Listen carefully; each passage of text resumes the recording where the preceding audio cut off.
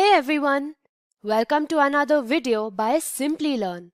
In this video, Python data visualization tutorial, we will teach you everything that you need to know about data visualization in Python. Data visualization is the field of representing data that you already have in a visual form, which makes it easier for both you and the user to understand it. Python has mainly three main libraries which help in data visualization. In this tutorial, we will teach you everything that you need to know about these three different libraries and how you can use them to visualize your data better. To begin, we will start with the Matplotlib library. We will explain Matplotlib to you, teach you about the different types of plots, and how to plot different graphs and subgraphs in Matplotlib. We will also look at how you can include graph parameters like titles, legends, and labels into your Matplotlib graphs. Then, we will move on to Seaborn. We will explain what is Seaborn to you and then understand Python Seaborn better with the help of a hands-on demo. Feel free to follow along with it. And finally, we will take a look at the Bokeh library offered by Python, which is used to make interactive graphs in Python. We will explain different graphs like scatter charts, line charts, pie charts, histograms, bar plots, etc. in Bokeh and how you can implement them and make them user-friendly and interactive. And finally, we will take a look at the layout function in Python, which is used to make interactive web interfaces. So, let's get started. Today we're going to study the Matplotlib library and the Python code. So what's in it for you? What is Matplotlib library? Types of plots, plotting graphs and subgraphs, adding a graph inside a graph, graph parameters, title, label, legend, line graphs, line types, color and transparency, canvas, grid and axis range, 2D plots, scatter, step, bar, fill between, radar chart, histogram, contour image, 3D surface image, and then we'll hit a practice example pie chart.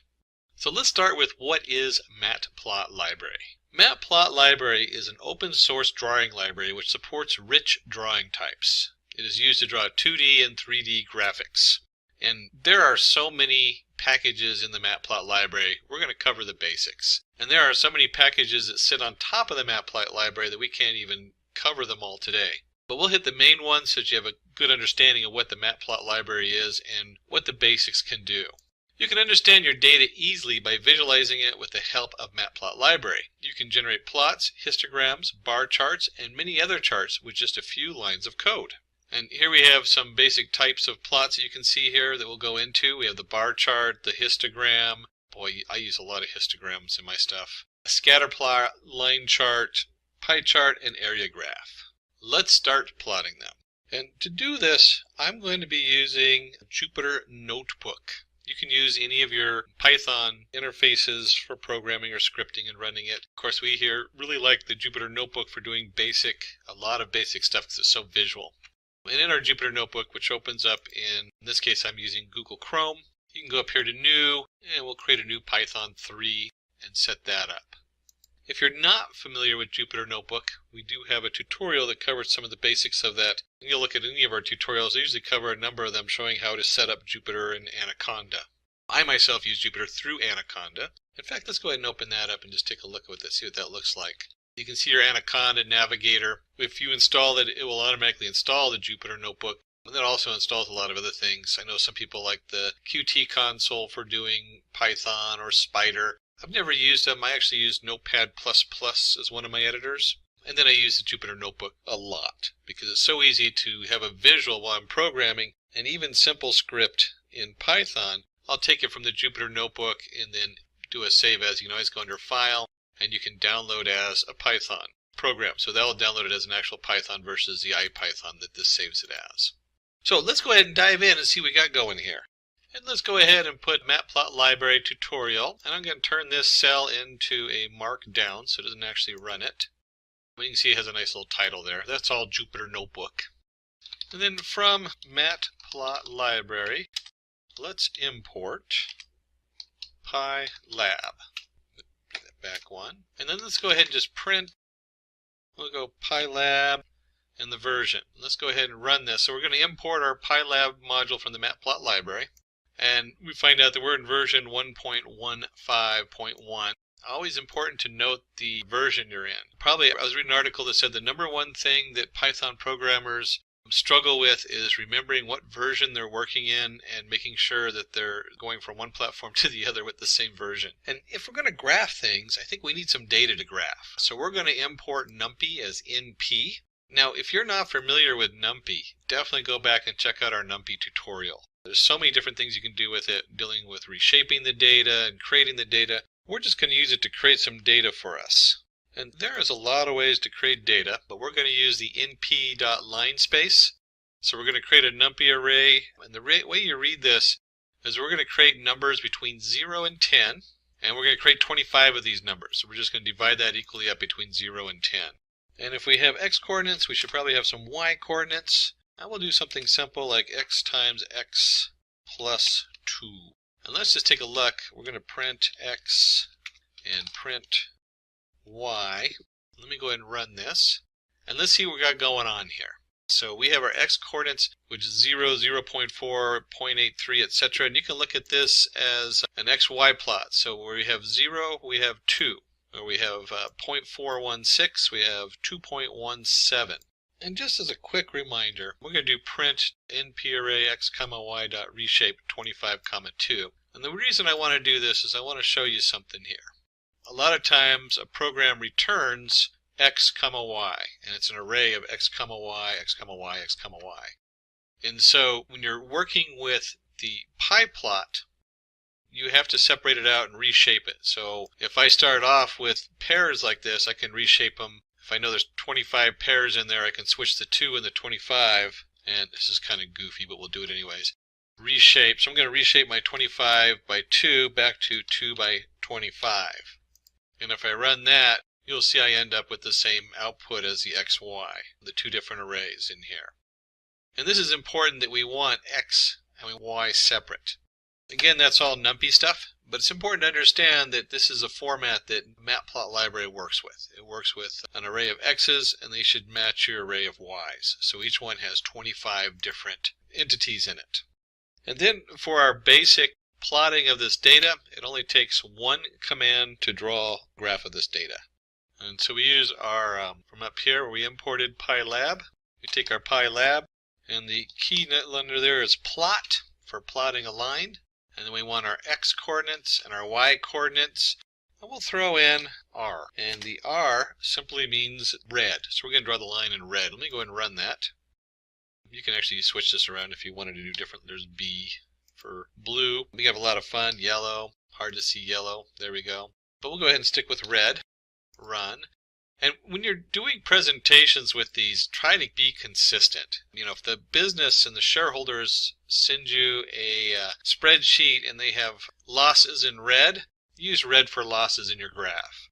Try to be consistent. Use green for profit, for money. You don't have to necessarily use green, but it's whatever they're using, whatever the company's using. Try to mirror that. That way, people aren't going to be confused if you switch your data around and every time one graph has red for loss and one graph has blue for loss. It gets really confusing, so make sure you're consistent in your graphs and your coloring. And something to know, because we're going to cover this in a minute, this is your canvas size. So we have a canvas here, and what we're going to do next is we're going to look at subgraphs. Okay?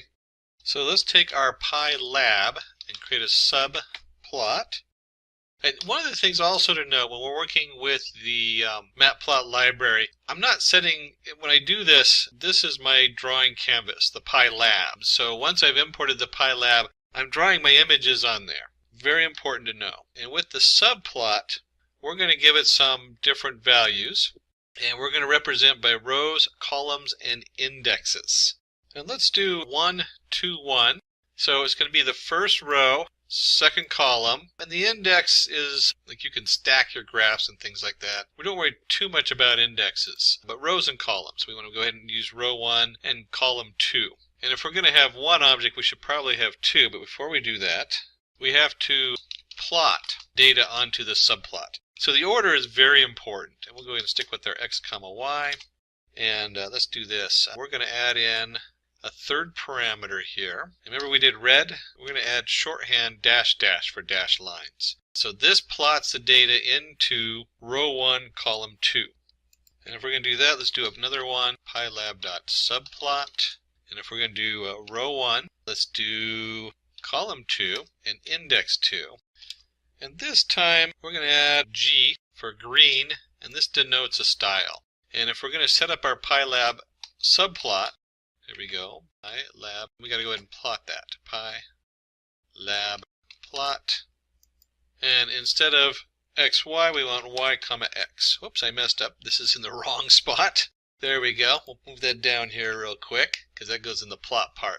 So the subplot tells it the row, column, and index, and the pyplot tells it what data. In this case, we switch them, and the color, and then the style shorthand. Now let's go ahead and run that, and you'll see it takes this canvas, splits it in two, and now we have two different graphs. And we have the red one with dashed lines, and we have the green one, which has the little stars going up. And if we take this, and let's just for fun, let's change this and run that with an index of 1. It puts them both on the same index. It also gives me a warning because it's a strange way of doing two subplots. It's depreciated. There's another way to do it. But most people just ignore that warning because it's not going to go away anytime soon. Now that's using the same setup. What happens if we do, instead of this, let's change the column on here and find out what happens. And if we do the column, it didn't really like that on the setup, it just disappears. So let's keep our column as 2, and let's change the row on the second one to 2, and run that. And you'll see again it kind of squishes everything together and causes some issues. So let's take the index, so they each need a unique index. And you can see here where I've made some changes. I said row 2, and look what happens when I change to column 2. So I now have row 2, column 2, index 2. It squished it up here, so you could put another graph underneath is what that does. And there's all kinds of different things. You really have to just play with these numbers till you get a handle on them, because you have to repeat it 164 times according to Cambridge University if it's completely new to you. And you can see right here where, there we go, 3, run. There we go. But you can see it takes a little bit sometimes to play with these and get the numbers right. Oops, I hit the wrong one, that's why. Let's go 3 there, run. There we go. Now it's overlapping, so I have this doubled over here on the right. For now, we'll just go ahead and leave this with the where we have column and row 2 and the two different indexes so they appear nice and neatly side by side. And then, as we just saw, as we were flashing through them, we can put them on top of each other. And let me just highlight that and copy it down here. Paste it down there. And here we have 1, 2, 1. And then we'll do 1, 2, 1 also for this one, and that puts the two subplots directly on top of each other. It gives us that warning, and you can see we now have two different sets of data graphed on top of each other. And you can also see how it did the indexes. Since one of them is from 0 to 10, that's the green one on the x-axis, and the other one is from 0 to 10 on the y-axis. So it took the greatest value of either one and then used those as a shared value. So let's next look at operator description, and we'll go ahead and turn this cell into a markdown and run that so it looks nice. So Fig, and you remember I talked about the canvas earlier. I briefly mentioned it. We're going to look a little bit more at the canvas later on, but that's what the figure is. Fig, we're going to add axes, so we're going to initialize a subplot, add the subplot, in rows, in columns, and all kinds of different things with this that you can do. Let's look at that code and see exactly what's going on. And I want you to notice that there's Fig, which is the actual canvas in the Matplotlib library, and AX is commonly used to refer to the subplots. So when we're creating subplots, you'll see AX equals PLT subplot. Earlier, we did the pylab. So let's go ahead and import pyplot from Matplotlib library, and we're going to do it as PLT. You'll see that a lot. That's really the standard in the industry, is to call it PLT, just like pandas is PD and NumPyArray is NP. Certainly you can import it as whatever you want, but I would stick to the standards. And we're going to do the same graph as we did above with the pylab, but with the PLT. So if it looks familiar, there's a reason we're doing this, because we want to show you how the figure part works and working with the canvas goes. But we're going to do the same plot as we did before. and we'll call it fig, and we're going to set that equal to plot figure. So there's our figure or our canvas on there. And let's create a variable called axes, and we're going to set that equal to fig.add axes. And in this, we're going to control the left, right, the width, the height of the canvas from 0 to 1. And so we can go ahead and I'm just going to put some stuff in there. I got 0.5, 0.1, 0.8, 0.8. So when you're looking at this is a 0 to 1, or you could say 50%, 10%, 80, 80%. But it's a control. It's going to control your left and your right, along with the width and the height. So the width and the height, we're going to use 80%, and we're going to have like a little indent on the left and the right. And this should look familiar from above. Axes.plot, x comma y, and then let's give it a color. How about red? Since we're recreating the same graph, let's keep it uniform. Oops, and it helps if I use AXIS instead of AXES. I don't know where that came from. But this looks identical to the one we had up above. So here's our axes plot, x comma y of red. Same graph, same setup, but this time we've added a variable equal to the figure.addAxes. So our plot figure is our canvas, our axes is what we're working in, and then our axes.plot x comma y. And again, we can draw subgraphs. Let me put that down here. Just like we did before. And a little different notation here. We're going to have fig comma axes equal plt.subplots. And in here it's going to be the number of rows. We're going to do one row, and columns equals 2. So if you remember before, that's what we did. We had one row with 2 different graphs on it. We're going to do the same thing, but note how we did this. Here's our figure, our canvas, and our axes. We're going to create actually 2 different axes. We're going to create row 1, column 2. And so axes is an array of information. So we can simply do let's do ax in axes. And this will now look familiar. X.plot. We're going to do x comma y. We'll go ahead and make it red. Keep everything looking the same. Remember, nice uniform graphs. Everything looks the same. And if we go ahead and run this, you'll see we get 2 nice side-by-side graphs. So just as we had before, the same look, the same setup. And just for fun, let's change in columns to 3. We'll run that. And now you'll see we'll have 3 on there. And let's see if we make it a little bit more interesting. We'll do in rows equals to 2. And you can see down here we're going to get an attribute error because it's trying to scrunch everything together. So it does have a limit how much stuff you can put in one small space. That's important to know. You can fix that by changing the canvas size, which we'll look at in just a minute. And there's other ways to change it on here. But here we go. We can do in rows 2 and columns equals 1. You can see 2 nice images right above each other. We'll go back to the original. 1 row, 2 columns, side by side, left to right. And we can also draw a picture or graph inside another graph. And that's kind of a fun thing to do. It's important to note that we can layer our stuff on top of each other, which makes for a really nice presentation. So let's start by fig. We'll create another figure. So we're going to start over again with our canvas. We set that equal to plt.figure.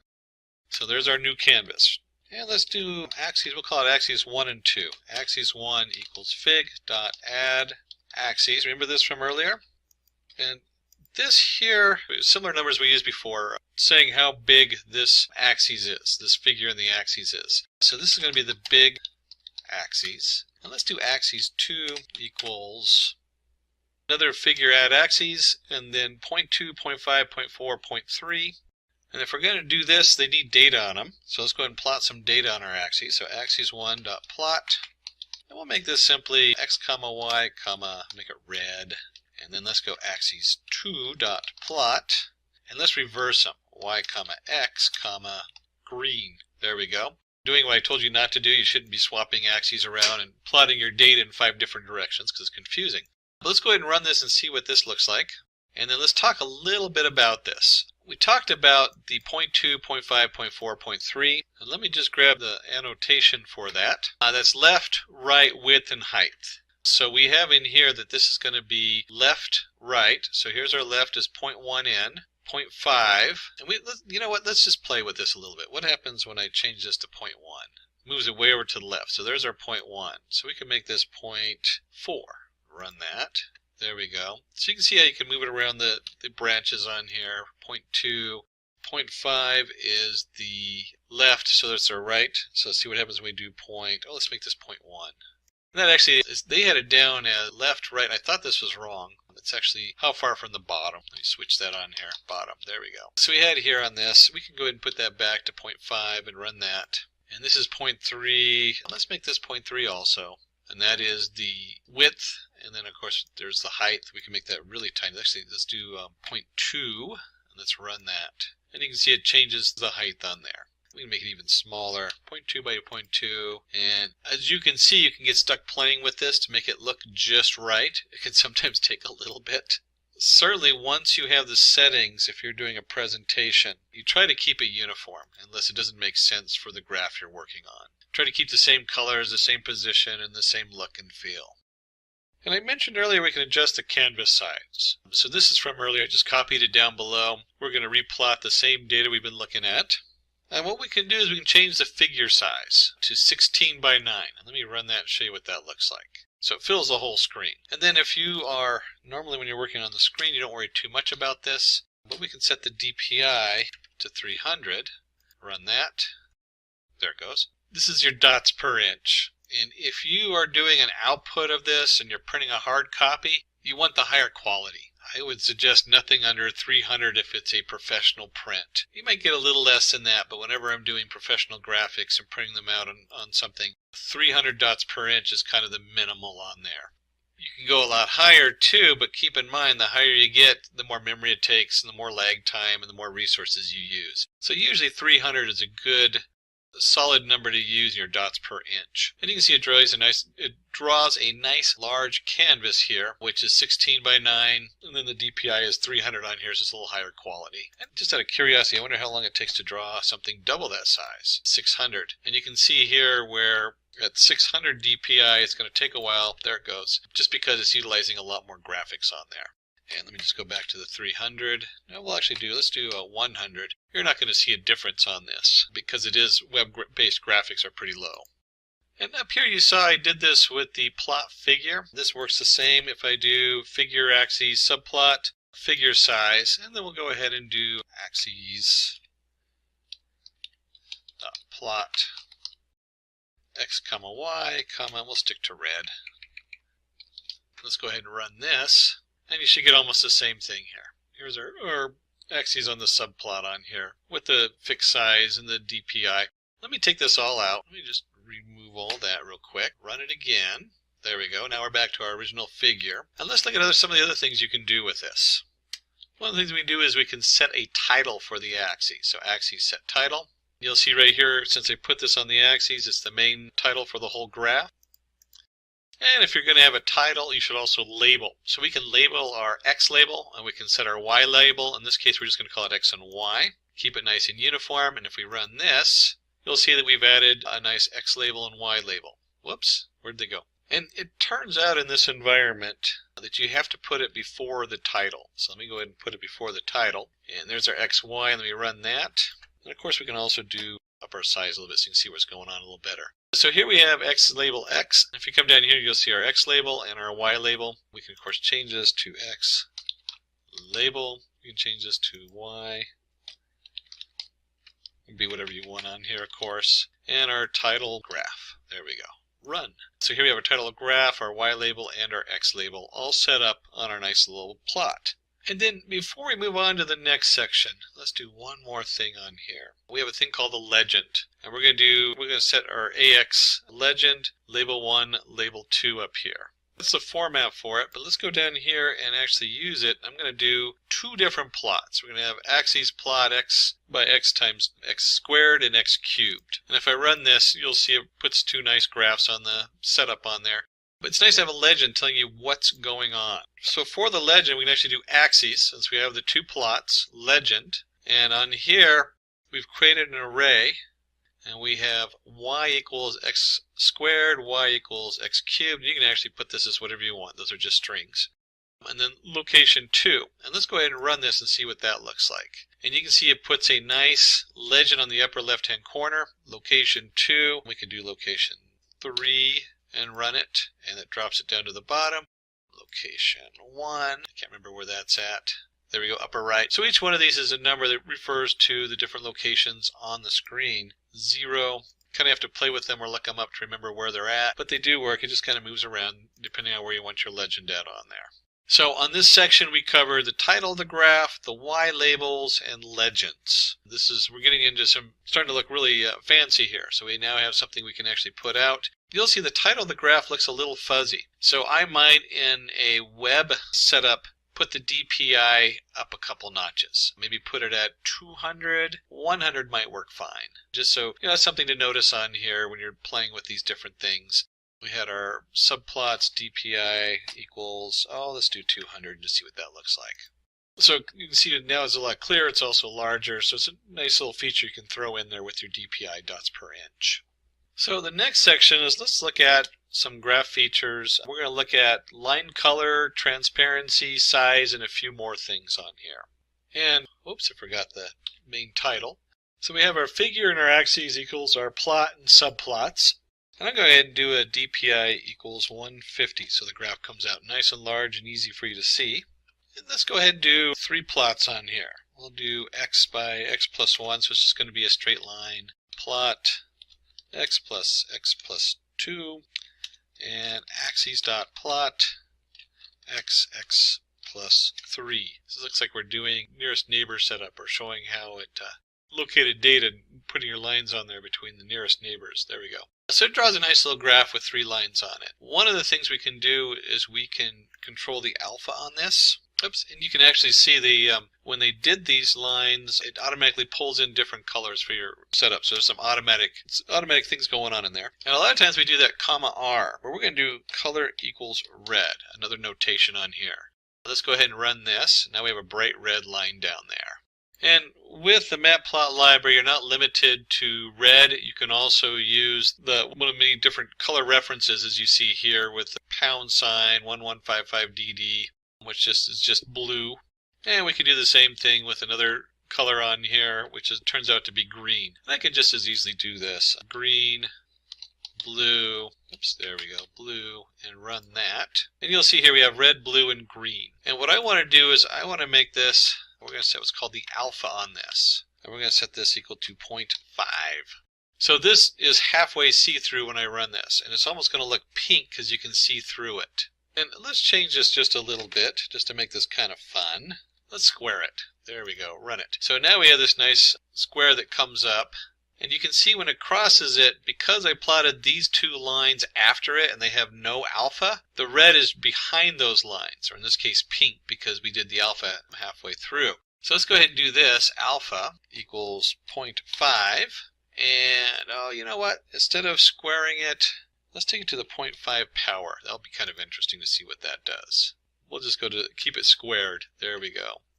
And run that. And let's go back and look at this where it crosses over. And the first thing you'll see right here is on the blue, it's kind of light blue now. You can see how the 2 colors add together. You get almost a purple on there. So I can clearly see where the red crosses the blue line. And then the green just blanks it over because I didn't do any opaqueness, no alpha on there. So this is great if you have lots of data that crosses over and you need to be able to track those lines better. And we'll go ahead and do this 0.5 and we'll run that. Oops, I did equals 0.5. Let me go ahead and run that. And so you can see right here, now you can easily see the red line, how it crosses the green and the blue down here.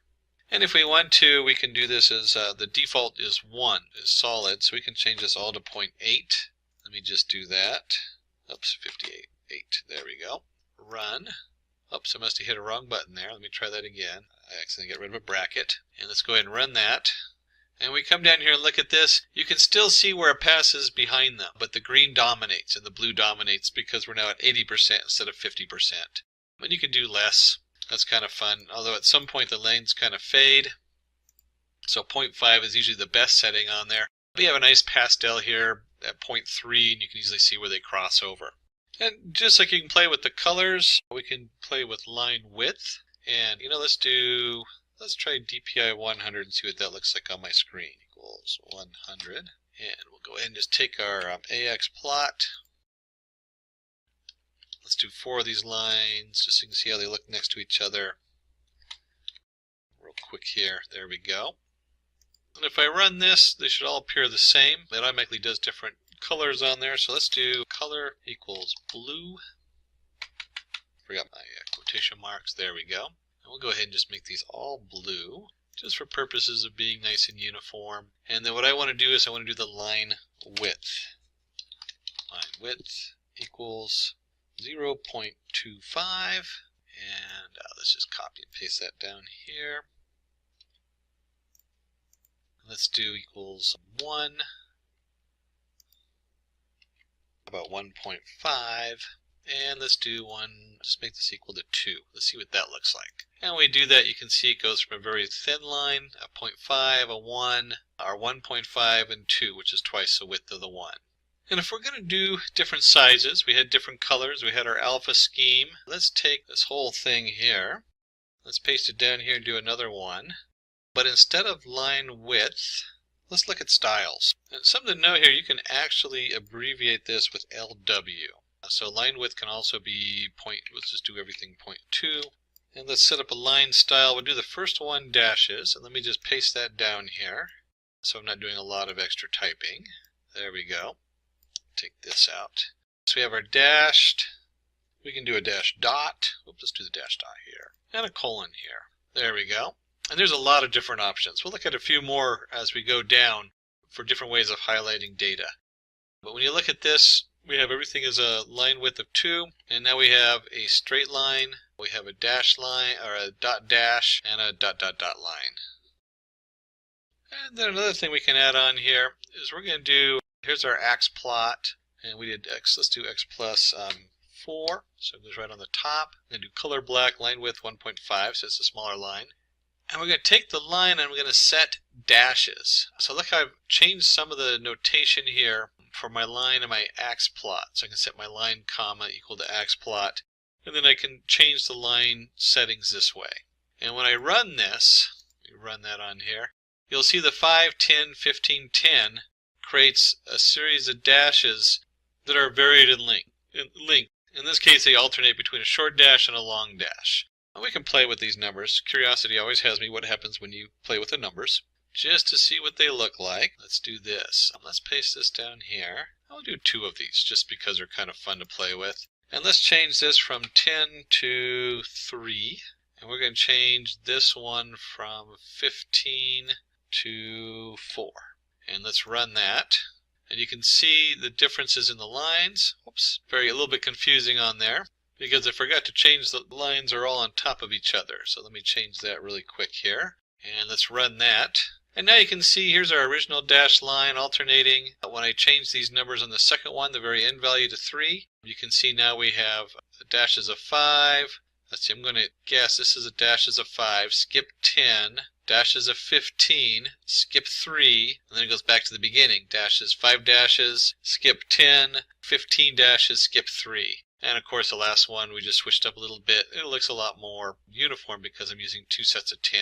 Or if I did something like this and changed it to 30, it really becomes pronounced as far as the distances between them. And instead of 4, let's go, let's put 30 here also. 30 by 30, there we go. Really pronounced on that one. And let's look at one more important group for plotting our data. And in this, here's our plot we started with the x plus 1, x plus 2, x plus 3, and did it in blue on this one, 3 or 4 different blue lines. And this property, we want to add the actual plots, so you can see where the plots are on the graph. And for that, we might have marker equals O. And if we run this, you'll see it puts a dot for each of these, and there's 25 dots because we have 25 x values. So we actually have 0, and each of the different values of x, y are then plotted here with the dots. And we don't want to just limit ourselves to dots. We can also do plus sign, that's another option. Dots is most common. I actually like the dots the best. If we do the plus sign, you can see it puts a nice crosshairs or plus sign on there. And we can do a marker. There's a number of different markers you can use. And I think this one was it. S is another one, which is a nice square. And that's actually a good one, S for square. O for period. Okay, that's just kind of weird. So you can see that probably on these markers, another one is number 1. So if you run that, you'll see we now have these little hatch marks. And let's just go with the O on this one. By the way, this works with square really nicely. Some of the stuff we're going to do here on just a second. Let's do marker size equals 2. And change that to 5 and run that. And you can see here it puts a nice little tiny dot versus this size dot here. And this is interesting because it said 2. I thought it would be bigger. But if you do 0.5, it gets even smaller. And let's just do 10 to see what that looks like. Run. That looks huge. So marker size, a lot of these are dependent on the DPI and the setups. There's things that switch around as far as the way the size shows up. You got to be a little careful when you change one setting, it can change all the other markers. And then let's take our square on here, and we had marker size, so we also have marker face. We'll set that equal to red. Of course, I may change so it's up 1 notch. We'll run that. Whoops, must have mistyped something on here. And I did. It's marker face color equals red. And so when I run that, you can now see I have the squares on there with the marker face color. Of course, we can mix and match these. Come down here and we'll make this, let's make this +7. And we'll make this size 15. Marker face color equals, and we'll do what, green, just because. There we go. Run. Very hard to actually see what's going on there. Still 25 dots. They kind of overlap. As you can see, they print them over each other. And of course, if we really wanted to make it look horrible, we could just make that really huge. Generally, though, you'd want something a little bit smaller and cuter. We'll just try doing it this way. There we go. That's too small to even see the face. So 4. You can start to see the face on there around 4. And maybe on 8. 8 might be a good number for this. There we go, 8. Again, that all just depends on what you're trying to show and display.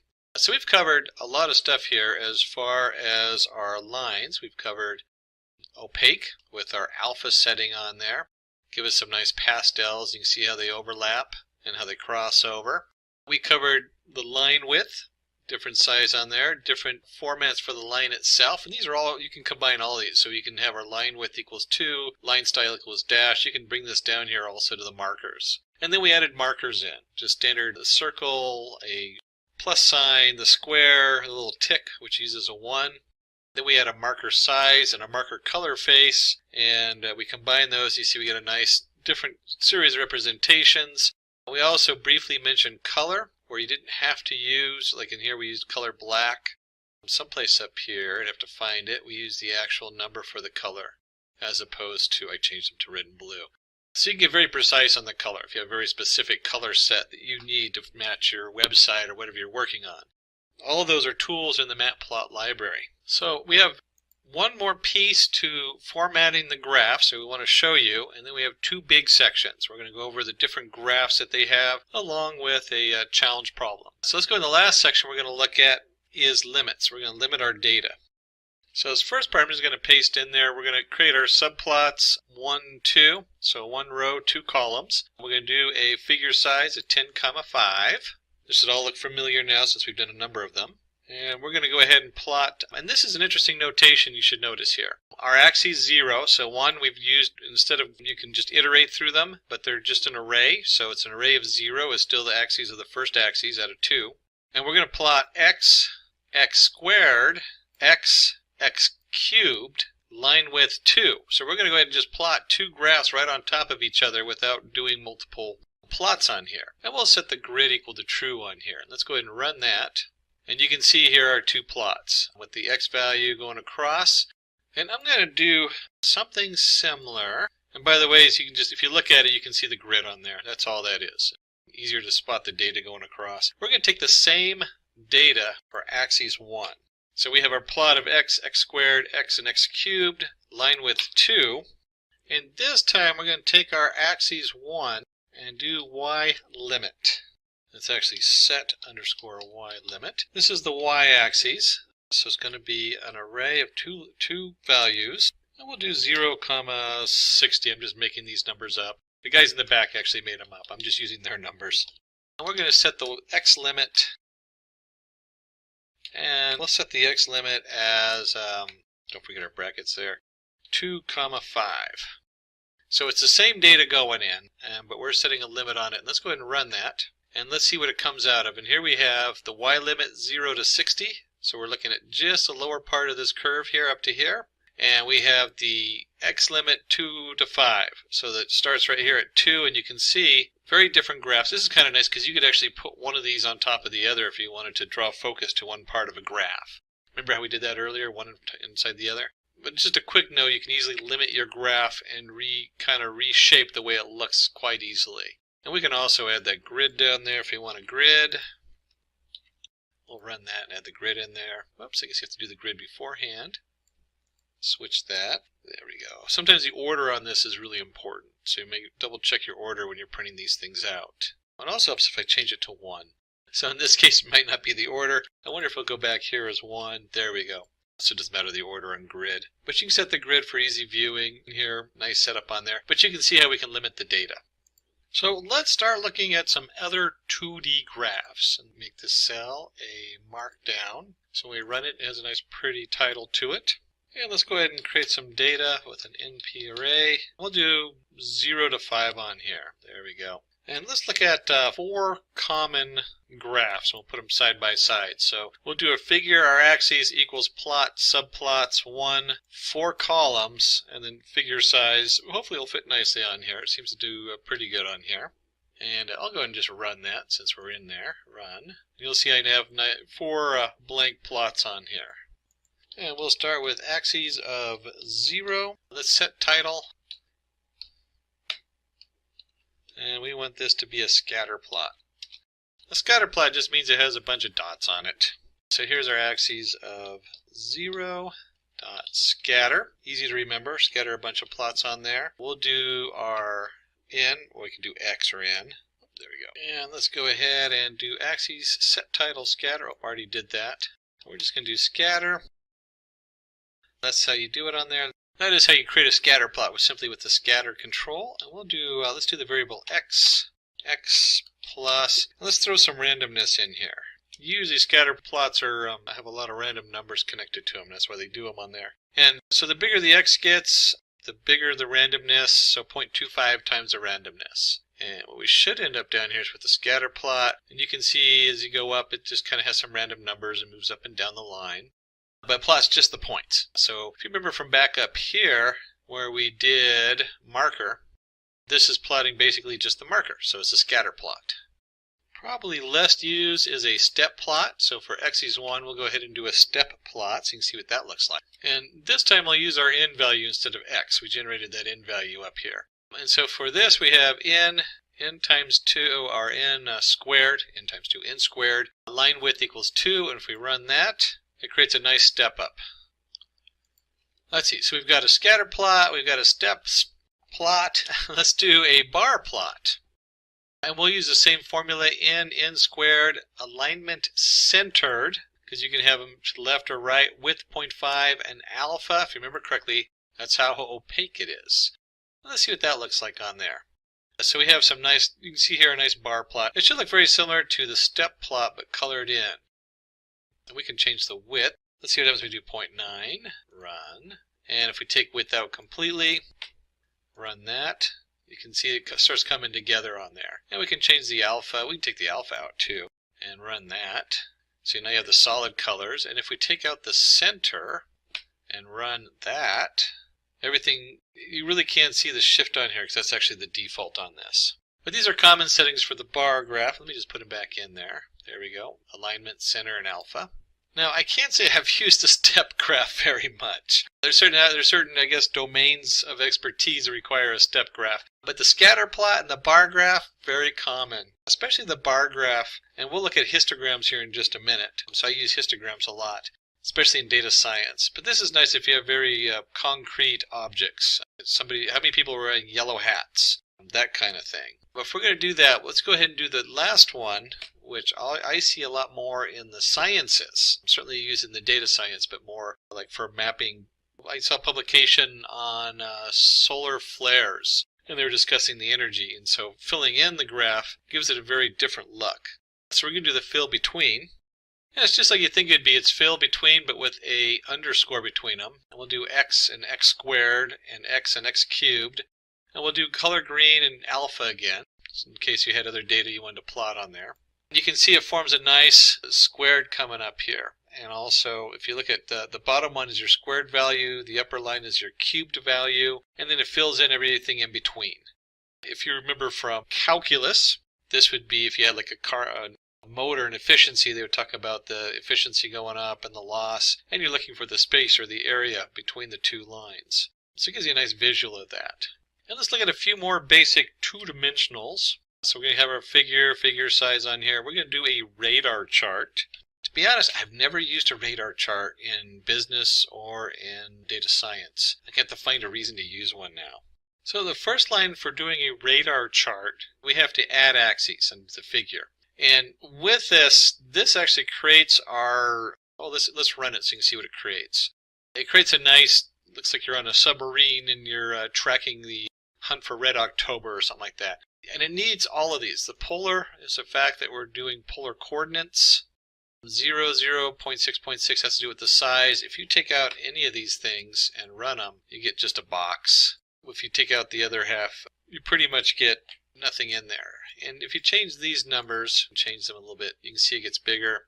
They had 0.6 on here. I'll go ahead and leave it as 1 because that's just kind of fun. But that's all about the size on here, the height and the width. And then let's create some data. T equals NP line space. And this is 0 to 2 times NP times pi. So if you remember, that is the distance across, and we're going to generate 100 points. So this is just a thing of data we're putting together. Then we can simply do an AX.plot. And in this case, let's do T comma T, which would be a diagonal line on a regular chart. And we'll give it a nice color equals blue. And line width equals 3. Let's see what that looks like. And we can see here a spiral coming out. Remember, this would be just a diagonal line on a regular chart. What happens if we take this and instead of T times 0.5, there we go. And you can see it slightly alters the way it spirals out. We could do T times 2. Spirals out a little quicker. So it's kind of just a fun. Like I said, I've never used a radar chart. It's a column. But you can always think of radar in a submarine. Kind of looks like one of those, or in an airplane. And none of this would be complete if we didn't discuss histograms. Oh my gosh, do I use a histogram so much. And we'll use our numpy that we have set as NP to generate, it looks like we have 100,000 variables we're going to set equal to n. And of course we create our figure and our axes. Subplots 1, 2, figure size 12, 14. So we're going to look at 2 different variations of the histogram. And we'll set a title, default histogram, set our title there. And then this is simply hist for histogram, and we'll just go ahead and put in our n in there. And let me run this so you can see what that looks like. And let's talk about what is going on here. So we generated an array here of data, 1,000 random arrays.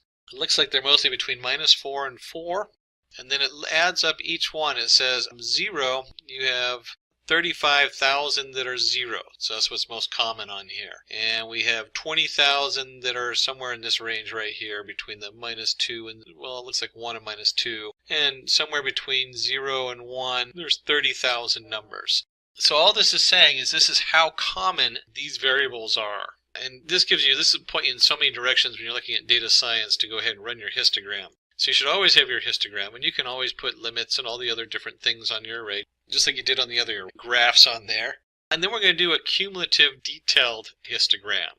And all it is a histogram. Let me just do that. And we set cumulative equal to true and bins equal 50. And I really want to highlight the cumulative equals true is important, but we can now choose how many bins we have. In the first one, it kind of selected them for us. In this case, let me go ahead and run this, and you'll see it prints the data out for us. And here's our, whoops, must have missed, oh, there we go. It doesn't help that I put it over the old one. There we go, okay. So now you have your default histogram, and then we have a cumulative histogram. And we should have 50 steps in there. And let's just find out if that's true, not so much by counting them. I'm not going to count them. If you want to, you can count them. Let's just change it to 10 and see what happens. And we see here we have now 10 counts of that. And we could set that for 5 and run that. And then we have our 5 on there. And we go ahead and take the cumulative equals true out, just so you can see what that looks like. And let me run that on here too. That looks just like it did before. I think there's 1, 2, 3, 4, 5, 6, 7, 8. They have 8 different bins on here, is what the default came out of. Put that back in there, run. And so now it should look almost identical, and it does. And then we can put the cumulative back in, see what that looks like with the cumulative. and run that. And we can see how that shifts everything over and has a slightly different look. Wait, it shifts it all to the right? No, it doesn't actually shift it to the right. It's cumulative, so it's the total of the different occurrences. And so what that means is, like, if you consider this like for the year of rainfall, we have like day 1, you had a little bit of rain. Day 2, we have more rain. And so if you look at the number, this is 100,000, 35,000. So it's a cumulative detail, the histogram of the occurrence as it grows. And rainfall is a good one, because that would be a cumulative histogram of how much rain occurred throughout the year. And we're going to look at 2 more graphs. We've already looked at a bunch of them. We looked at our radar graph. We've looked at scatter, step, bar, fill in, basic plots. We've looked at different ways of showing the data. We can increase the size of the line, the look, the color, the alpha setting. So let's look at contour maps. Just put that in there. There we go. Draw a contour map. And before we draw a contour map, we need to go ahead and create data for it. And if you have contours, your data is all going to have 3 different values. So let's go ahead and create the data here. We have our, you'd import your matplot library, your numpy, so we have our numbers array. And we'll import matplot.cm, and that's your color maps. So you have all these different color maps you can look at. There's like hundreds of color maps. So if you don't want to do your own color, you can even do your own color map. They're pretty diverse. And of course our PLT, our pie plot. And to generate our different data, we're going to create a delta 0.025, and we'll start with x, and we're going to create an array between -3 and 3 in delta increments of 0.025. And we'll have our y, we'll do something similar, and then we'll create our xy into a mesh grid. Again, these are all numpy commands, so if you're not familiar with these, you'll want to go back and review our numpy tutorial. And we'll do an exponential on here, -x² minus y² for our z1. We'll do a z2, so we have 2 different areas, and z equals z of 1 minus z2 times 2. So we've created a number of values here. And let me go ahead and run this, and let's plug that in so you can see where those values are going. So once we've set these, we're going to create our figure and our x from our PLT subplots. We're going to create the variable CS. And this is going to be our contour. So right here, CS is our contour surface. And we're feeding it X, Y, and Z. And if you remember, X, Y we created as our X and Y components using our mesh grid. And you know what? Let's do this. Just because it's kind of good to see this. Let's go ahead and print X. And let's print Y. And I always like to do this when I'm working with something that's either is really complicated, in this case is what we're looking at, or you don't understand yet. So we've created a mesh grid. We have x, y, and when we're done with this, we end up with, here's our x, and this set of values, and our y. So these are x and y coordinates. And then we've also created z based on our x and y. So we have x, capital Y, and capital Z as our 3 components. X and y being the coordinates, while z is going to be our actual height, since we're doing a contour map. So we created our contour map from our x, y, and z coordinates. We want to go ahead and put in a C label. Maybe we want to go ahead and do a title on here. We'll put that in our set title, and this is a contour. There we go, contour map. And let's go ahead and run this and see what that looks like. And you'll see we generated a nice little contour map. There's different settings you can play with on this, but you can picture this being you're on a mountain climb, and here we have a line that represents 0, maybe that's sea level. And then moving on up, you have your contours of 0.5 and then -1 and different setups, little hills. I guess if it's minus, that's like a pit. So I guess you're going down into a pit at -5 and -1. And on the other side, you can see you're going up in levels. So here's a mountaintop, and here's like a basin of some kind. And in data science, this could represent a lot of things. This could also be representing 2 different values and maybe profits and loss. I don't know if I'd ever really do that as a contour map, but I'm sure you can be creative and find something fun to do with a contour map. And then we're going to look at one last map, which is the 3D map. And those can be really important as a final product because they can show so much additional information that you can't fit on 2-dimensional graphs. There we go. Draw a 3D image. And so we're going to import from our MPL toolkits the mplot 3D and the axes 3D. We're going to import axes 3D. This is what's going to let us work with the 3D image. And this should look familiar. We're going to create another figure just like we did before. Figure size 14 by 6. That's a good fit on the screen. We'll go ahead and run that. So we have our figure, and let's go ahead and take our x, and we're going to set that equal to fig.add subplot. That should also be familiar from earlier. And we're going to work with, this sets the settings for the projection. And we're going to use 1, 2, 1 projection 3D. And we'll see what that looks like in just a minute. And we just created some three-dimensional data here before, where we had X, Y, and Z, capital X, Y, and Z. So we're going to reuse that data. We're just going to use that since this is also a three-dimensional image. So let's use that for a three-dimensional graph. And we simply do AX plot underscore surface, and our capital X, capital Y, capital Z. So there's our data coming in. And we're going to add some settings in here. We're going to do R stride 4, C stride 4, and line width 0. And I'll show you what that is here in just a minute. Let's go ahead and run that so we can see our graph. And of course it helps if I don't add an extra comma in there. And you can see it generates this really beautiful three-dimensional graph. So let's take a little bit time to explore some of these numbers we have going in here. We have the R stride 4, the C stride 4, and the projection 3D. Projection 3D is the important one because that's telling us that this is a 3D graph here. So what are these first numbers? 1, 2, 1. Let's just change one of these. I'm going to change this to 5. And it's going to give me an error. Let's change it to 1. And that didn't work. Let's change this middle one to 3 instead. And you're going to see how it starts reshaping the size and how it fits on the screen. And we'll change the first one to 2. We'll run that one. And again, it's changed the dimensions and the size and how it fits on here. Play with these numbers to get a nice look and feel for it. Part of it is the tilt and the angle. I'll do 7 on this one. There we go. You can see it really shifted it there. But again, that changes the size and how it fits on the canvas. But we'll leave it at the 1, 2.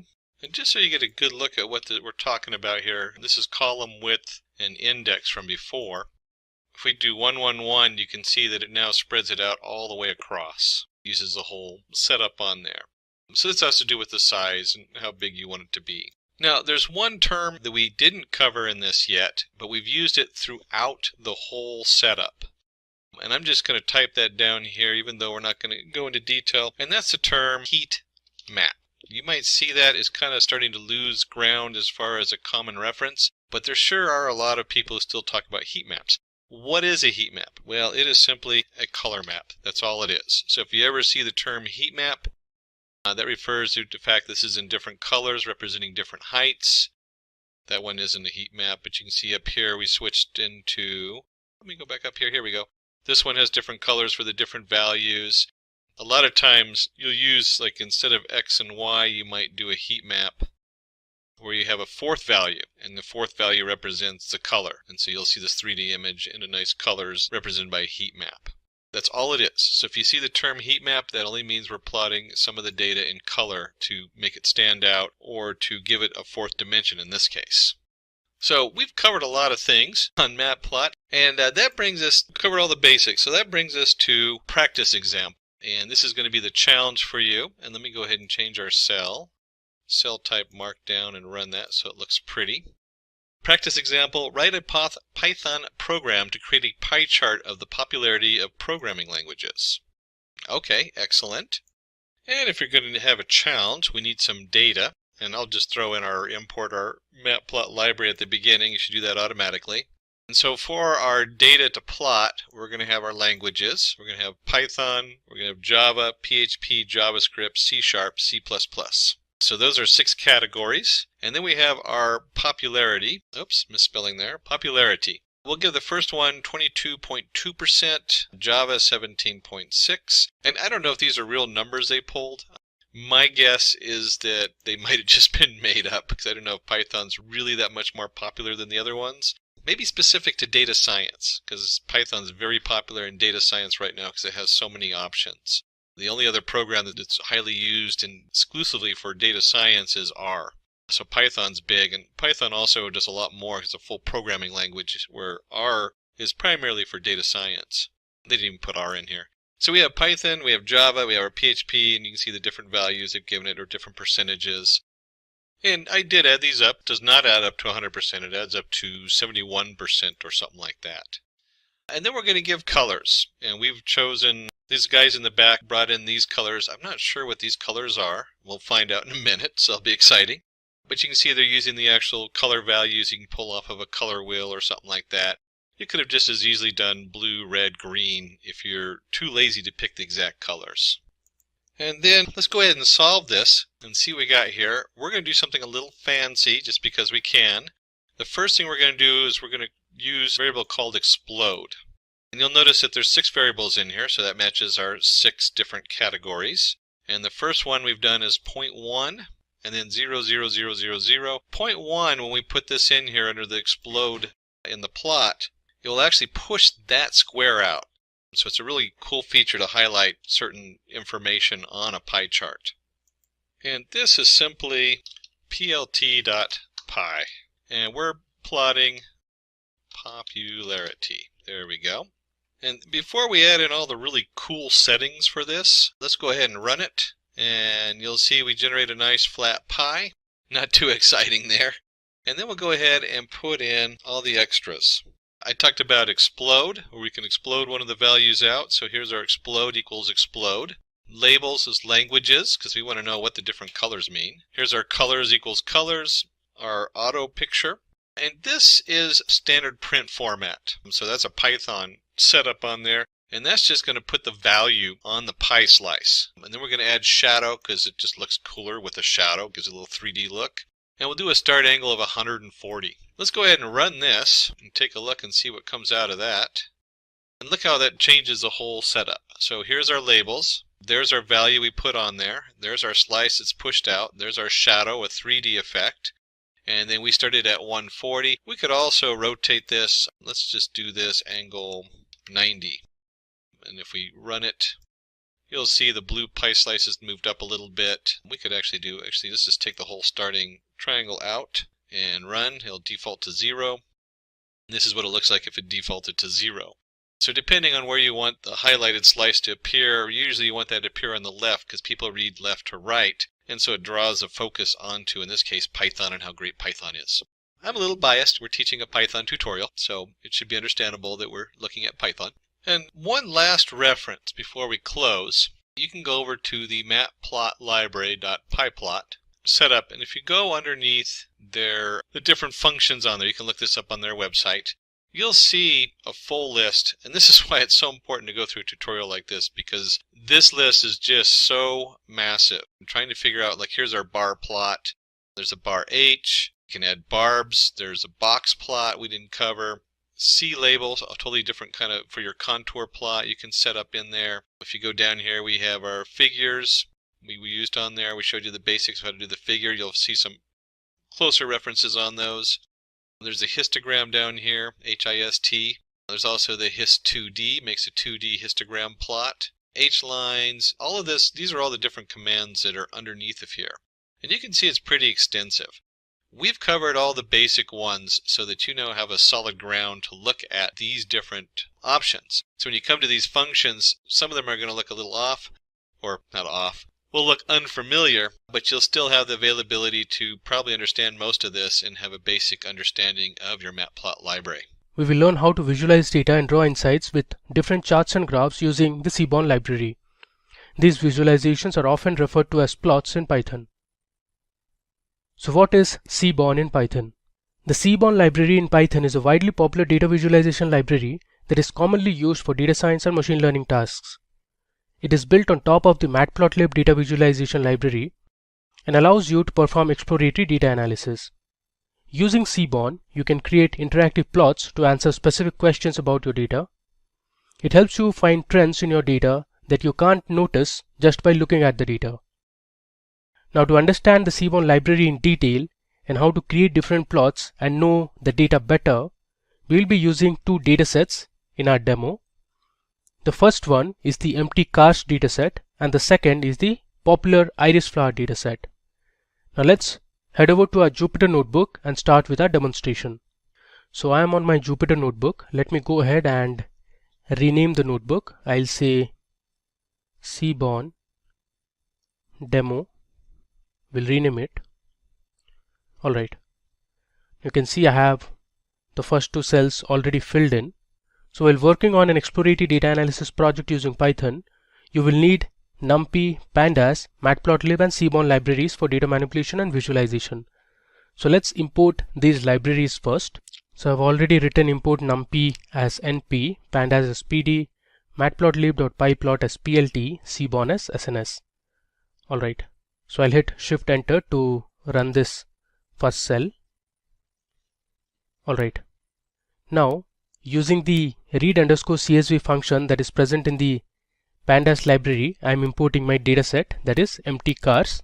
I'll tell you what empty cars is about. This is a CSV dataset, and here I have given the location where my dataset is present. Let's run it. Alright. Now, let me go ahead and print the first 5 rows of my empty cars data frame. For that, I'm using the head function. If I run it, okay, you can see here it has given me the first 5 rows. The index starts from 0 till 4, so total 5 rows of information, and you can see these are the columns that are present in the empty cars dataset. The first is the model of the car. Now just let me give you a background about this dataset. So the data is taken from the 1974 Motor Trend US magazine. It has information about fuel consumption and 11 different aspects of automobile design and performance of 32 cars. Alright, so here we have the first column as the model of the car, and then we have MPG, which is miles per gallon. Then we have CYL, which stands for the number of cylinders in the vehicle or the car. Then we have DISP, which is displacement in cubic inches. So these all values are in cubic inches. After that we have HP, which is gross horsepower. Then we have something called as DRAT, which is basically the rear axle ratio. Then we have WT, which is the weight of the car in pounds. So think of it as weight multiplied by 1000 pounds. Alright, and then we have Cusec, which is 1/4 mile time. This is a measure for acceleration. Then we have something called as VS. This is the type of engine for each of the vehicles. So 0 stands for V-shaped engine and 1 stands for straight engine. Then we have AM, which is basically the mode of transmission. So 0 is for automatic transmission and 1 is for manual transmission. Then we have the number of forward gears present in the vehicle, and then we have something called as CARB or CARB. This stands for the number of carburetors. So carburetors is a device for supplying a spark ignition engine with a mixture of fuel and air. Alright, now we'll use the info function to print the summary of the data frame. So the info function returns information regarding the index data type, column data types. Then we have the information about non-null values and memory usage. So I'll write my data frame name, which is empty cars dot, I'm going to use the info function. Let's run it, and here you can see we have all the columns. There are total 32 entries from 0 to 31, so data about 32 cars. Then here you can see the data types and the memory usage. Now moving ahead, let me just print the shape of the data frame. That will give you the number of rows and columns present. I'll use the shape attribute.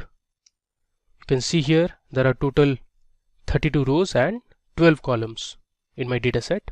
Now the Seaborn library provides a range of plotting functions that makes the visualization and analysis of data easier. So we'll cover some of the crucial plots that are available in Seaborn. So let's start with a bar plot. I'll give a comment as bar plot.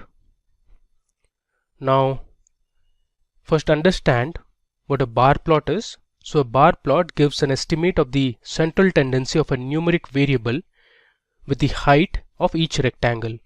It provides some indication of the uncertainty around the estimate using error bars. Now to build this plot, you usually choose a categorical column in the x-axis and a numeric column on the y-axis. So we'll create a bar plot between the number of cylinders and the miles per gallon. So let's start.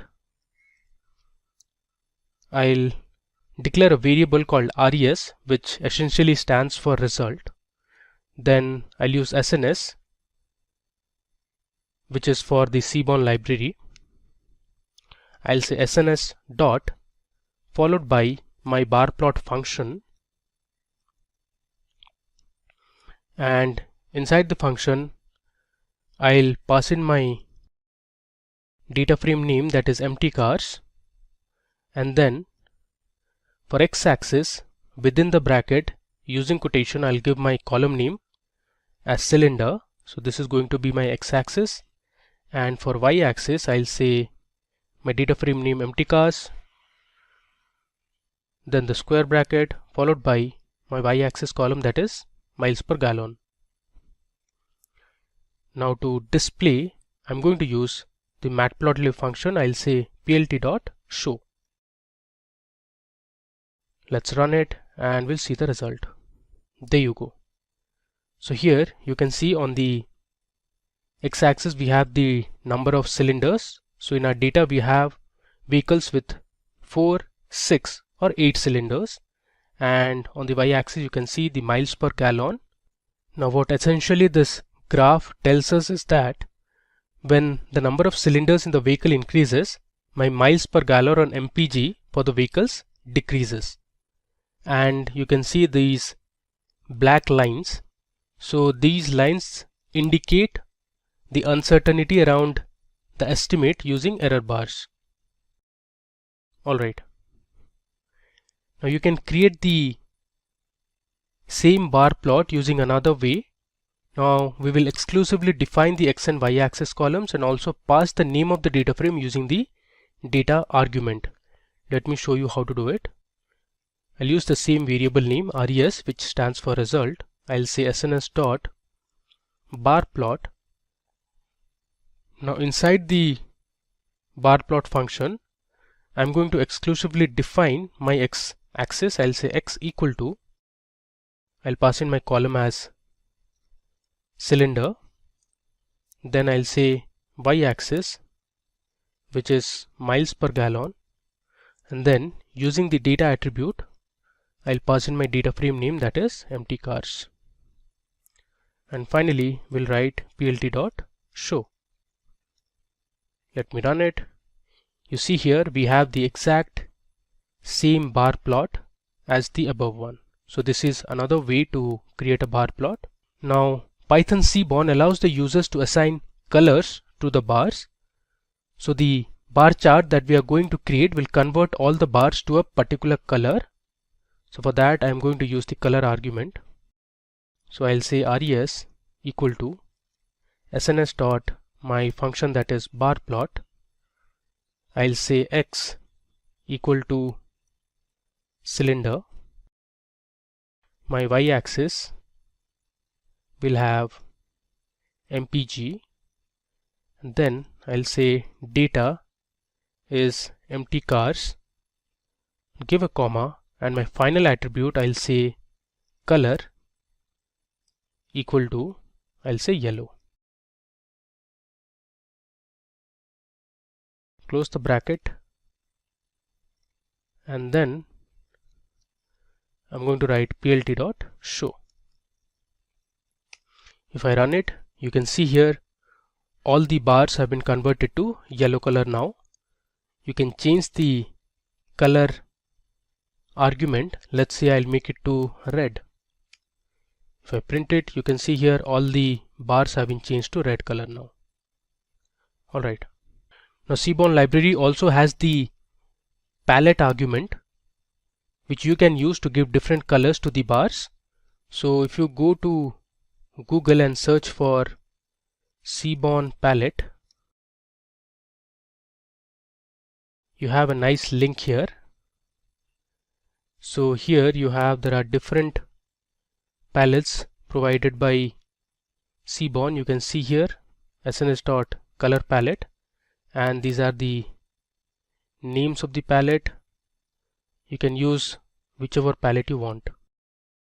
Alright, so I'll say res equal to sns dot bar plot.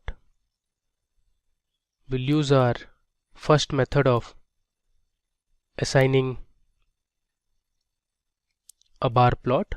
So I'm using my data frame empty cars, and this time we are going to change the x and y labels. Let's say I'm using my x label as transmission, whether automatic or manual transmission, and then in my y axis I'll have miles per gallon.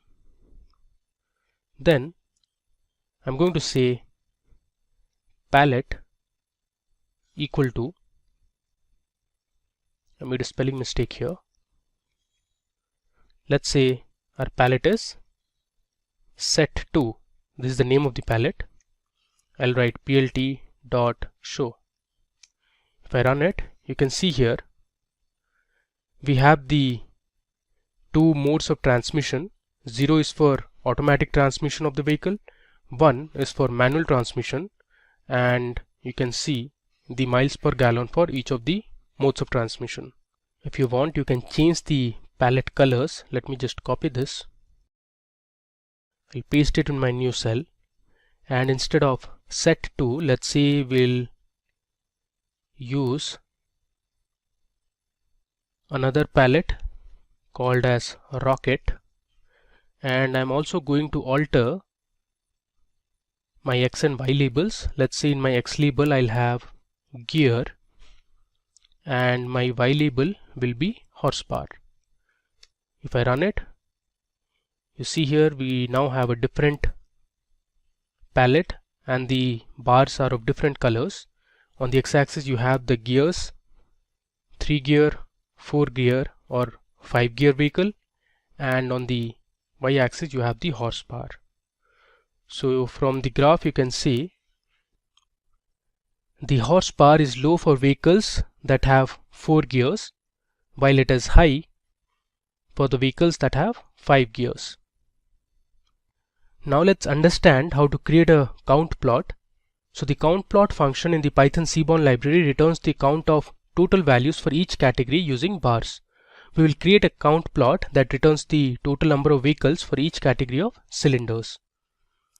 I'll just give a comment here as count plot.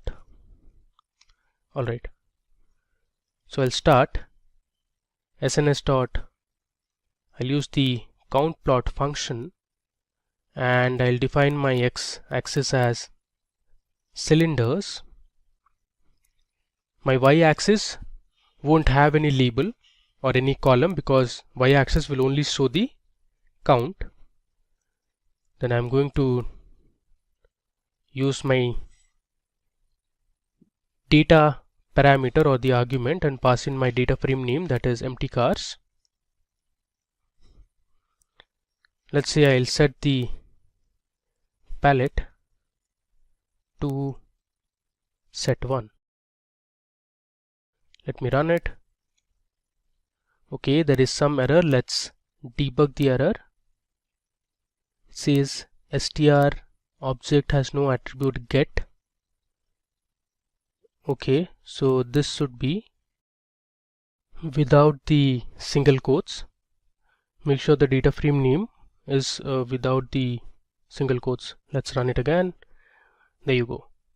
So you can see here this is a nice count plot that shows the number of cylinders on the x-axis, and on the y-axis you have the count. You can see here there are more number of vehicles that have 8 cylinders, and there are less number of vehicles or cars that have 6 cylinders, and actually you can count it as well. So you can see here there are 14 cars that have 8 cylinders, there are 11 cars that have 4 cylinders, and there are 7 cars that have 6 cylinders. Alright, now moving ahead, the next count plot will show the number of cars for each carburetor.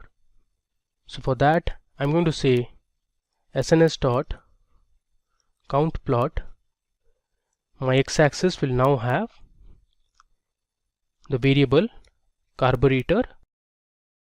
I'll say data equal to empty cars, and my palette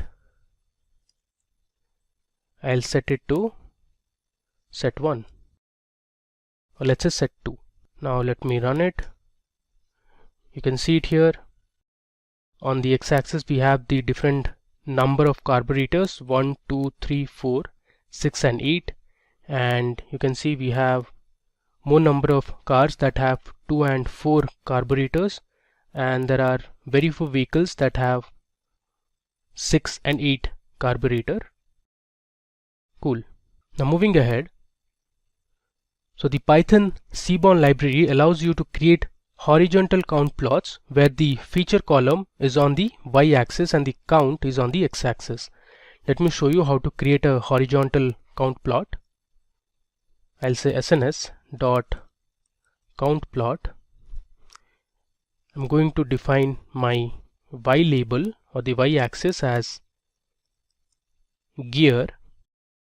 I'll say data equal to empty cars and set my palette to, let's say, rocket. Let me run it. Okay, you see here this is a horizontal count plot. If you compare it with the above one, these were all vertical count plot, as in the bars were vertically aligned, but here you can see the bars are all horizontally aligned, and on the y-axis you have the gear column and on the x-axis you have the count. So if you mark here properly, you can see there are 15 vehicles with 3 gears, there are 12 vehicles that have 4 gears, and there are total 5 vehicles with 5 gear. Now you can also create a grouped count plot using the hue parameter. So the hue parameter accepts the column name for color encoding. Now let's build a count plot that shows the number of cars for each category of gears grouped by the number of cylinders. So we are going to group based on the number of cylinders. Let me show you how to use the hue parameter for that. I'll say sns dot count plot. In the x-axis I'll have my gear column. Then I am going to pass my hue parameter that will have the cylinder column or the number of cylinders for each vehicle. I'll pass my data frame using the data argument as empty cars and say palette. I'll set my palette to set 1. Let's run it. If I scroll down, you see here we have a count plot. On the x-axis you have 3, 4 and 5 gears of the different vehicles, and for each gear you have the bars that represent the number of cylinders. So for vehicles that have 3 gears, we have majority of the vehicles having 8 cylinders. Similarly, for vehicles that have 4 gears, we have most of the vehicles with 4 cylinders. And if you compare for the cars that have 5 gears, so we have equal number of vehicles that have 4 and 8 cylinders, and then we have one vehicle that has 6 cylinders. Cool. Now moving ahead, so the Seaborn library supports the distplot function that creates the distribution of any continuous data. Let's create the distribution of miles per gallon of the different vehicles or the cars. The MPG matrix measures the total distance the car can travel per gallon of fuel. So here I'll give a comment as distplot, which stands for distribution plot. I'll say sns dot distplot. I'll pass in my data frame name, that is empty cars, give a period and say mpg, which is my column name.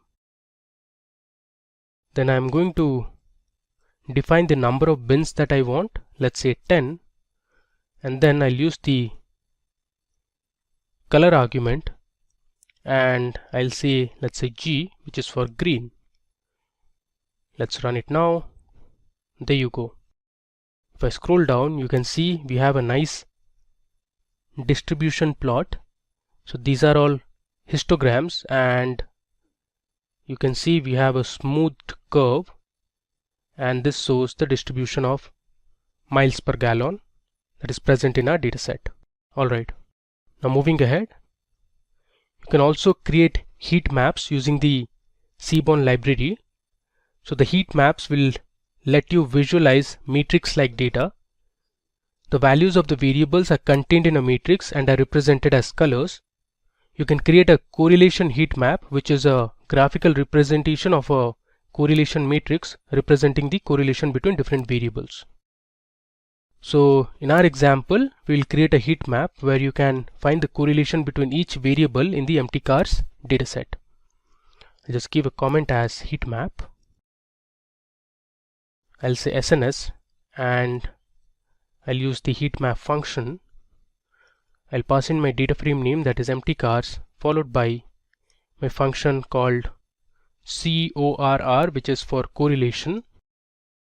Then I'll say C bar is equal to true. So the C bar argument is used to draw the color bar. Then I'll say line widths, I'll pass it as 0.5. Let's run it. There you go. Here you can see we have a nice heat map, and on the right side you can see the color bar that starts from minus 0.8 and goes up to plus 0.8. So this ranges between -1 and +1, and the bars or the cube, you can say, that have a lighter color have a positive correlation, and the ones that are dark have a negative correlation. So for example, you can see here for cylinder and MPG, the color is really dark, which is around this region, -0.8. This means when the number of cylinders in the car increases, your miles per gallon decreases. And this we also had seen in our first bar plot, this one. You can see here, whenever the number of cylinders increased, your miles per gallon had decreased. And this is what has been depicted in our correlation map or the heat map. But if you see for cylinder and displacement, there is a positive correlation which comes around this color bar range.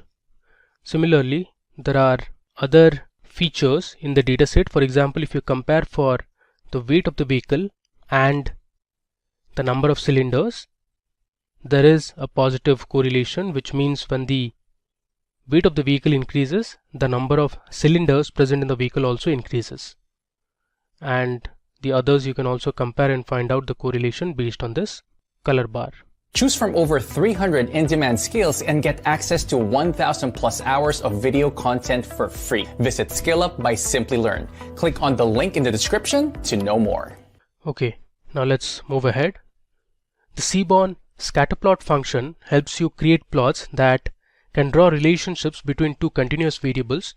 So to understand about scatterplots and other plotting functions, henceforth we are going to use iris flower dataset. So let's go ahead and load the iris flower dataset. I'll say iris equal to sns dot load underscore dataset. So this iris flower dataset is already inbuilt into the SNS or the Seaborn library. Now we'll go ahead and print the first 5 rows from the dataset. There you go.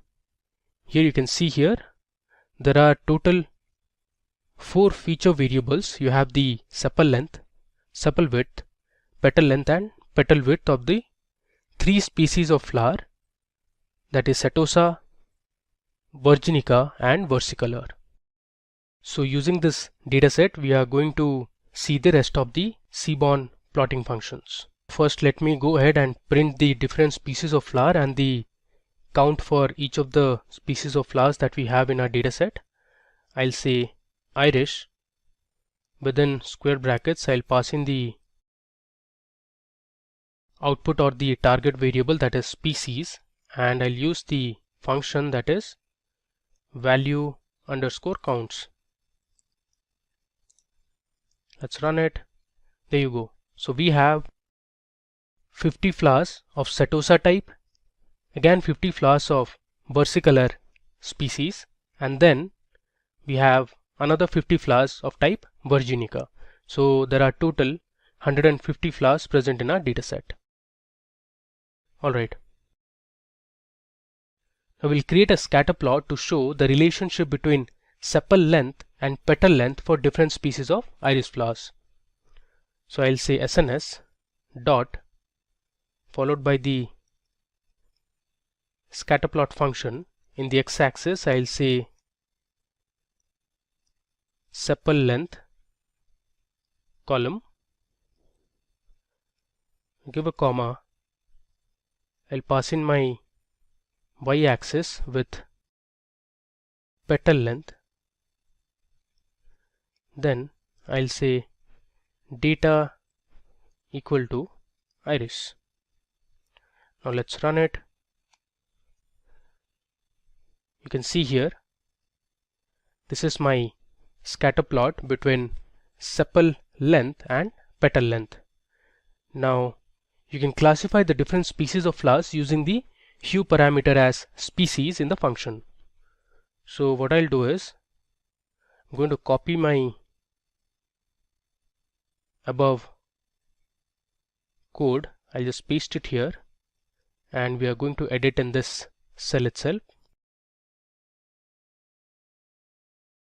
I'll add a last parameter called hue,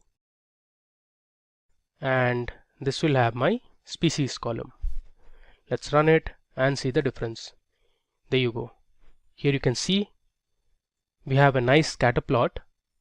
The blue dots are for Setosa, the orange dots are for versicolor, and for Virginica you have the green dots.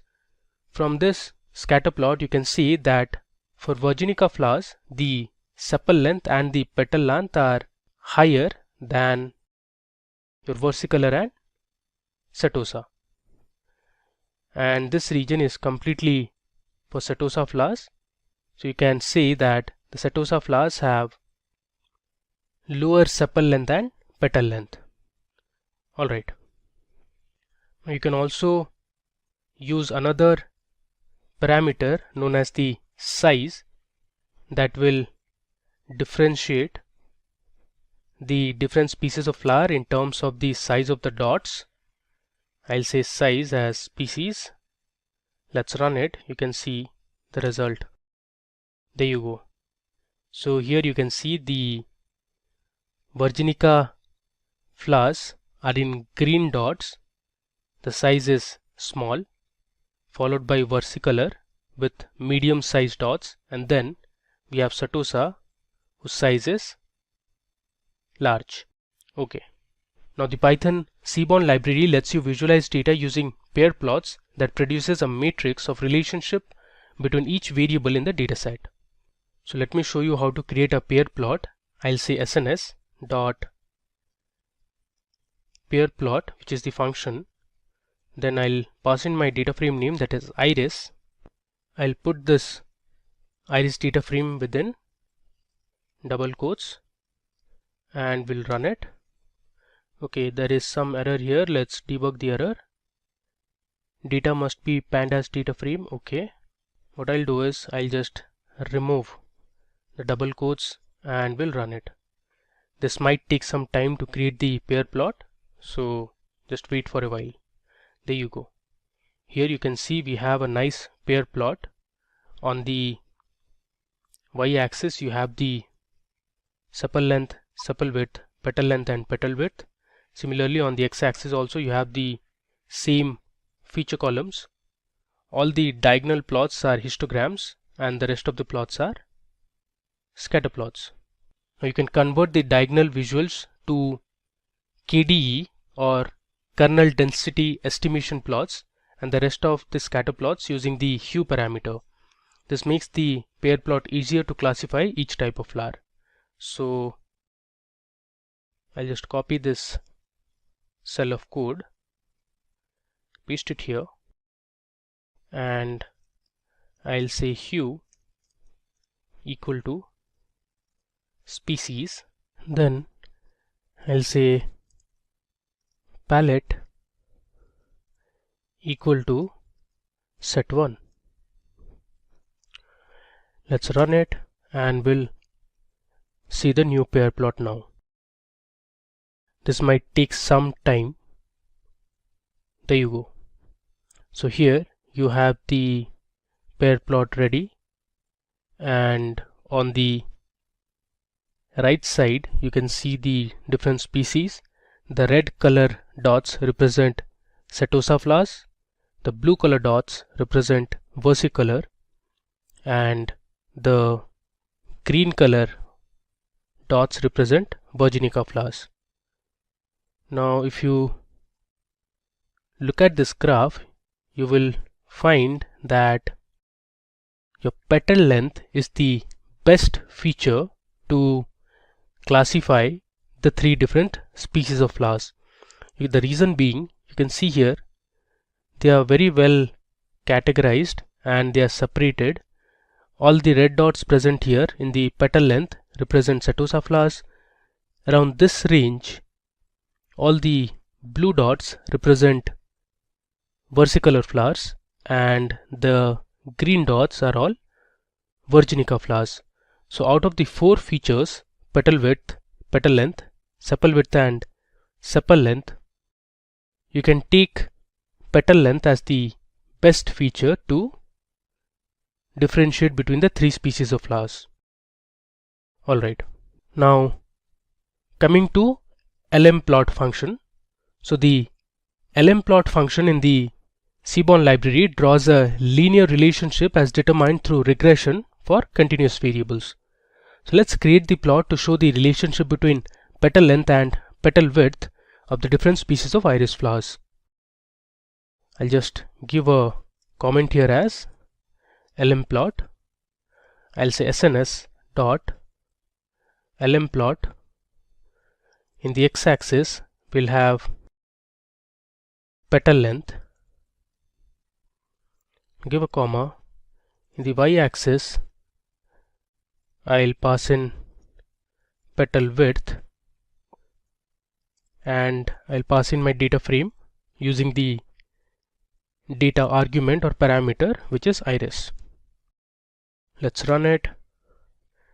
You can see it here. We have a nice plot. The line you see here is a linear regression line. Now in this lmplot, you can use the hue parameter to differentiate between each species of flowers, and you can set markers for different species. Let me show you how to do it. I'll say SNS dot lmplot. We'll say x as our petal length, give a comma. I'll write y as petal width. Then I'm going to pass the hue parameter. In hue I'll say my column as species. Then I'll give data equal to my dataset name, that is iris. And now you can pass in markers argument to differentiate the different types of flowers. Let's say I want to represent setosa with dot or O. Then my next species, which is versicolor, should be represented with a star symbol, and the final virginica species of flowers should be represented with, let's say, this arrow mark. Now let me go ahead and run it. There you go. You have three different linear regression lines, and the circle dots in blue color represent setosa, the orange color stars represent versicolor flowers, and the triangles represent virginica flowers. So this is how you create a linear relationship between the different types of flowers using the regression line. Alright, now let's take a look at the final plotting function, where we will create a box plot. A box plot, also known as a box and whisker plot, depicts the distribution of quantitative data. The box represents the quartiles of the dataset. The whiskers show the rest of the distribution except for the outliers. Now let's see the distribution of the three species of flowers based on their sepal width. I'll just give a comment as box plot. This is the final plot that we are going to see in our Seaborn demo. I'll say sns.boxplot. In the x-axis we'll have the species column. In the y-axis we'll have sepal width. Then I'll pass my data as iris. Let's run it. There you go. We have this box plot created. At the bottom in the x-axis you can see we have the box plot for setosa flowers, orange for versicolor flowers, and green for virginica flowers. Now this line represents median, which is inside the box. So this is also the median for versicolor flowers. You can compare the median sepal width for each of the flowers from the y-axis. This line represents the maximum sepal width value for setosa flower, and this line at the bottom represents the minimum length of the sepal width for setosa flowers. Now these dots that you see outside the box plot are called as outliers. The extended lines that are outside the box plot are known as whiskers. Alright, so that brings us to the end of this demo session on Seaborn library in Python. So first we imported our empty cars dataset. Then we saw how to create a bar plot. We learned how to use the color argument or the parameter inside bar plot. We also saw how to use the palette attribute or the palette parameter. Then we learned about creating count plots. Then we saw how to create horizontal count plot. Now moving ahead, we saw how to create distribution plot. Then we saw a correlation heat map. After that we analyzed the other functions such as the scatter plot.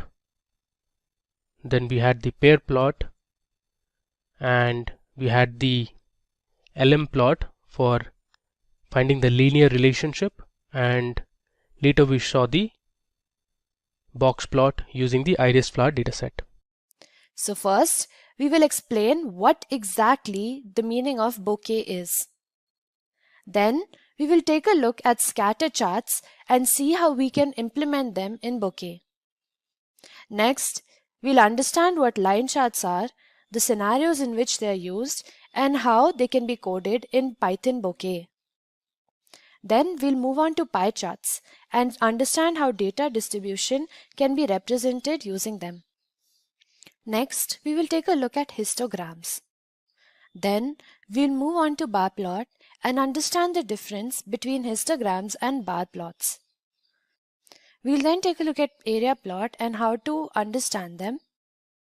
And then we will move on to the layout function in bokeh, which is used to make interactive web pages. And finally, we will use a data set to understand how we can make interactive charts in bokeh by using everything that we've already learned in this video. So the first question that probably comes to your mind is, what exactly is bokeh? Bokeh is a Python library which is used to make highly interactive graphs and visualizations. This is done in Bokeh using HTML and JavaScript. This makes Bokeh a powerful tool for creating projects, custom charts, and web design-based applications. Now, Bokeh is a Python library for creating interactive visualizations for modern web browsers.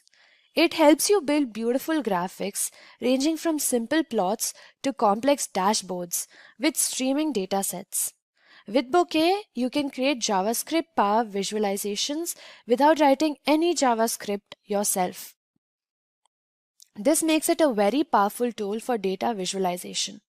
Next, let's take a look at scatter charts and how you can plot them in Bokeh. Now, scatter plots are a plot of each individual data point in the data. Two variables are plotted against one another, and each data point on the x-axis has a corresponding individually plotted value on the y-axis. As a result, the plot looks like a bunch of scattered points. These are some examples of scatter charts. Here, each point on the chart corresponds to a value on the x-axis and its respective value on the y-axis. Using scatter plots, we can see how two different variables correspond to each other. Now, let's see how we can plot scatter charts using Bokeh. So the first thing that we're going to be doing is importing all of the necessary modules for our Python project. The first module that we're going to need is the pandas module, which is used to work on data frames. Next, we will also be importing the pandas Bokeh module, which is used to implement Bokeh on pandas data frames. Next, we will import bokeh.io, which we will use to show the various graphs that we are plotting. We will also import bokeh.plotting, which will help us in plotting all of the various graphs that we're going to be looking at. We'll also import glob, a module which will help us merge our files and get them in the required format. So the first line of code that we're going to be writing is pandas_bokeh.output_notebook. This is basically just a line of code which will help you see your output in the same notebook itself. Now, let's see how we can plot scatter plots in Bokeh. We already have imported the figure function from bokeh.plotting. The figure function contains most of the plots that we want to plot, such as line plots, scatter plots, bar charts, etc. So this is what we're going to be using. The first thing that you're going to need to do is create a figure. So how do we do that? Let's create a random variable p, and this we're going to be initializing to the figure function. Now within this figure function, we're just going to add a couple of parameters for our figure itself.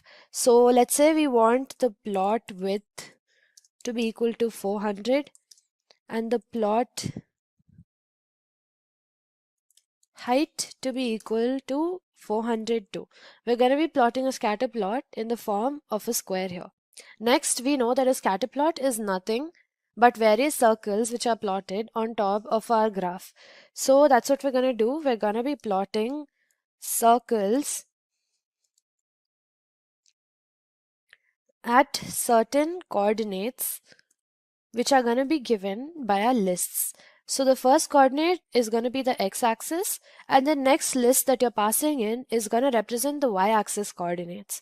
So over here, let's just plot this as 1, 2, 3, 4, and 5. And over here, let's start with 4, 7. These are all just random points. This is just to show you how exactly you can plot a graph in Bokeh.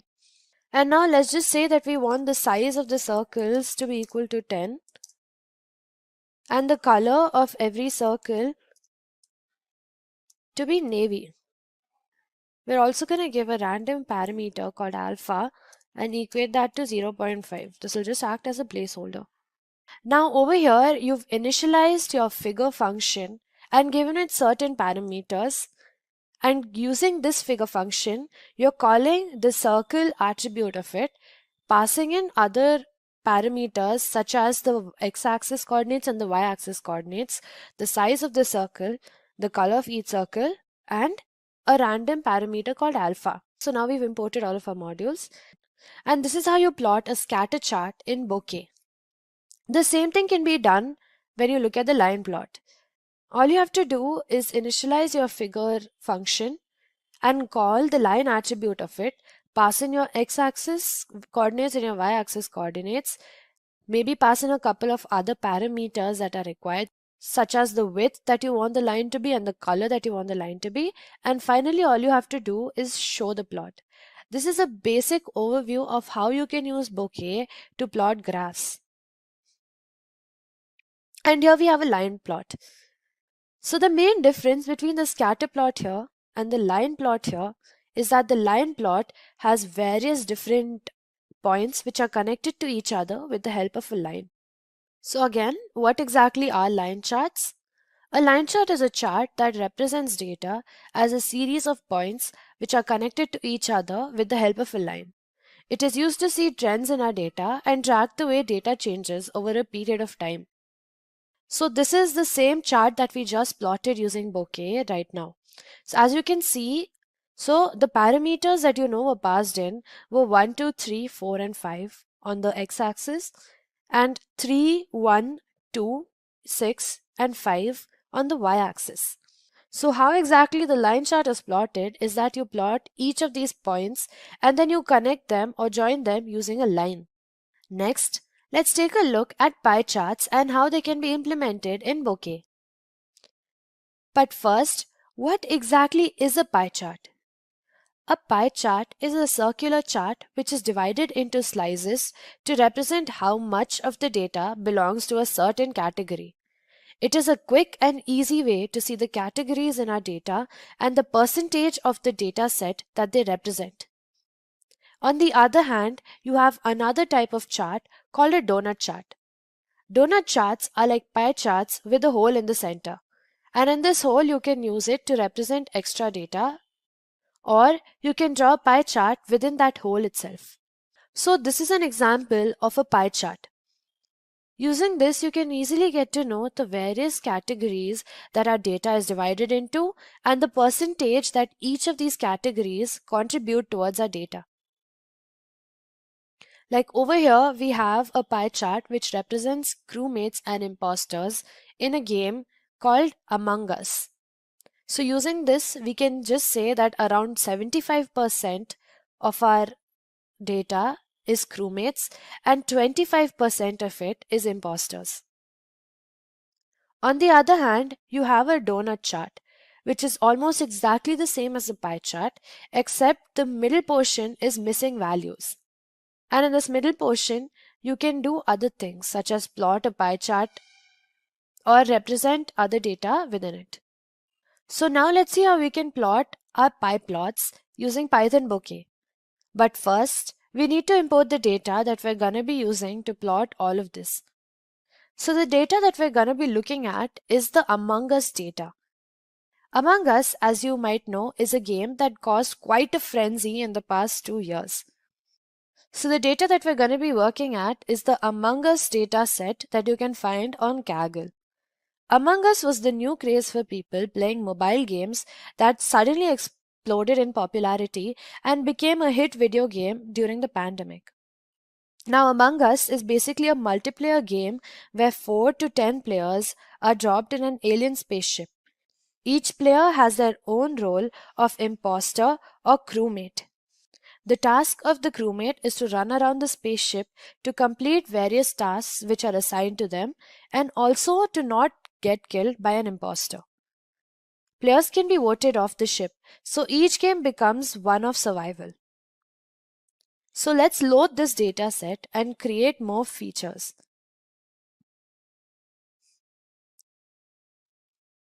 So now we've imported our data set. As you can see, our data set has over 2000 rows and 14 columns. The first column that I want to show you is the user ID column.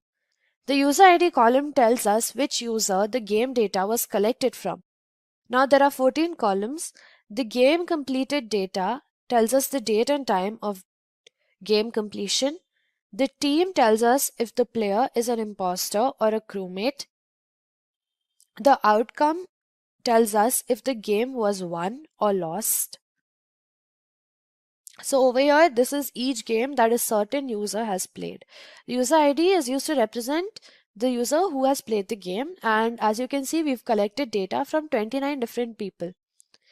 And the number of games that these 29 people totally have played is over 2000. The outcome tells us whether the user has won or lost in this game. The task completed tells us how many tasks was completed by this user in this game. All tasks completed tells us whether the user was able to finish their tasks. Murdered tells us if the user was murdered. And imposter kills tells us the number of kills by the imposter. So if the user was not an imposter, we do not have data on how many kills was committed by the imposter during that particular game. That's why this column has a lot of missing values. Game length tells us the total duration of the game, and ejected tells us if the player was ejected or thrown off of the spaceship by their fellow players.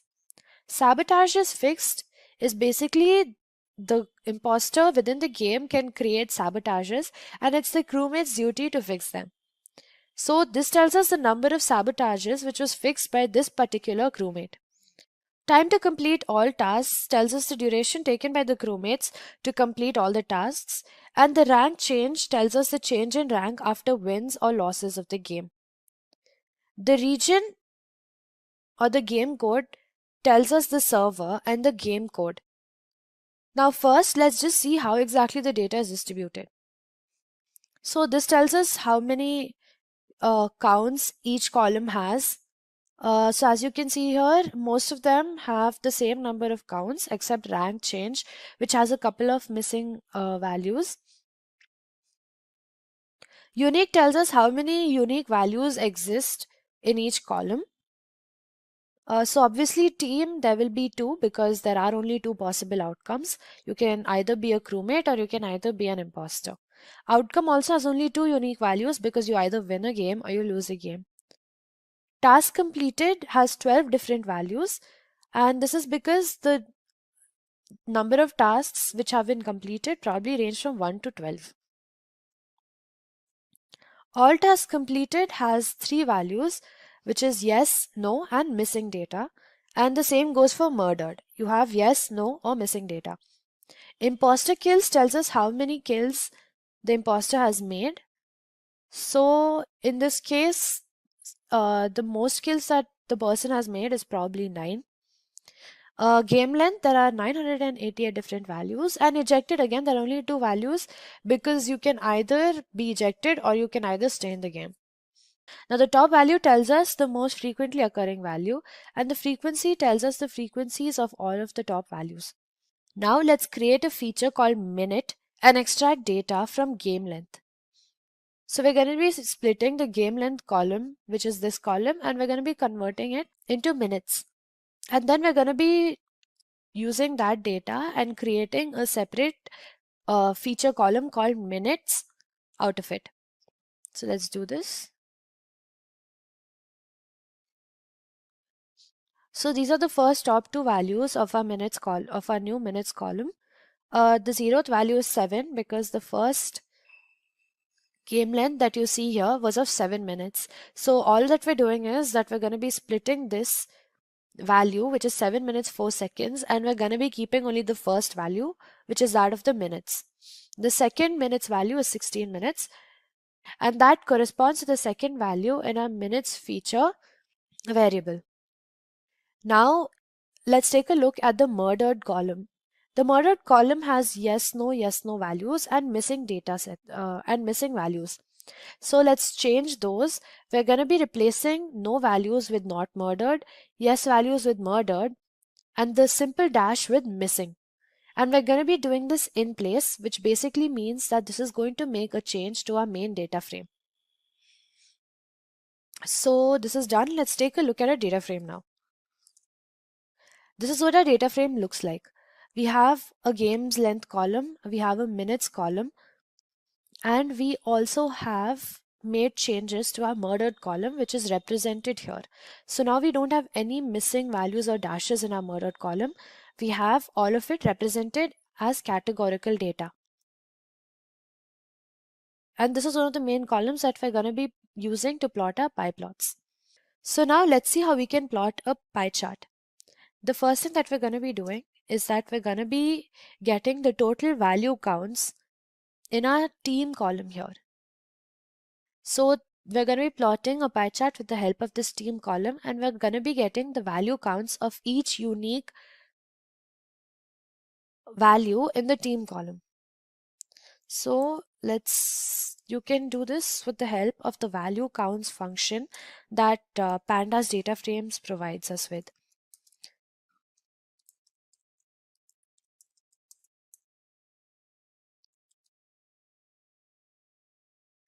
And now that we have the value counts of each unique value which is present in our team column, let's plot it in the form of a pie chart. We're going to be doing this with the help of the plot bokeh function.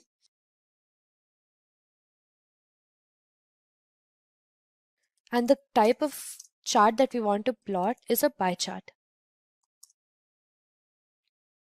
Let's give it the title as ratio of imposters versus crewmates, and let's run this now. And this is what your pie plot looks like after you've plotted it. So now the same thing can be done to plot a donut plot.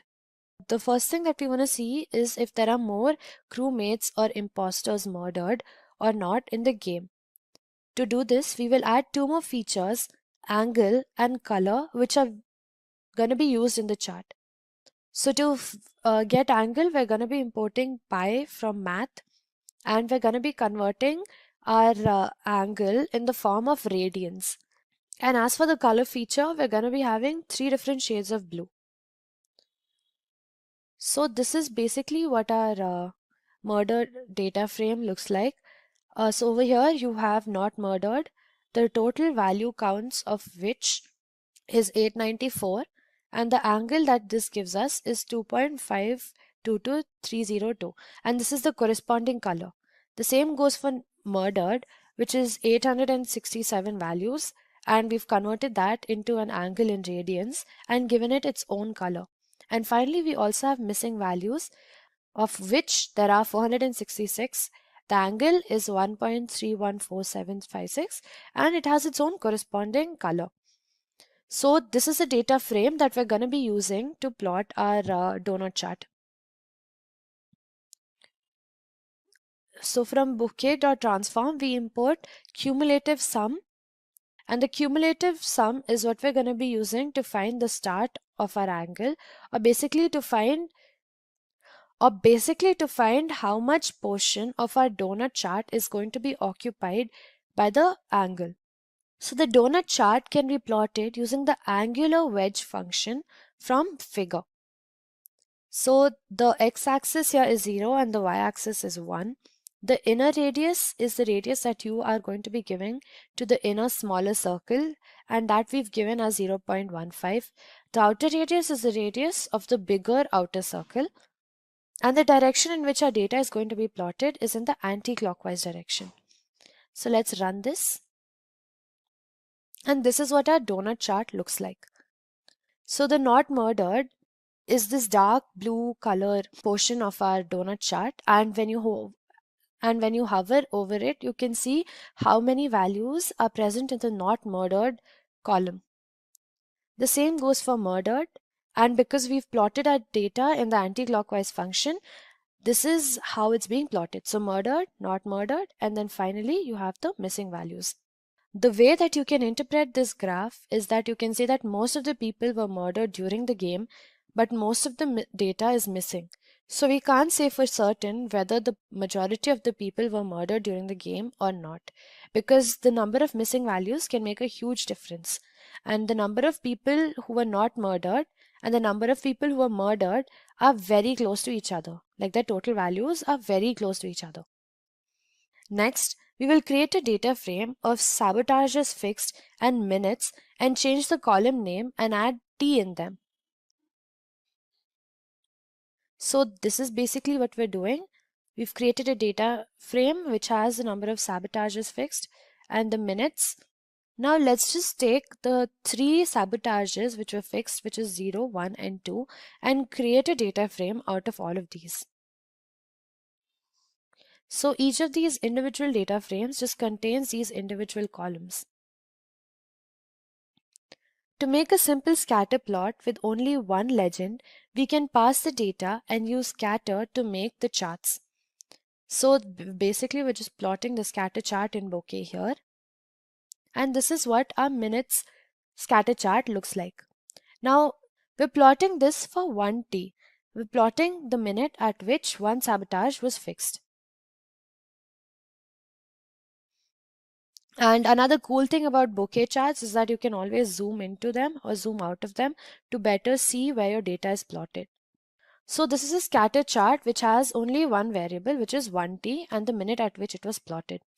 To make a scatter chart with more variables, we are going to need to use circle, which is a method of figure object which we've already seen before.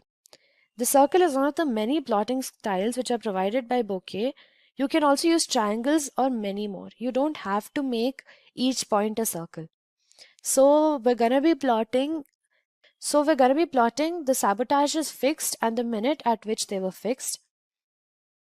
And we're going to be plotting 3 different circles of 3 different colors. Each of them correspond to how many sabotages were fixed at what time. 0 sabotages at what time, 1 sabotage at what time, and 2 at what time. So let's run this.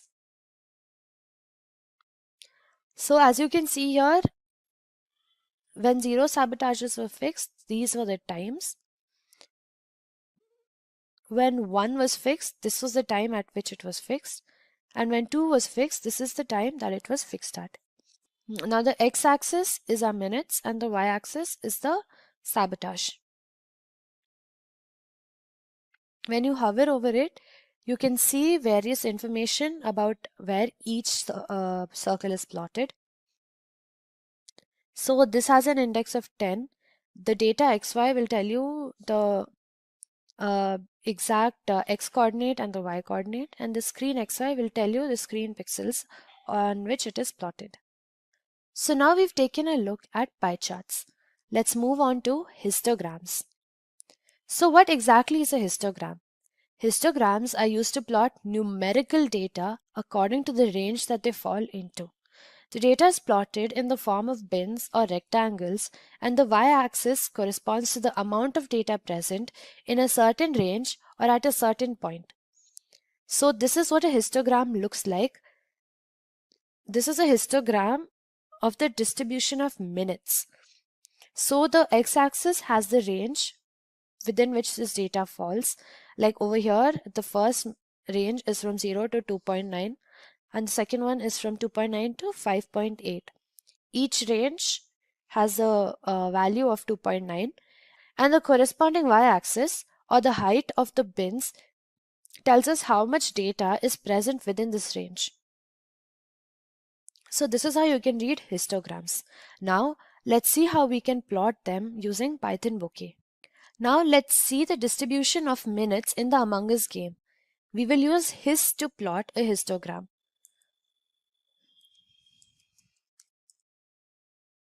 So basically we're just going to be plotting the minutes of our game. We're going to be using the df min column for this, and we're going to be converting it into an integer. So this is the column that we're going to be plotting. Let's plot this.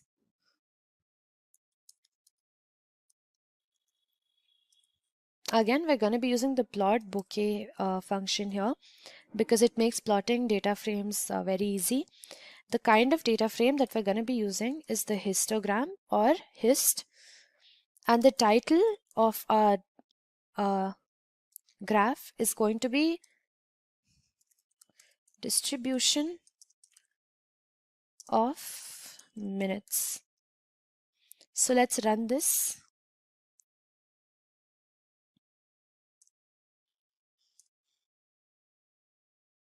Now this is what our histogram looks like. Now this is when we've only plotted one variable, which is minutes. Yeah, so another thing that you can plot is a stacked histogram. A stacked histogram is when you plot various histograms on top of each other. So let's see how this works. For a stacked histogram, we want to see if the game length has a correlation with the amount of imposters and crewmates in our game. So to do this, we're going to be creating a small data frame which has the game length and the team columns combined. So let's do that.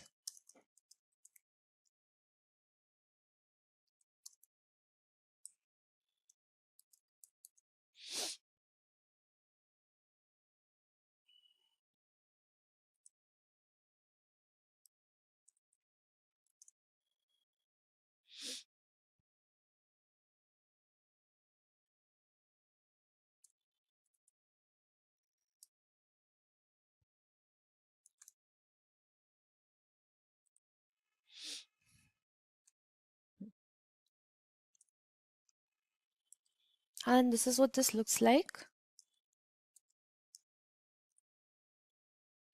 So all you have to do to plot this in the form of a stacked histogram is use the hist function again.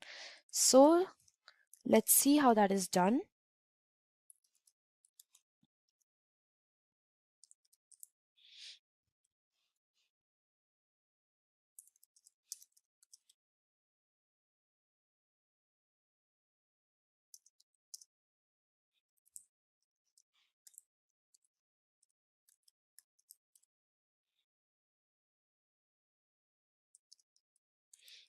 And let's give this figure a size of, say, 750, 350 size. So let's run this again. And this is the stacked histogram that you get. We have two different columns which are plotted on top of each other versus the game length.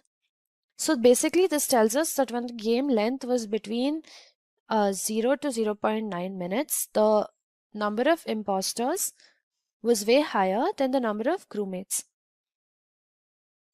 And the longer the game went on, the number of imposters decreased and the number of crewmates just kept getting longer and longer.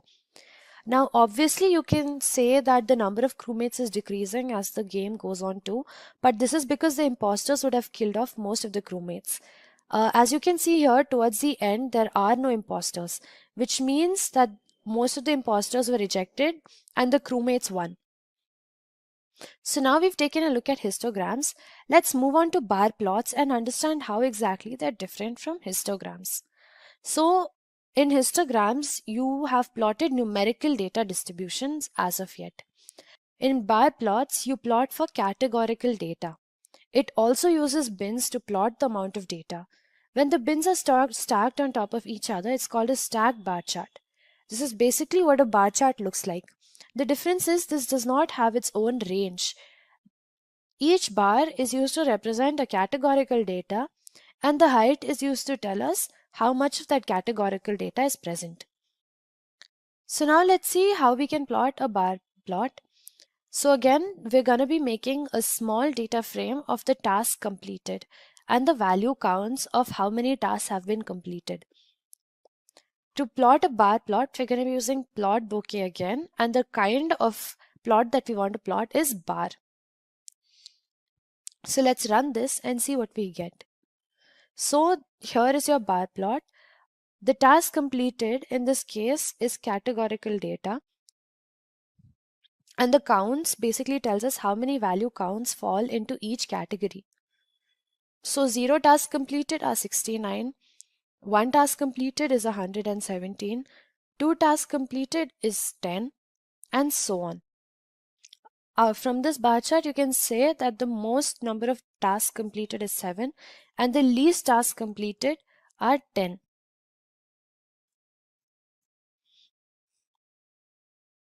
Now let's create a stacked bar chart and let's see who wins, imposters or crewmates. To create a stacked bar chart, what we're going to be doing is that we're going to be creating a different smaller data frame of team and outcome. To make sure that the bar chart is stacked, all you have to do is include a stacked attribute in your bar function and change its value to true. So let's run this and see. And here you can see that we have a stacked bar chart. So you can see that crewmates who have a lot more data have won 981 times and lost 780 times, while imposters have lost 205 times and won 216 times. So the crewmates have won significantly far more than the number of times imposters have won. Now let's take a look at stacked vertical bar charts. So far the bar charts that we've been looking at have been horizontal, which means that the data goes upwards. For a vertical bar chart, we're going to be seeing if all tasks have been completed or not. So in the data frame column, all tasks completed, we're going to be replacing the values of yes and no with tasks completed and tasks not completed. We're also going to be creating a smaller data frame of the outcome column and the task completed column. To plot a stacked vertical bar chart, you are going to be using Python bokeh.barh function, and you're going to be changing the stacked attribute to true. This is what a stacked horizontal bar chart looks like. So over here we can see that the missing values is represented by blue, task completed by orange, and task not completed by green. Here you can see the total outcome. You can see how many wins, how many tasks are completed, and how many tasks are not yet completed. And the same goes for losses. You can see how many losses have occurred, how many tasks are completed, and how many tasks were not completed. This is a very good way of representing a lot of data in a relatively smaller area. Now, the way we can interpret this graph is that we can say that finishing the task will automatically ensure that the crewmates have won. So there's a higher number of people who need to complete the task to win the game. Another very unique type of bar chart that you can have is a bidirectional bar chart. So let's plot a bidirectional bar chart in which the bars will be going both ways, to the left and to the right. We're going to be plotting a horizontal bar chart over here to make it easier for you to see. To have a bidirectional bar chart, you need positive values and negative values. The center is going to be at 0. So here we're going to be making the loss feature as negative by multiplying the loss feature with the -1 value. So here we go, the losses are all negatives and the wins are all positives, right? Now let's run this and see how many losses and wins have occurred for each user. So user 1 has 42 losses and 58 wins, but you can easily see whether they have won more or lost more by comparing the height of the bars for the wins and the losses. So we can easily say that in this scenario, user 1 has won more times than they've lost. The same can be said for user 2, where the wins bar is significantly higher than the losses bar. So this is how you can plot and understand a bidirectional bar chart. So we've taken a look at how we can plot bar charts and the various types of bar charts that are available to us in Python Bokeh. Now let's take a look at area plots. When the area below a line is shaded. Using an area chart, we can see how the values of different groups change over a period of time. The area chart has different baselines to show the vertical range of data. Here we've plotted the sabotages fixed versus the minutes at which they were fixed at, right? So these are the minutes, and the sabotages fixed are of two types, 0t and 1t. So the number of minutes that we're considering here is somewhere around 28-ish, right? And 0t, as you can see, has a way higher value. So one really good thing about area plots, especially in this case, is that they have two ranges. And they have another range on the y-axis, which tells us how the number of sabotages fixed is ranging. So 0 sabotage is fixed. You can see how the value keeps fluctuating and how the value changes for different minutes. And the same can be said for 1t. Now 1t has a baseline which is over here, which is just above the 0t baseline. This doesn't necessarily mean that this is where 1t starts and this is where it ends. This just means that it ranges from 0 all the way here, and we can compare very easily how 0 sabotage is fixed and 1 sabotage is fixed range or change with respect to each other at the same time. Now, the first thing that we're going to be doing to plot our area chart is that we're going to be creating another data frame.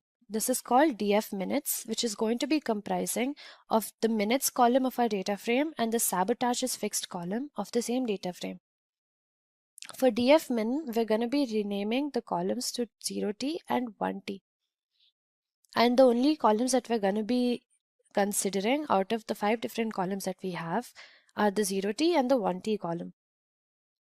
We're going to be combining all of these together in a format which can be plotted by using Bokeh, and column data source helps us do this. It helps us convert our various data frame columns into lists. Next, we're going to be using the figure function, and we're going to give our figure a width of 400, a height of 400, and the title of sabotage is fixed versus the minutes at which they were fixed at. To plot a stacked area graph, you're going to be using vArea underscore stack function from the figure module. You're going to be passing in your y parameters, which is y0 and y1, because we have two different y parameters here, and the x parameter, which is df minutes. The color that you're going to be using is gray and light gray. The legend labels are the names that you've already put here, which is 0t and 1t, and the source of your data is going to be this column data source. Now let's run this and see how our area chart looks. So this is our area chart. We've gotten two different sabotages here and two different times at which they occur, which is 0t and 1t. The minutes tells us how many sabotages were fixed at each time, basically how long it took to fix a sabotage, and the minute during the game at which they occurred. Now let's take a look at the layout function of our Bokeh library. The layout function will let us build a grid of plots and widgets. We can have as many rows and columns or grids of plots in one layout. Using the layout function, we can see various graphs at the exact same time. Mainly used for designing dashboards, it lets you build grids of plots. So this is basically what your layout function will help you do. This is going to look very good in a website because it's going to arrange our plots in a way that we can easily see all of them and understand all of them without any loss of data. This is also arranged very neatly, which is exactly what the layout functions allow us to do. So now let's take a look at how the layout function can be implemented in Python Bokeh. Now of the layout functions, there are many different layout options which are available. You have the column function which allows you to display plots vertically. And you have the grid function which lets you display plots in the form of grids. Now, for example, let's say that we want to make a dashboard layout in Bokeh. We are going to be considering 3 different charts. The first one that we're going to be considering is a lollipop chart, which is done here. The next one that we're going to be considering are 2 pie charts. So this is how you plot a lollipop chart, and I'll show you what exactly a lollipop chart is in just a minute. The first thing that you need to know is that the first graph that we're going to be plotting is going to be a graph which has the user ID versus the outcome of the games plotted on it. So what we're going to be doing here is that we're going to be creating a single data frame which has all of the user IDs present in it along with the user and the wins that the user has obtained.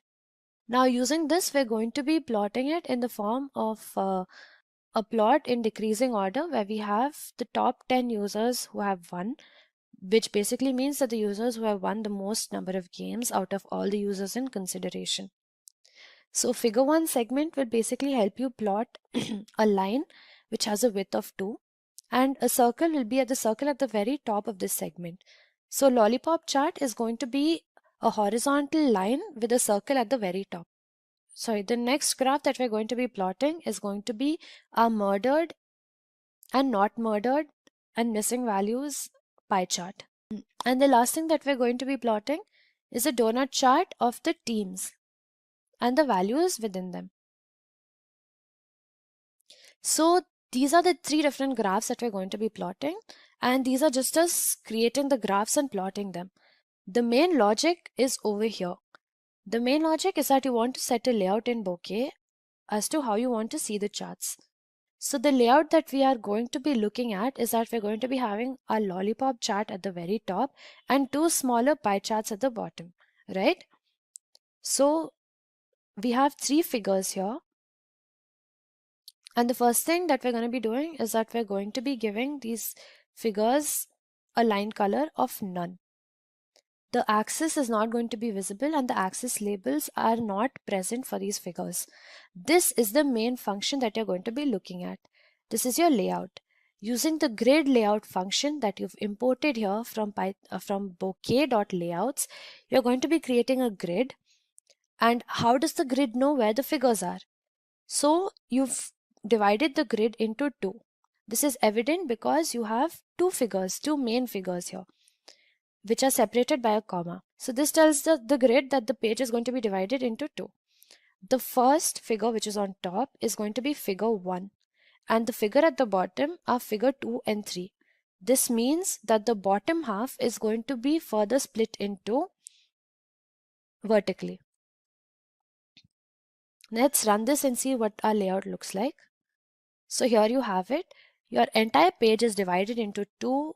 The first one has the figure 1, which is the lollipop chart, and the bottom half of our page has 2 figures, which are the 2 donut charts. The bottom half is divided exactly into 2, as you can see here. This is because that is the grid layout that we wanted. So this is how you can use the layout function in Python Bokeh. It is extremely easy. All you have to do is create a layout by using the grid function, or you can also use the column function. The column function will plot it in the form of a single column vertically. Using the grid function, you can plot figures vertically as shown here. So when you separate them by commas with respect to each other, they will be plotted vertically, and when you group them together and separate them with commas internally, they will be plotted horizontally. So now we've taken a look at how we can use the layout function. Now let's see how we can make interactive graphs with the help of Bokeh. Over here, we're going to be using Bokeh to design a dashboard which is used to represent the horsepower in cars. We are also going to make our graphs interactive and see how maximum information can be conveyed with the help of a single graph. So here we have multiple different cars, and along with the cars we're also going to be given their horsepowers, a little bit of other information about them, and their images. And over here, as you can see, we have a very simple vertical bar chart. But let's see how we can make it interactive and convey all the information that we have in our single data set on this one bar graph. So the first thing that we're going to be doing is importing all of our important necessary modules. We're obviously going to have the pandas modules, which is going to be imported to work with the data frame that we've given. Apart from this, we're also going to be importing figures, output file, show, save, and column data source from bokeh.plotting. We already know that the figure function is used to plot different types of graphs which are given. Output file is just used to see our file. The show is used to display our graphs, and save will help you save your graph. Now, the column data source is the core of most bokeh plots. It provides the data to the glyph of your plot. When you pass sequences like Python lists or NumPy arrays to a bokeh render, Bokeh automatically creates a column data source with this data for you. So this is basically what you're going to be using to pass data onto your bokeh glyphs. Apart from this, we're also going to be using a hover tool function and from the transform function, we're going to be importing factor CMap. We're going to be importing a palette color, which is going to be various shades of blue. And we're going to be importing components from the embedded function of Bokeh. Let's just see how we can use all of these and the different things that they do. The first thing that you're going to be doing is reading in your cars data frame and creating a column data source so that you can easily parse this data onto your bokeh glyphs. So let's run and import all of our various required functionalities and import the data as well.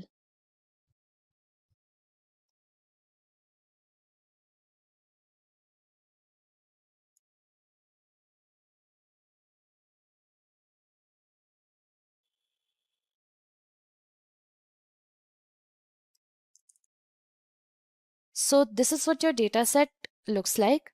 We have 8 different values in our data set, which are the names of different cars, their horsepower, their price, and a hyperlink of an image. This is what our data set looks like. We have only 8 columns. So using this data set, we're going to be plotting a horizontal bar graph. Again, we're going to be calling our figure function and we're going to be giving Y range to our car list.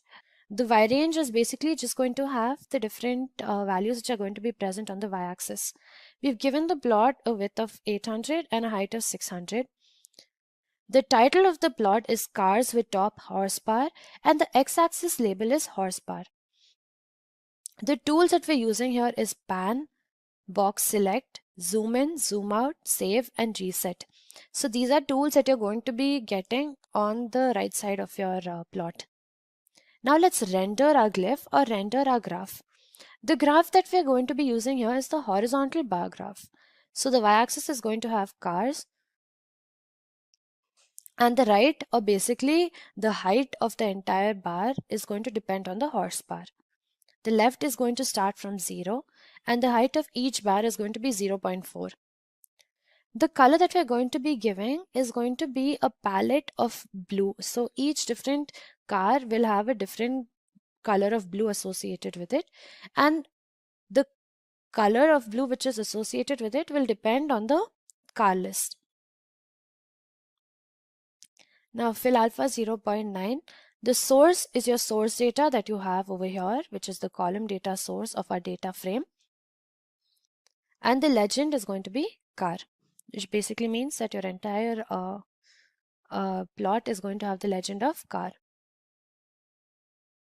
Now we're going to be adding the legend. This is us giving the legend its orientation. So the legend is going to be vertically oriented. The location is going to be on the top right, and the font size of the text car of our legend is going to be 10 px or 10 pixels. We're also going to be adding a hover tool. Inside this hover tool tips will basically tell you what you're going to be seeing in the hover tool box. So we're going to be creating this with the help of an HTML format. The first thing that you're going to be seeing is the name of the car. The next column will have the price of the car, the horsepower of the car, and the image. Now the image is in the form of a hyperlink, and this is going to be auto-populated in your hover tool. the width of the image is going to be 800. So we are going to add all of these hover tools to our P image, and we're finally going to be showing you the graph and what it looks like. So this is your Bokeh plot. Here the title of the plot is cars with top horsepower. This is your legend, which is cars. The name of each car is given here along with the color which is associated with it. Here are the different tools that we have.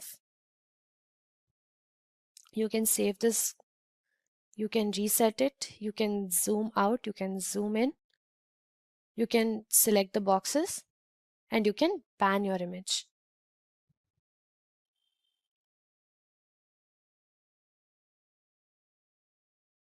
So here we're zooming in, here we're zooming out. If we save this, the plot automatically gets downloaded in your system, and if you reset it, the image goes back to exactly what it looked like when it was first opened.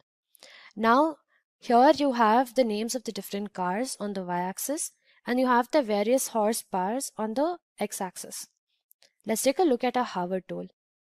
So here you have the name of the car which is on top, you have the price, and you have the horsepower, and as you can see, you have the image which is populated instantly from the hyperlink that was available to us. Now the color palette associated with each car gets darker the more the horsepower of the car increases. So here we have cars with top horsepowers which are arranged in an ascending order from the top and a descending order from the bottom. So this is another way that you can use Bokeh to create extremely interactive and informational graphs. Here in just half a page, and this is us making a huge plot, right? We can also decrease the size of the plot if you want to. But basically in half a page, we've conveyed all the information ranging from the name of the car to its model to the horsepower that it has, its price, and also its image. And this is also a very good way to compare it. So these are just some functionalities which are provided in Bokeh itself. No other data visualization library will let you work so well with graphs and will let you customize your graphs to this extent. Data Visual helps you perform exploratory data analysis and find hidden patterns in the data. It lets you analyze trends in the data and draw meaningful conclusions. Today, we will learn how to visualize data using Tableau, PowerBI and Excel, and create interesting charts and graphs, reports as well as dashboards using leading BI tools. So let's dive in and learn data visualization for data science. Hello and welcome to Tableau Training for Beginners. My name is Michelle Covine and I'm with the Simplilearn team. So what is business intelligence? Companies use business intelligence technologies to collect, analyze, and present data in order to create actionable information. Today's businesses are always seeking insights about their customers, products, and services. So businesses are faced with many questions, such as how do I know my customers are happy? What would make my customers stay? And how can I increase awareness of my products and services? Business intelligence can help you answer those questions. When you have a question about what your customers are feeling, what your customers are doing, who the customers are, and what's the best channel to target them, business intelligence is a method of transforming your data into these insights and measurable metrics. Business intelligence tools are designed to make the data flow manageable. In the age of information, Tableau is one of many tools to help manage the data flow and turn data into actionable information. But we also have Qlik and SAP and Oracle. You may have heard of some of these. Let's take a look at some of the benefits of Tableau as your business intelligence tool. So why would we use Tableau? It can be connected to 40 different data sources. The more data sources it can connect to, it means that you are more likely to get direct access to your data. It can build interactive dashboards with just a few clicks, which can help you quickly understand your data, and it lets you see your outliers. There's also simple analytics built right into Tableau, such as trends and forecasting, that can help you understand your data on a deeper level. Tableau has been a leader in the Gartner Magic Quadrant for the last 6 years, and that includes 2018. Here we will take a look at an overview of the products offered by Tableau. So we have Tableau Desktop, which is where you do all of your development. This is where you connect to and build visualizations and dashboards. Today we'll be using Tableau Public, which is a free version of Tableau Desktop, but with some limitations, such as having no R integration, and it can only support up to 1 million rows of data. Also, any data published here is made public, so you can't use this for private company information. Then there's a new tool called Tableau Prep, where you can prepare your data by seeing it visually before you connect and build reports. There's also Tableau Online, which is a cloud-hosted version of Tableau Server, a place where you can publish your dashboards, and it enables you to share your dashboards in a secure way. Tableau Server has an option to be on premises. So let's just do a quick comparison between building a visualization in Excel and building one in Tableau. Okay, so here we have an Excel file full of data that we will soon connect to and use for some of our demonstration purposes. And you can see that we have information about orders. If we wanted to find out the quantity sold and the sum of sales for each region, we could do that by creating a pivot table. So we'll make it, I selected my cells, we'll make it in a new worksheet. And here we have the beginnings of a pivot chart. And we can grab region and pull it into our columns, and then we'll grab sales and put it into values, and then we also want to look at quantity and put that into values, and it's automatically summing up sales and quantity, but you can choose if you want it to be sum or not. And then we'll take our values and put it on rows so that we can see sales and quantity one on top of the other. And that's the basics of a pivot chart. Now let's do a similar thing in Tableau. Okay, so we have our connection to the data, and Tableau automatically splits out the dimensions from the measures. We'll go into more depth on that later. But we can come and grab region and put it onto columns, and we get a similar thing, maybe a little nicer formatted. And then we can come and put quantity there. And if we want to add sales to it, we can double click on sales, and we'll have quantity and sales one on top of the other. We can put sales on top by dragging quantity down in that box. We also have this show me dialog box, which allows you to see what visualizations you could build using what's already on the screen or the things that you have selected. So right now, we could quickly switch it to bar charts, and now we can see quantity and sales across our region with bar charts, or we could switch it to stacked bars, and we can see our quantity across the regions. If you close that, we can see our legend over here, and then our sales across the region. So in Tableau, we have a lot of really quick flexibility to turn just text into a visualization.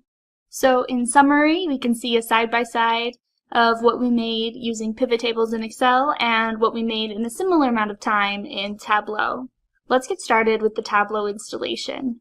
As for requirements, you need Windows 7 or later, or you need your Mac operating system to be 10.11 or later. Here are some of the browsers you can use to install Tableau. We will be installing Tableau Public today, and to do that, you just Google Tableau Public Download and click on that first link, and then you put in your email address and click Download the app. So let's just look up Tableau Public Download. And it's this first one. You can click Download Now, and it takes you to the Tableau Public page where you can click Sign In and create an account free. This gives you a place to save the visualizations you make, but keep in mind anything you save on Tableau Public is public. And then you come here and you enter your email address and click Download the app, and it should give you an executable file that you will download. And once it's downloaded, you should be able to open Tableau Public. So let's go take a look at the Tableau Public opening page. So this is what Tableau Public looks like when you first open it. On your left, you have the different things you can connect to. This is more limited in Tableau Public than it is in Tableau Desktop. So if you invest in Tableau Desktop, you have many things you can connect to. You can also connect to data by clicking this drop-down Connect Data piece. That's especially useful when you've already started your visualization. Then we have this central portion called Open. This is where anything that you have opened up previously will show up. You can also click Open from Tableau Public, and when you have, my connection's timed out so I need to log in, But when you log in, it says no workbook found. Try publishing first. This is where you'll see all of your published Tableau public dashboards. Over here we have Discover, and it has some how-to videos, visualization of the day, which is where people who have made Tableau public visualizations get recognized for their skill, and you get some pretty cool ideas when you look there. So let's get started by connecting to a data source. We'll click Microsoft Excel, and we'll choose our Excel file and open it up. And this is our data source page. This shows you the sheets on the Excel file and allows you to drag them in so that you can see the data show up. This gives you a preview of what your data will look like. You can see that Tableau is starting to classify our fields. So anything that has ABC on it shows that that's a column that has strings in it. We also have a globe, which was where Tableau has recognized these values to be geographical. So we have state, and it's recognized that it contains states. It bases it on the keywords that it stores to identify if it's geographical. And so it takes a look, and you've named it city, and it knows that city is geographical. We also have the calendar symbol, where it's recognized that it's a date field. And we also have row ID that shows up with the hashtag, and it recognizes that it's a number. So now that we have our data source pulled in, we can come here and hit Sheet, which is where you start to build your visualization. Let's take a look at all the different pieces of this before we go any further. We have the data that we're connected to up here. It's our orders sheet from the Sample Superstore Excel sheet. We have dimensions on top and measures on bottom.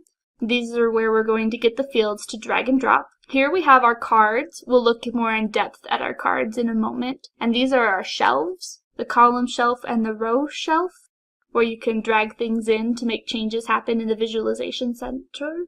We have our Show Me tabs, where you can see, we took a brief look at this earlier, but you can see all of the different visualizations you can build here. A neat thing about Show Me is that when you hover, it'll tell you what types of fields you need to build it. So for a symbol map, try 1 geographical field, 0 or more dimensions, or 0 to 2 measures. And that's how you can build a geographical symbol map. And when you're done with Show Me, you just close it. Let's take a look here at our sheets. So we have Sheet 1 and Sheet 2. A sheet is basically just one visualization at a time. Let's get rid of the extra sheet. We have a dashboard, which is where you can pull multiple sheets on to show multiple visualizations at one time. And then we have what's called a story, which allows you to show a sequence of visualizations so that you can tell a story. Perfect. Okay, so we saw that Tableau is categorizing our different fields, and it is also giving it a role. So we have dimensions on top and measures on bottom. Dimensions contain descriptive values, such as names, dates, and geographical data. You can use dimensions to reveal details in your data, that is, qualitative details.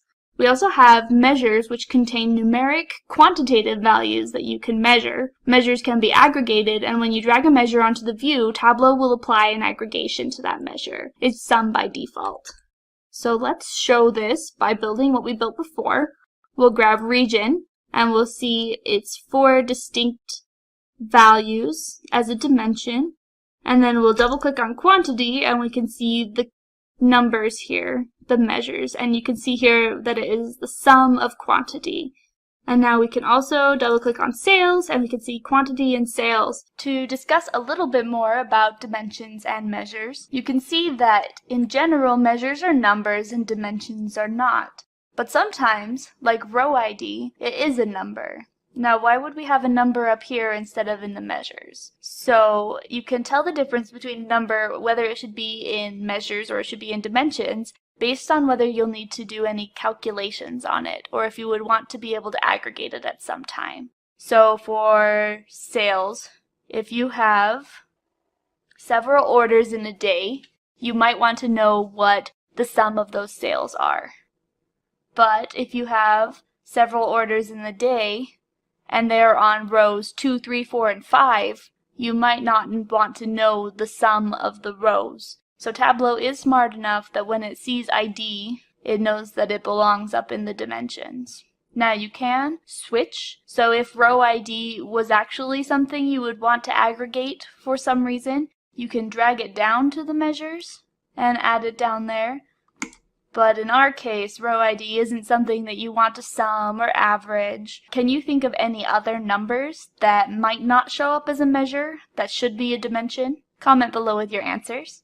As we discussed before, dimensions are on top, measures are on bottom, and you can see that blue is associated with dimensions and green is associated with measures. But it's a little bit more complicated than that. So dimensions are qualitative and measures are quantitative, but blue means we want our label to be discrete and green means we want our label to be continuous. Let's make a new sheet and make a visualization to kind of show this. So we can bring on quantity and we're going to use it as a dimension, but you can see even when it's a dimension you can choose continuous or discrete. So right now it's a dimension but it's green. It's a little bit different than what you might expect. And then we'll do sales. So now we can see over the different quantities what our sales was. Has been for this period of time that we're looking at. I believe it's 4 years. So for when people bought 3 items, the total sales was that number. And you can see that this is an axis. So it's from 1 to 15. Now, if we change it from continuous to discrete, you can see that 1 is a label, 2 is a label, and it's not an axis ranging from 1 to, it doesn't even have 15 because there are no values under 15. These are just individual labels.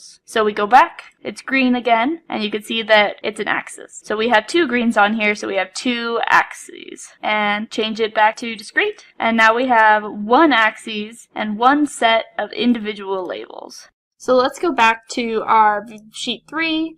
We have all of these different sales by the different quantity numbers, and up here we have our sorting. When you hover, it tells you what kind of sorting is going to happen. So we could sort quantity descending by sales. So we can see that when they buy 3 things, we have the highest sales. You can do the opposite, where it's the lowest to the highest number of sales. You can also do sorting more in depth by clicking on the quantity and right-clicking sort. So we could just sort by descending or ascending or by sales or alphabetic, which is not what we want. You can choose the field or you can manually change your sorting here. And now we're back to what we had at the beginning. Now that we've had an overview of how Tableau works, let's go into a little more detail. Tableau is very much built on the premise of drag and drop. So let's build a simple visualization and talk about what each of these shelves and marks cards specifically do. So we're going to make a simple chart which is average sales by region. So we know we want sales on, let's do sales on rows. Now for rows and for metrics, since this is continuous like we talked about before, it's making an axis for our sales. We also can drag region onto columns, and it makes 1 column per region. So that's how it works with dimensions. If you pull a dimension onto columns, you're saying I want 1 blank per column. I want 1 region per column. So if you wanted to do it by instead of region, if you want to remove something from a visualization, you just pull it back off. Or you can hit undo or Control Z. Tableau has the benefit of having unlimited undos. So let's say we wanted to bring on city.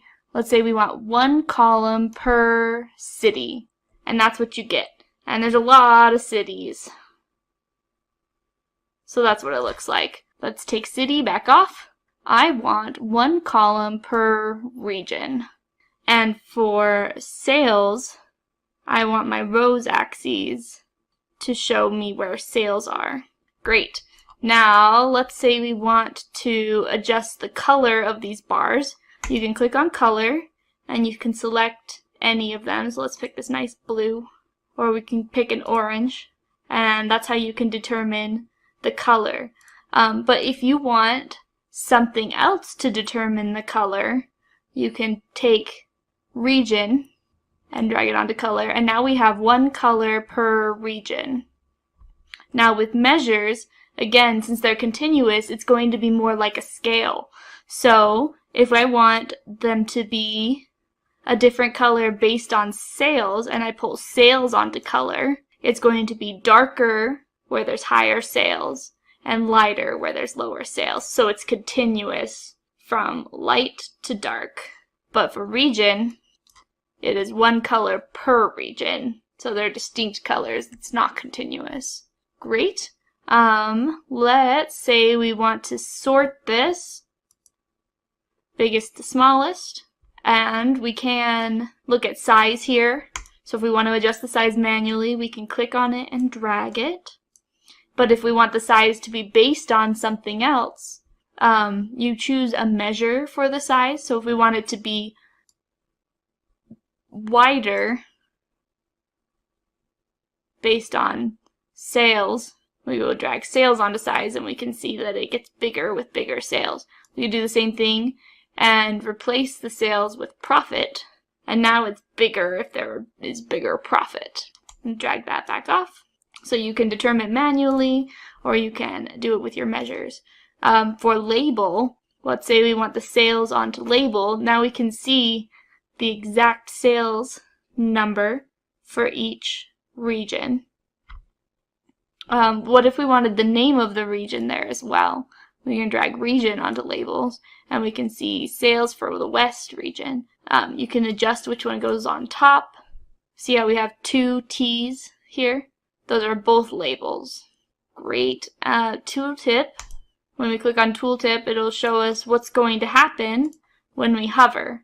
So as I hover here on East, it says Region East Sales, and then it shows the sales amount.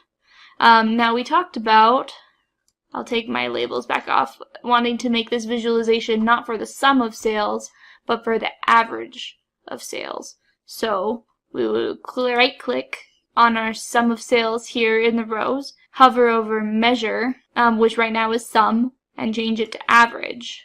And we have a different result here. So let's sort again, and we can see that the South region actually has the highest average of sales, which was not the case for the sum.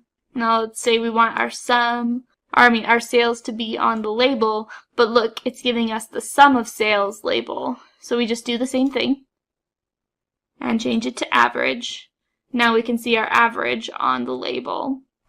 The label has some interesting options, like you can format this, and we could say maybe we want it to be all of them to be blue, and that happens right there.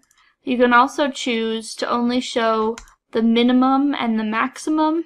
This becomes handy on a line chart where you don't want all marks labeled because it gets very messy, but you want the tallest and the shortest part to be labeled. And maybe you just want the tallest, so we'll click Label Minimum Value and remove that checkbox, and now we just have the tallest value there. And one card that we haven't used yet is the filters card. So we could allow people to look at this, but only certain regions. So what we can do is we can come over to region and right click on it and click Show Filter, and it will add it to that filters card. And now we can remove central from the mix and just look at those ones. You see, if we remove South, the new highest, East, now has the label, but if we put it back in, South will have the label again. If we don't want to have these filters, we can pull it off there, or if we wanted to filter out by country, we just have United States, so let's not filter by country, but we could pull in category, and we have these filters by category. If we select them all, they'll all be there.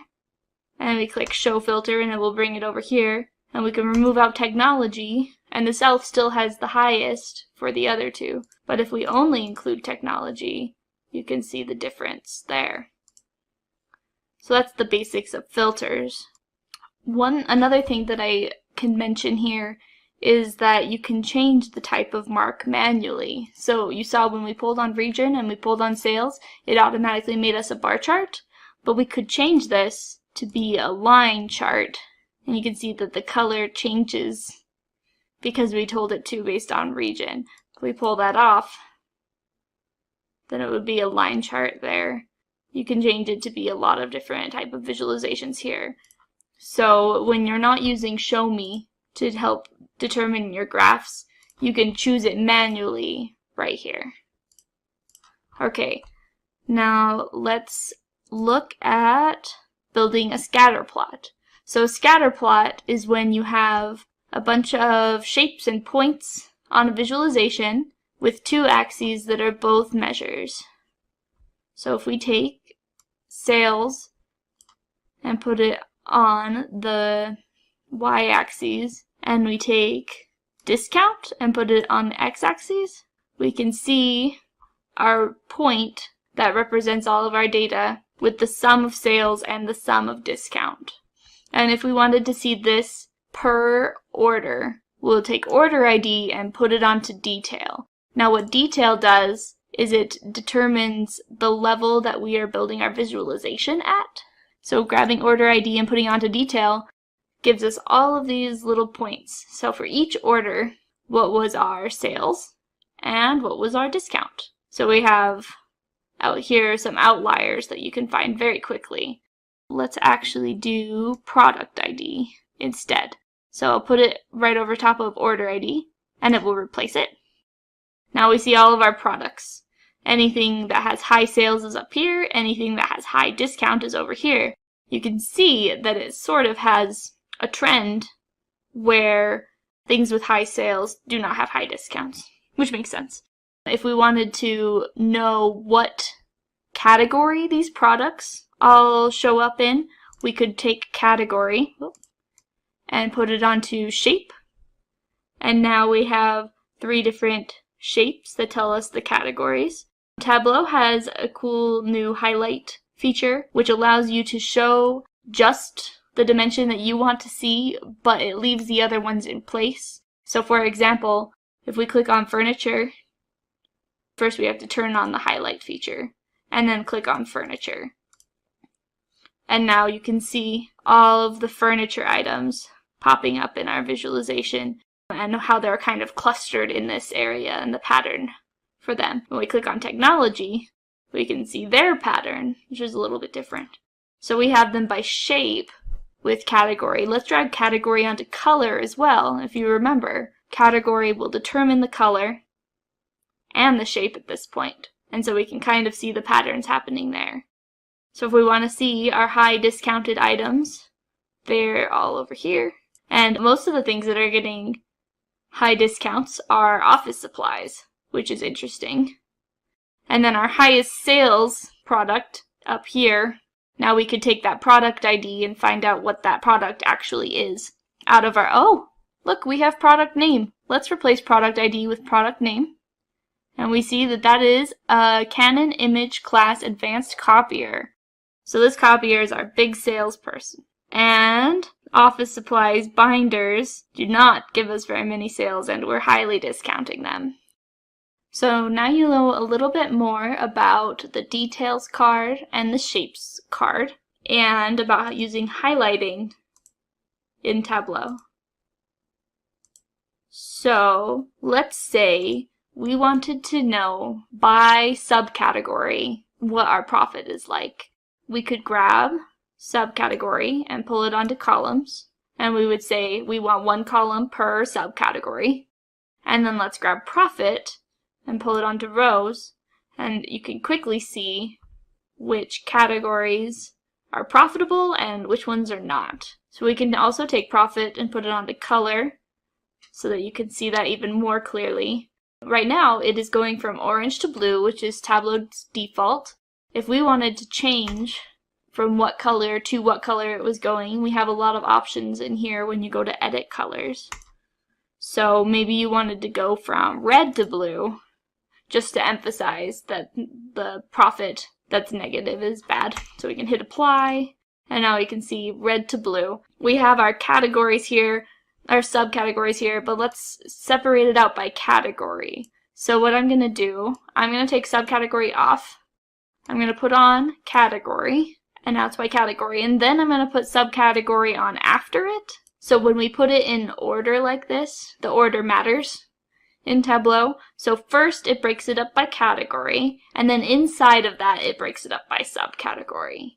So furniture's all here, and then there's our subcategories under furniture. If we were to move subcategory to the front, it really doesn't group it appropriately, because first it's breaking it up by subcategory and then by category, and that's not effective. We end up with furniture, furniture, furniture, furniture spread out across our visualization. So again, let's put category to the front. And now we have our profit by category by subcategory. And we can click sort subcategory descending by profit. And now what it does is within the highest group, within each group, it then sorts it by profit. So you can tell it's not going to break this group apart to move tables to the very end. It's going to keep tables inside of furniture. And then it doesn't move furniture to the very end either. So what we have here is a quick view by category by subcategory how we're doing on profit. We can see that tables is our biggest drain on profit. And so if we wanted to improve the profitability of furniture, maybe we would not sell tables anymore. It's just not working out for us. Another thing about this visualization that we could do to improve it is you can see that there's some of these words are getting cut off. So we could right click on this axis and click rotate label. And now you can read the whole word. And so that's helpful. Also up here we have our title, which right now is the same name as our sheet. So if we rename the sheet to profit by subcategory, then it names the title up here. So this is making it look a little bit better. And then here we have profit, and it shows it, but without any like dollar signs. So let's come up here to profit and click format, and you can see that we can format the sum of profit to be currency. And we can do it currency by the thousands, and we can get rid of these decimal places. And now you can see it's just a little bit nicer, a little bit more clear. Maybe we don't have to have the label here that says category / subcategory. So we can hide field labels for columns, because it's pretty clear that these are categories and these are subcategories. So those are some formatting tips for you. Formatting in Tableau is one of those things where there are just a lot of different ways you could change things. So in more in-depth videos, especially from Simplilearn, you'll learn more and more about this.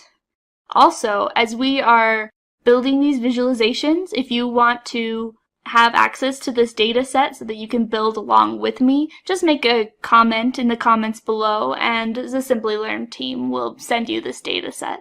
Now we're going to take a look at creating a hierarchy in Tableau.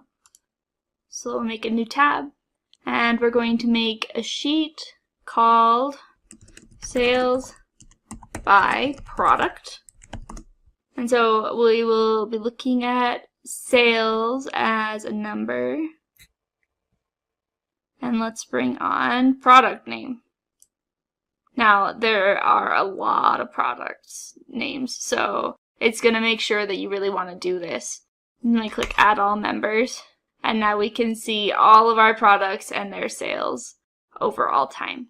So if we sort this, we can see our highest selling item, which we discovered earlier as the advanced copier. And we scroll down to the bottom, our lowest selling items. So we have our products, and we can group that by subcategory. And you can see I need to put it in the front again. And by category. Alright, I'm going to take product name back off, and we're going to talk about hierarchies. So, a product rolls up into a subcategory, which rolls up into a category. You can create a hierarchy by, let's start with subcategory and dragging it onto category. And it's going to create a hierarchy. We'll call it our product hierarchy. And now it knows that category is the parent to subcategory. Let's do the same thing by grabbing the product name and putting it underneath subcategory. So now it knows category is the parent, then there's subcategory, and then there's product name. This allows you to, instead of pulling this off or putting it back on, you can bring category on, and then you can expand it by pressing this plus button.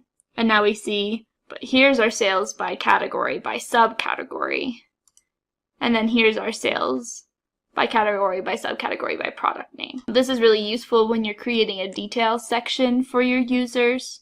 And so when somebody wants to know, let's say you have show filter for category and a filter for subcategory, show filter for subcategory, and they're looking at category here and they're just like, I see technology has the highest sales and I just want to see technology. So I'm going to unclick furniture and office supplies.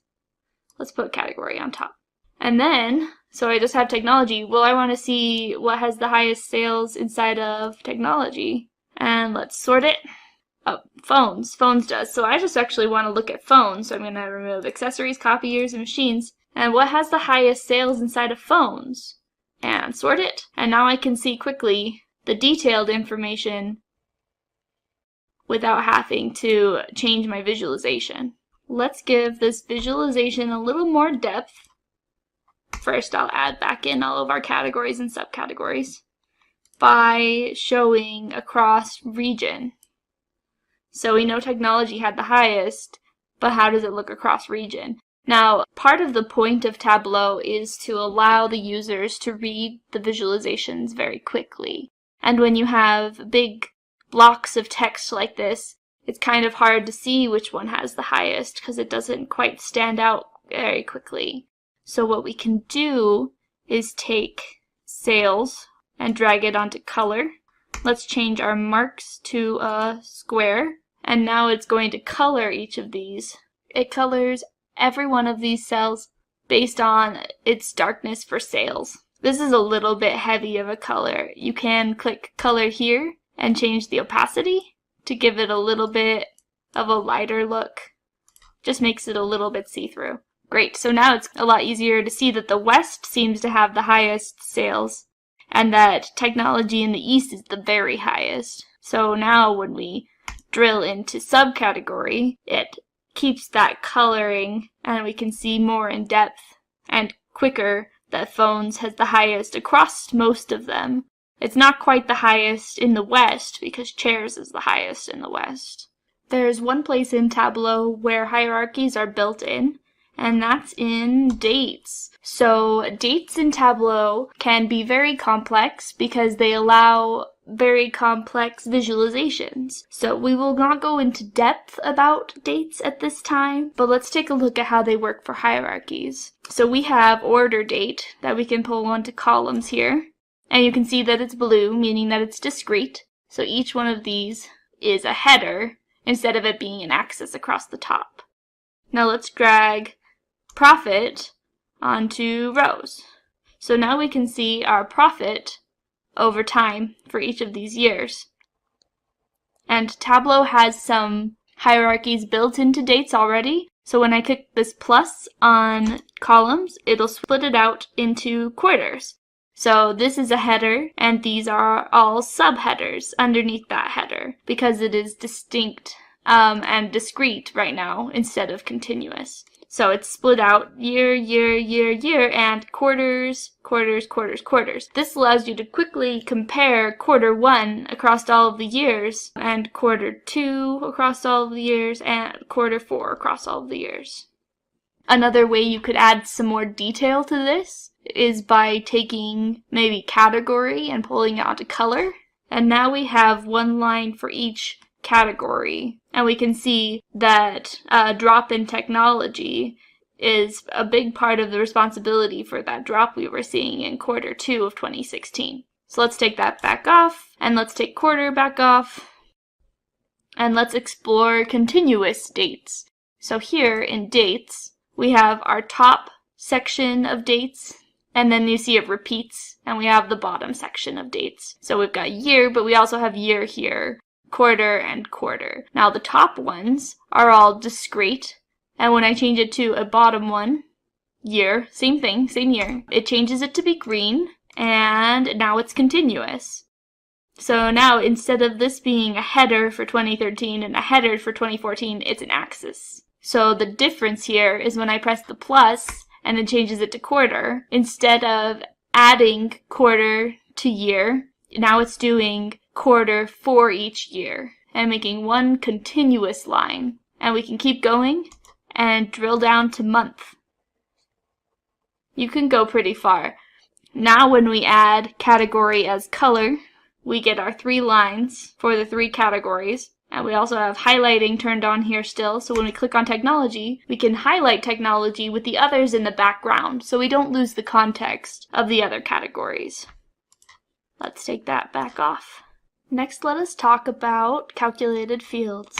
So we'll make a new sheet, and we're going to create our first calculated field. We can create a calculated field by clicking this arrow, which gives us some options, and clicking Create Calculated Field, or we can come and click in the white space below dimensions or below measures, and we right click and click Create Calculated Field. Let's name it Profit Ratio. So this is for if we wanted to create a visualization that showed the profit ratio, but we don't have that measure readily available to us. To bring in fields for our calculation, you can do it in one of 2 ways. One is to start typing it, and it will start auto-prompting you for the different measures or for different calculations or values you can use, or you can come and drag it in. So if we want profit and we want sales, if we do profit divided by sales, that is a profit ratio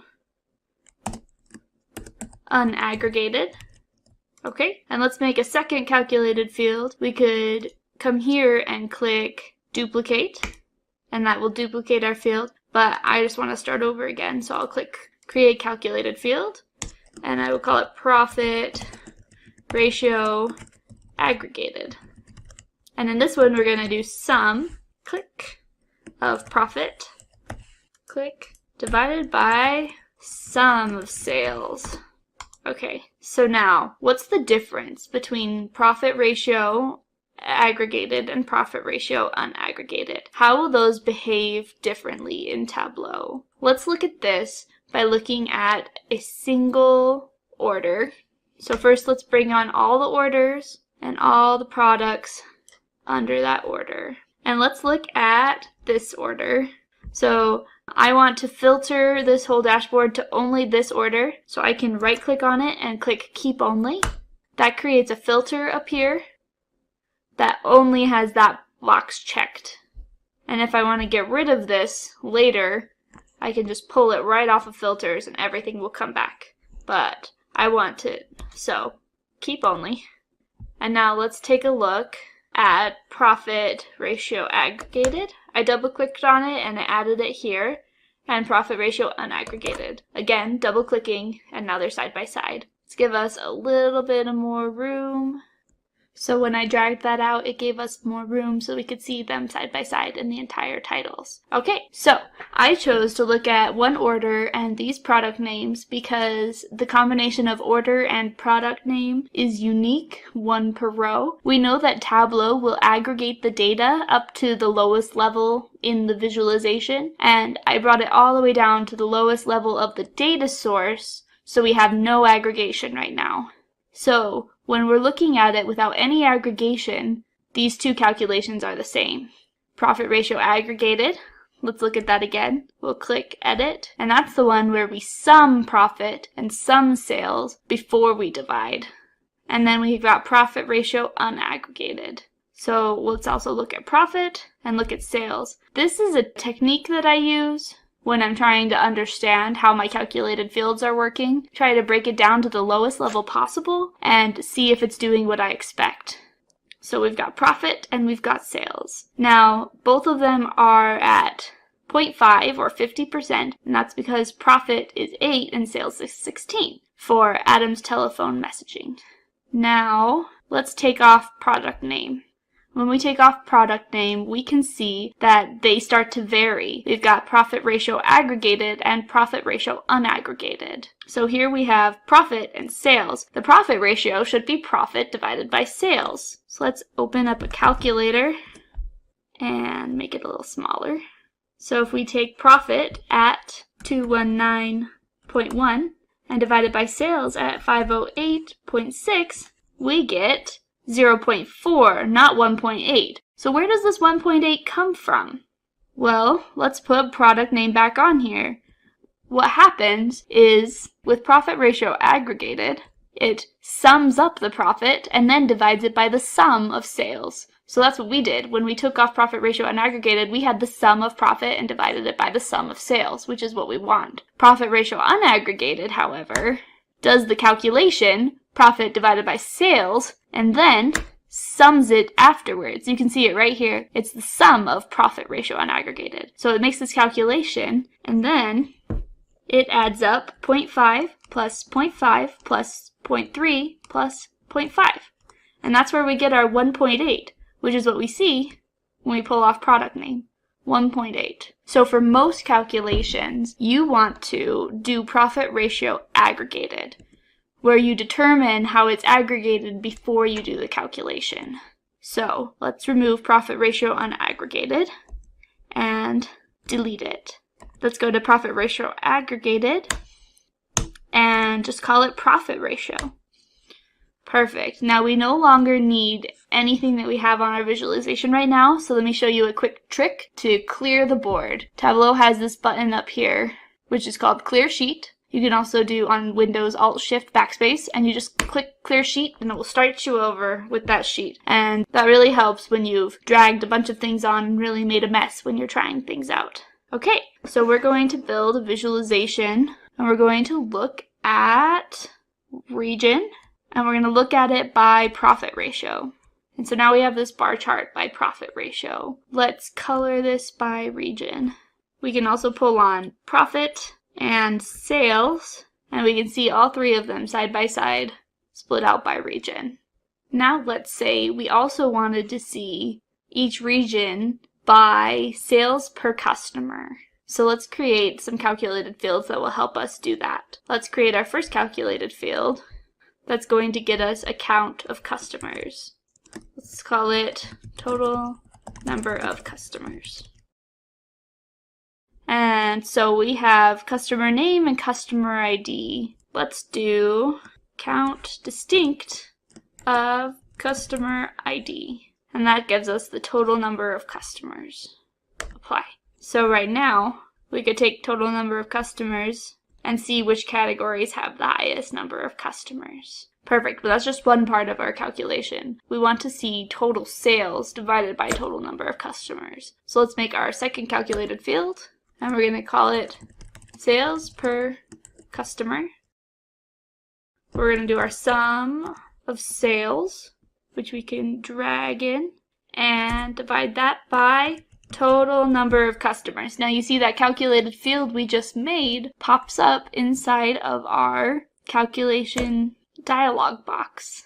And we hit apply, and it shows up, so we hit OK. And let's replace total number of customers with sales per customer. And now we can see our sales per customer ratio and which ones have the highest.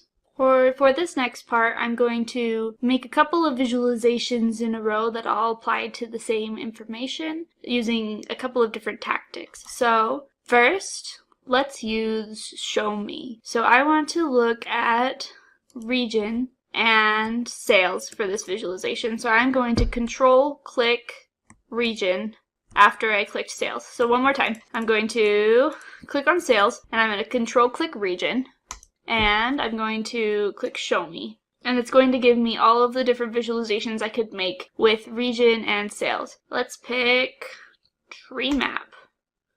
Great, so now we have a tree map that shows us our sales by region. And we have the size and the color of the box is both sales. So let's say we wanted the size to be sales, but the color to be profit. So let's grab profit and drag that onto sales. So now we can see our most profitable to our least profitable. let's edit our colors, and we're going to change it from red to blue diverging, red to blue. But let's go to advanced and make the center number 0. This means that it will never be red unless it's less than 0. So let's hit apply. So it's all blue, and if anything ever goes negative, then it will be red. Okay, let's call this sheet Sales Profit by Region. Perfect. Now we're going to start using our geographical fields. So we have state, city, country, and postal code. Let's double click on state and see what happens. Awesome. So it is generated these two fields. Tableau has generated longitude and latitude for us, and it's been able to recognize the states in the United States and where they're located and given it a longitude and latitude. So next we will look at sales by state by double clicking on sales, and what it's done was change the size of the dot based on sales. Now I think I'm going to move sales from size to color, and it has automatically changed it to a filled map instead of dots on a map. Perfect. So now we can see the states with the biggest amount of sales. Let's put it back onto size, and we have our circles again. Let's put sales onto size, not state onto size, and we have our circles again. But let's make them a little bit bigger. These two marks on the Tableau size line are to give you an idea of how big and how small you should go before it gets too difficult to see. So when we go bigger than the bigger line, it detects that you're getting close to having overlap. But it's up to you as the builder. Okay, so we have size for sales again, and for profit onto color again. So you can see anything that is more profitable is darker, and anything that is less profitable, or less than 0 in this case, is orange. Let's do what we did with color before. Change it to red, blue diverging, and set our center point to 0. Okay, so now we know that if anything is red, it was negative in profit.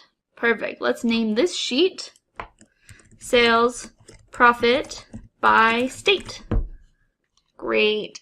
Now let's look at sales and profit by category. So we have category and we've made columns. So this is when we drag something to the columns shelf, just remember we want one column per category.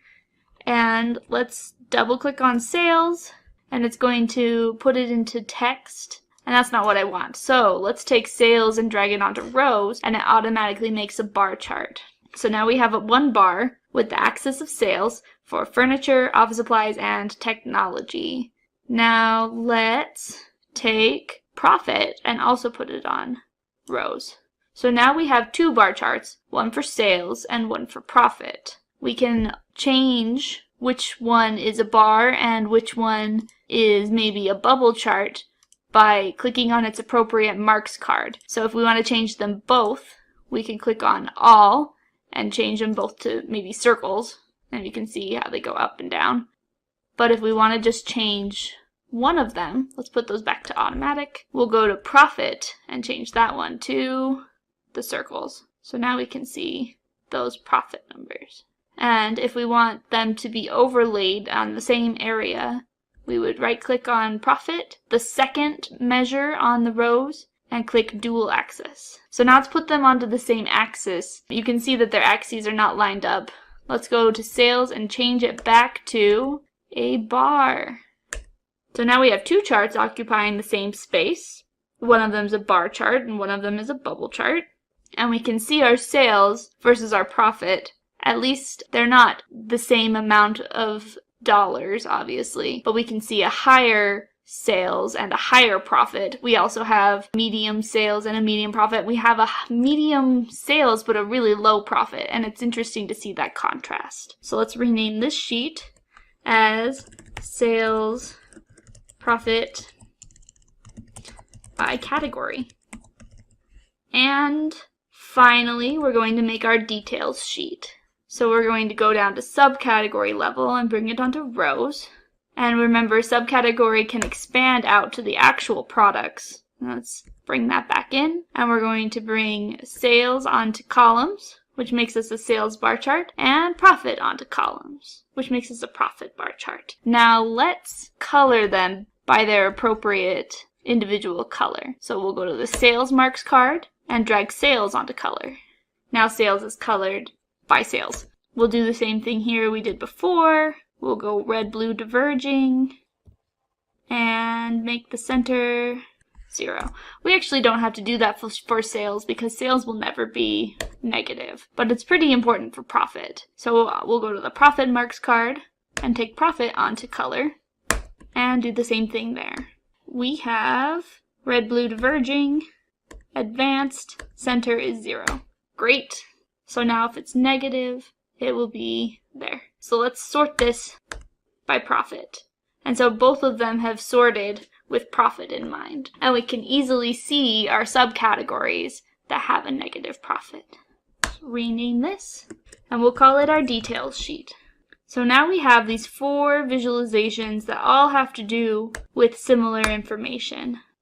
I think I want these bigger on the states, so we'll just keep making that bigger. Perfect. Now we're going to make our first dashboard. So for our dashboard, we have information over here that shows you what sheets you can bring on. These get a little bit more complex, so they'll be covered in more in-depth type of videos. And then we have our size. So we could make a range of sizes based on maybe what you're viewing this on. But we're just going to change it to a fixed size. And we're going to make it 1400 by 1000. And this is our dashboard size. So let's bring on sales profit by region, sales and profit by state. Now a map needs a little bit more horizontal space than region does. Let's bring sales and profit by category underneath the region and the detail underneath the state. Give our map more space again. Perfect. Now Tableau has this neat feature called Uses Filter. So you can click Uses Filter here, and now if I click on any of these, it will filter the other dashboards based on these features. So if I just want to look at the South, and I click on South, it zooms into all my South states. Now my categories have updated to be just the South ones, and my details have updated as well. So we could see that Central has pretty big sales, bigger than the South, but the profit is lower than the South. So we can click on Central and focus on Central. Let's use that Uses Filter on all 3 of these dashboards that lead us up to the detail. So building a quick dashboard like this, let's make this taller, would allow you to do some sort of analysis such as, let's take a look at Central because they have relatively high profits but low sales. So we click on Central and then we see, oh man, Texas is having a really hard time. So let's click on Texas, and now we're seeing in Texas that we have negative profit in these categories. So we can control click on furniture and office supplies, and we can see all of our products that are really just killing us in Texas, all of our subcategories. And if we want to go deeper into products, we'll just click that plus sign, and now we see all the products, and we'll sort again, and we can see all the products by subcategory that are really just killing us and are maybe not worthwhile to make anymore. So we're gonna have to reconsider making the 3.6 cubic foot counter height office refrigerator. At least for Texas, it's not very helpful there. And then when you back out of that subcategory section, you can also click somewhere neutral in the dashboard or click on each thing that you had selected to unselect it and go back to the main part of your visualization and start it all over again. Now let's move on and take a look on how to create parameters and sets. So new sheet, and let's make a quick visualization that will apply our parameters and our sets to. So let's take a look at all of our customers by their sales, and let's sort customer name descending by sales. Great. So now we're going to make a parameter that will allow the user of the dashboard to choose how many customers they want to see, how many of our top customers that they want to see. So let's click this down arrow and click Create Parameter. and we will name it top N customers. Great. We're going to make it an integer, and we're going to give them the option to choose the number of customers within a range. Our low is going to be 5, so we'll let them see 5 or up to 20, and we're going to let them skip with step size of 5. Let's start their current value right in the middle with 10. Okay, so now if you want to see how this parameter looks, you can come down to parameters. Before we only had dimensions and measures on the left side of our Tableau workspace, but now we have parameters that has appeared once we create a parameter. We can right click on that parameter and click Show Parameter Control, and we can see our top N customers. Right now our parameter control isn't built into any of our visualizations, but you can see how it works. We allowed them to go down to 5 and up to 20. With steps of 5. Great. Now we're going to create a set. A set is a custom field that defines a subset of data based on some conditions. So the set we're going to build is going to be based on customer name. So when you right click on customer name, you can come down and click Create, hover on Create, and create a set. So far, when we created a parameter and a calculated field, you clicked here with this down arrow, and you saw Create Calculated Field and Create Parameter, but it's not there. A set has to be based on an existing field, so you come and you click on the field you want it to be based on, and then hover on Create, and you see Set. So here's how we can create a set. Let's name it Top N Customers by Sales. So we're going to allow them to select the top N customers and have that select our top customers by sales. So we want this set to include anything that is in the top, however many they define by the parameter, by sales. So you can come over here to top and change it to by field. We want it to be top, but not just top static 10. We're going to click here and our parameter shows up. So it's going to be top N customers.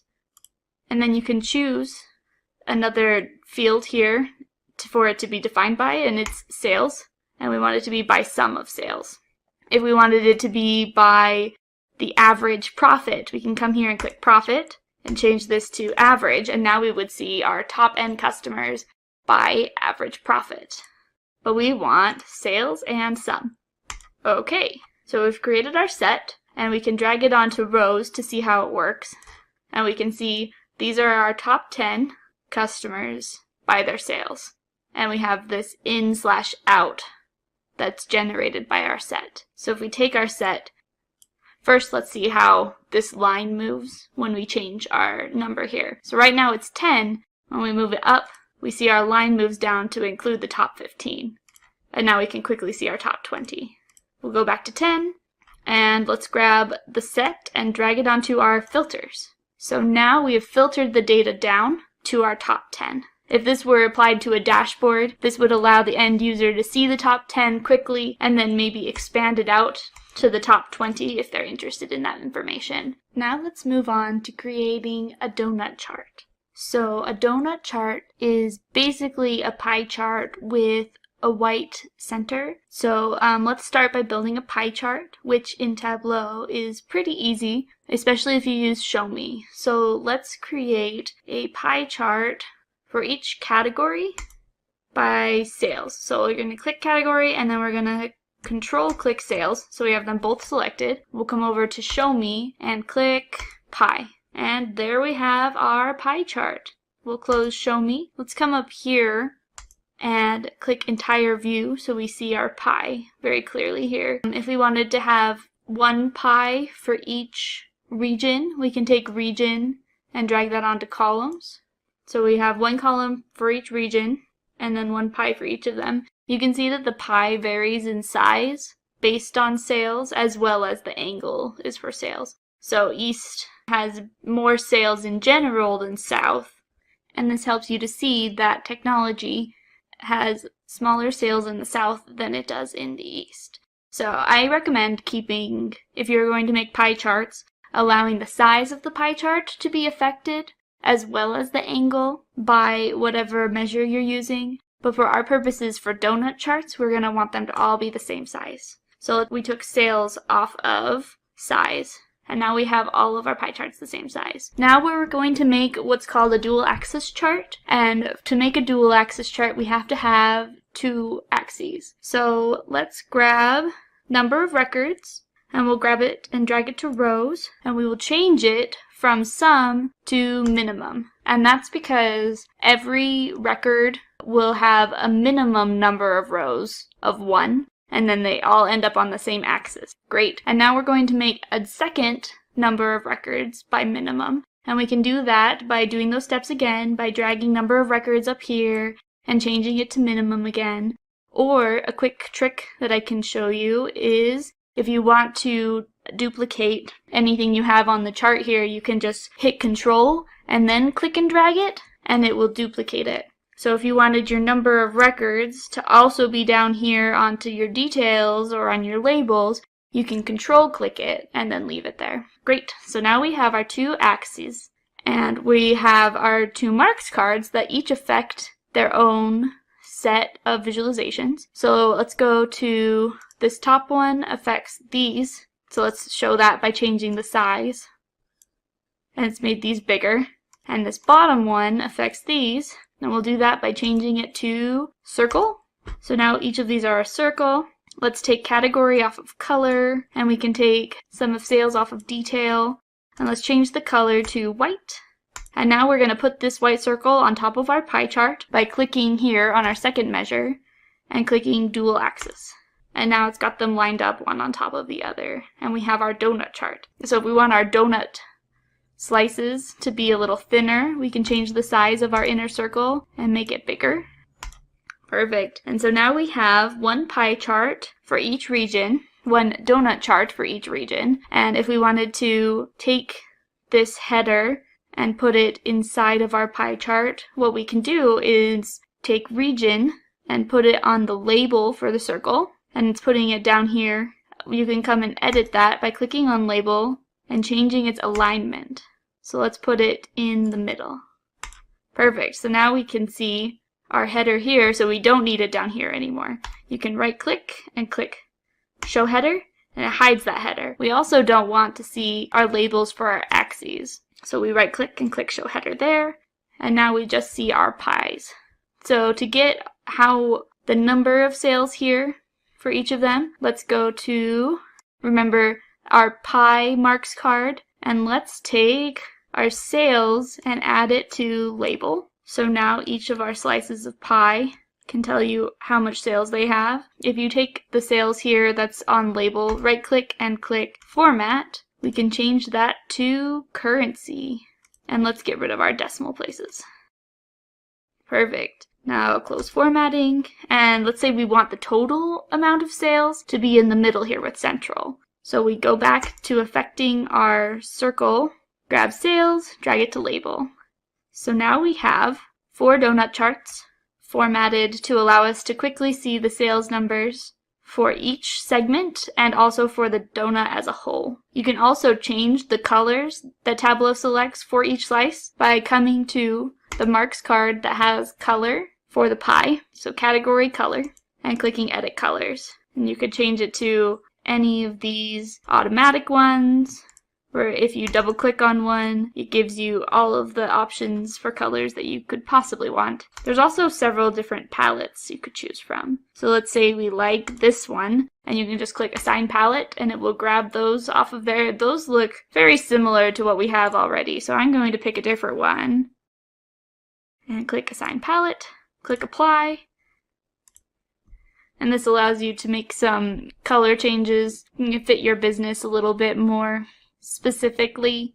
Perfect. And let's say we make our pies bigger. Increase that size, and we'll also increase the center size. Oh, not that much. Perfect. Now we'll use a similar technique to create the 2-dimensional pie chart. A 2-dimensional pie chart can be used so that you can show 2 pie charts at the same time, or a pie chart that's kind of split up by different categories. This has been available in some other tools, and Tableau can do it too. So let's just demonstrate that. We're going to start again by creating our generic category by sales. So we'll control click sales, we come over to show me and click pie, and it makes our pie for us. It remembers the colors that you have determined in other pages, so that's a nice feature. Again, let's make it entire view so we can see our pie nice and big. And now we're going to create our dual axis again. So we grab number of records, put it on rows, and see how it adds an axis, but each one of these categories has a different value for the number of records. However, they have the same minimum value for number of records, and it puts them all back onto the same spot. Great. And then we will control click and drag to make our two axes. And let's come to our top one and make it bigger. That affected both of them because we still have sales on size for both of them. So sales is affecting the size of the pie chart as well as the size of the angles. So let's take sales off of size for both of them and make the second pie chart a little smaller. Perfect. Now let's also affect our second pie chart by having the color defined by region instead of defined by sales. Let's talk about how I'm replacing it with region. So you could change the color by dragging region onto color, and that replaces it. Or let's go back and we can drag region right on top of the thing we're trying to replace, and it will replace it there. Great. So now we have the smaller circle that's going to go on top, split up by region with the angle defined by sales, and the category is on the top one with the angle defined by sales. Let's pick some nicer colors. Maybe we'll use the same palette we used for category.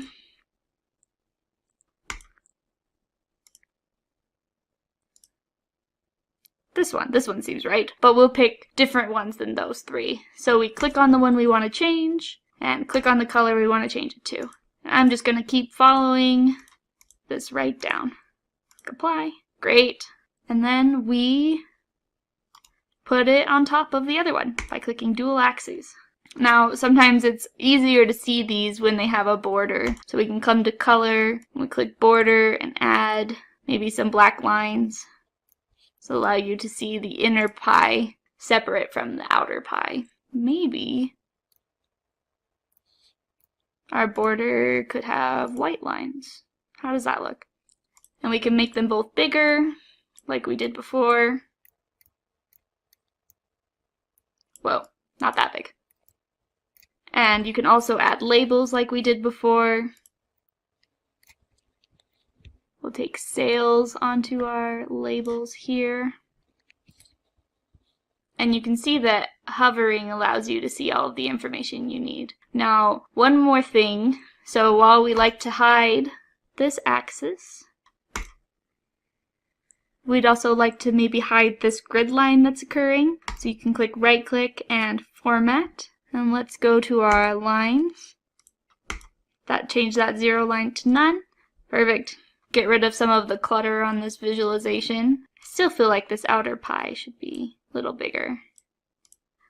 And we want to clean up our tooltip so it doesn't have min number of records in it. This piece should be 100% behind the scenes. So we can come to tooltip. Right as you click on it, it'll pop up with everything that's in your tooltip. And we're just going to erase min number of records. I erased too much. You need to leave your angle brackets. Okay. And now this piece of the pie no longer has that. The inner one, let's do that there too. Min number of records, remove that right out. And there you have it, a two-dimensional pie chart. And here are our donut charts. This demonstration goes to show you that even when Tableau doesn't have visualization you're looking for in their basic show me options, you can still get to it. So donut charts aren't included up here, and neither is a two-dimensional pie chart, but without too much extra work we can make it happen. These visualizations are a little bit more complex than your everyday visualizations, and so I recommend going through this tutorial with the dataset and following along. If you want access to the dataset, just comment below and the Simplilearn team will get back to you. Also, comment below with any questions you have. At this point in the presentation, we're going to put together some dashboards. So first, let's build our worksheets for this dashboard. We're going to build a worksheet called sales by year, which adds the name up here. And we're going to take our order date and drag it onto columns. And now we want this to be a continuous axis. So we're going to change it to our continuous year. And now we have an axis. And we're going to look at sales. So now we have our sales by year. If we want labels on each of these dots, we can drag sales onto labels. And if we want to have different color lines for each region, for example, we can drag region onto color. And that splits our lines up into the different regions and gives us a legend over here. Perfect. Now we're going to duplicate this sheet by right-clicking down here and clicking duplicate. Now we have sales by year 2. Let's rename it to profit by year. And then let's drag profit right over top of sum of sales so that it replaces it with profit. Now, it's been replaced with profit, and all of these different data points are here. However, it's still showing the title of sum of sales, and that can be very confusing. So always make sure that your labels are consistent with your data. So let's take profit and drag it over top of the labels as well. That's more consistent with our axis. So now we have sales by year, and we have profit by year. Let's do a couple of things to clean these up, like right-click here, go Format, and we'll change our numbers to Currency Custom. And now it's marked as dollars. One thing you can do in Tableau is, let's undo that. Since sales is going to be dollars pretty much everywhere we use it, we can define our default property for these numbers. So when we right-click on the measure here, you can go to default properties and you have the options to change the defaults for any of these things. And we're going to change our number format. Change it to Currency Custom, no decimal places, hit OK. And that also has updated this sheet. Now that only works on places where you haven't specifically defined it to be formatted differently. So we could still define it to be different here on this sheet than it is on any other sheet. Let's do the same thing for profit. Change our default properties to the same thing. Great, now let's build our dashboard. We're going to call this our overall dashboard. Change our size. This size is a personal preference of mine. I think it fits nicely on the laptops that I use and that is used by most of our customers. Now let's drag sales by year. Now watch what happens when I drag it on here. It brings sales by year, but it also brings the legend for the region that was created. The same thing should happen with profit by year. It's detected that the same legend is being used, so it didn't bring over a second legend. And we have highlighting turned on. Let's see if this works for both charts. We click on Central, and you see it highlights Central in both charts. That's great. So now we have a dashboard showing us profit by year and sales by year. But let's say we want to be able to filter this dashboard to just maybe one category. So let's go back to our sales by year sheet and let's drag category onto filters. And now it's going to let us select, we're going to select all and hit OK, and then right click on category and click show filter. So now it is over here, and we're going to do a similar thing on profit by year, but we'll do the shortcut where you come over here to category, you right click on it and you just click show filter, and it puts it here and it puts it here. So now we have a filter here for category and a filter here for category. And so when we go to overall, we can come to our drop down here, more options, hover over filters, and you can see category. Now here's an interesting thing that we'll see. Even though we have a category filter on both charts, when I take furniture out, you can see only sales by year changed. And profit by year stayed the same. Now why would that be? That's because we have two different filters for category, one on the sales worksheet and one on the profit by year worksheet. I'll show that by clicking here, going to filters, and grab category. Now we have category that will affect profit by year and not sales by year. That's not what we want. We want one filter to affect them both. So let's back it up a bit. Take these back off. Let's go to profit by year, and we're going to take off category. Let's go to sales by year, and we're going to say we want this same filter to affect both worksheets. So we're going to right click here, hover over apply to worksheets, and click selected worksheets. Now we select sales by year is selected, and we select profit by year. Okay, so when we go to the profit by year sheet, you can see that it now has category on there. Let's go to overall, let's come here, filters, category, and now we have a filter that affects both worksheets. There we go. Let's format this filter a little bit. We'll come to more options, and we're going to select, we want them to be able to select multiple values still, but let's do it in a drop down. So now you still have those options, but it is a little bit more compact. Let's do a couple more filters. So we can do by category, let them filter out regions. Let's do it the shorter way. Right click, show filter, there it is. Apply to worksheets, selected worksheets, both of these. Okay, dashboard, filters, and by region. Multiple values drop down, and let's let them change their time selection. So this one's a little bit different. Since we've already determined that we wanted year and we wanted it to be continuous, filters for continuous fields are a little bit different than filters for these discrete fields. And that's because continuous fields are a range instead of just a list. So we don't list out a continuous field, we make a range for it. So we've already defined that we want it to be continuous year. And if I come over here and click on right click order date and click show filter, it's doing discrete year by default. So remove filter. If you drag order date onto filters, it lets you pick what you want it to look at. Let's come up here to year, that's already marked as continuous, and click show filter. And now it is year, but it's based on a range, and we have this slider. And you can see how that slider affects our visualization.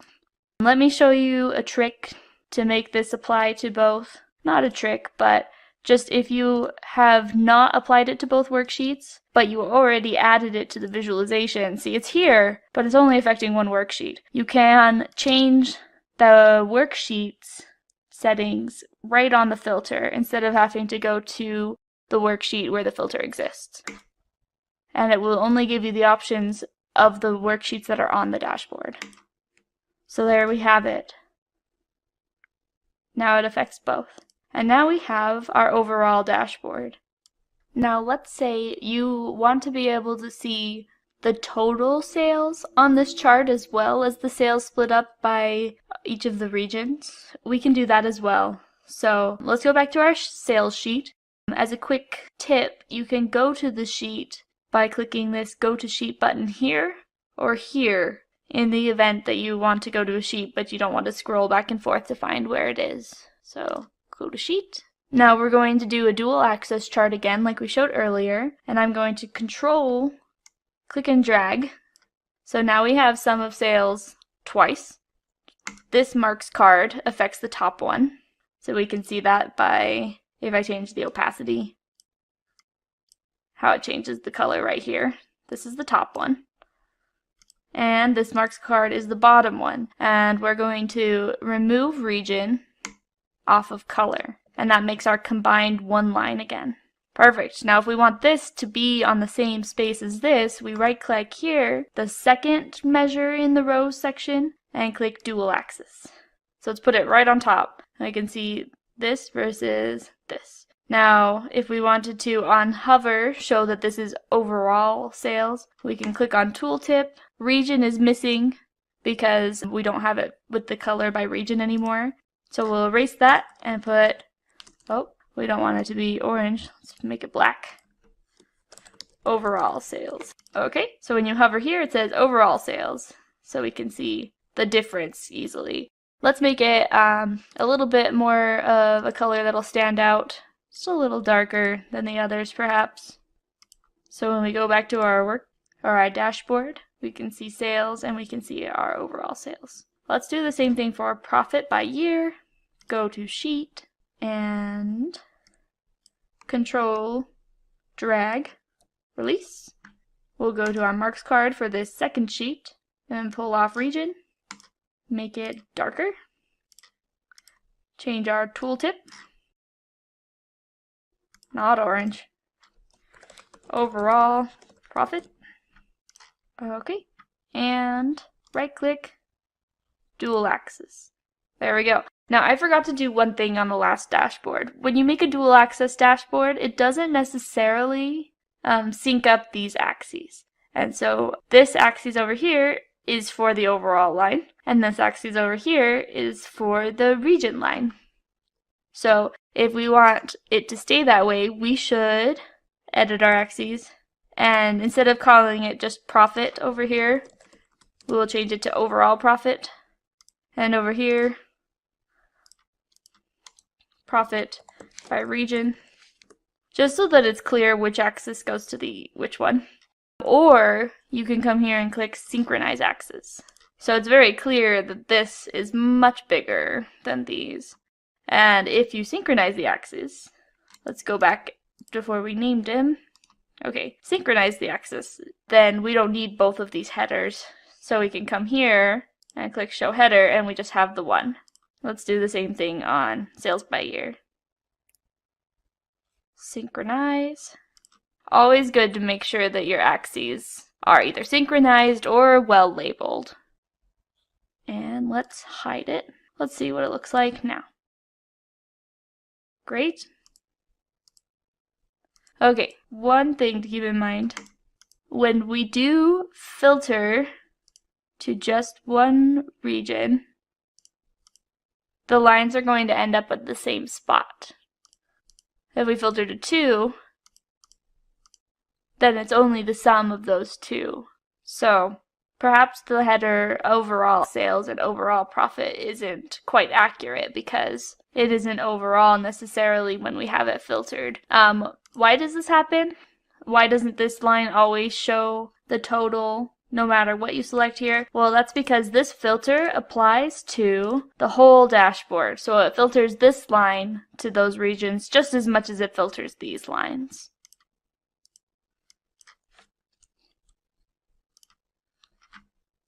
So I'm going to remove out that tooltip line because it could be a little misleading. Let's continue on and make a dashboard that digs a little bit more into sales specifically. Great, so we'll make our first sheet. We'll call it sales by region. And we're going to make another pie chart. So let's do it using show me. We'll click on region. And then we will control click on sales, open up show me, click pie. Let's close it again.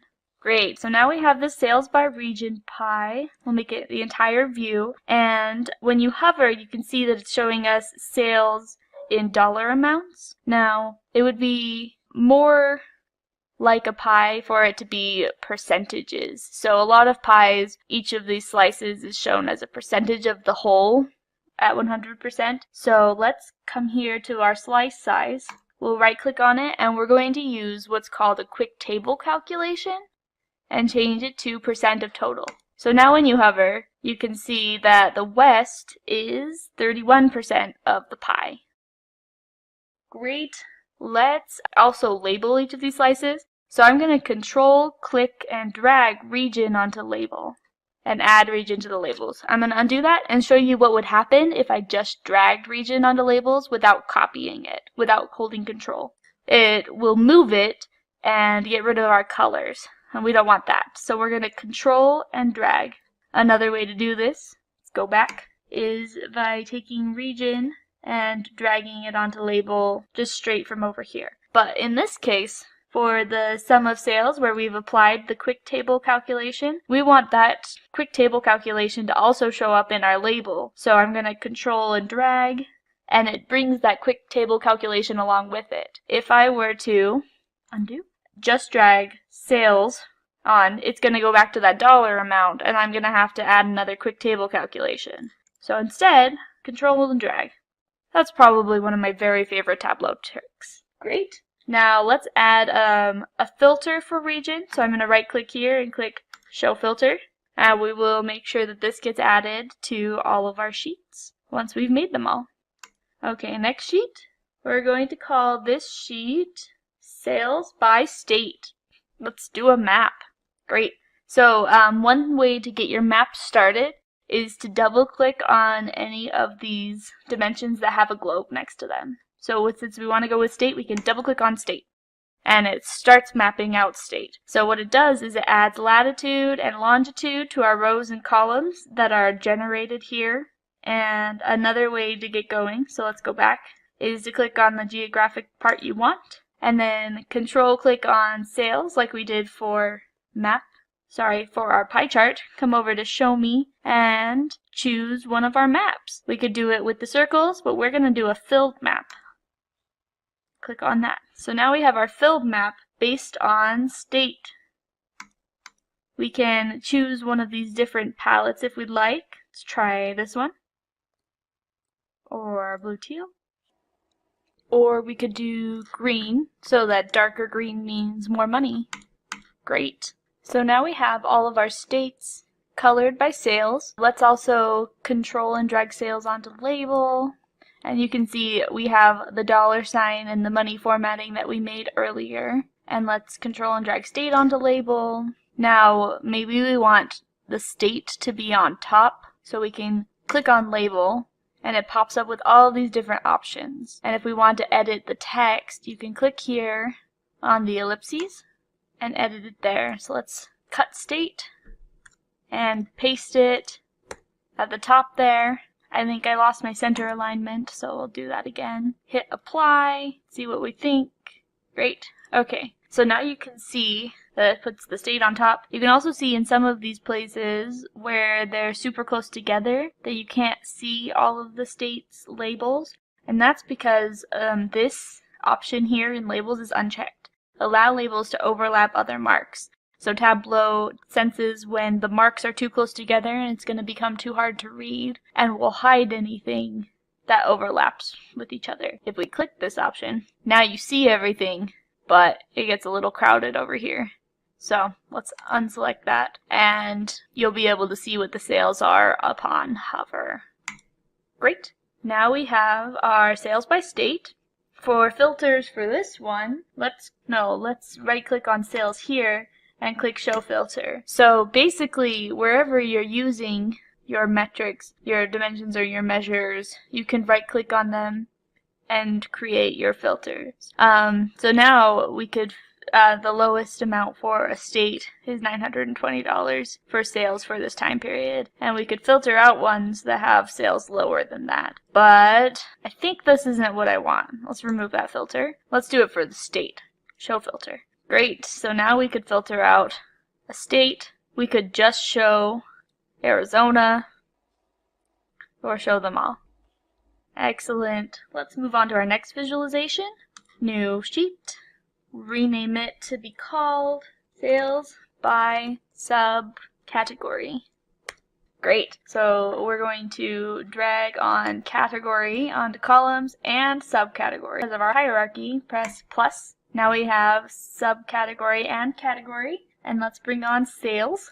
It's defaulting to this bar chart, which is perfect. That's what I want. And now we could color it by subcategory.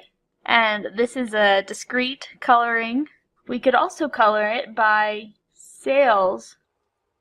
And this is a continuous coloring. So the darkest corresponds with the height. Now we don't need to do this. There is already an indicator of who has the most sales, and that's based on the bar height. So if we wanted to color it by subcategory, then each one of them gets their own color. We could color it by category to add to the distinction between the different categories. So that's very clear where they start and stop.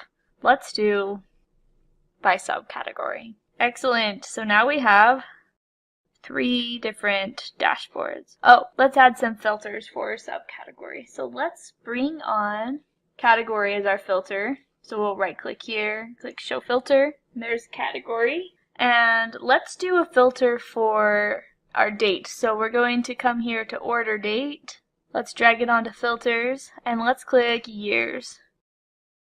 Now these are all the years options. We'll click all and hit OK. Right click here and click show filter. So now instead of doing a range where we could drag that line, now we have discrete filter, and so we can check and uncheck boxes to choose what years we want to see. Awesome, let's start with our dashboard. Let's call this dashboard our sales dashboard and change our size. If you have any questions about different sizes, what's available here, be sure to ask that in the comments below. And let's start with pulling on our sales by region. So last time we pulled on a chart, we saw that it added the legend for us. But this time you can see it added both the legends and the filter. So last time we created the filters after we built the dashboard, but this time you can see that the filter gets brought in when we brought in the dashboard. Let's do our sales by state, side by side here, and let's do sales by subcategory underneath. So I dragged it. You can see how I pull it towards the bottom of the dashboard and it kind of fills in the space where it's going to be and then brings it in. So now it's brought in all our filters and all of our legends. It defaults to putting the filters and legends over here. We're going to click select layout container. It's going to select what they're all inside of. And we're going to make it take up this whole side, but it doesn't need that much space. So you can see in Tableau there's a lot of dragging, there's a lot of dropping, and a lot of resizing to get things the way you want them to be. Give our map more room. And we have a mixture over here of legends and filters. Let's move our legends out of there. So we can grab this legend and come and put it on this side. And this legend, come and put it over here. So that we're getting a little bit more near the visualizations they belong to. This legend goes up here with this one. I'm going to actually click here and change it from a tiled, so right here it says tiled object, to a floating object. That lets it sit on top of a visualization. I'm going to put it on top of this visualization right up here.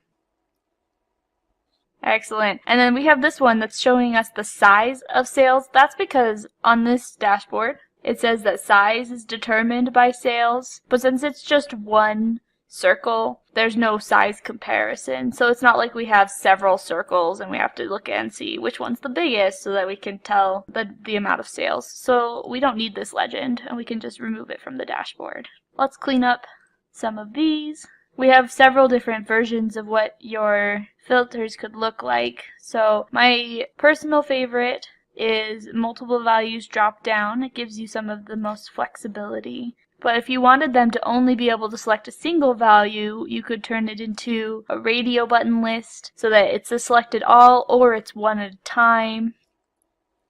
You could also do a drop down or a slider and make that happen. A slider is a little bit different from a range. On a range, you can see that we could edit either side and it's picking everything in between. But with discrete values, if you say everything in between, it doesn't make a lot of sense because what's everything between furniture and technology? We don't know that office supplies goes between those. There's no order. So let's do multiple value drop downs.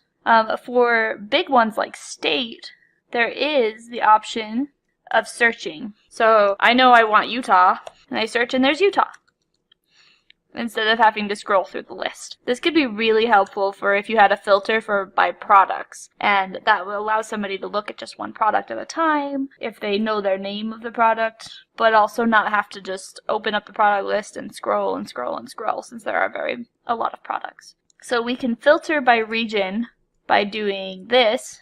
Oh, this is a great reminder. You saw that this did not change all the visualizations, and we have yet to apply these filters to all the worksheets. So let's do that right now. Apply to worksheets, selected worksheets, and we will click all on dashboard. Hit OK. We'll do this again.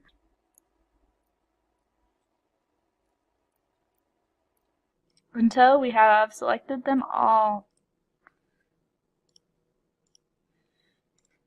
Great. So it's really nice you get to choose what worksheets you wanted to apply to, because in the event that you had maybe a total number up here at the top that you just wanted to stay the same all the time, no matter what they selected, you could make that happen by not selecting that worksheet to be changed by these filters. Okay, great. So we can change what region we're looking at by selecting Central here. And then we're just looking at Central throughout all the visualizations. I love looking at it on a map and seeing just one at a time. It just really makes the region name just stand out to you. But if we wanted to use this as our filter to filter the rest of the dashboards, we can click this Use as Filter button. And now when we click on Central here, it stays in context here, but the other two dashboards change. One thing you may notice is that Texas is not the darkest on this chart because of the scale. The scale goes up to 500,000 there. But then when we click on Central, the scale updates just for what's selected. So everything else is filtered out, and now the darkest of the dark is only $170,000. And Texas becomes the darkest on the visualization. There are some ways you can change that, but if you're wondering why do my colors look a little differently when I filter, that's why. Great. We could also click Use as Filter here. So if we just wanted to look at Texas, we click this. This updates to just Central. This updates to just Texas down here. And unselect by clicking on maybe another state, or when you click on the state again, it should unselect. And we could do the same thing here, or if we just want to look at one subcategory and say, oh, let me scroll down a bit, storage. Now everything updates to just storage. It's interesting. I wouldn't have known very quickly that there are some states that didn't have any storage sales, but now when we click on storage we can tell. I showed you before that you can control click and look at binders and storage, and it puts those two together. Also, in Tableau, you can drag, and we could select all of these. So we have art, binders, envelopes, fasteners, labels, paper, and storage. And none of those are getting sold here. I don't know what's up with Wyoming. Excellent. So now we have our sales dashboard. And let's get started on our next one. Our next dashboard is going to be the profit version of this dashboard. So some of these visualizations we can use again. So let's go to Sales by Region. Right click and click Duplicate. Rename it to Profit by Region. Now you have to be careful whenever you go to reuse a visualization, because like I mentioned before, you got to make sure everywhere that sales is used, you have to replace it with profit. I'm also going to drag this sheet to be more at the end here after the sales dashboard, just to keep them separate so that we have the sheets that lead up to overall, then the sheets that lead up to sales, and then we'll have the sheets that lead up to profit. Great. So we'll grab profit and drag it onto angle size, and that updates the angle size. Drag it onto the size of the circle. Shouldn't make a difference since we only have one circle, and onto the text. Now when I dragged it on, it didn't do the percent of total anymore, so let's change that to the quick table calculation of percent of total for there and for the label. Percent of total. There we go. Now we have our percent of total again by region. Okay, here's another thing. Since we duplicated that filter, it's going to be using that exact same filter.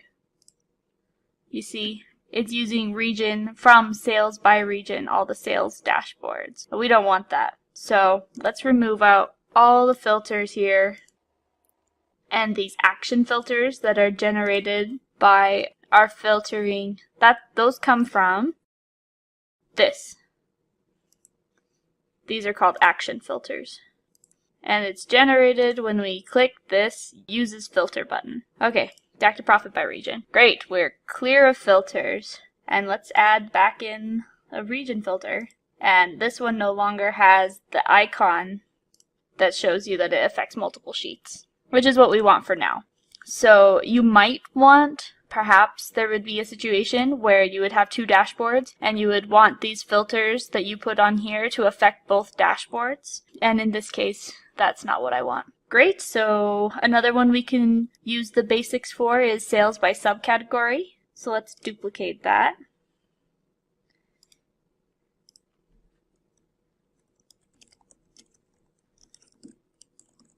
Great. Profit by subcategory already exists. We made this earlier. Tableau will not allow you to make a worksheet that has the same name as another worksheet. You can call it number 1, or since it does put the title up here, you can put an extra space at the end, or it does detect that space. It counts it as a different title even though it's the same title just with a space. That does cause some issues. So like when we're looking here and we're saying, oh, profit by subcategory, I want that. Oh, this is when we made it. But you don't want this one, you want this one, and it gets a little confusing. The nice thing is when you're dragging things onto your dashboard, when you hover, you should get a little picture here of what dashboard, what visualization you're looking at. And it really helps you to make your decisions and not just have to do it by name. If you're a little bit disorganized and you have all of these called sheet 5, sheet 7, you won't know exactly what that is right away. So that little preview is very helpful.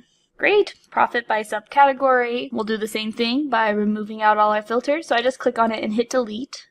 You can also control click and then hit delete, or you can drag them off into a space that's not the visualization space. Great. And we only have sum of sales right there, so we'll change that to profit. And we have some negative profits there. We'll keep the colors the same for consistency between the two dashboards. And let's bring on category as a filter. Okay, show filter, there we are. And let's do our order date filter right now. Order date, we'll do years, okay, all the years. So it gives you this option here because it assumes that you're making a filter because you want this dashboard to just be filtered to your selection. You can do that. You can make a filter that isn't exposed to the end user. So let's say you were making a big dashboard and it was just focused on furniture, and you don't want them to be able to select a different category because of your analysis. You can make that happen. You can just click furniture and not show this by clicking hide card here. But in this case, we want to be able to make this interactive in a lot of different ways. Great, profit by subcategory exists. Now, instead of our map, we're going to make an area chart. So I'll rename this and call it profit over time by category. So we're going to bring on our order date into columns, and it goes to our discrete value. Let's change it to our continuous value so we get the axis. Let's grab our profit onto rows and it makes us a line chart. We're going to change that to an area chart. An area chart is nice because when you split it up by category, by dragging category onto color, you can now see what category is responsible for how much profit, like you do with a line chart. However, its area is what defines that, so you can see that area over time and do comparisons. And also, it stacks them on top of each other so that you can tell that for 2013 our profit was around $50,000 really quickly. Otherwise, we have to add that line, this line here, and it makes these lines smaller and lower, more difficult to see. So, back to our profit over time by category. So that's some of the benefits of having an area chart. And if we wanted to go a little more detailed than year, you can hit this plus. And now we have over quarter. We have some negative profits. That's interesting. But let's go back to over the year. Great. And for this one, we're going to make one more pie chart. So we could start from scratch, or we could duplicate our profit by region pie chart, which I'm going to do. We're going to do this for the comparison between a pie chart and an area chart. So it's going to be profit by category, but not over time. So right now it's profit by region. Let's drag category right on top of colors there. And now it's split up. It's having some trouble because it's splitting it by category, but because we brought region onto text, it's also splitting it by region. So we have region, region, region, region inside of this category, and we don't want that. So we're going to drag category right on top of region here as well. And now it's just the 3 segments. So whatever you have in this marks card, unless it's on tooltips, will affect your level of detail in the visualization here. When it's on tooltips, sometimes it won't change the level of detail, but it could have an effect on, so if we brought, let's do this right now. So right now the level of detail of this chart does not go to the category by region like it did before. You can bring it onto detail here, and it won't affect color and it won't affect labels, but it will change the detail, and you see how it splits it out again. This is what it would look like if it's by region, by category, and you have much more slices to this pie. We'll go back. But if we take region and put it onto tooltip, it's not at a low enough level for that tooltip to make any sense, so it's going to put that star. You see region is star. That's because this section of the pie covers multiple regions. If we filtered the region to just central, now it populates. So there are sometimes benefits to having it in there, even when at all levels it doesn't make any sense, but we won't leave it there. Excellent. So you can see how the color is what determines, is a big part of what determines how many slices you get. The level of detail for the whole chart is a big factor as well on how many slices you get. Great. Profit by region, profit by category, by subcategory, and by profit over time. And we have our category filter. We don't have our subcategory filter yet. We grabbed category, but let's right click on subcategory and click show filter. There we go. Now we have a filter for category and subcategory. Here's our region one. We have region in 2 places and we don't want that. We want it to apply to all of them. We'll do that when we get to the dashboard. And we have category, year of order, date, and subcategory. Great, those are all the filters I wanted. So let's build our dashboard. We'll call this our profit dashboard once I get it set to the size I want. Profit. We'll start with profit by region. And we'll have our profit by category over time next to it. Great. We'll give that some different space. Have this at the bottom, have this underneath there. Now it's bunched all these up next to it, so let's again drag it over to the side. It's always good to pay attention to the highlighted section, and it gives you kind of an idea. Oh, you see, I accidentally dragged an individual filter instead of this whole section. So when I grabbed this, I didn't grab all of these. So if you want to grab all of these and they happen to be inside the same section, you can come and click select a layout container. And now I'm grabbing all of them. There we go. We'll do the same thing as before. You know what? I'm going to make these floating, because then it kind of sits inside of that same area.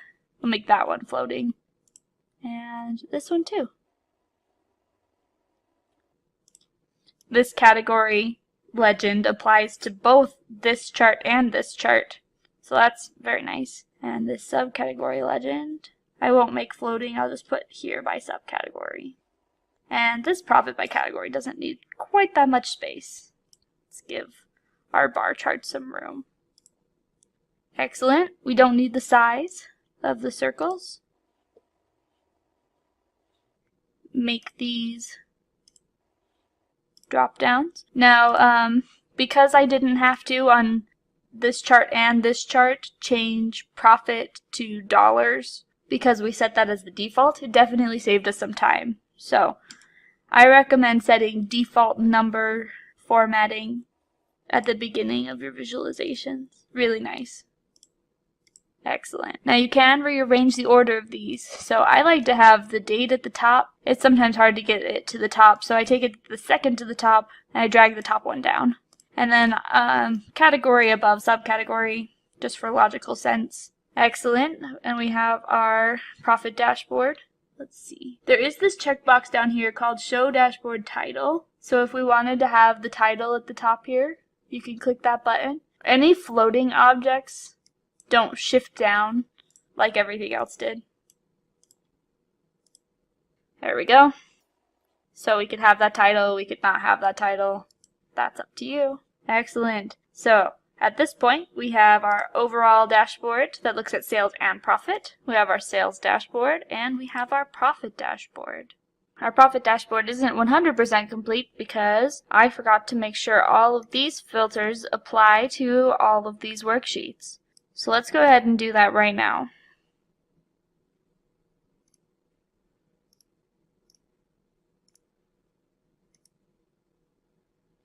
Apply to worksheets, selected worksheets, all on dashboard.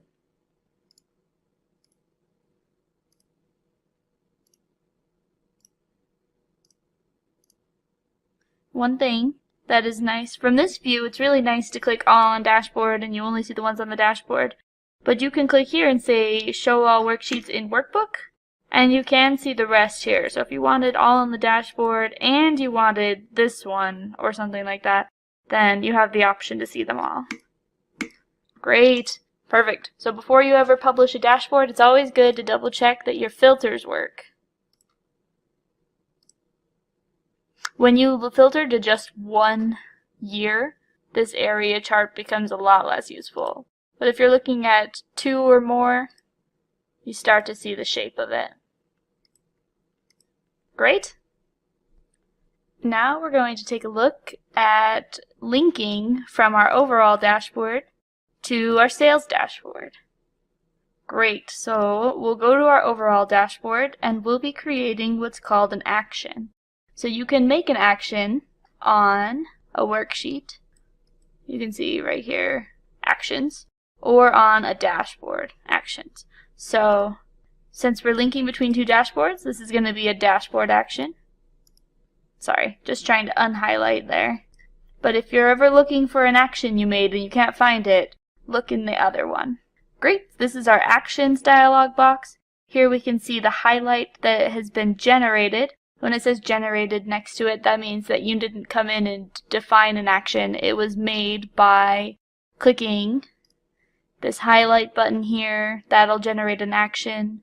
Or when we look on our sales dashboard, we clicked on this uses filter button. So we should have several actions here that were all generated. We have a couple different kinds of actions when you go to make an action. There's a filter action that we see when we click use as filter, a highlight action that we can see from here in region, and a go to URL action that we haven't used. If you have any questions about go to URL, please post them in the comments below.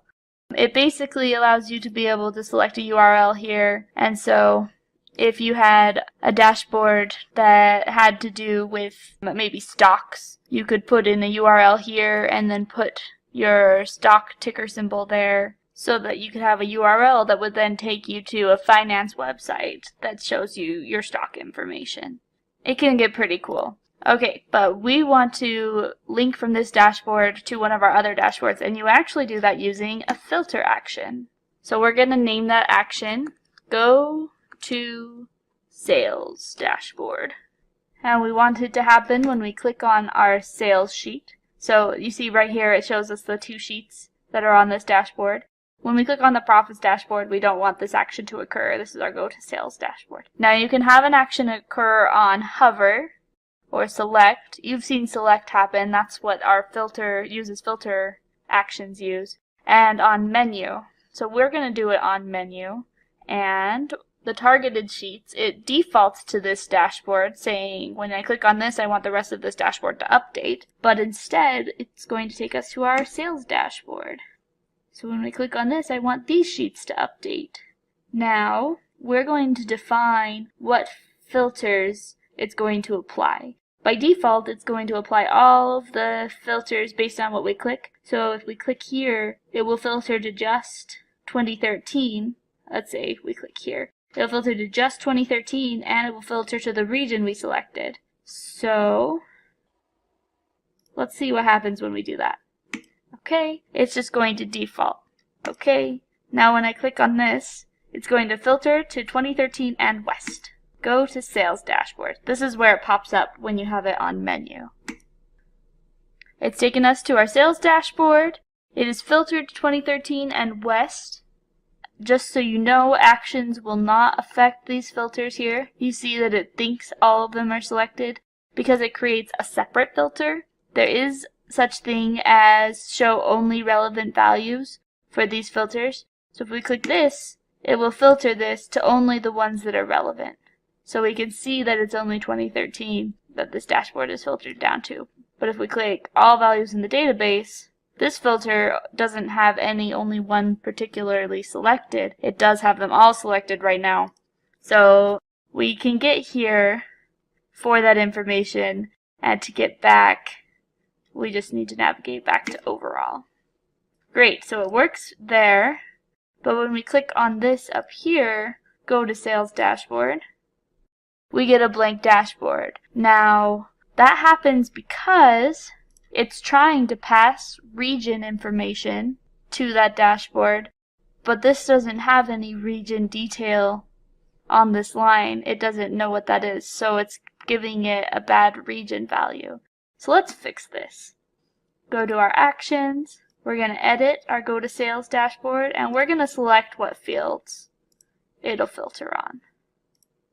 We will filter on our order date, year, and let me go back to that. We clicked order date, year, and it goes to the target data source. Sometimes your target data source will be a different data source than the one that you are using for your source data source. Now, that gets a little bit complicated. Right now, we're just using one data source, so that's not something you need to worry about in a simple visualization like this. Okay, and we're going to add one more. We're going to add region, and it automatically selects region over here, but you could select it yourself. Well, let's see what happens here. Okay, if one dashboard has region in it and the other dashboard doesn't have region in it or doesn't allow you to filter by region, then sometimes you'll get an error here that will say it's missing out of your target dashboards. So we don't have any errors, so let's see what happens. So we go to click here, go to Sales Dashboard. What if we take out region, remove region, and we're just doing it based on year? Okay. Click here, go to Sales Dashboard, and there everything is. So now it will filter to the year that you selected, so this is all 2013, but it will not filter to the region you selected. So even when we come here and we select West, it takes you to the dashboard, but it doesn't filter it to West. You have to do that yourself. So now we have links from sales to sales. Let's make one for profit to profit. Go to Sales Dashboard, add action, filter. We're going to call this Go to Profit Dashboard. And we're only going to come from the profit table to make this happen. Let's go to profit and let's select our fields. We're going to do the same thing where it's only going to filter it to the year. Now you can see, I started to type in. I didn't show you this before, but you can search text. So I started typing in year, and it shows you that under order date, you have all these different options. In this dashboard right now, if you remember, we're using the continuous one that is marked by the little calendar. So it knows it's a calendar date instead of just treating it like a discrete field. Okay. Excellent. Go to Profit Dashboard. And there we go. This visualization, like we said, when it's filtered to just 1 year, isn't quite as useful. But one thing you can do is for West here, we can select both years. I'm going to do it by control clicking. Click, click, go to Profit Dashboard. And now we've got 2015 and 2016. So that's how you do linking between the two dashboards. If you wanted to be able to include region as well, you could put a note in the tooltip for this, that this doesn't work for region, linking from this area doesn't work, or perhaps you could not have this total line on the same visualization. You could have a separate visualization that shows the total, or an area chart instead, and that will let you not have this problem of go to sales dashboard not linking appropriately. So now we're going to create our final dashboard, our segment dashboard, and it's going to use a parameter in it. So we'll get to take a look at parameters on dashboards.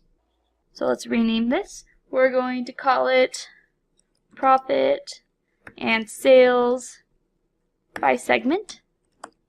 You don't have to name all of your dashboards a description of what they are, but it makes it really nice and easy. And it automatically puts it up here, but if you wanted to change this, you can just come in here and name this whatever you like.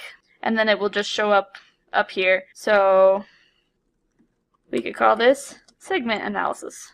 Click apply or OK, and there it goes. That means this and this does not have to be the same.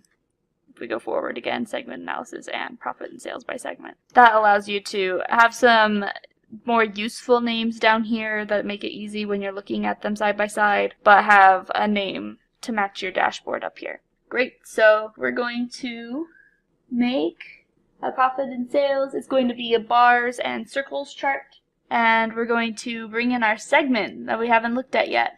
Consumer, corporate, and home office. And then we're going to look at it segment, and we're going to make a matrix with category. And we get to fill in this space with our visualizations. So we're going to do sales, and it's going to make these bar charts. So we can see for technology, by consumer, by corporate, by home office. And that is a matrix of bar charts. But we also want to be able to see profit.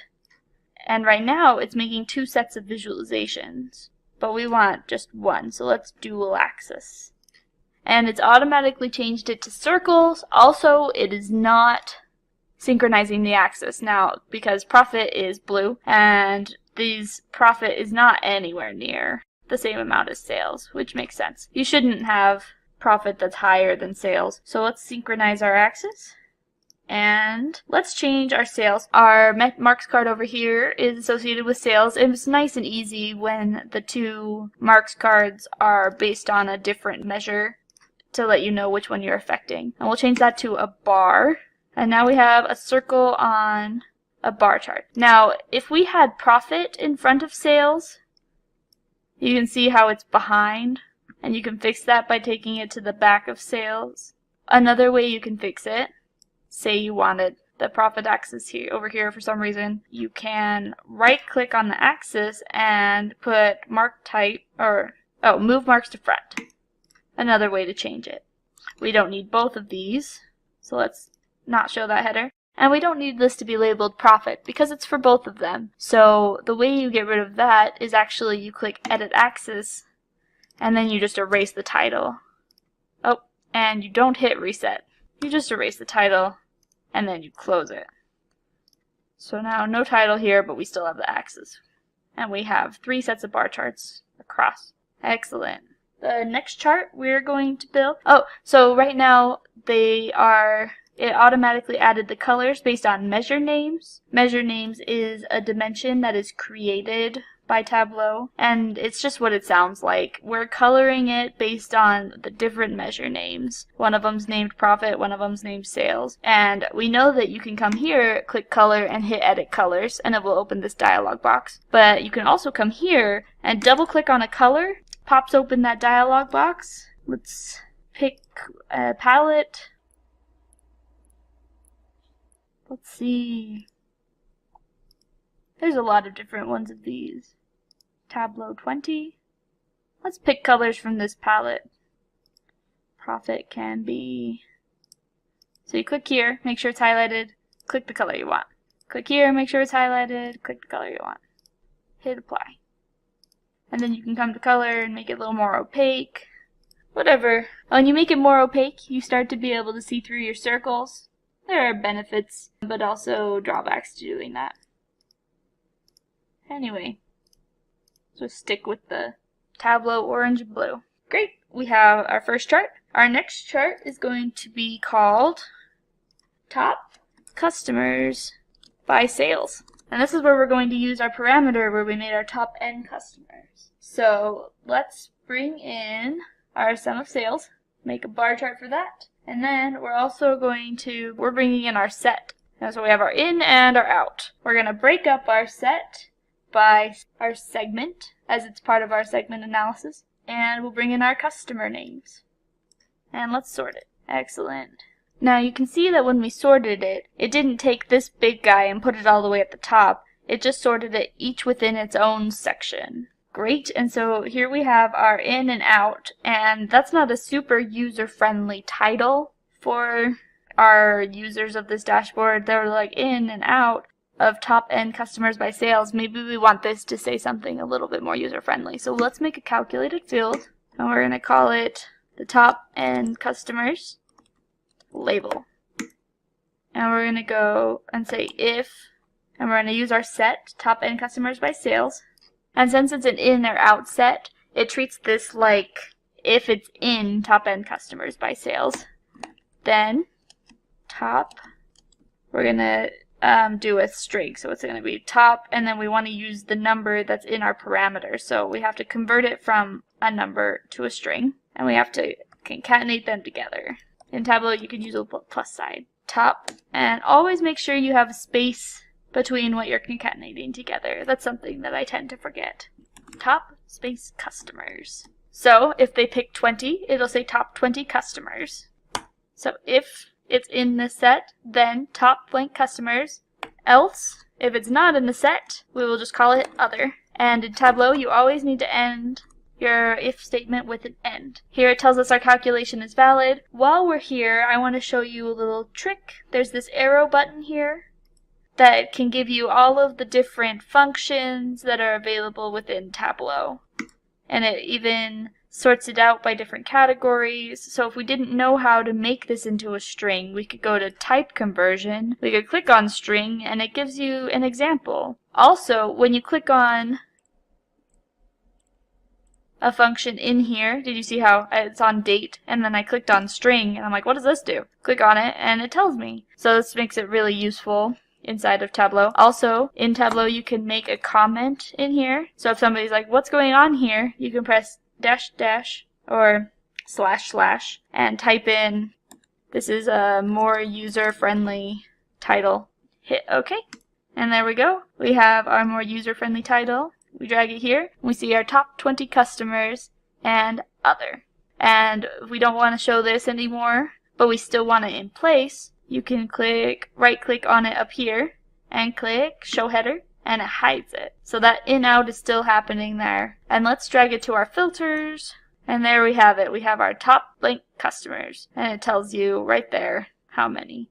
And we need to come here to parameter, right click and click show parameter control, and that's how we can control these changes. So let's set it to 10 at first, and we have it our top customers by sales, but it's interesting to know profit as well. So we have really big sales, but how is their profit doing? So let's drag profit onto color, and you can see this person has a negative amount of profit despite their big sales. So that's important for us to know. And we can change our color like we did previously to go from red to blue, and we can change our center to 0, and now we can see the negatives really quickly.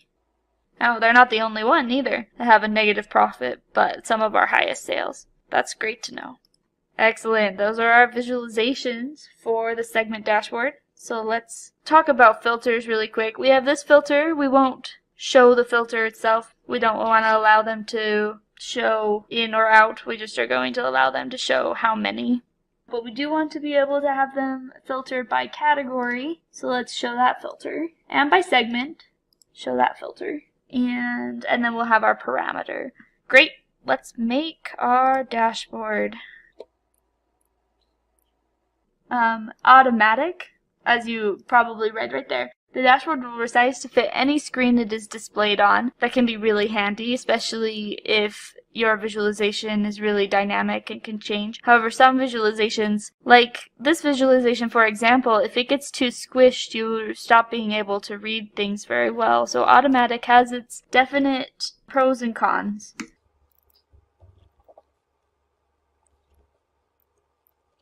So we're going to bring on our profit and sales by segment. And it already pops up with its legend and total customers by sale. And it pops up with its legends and filters, and it pops up with its parameter. Now, I'm going to close that and be like, if you don't see your parameter when you first bring it in, the parameter is affecting this sheet, and you can go to parameters and find it. But parameters are workbook wide, meaning that it's going to exist over here too. It doesn't affect this sheet. However, it's still going to show up there because it could affect, it is available for any sheet, and it's the same. There is no determining what worksheets this affects. This will affect any sheet that it is on. So if I've changed it to 10, and if I come down here and go back to the other visualization that uses it, this is why I should name my sheets. Let's see if I can find it. Nope. Here we are, sheet 13. In sheet 13, we have our top 10. So I've got a 10 and I've got a 10 over there, and if I change it to 20 and I go back to my segment dashboard, it is also changed to 20. So it will affect all sheets always. Very important to know. Great. So here's our visualization. Here are some of the more useful legends. So let's make this floating and put it over by the visualization it matters for. We can do the same thing here. Floating. Right up here. Floating does not work very well for if you were to make this an automatic dashboard so that the size changes all the time, because floating could end up right on top of your visualization and keep you from being able to see what you need to see. And let's make these affect all the dashboards in the workbook. Again, we don't have to do this for our parameter. It will already affect all the dashboards in the whole workbook. And format these. Another thing you should know is that there are more formatting options for these, including edit title. So it's already named it category automatically, but if you had, like here, oh, this is a great example. Edit title, top end customers, and you could change it to select number of top customers, or something like that. Give it a little more space. And yeah, these floating ones do not shift when you shift things, so it's always good to double check your floating legends. And this is a little bit more user-friendly than the title we made for the developers. And that's using parameters in a dashboard. Today in this video we learned about an overview of business intelligence on Tableau. We talked about how to install Tableau Public and how to connect to a data source. We also talked about creating calculated fields, like this one.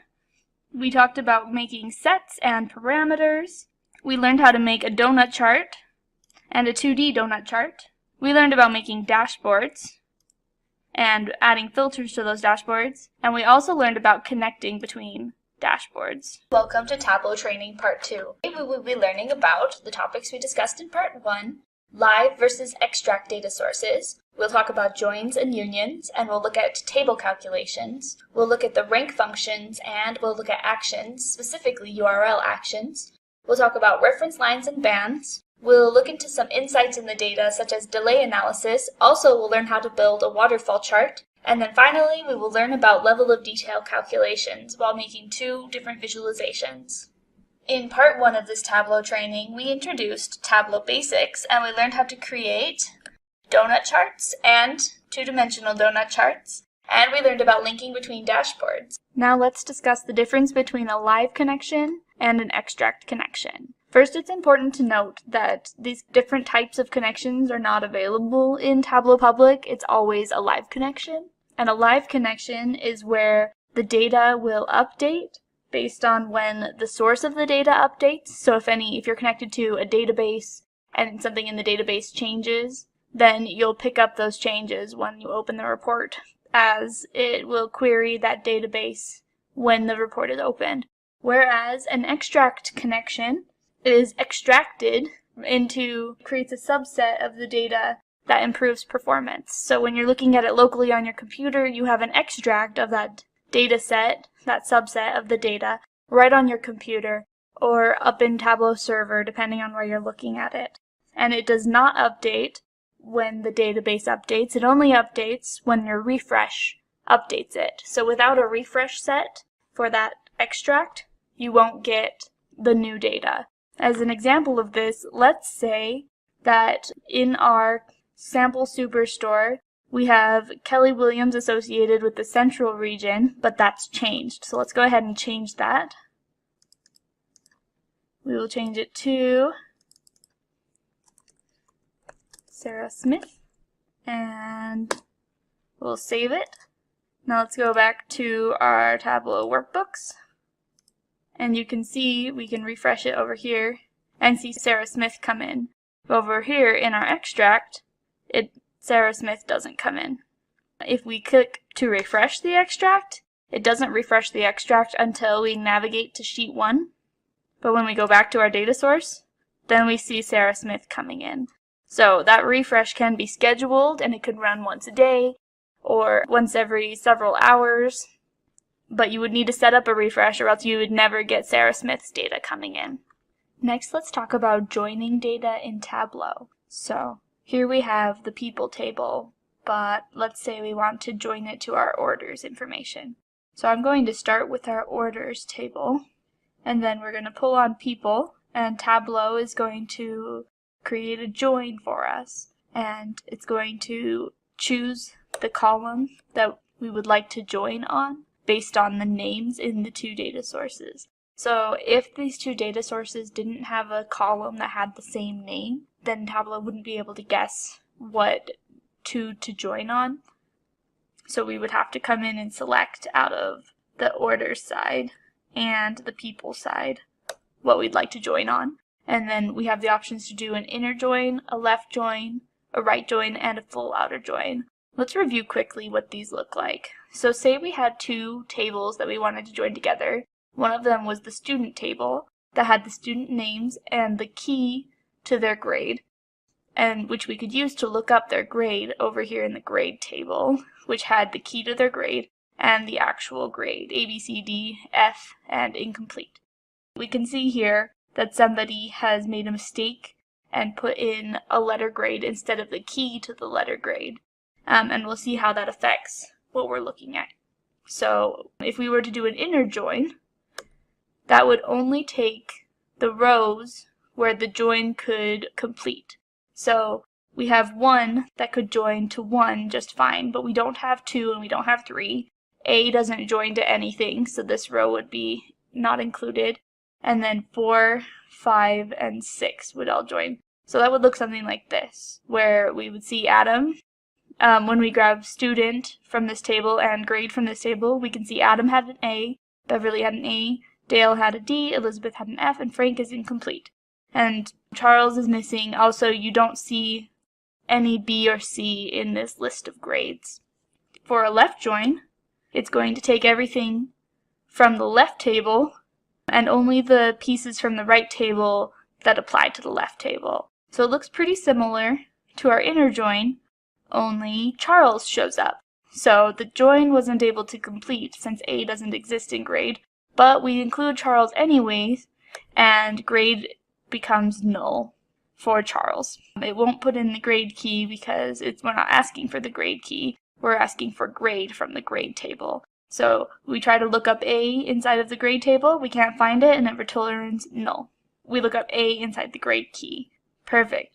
Right join is like a left join, only it takes everything from the right table instead of the left table. So it grabs all the grades, A, B, C, D, F, and incomplete, and only the rows from the left table that join appropriately. So since Charles doesn't join appropriately, he doesn't show up.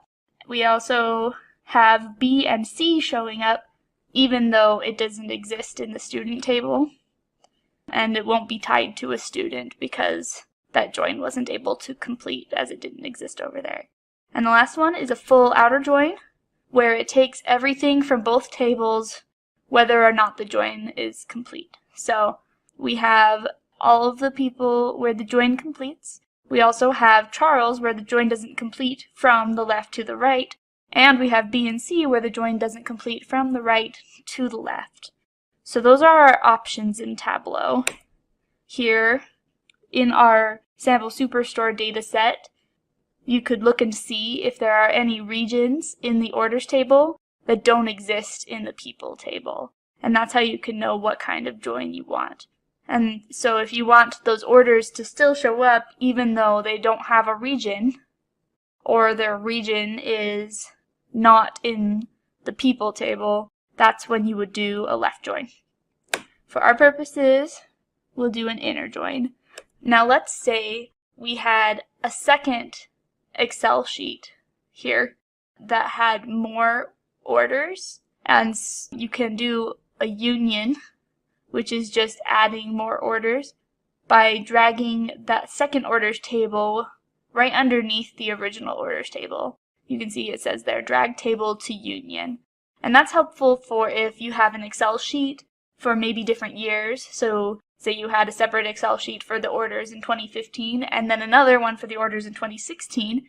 You could pull on your 2015 orders and then drag your 2016 orders right there to union, and it would take these orders and then add the rows instead of the columns for the 2016 orders. For example, we've added people but as a join, and that will first put in all of our orders as columns and then add the columns for our person. But if we were adding more data that fell under the order columns, so it would have the same data, the same order ID, ship date, but we wanted to add more rows, then that would be when you union. Now we're going to take a look at calculations and which ones are calculated on the database side versus which are calculated on the table side. So here we have percentage of total sales split up by subcategory and category. We also have percentage of total sales along table down. So the difference between these two things are one of them is made using a calculated field, which is where we do the sum of sales divided by the sum of fixed sum of sales. This part is called a level of detail calculation. And this calculation, the sum of sales and the sum of the level of detail of sales, which basically makes the database find the total sum of sales regardless of these dimensions we pulled on. So it gives us our total number. So this will be sum of sales for bookcases, and this will be sum of sales for everything. This calculation is done on the database side, whereas this one, percentage of total sales along table down, is what's called a table calculation. It's a quick table calculation of percent of total, and it is done in Tableau. It's processed locally right inside of the table after the aggregations have occurred. There are some pros and cons of doing it this way. So for this percent of total sales, I had to create the table calculation here, and it does the fixed sum of sales where it finds the sum of sales for the entire database, and since it is fixed, it will ignore filters. So, for example, I took off both of the sales and I'm just going to put on the percent sum of sales. And let's say we wanted to see how office supplies and technology are as percentages of sum of sales and ignore furniture. So we can grab category and we'll control, click and drag. And we're going to unselect furniture and hit OK. Now it's still taking it out of the total sum of sales, including furniture, and so our grand total down here is only 67% instead of 100%. Whereas, if we take sales and double-click it, and it adds it over here on the table, then we right-click and do a quick table calculation, and click percent of total. This one is doing it out of 100, and these numbers don't match.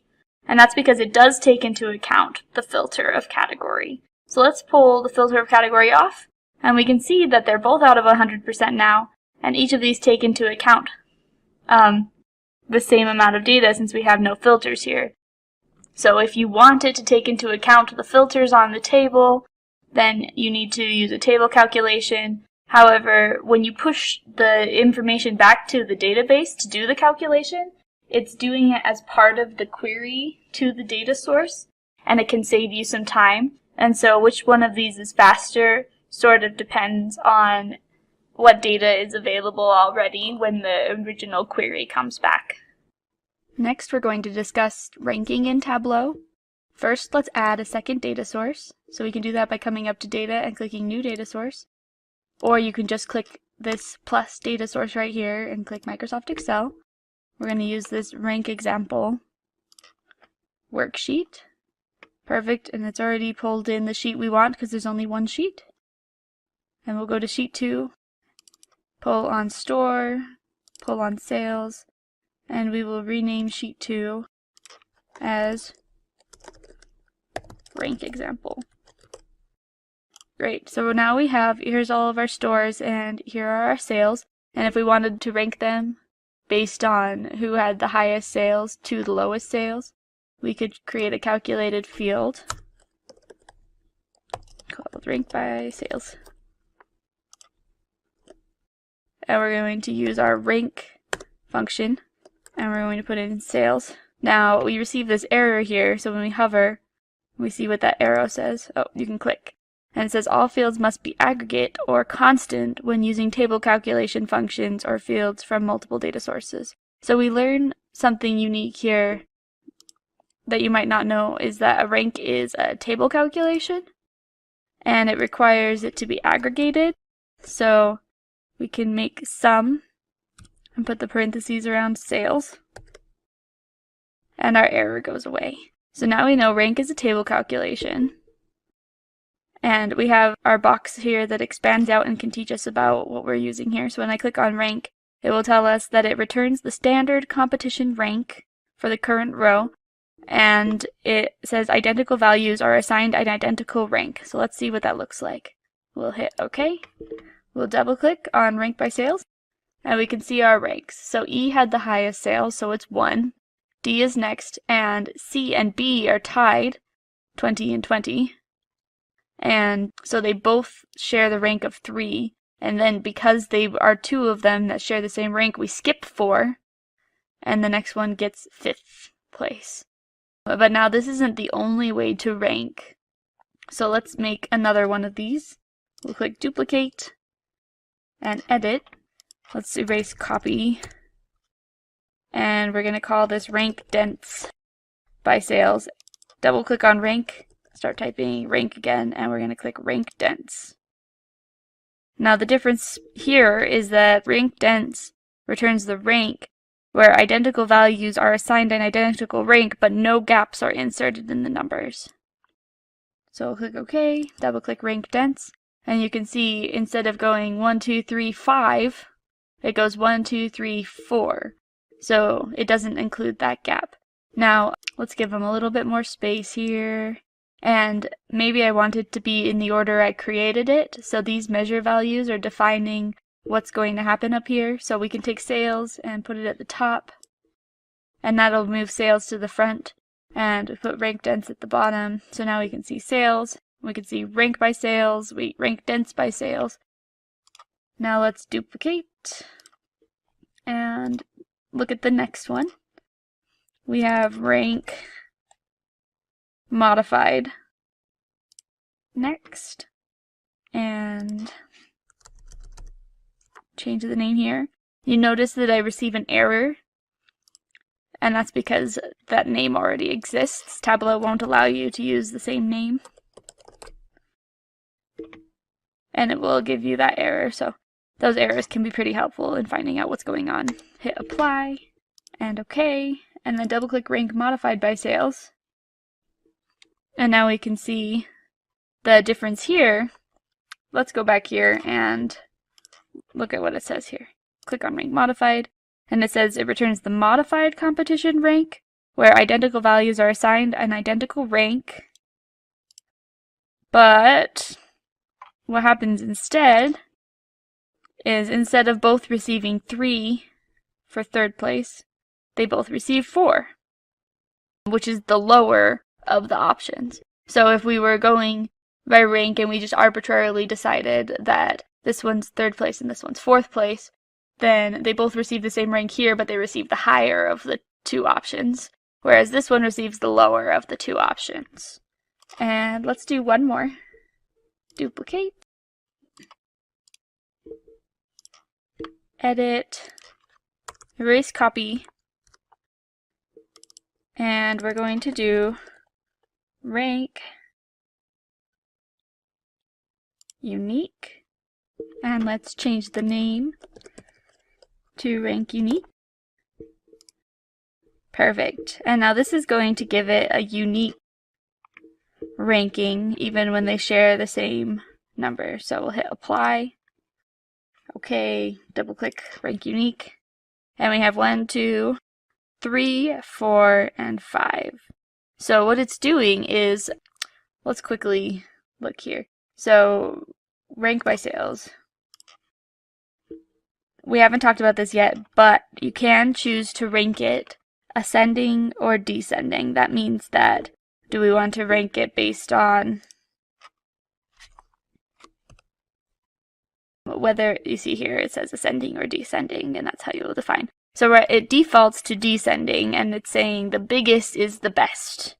So for sales, that's accurate. So what it's doing is biggest down. Now here it has to decide which one to give 3 and which one to do 4, and it's doing that based on the ASCII values of the store. So it's looking at more information on the row. And since uppercase B comes before lowercase c, uppercase B is getting the 3, even though they both have 20 for sales. Let's go back now to our orders data, and we'll make a new sheet. And now we're going to talk about actions in Tableau. We've talked about actions briefly before in our Tableau training video for beginners. So if you want to see the introduction, you can go and look there. Also, if you want to follow along with our data sets, you can comment below and ask, and the Simplilearn team will get you that data set. So let's make a chart where we're going to look at category. So we'll drag category onto columns, and then we're going to look at sales. So we'll drag sales onto rows, and it will create 3 bar charts for us. And we're going to call this sales by category. Now let's make a second chart that we will use together, and we'll bring category onto columns, and we'll bring subcategory onto columns. And let's bring sales onto rows again.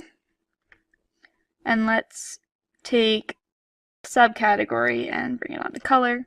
And that makes each subcategory its own color. And we'll call this sheet sales by subcategory.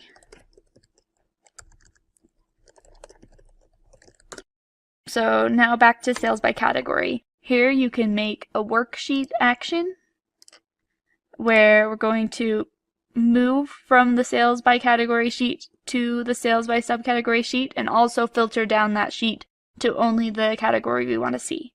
So click filter, and we can name this filter go to subcategory. And we're going to do this filter on select. So this name won't be seen except for in our actions list. And what sheets do we want to affect? We're going to have sales by category show up. One thing to note here, it is only showing the sheets for it to affect based on the ones that are using this data source at this point. So you can see we have 4 sheets down here, but it's only showing 3 sheets, and that's because rank example, if you recall, is using the rank example data source. So you can click here and you can see all the sheets, or you can see the other data source. If we click rank example, it will show the rank example data source. So we just want sales by category to be the source sheet, and the target sheet, we want it to be sales by subcategory. So on select, we want it to be sales by subcategory. We're going to use all the fields available to create this filter and hit OK. So now we have our go to subcategory on select. We'll hit OK again, and let's make this a little wider so we can see. And so when we click on furniture, it will take us to only furniture of the sales by subcategory. We go back to category and click on office supplies. Now we just see office supplies. And this is a way to make Tableau drill to a lower level. Great. So we have those. Now let's duplicate this sales by category sheet. And let's see if we go to worksheet and we go to actions, you can see that we have the action here go to subcategory that still exists on our duplicated sheet as well. So you can see it's affecting both sheets, sales by category and sales by category too. Let's say we don't want that, and we can unselect sales by category too. And hit OK, and hit OK. Now when we go to worksheet actions, you can tell that it's not affecting that sheet. So if we come and click technology, nothing should happen. But we go to sales by category and click technology, it'll take you to the technology subcategory. Great. So we have our sales by category 2. Let's bring it to the end. Rename it.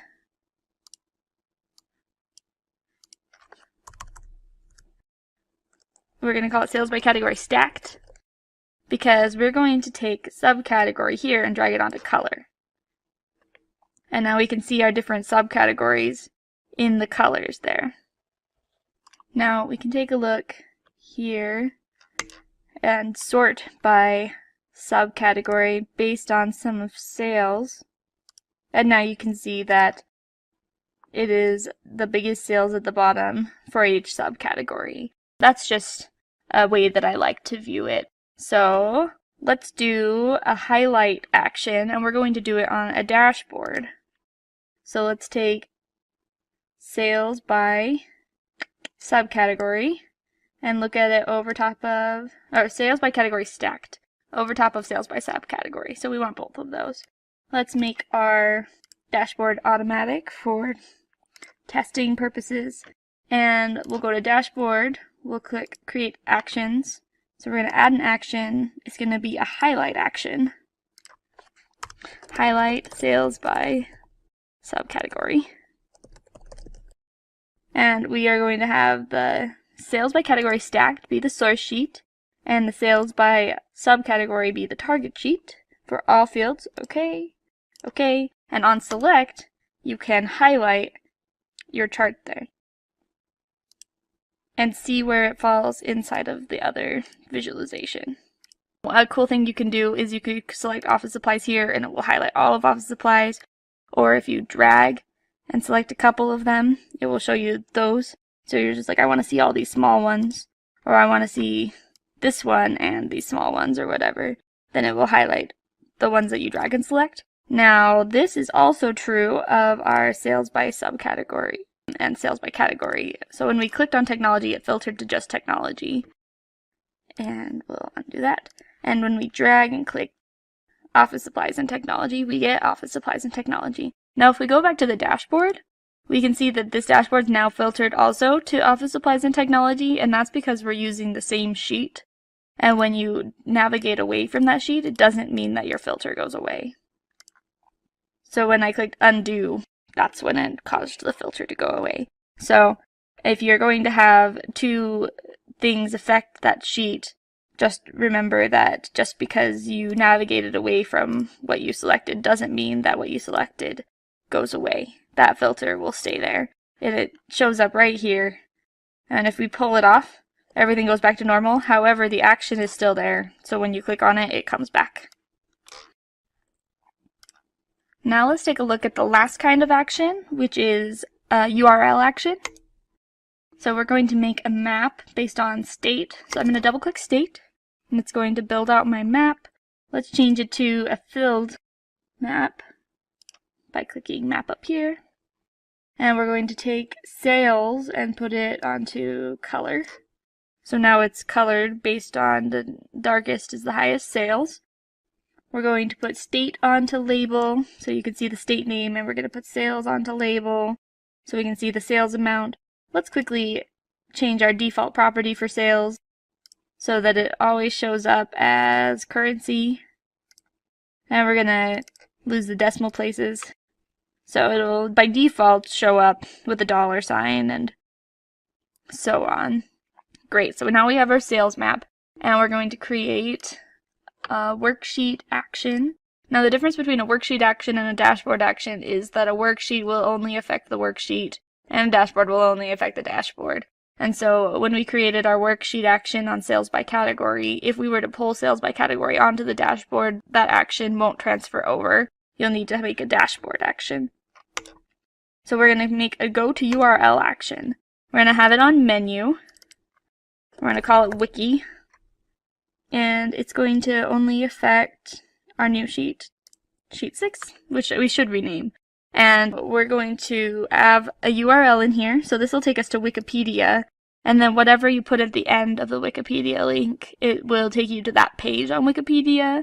So we're going to take state and add it to the end of that link. And now to test the link, you can just click test link, and it will take a random value and show you what it will look like. So now that's how we know that we have our link set up. Okay. Click OK. Let's rename our sheet to URL filter by state. And so when we click on Texas, okay, back to URL filter by state. Let's go to our worksheets and go to our actions, and on the go to subcategory, it is also affecting this URL filter by state because we didn't unselect it. Now to keep that from being a problem, we're going to just come here and sales by category be the only sheet, and that way it won't auto-select new sheets as you create them. So we'll no longer have that problem. You click on Texas and nothing happens except for it highlights that one only. That's how it should be. But when we hover on Texas and wait long enough, oh yeah, on click, sometimes you just have to hold still. It'll come up with our little link here, and we click on wiki, and it will open up our browser with the Wikipedia page for Texas. This can become really handy in the event that you have data that maybe has an order ID, and you can take that order ID and insert it into a URL in your system so that it can take you to your web interface page for that order. Here it's helpful for if we wanted to learn more about the state of California, which it can have information about the languages spoken and population, which can be helpful when we're looking into our sales information. Another way this can be useful is by showing the web page right inside of Tableau. So let's make a dashboard. Change our size to automatic, and let's pull in URL filter by state. If we go to dashboard actions, you can see there are no actions for this dashboard yet, so we're going to add a go to URL action on select. And since it's on select, the name of this URL won't show up, but it will show up in our list here, so it's nice to name it something unique. Let's put in our Wikipedia page, and it'll take us to state. So we'll hit OK, OK, and now when we click on Oklahoma, it'll open up a page for Oklahoma. But let's unselect Oklahoma. If we drag on web page from the objects here, you don't even have to enter anything for your URL, you just hit OK. And now we have the bottom half of the screen is a web page, and when we click on Oklahoma, instead of taking us to Oklahoma in a separate thing, it'll take us to Oklahoma right here in the visualization. So we'll change it to Texas, and this will change to Texas. If you unselect, it leaves the page there based on the one that you had just selected. Next, we're going to take a look at reference bands and lines. So let's make a new sheet. And we're going to call it reference lines. And so a reference line is found on the analytics pane, and it is something that comes and draws a line on your visualization based on the data on the screen. So let's make our visualization. We'll do our category and subcategory again, and we'll double click on sales. And it brings it onto text, so that's not what I want. So let's do sales onto rows, and we have our bar charts. And we'll talk about the difference between a cell, a pane, and the table. So when we go to Analytics and we go to drag our reference line onto our visualization, it says you can add the reference line for the whole table, for a pane, or for a cell. So if we take our subcategory and drag it onto color, since the subcategory is our lowest level, it's going to define our cell. So each one of these, if we drag our reference line onto cell, each one of them gets a reference line. You see how it added those on? This is our dialog box. We will look at that in just a moment. So let's remove that. If we take reference line and put it onto pane, that's going to be similar to having category onto color. So each of these different colors is now a pane. Reference line onto pane, and you see how we get reference lines based on each pane. So let's undo that. And now if we take category off and everything is all one color and we take reference line and put it onto table, now we have our reference line for the whole table. Great, so we're going to find out the average for each section. So I'm going to take category and put it back onto color. And we'll take reference line and put it onto pane. Now we have our reference line. It's based on the computation of average, and it's using the value of sum of sales. So since it says sum of sales here, you might think that it is taking the reference line and putting it at the sum of the sales, but that's not what's happening. It's just using our aggregated version of sales to figure out the average. So instead of taking each individual sale that makes up the bookcase section, it's taking the sum of sales for the bookcase section and comparing it to the sum of sales for chairs.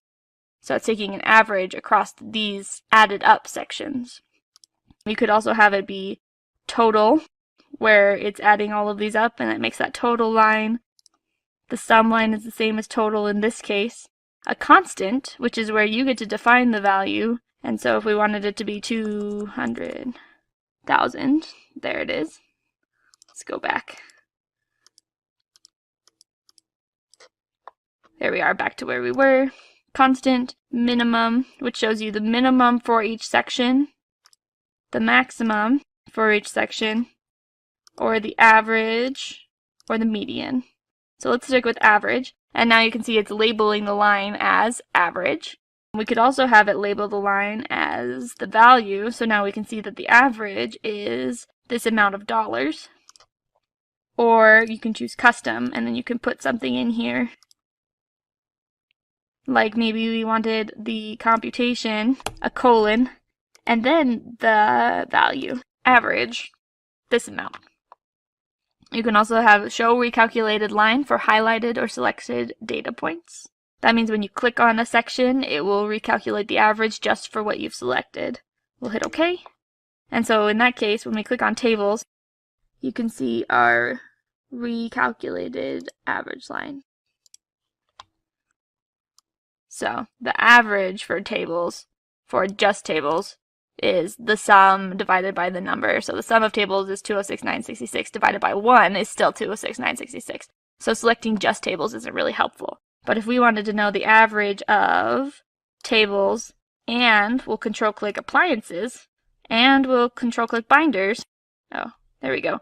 All three of those are selected, and we can see the average of those three, which is this line. You could also select like this and see your new average. Oh, and it's doing the average independently. So, select these guys, and now we see the average of just those 5 categories. And those are reference lines. Now, let's duplicate this sheet, and I'll show you how to delete a reference line. So, we'll rename this to reference bands. Click on this reference line, right-click, and click remove, and it takes it off.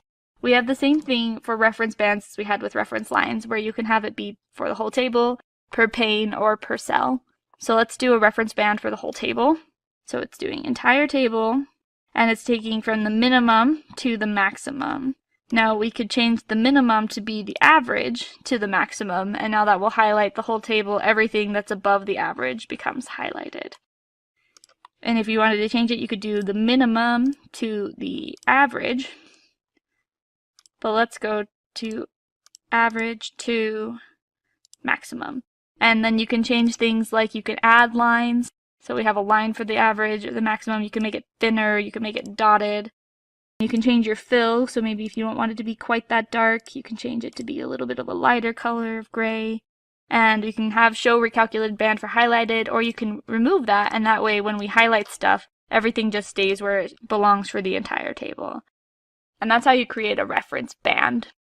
Reference bands and reference lines can be really handy in making several different kinds of visualizations, such as bullet charts. If you have any questions about that, please comment below and the Simplilearn team will get back to you. Now let's do another analysis on average days to ship.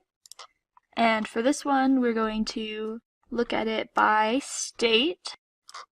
And we're going to look at it by ship mode. And so we'll take average days to ship and put it on columns. And now we can see the average days to ship by first class, same day, second class, or standard class. And you can see how they differ. So let's change the order of these really quick. If we come up here to ship mode and we click sort, and we click manual, we can have same day above first class so that it kind of goes in order of priority. So same day, first class, second class, standard class. There we go. And now we have it in order of what you might expect and priority. And now we're going to create a calculated field that we will use to do a sort of conditional formatting. And we will name it delay analysis. Great. So let's do if the average days to ship is less than or equal to 2, then we'll have it return the words shipment early.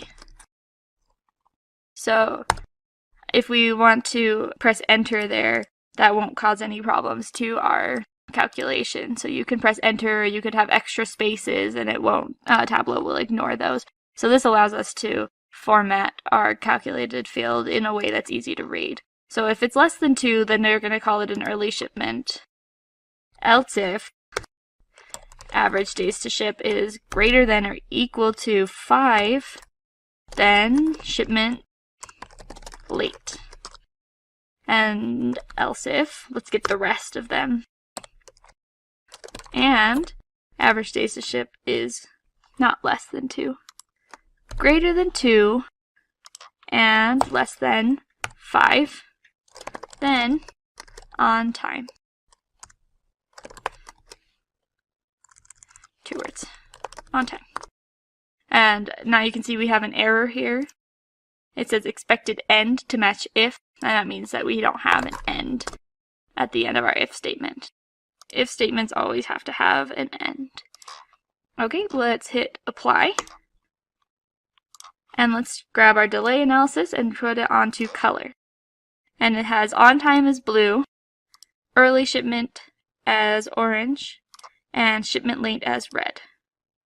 We can double click on the color and we can change shipment early to green. And now we can see the best ones, the on-time ones, and the ones that stand out as late.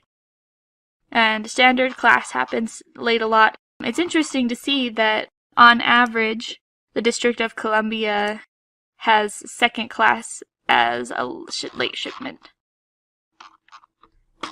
You can see that all of these share the same axis size, so they all go from 0 to 6, even though this one never gets that close to 6.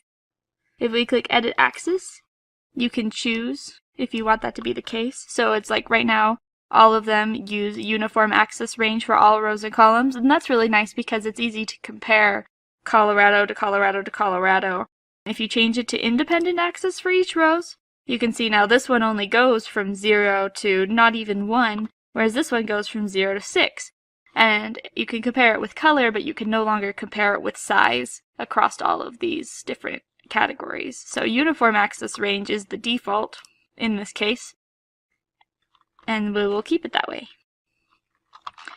So now we have a quick analysis of our delays. We're now going to build a waterfall chart based on profit. So we'll call this our profit waterfall. And we'll take a look at what a waterfall looks like at the end and talk about how it works. So after we build it, we'll talk about some of the benefits of having a waterfall chart. So what we're going to do is build it over time. For this visualization, we're just going to look at the year of 2014. So I'm going to filter it to the order dates for 2014. And then we're going to take our order date and bring it onto columns, and we're going to look at it by month, but we're going to look at it by our discrete month. So you can see that I chose the one that has month and year, and then I chose discrete. And then we're going to take profit and put it onto rows, and we're going to change it from profit to our running total of profit. So you can see that it takes January and then it adds February to it. And so it's always getting bigger when we undid it. Sometimes there's up and down. So back to, we have our running total where it will sum January and February for the February mark, and then sum January, February, and March for the March mark. If I take profit and put it here, you can see January is negative 3,000 and February is positive 2,000. But here, it's the sum of those, which is negative 467. Take that back off. We're going to change our marks to a Gantt bar. And now we're going to duplicate profit and edit what we have. We're going to call this negative profit. And it's going to be just profit with the negative sign in front. Oh, it looks like I've done this before. So now we have a new name because I added a space at the end. So hit apply. And let's delete the old one. Okay, so now we have our negative profit. Just to look at it, it's just minus profit. And we're going to use that to determine the size of the Gantt bar. So what it does is it takes where the line was and it adds the size of it to be the size of profit. But because the line was at the top and we didn't want to build the profit up, we had to change it to negative profit, so it would build it down. So here, the line was down here because it was so low negative, and we added negative profit. And then let's take profit and put it on color.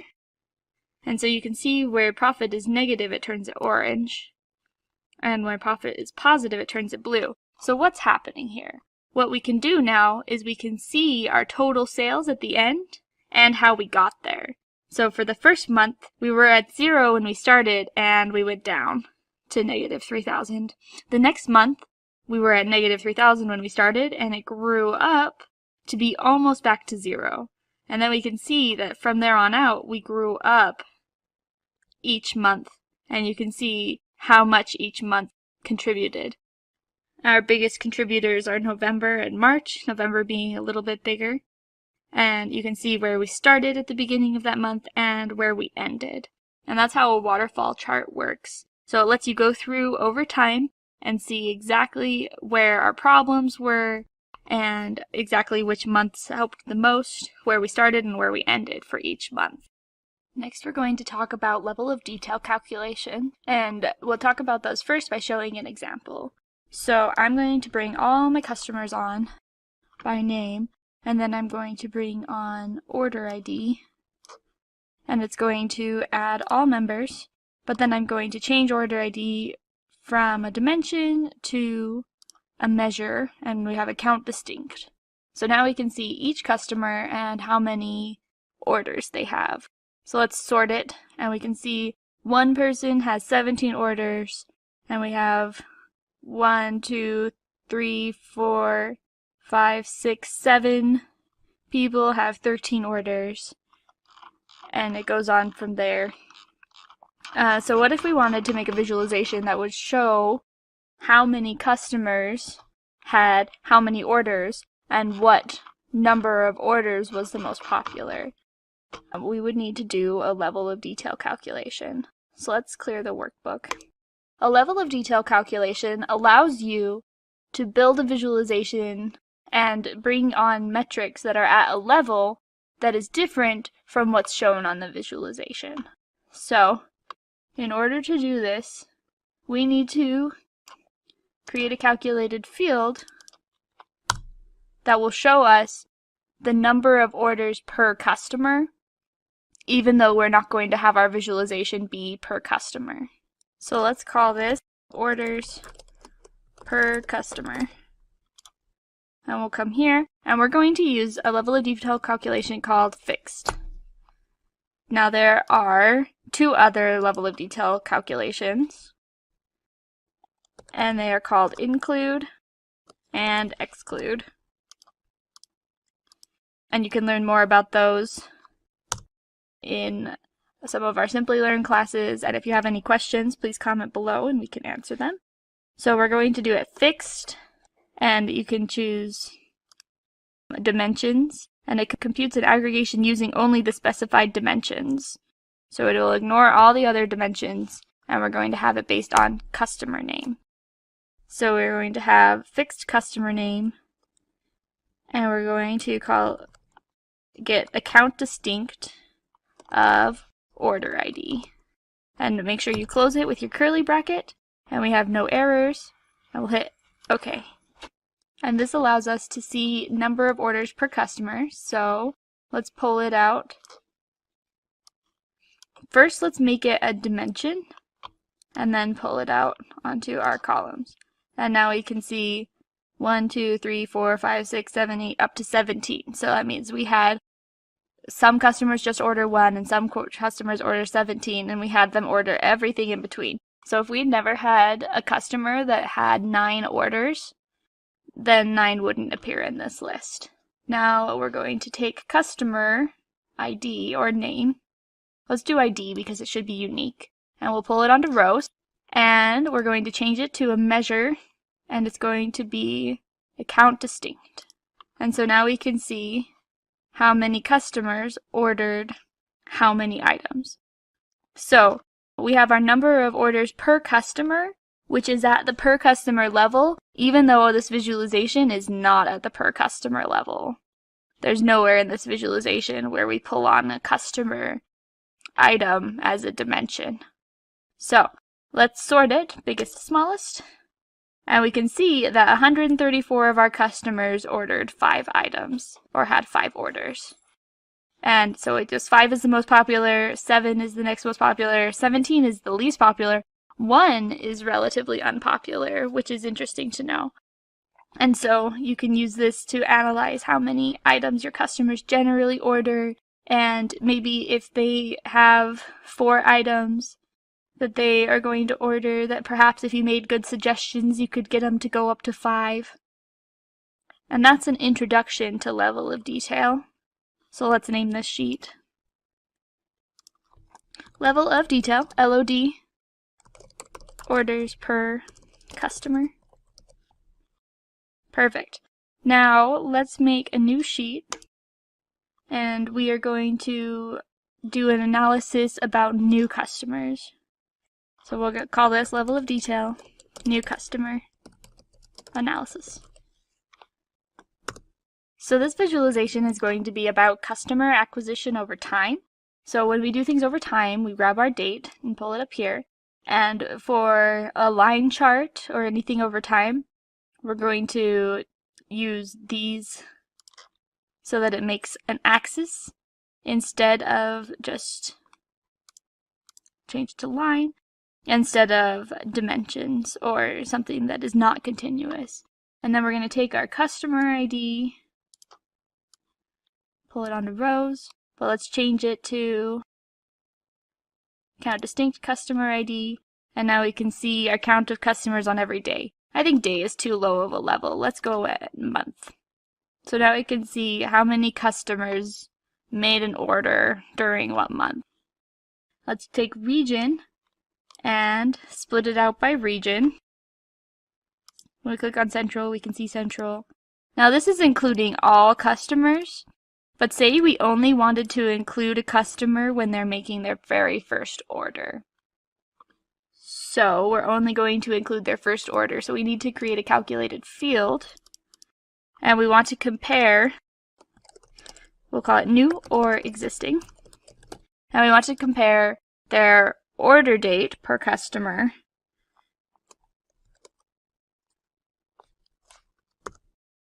to their first order date, the min order date.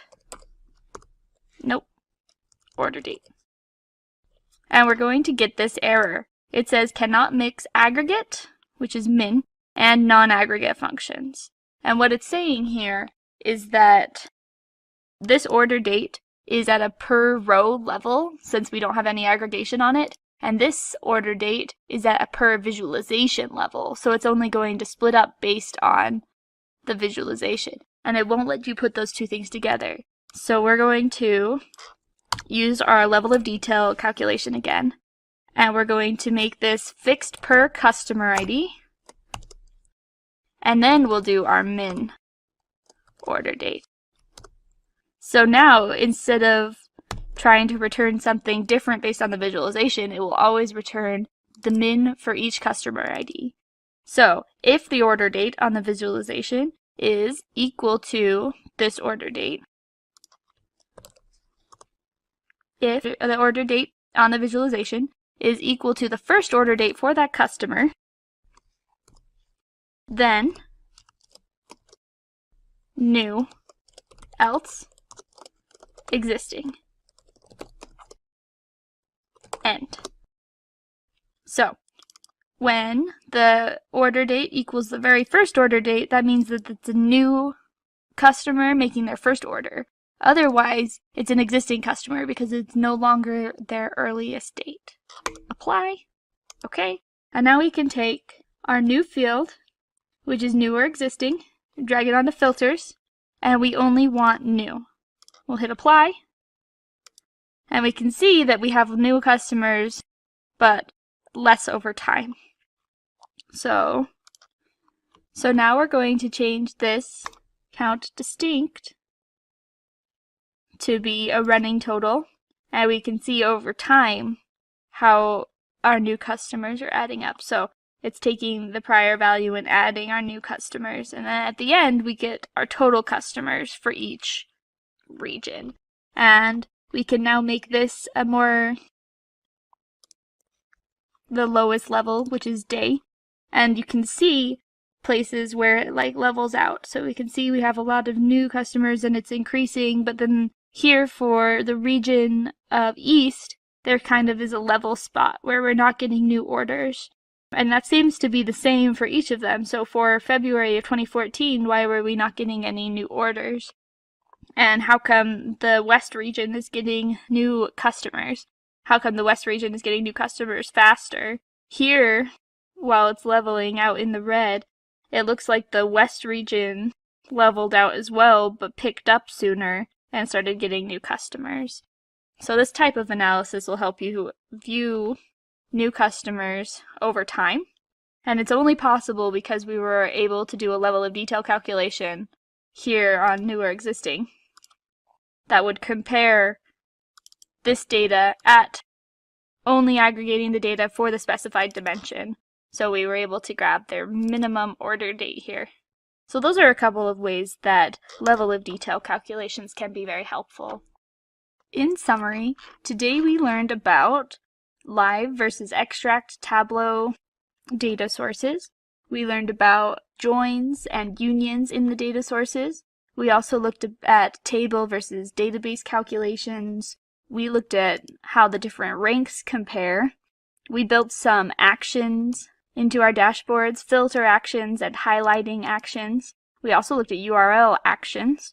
We built dashboards that used reference lines and ones that used reference bands. We did analyzing of average days to ship and delay analysis. We built a waterfall chart. And we also looked into some level of detail calculations. We will be building dashboards from start to finish. First about world population, then health. Next we'll build a dashboard about economy, and finally we'll build a dashboard about business ease. I would recommend getting access to the dataset before you start this tutorial so you can build along with me. If you would like access to this dataset, please comment below and we'll get you access. So first we're going to build a dashboard that revolves around population. So we're going to build a map based on country. So I'm going to double click on country, and it's going to map out all of the countries. And then on our marks, I'm going to change it to map. So it's a filled in map. And we want this to be colored by population total. And we can see who contributes the most to population. We're going to label it with population as well. But you can see that it's labeling it the total population, and what we want to label it is how much it contributes to population by percentage. So let's add a table calculation, and we're going to have it do percent of total based on country. Okay, so now we can see which countries contribute what percent. Let's also bring the country name onto the label, and let's put it on top.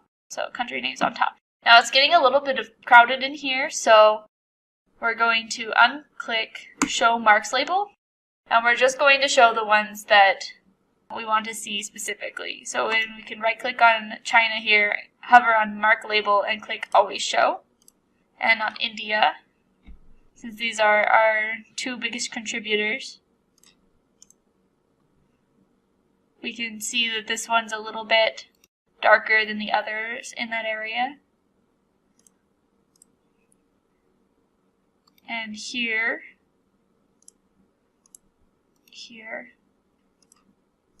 And that's just a manual way to choose which ones have indicators and labels and which ones do not. And we're going to put a note here. So we're going to annotate an area that explains that China and India contribute the most to world population.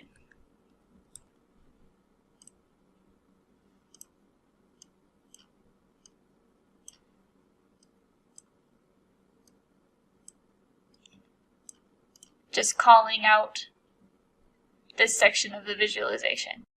And let's name this sheet.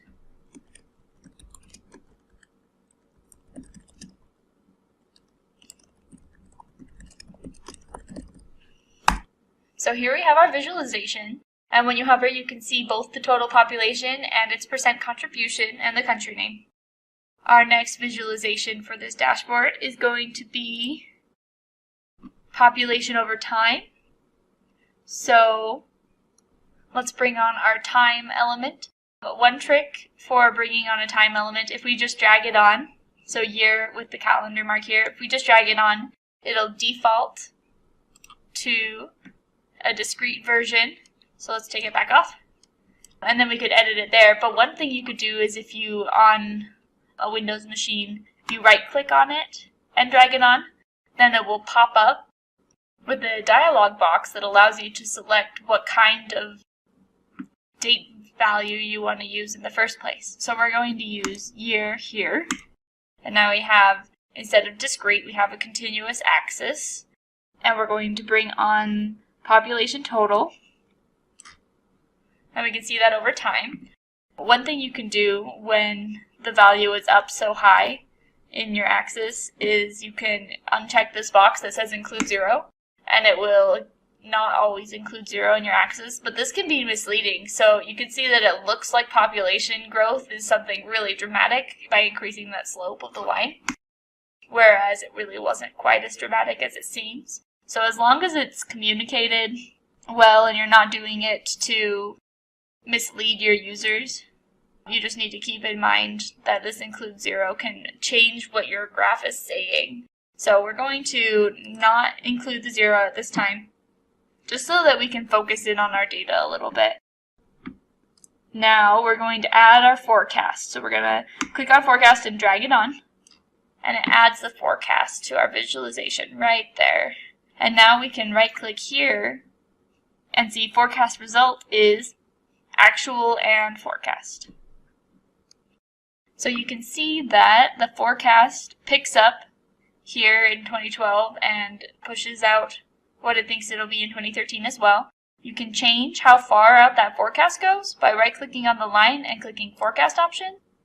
And we can change, it says automatically the next 2 years, but we could change it so that it's the next 10 years. And it will go out into the future, out to 2022. You can change prediction intervals, or if you don't want to show them, you don't have to show them. And this is just kind of a visual guide for those prediction intervals. Okay, And then you can also have your trend line show, where it shows your trend line following out from where your population growth is, and also the trend line for your forecast right there. And we'll call this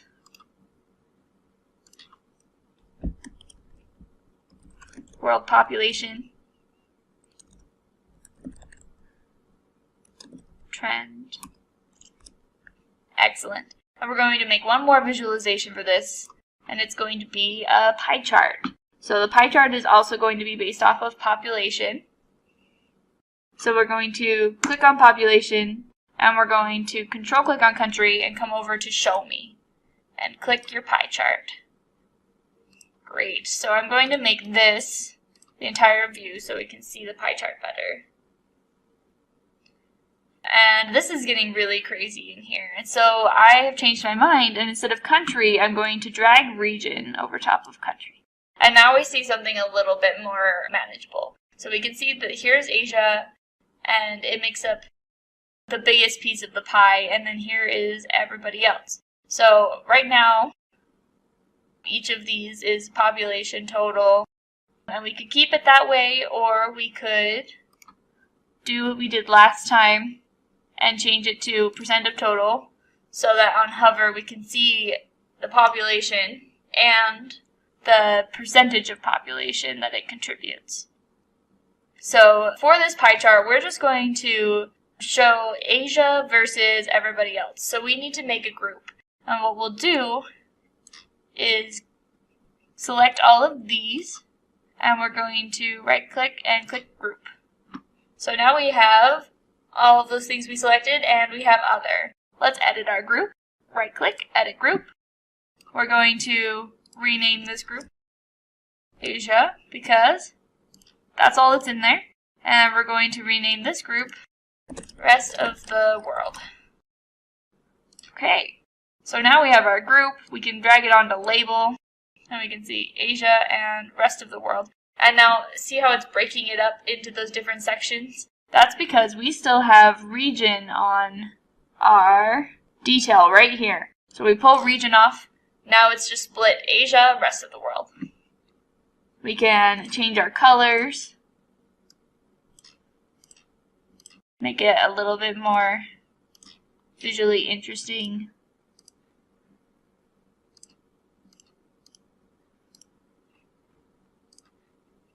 Now we can still see our percentages. And now, let's rename it, and then we'll put it all together on a dashboard.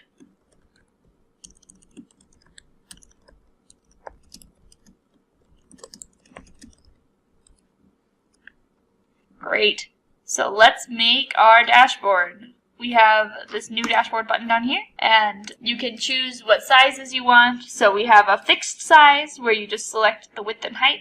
We have automatic, which will just fill your screen. And we have a range, which has a minimum size and a maximum size. Some of the good things about fixed is that once you have it, you can have it always look that way, so no matter where they're looking at it, you know that it's going to be laid out the way that you expected. However, if somebody's looking at on a screen that is bigger or smaller than yours, then it doesn't fill up the screen, or it will fill up the screen too much and they'll have to scroll up and down and left and right. If you have automatic, then it will fit the screen that it's displayed on. However, the things that you've placed might get squished too close together. And then the range gives you a minimum size and a maximum size, meaning if the screen is too big, it still won't fill up the screen, but it can get closer. And then as they get smaller and smaller screens, you at least know that it will never make it get smaller than this particular size. So there's some benefits to that as well, where you still have a little bit of control of what it will look like in the end. Great, let's bring on our worksheets.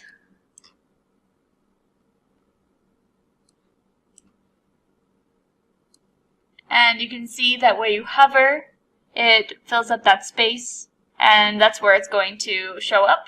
You can also adjust the lines in between different visualizations for things that need more space or less space.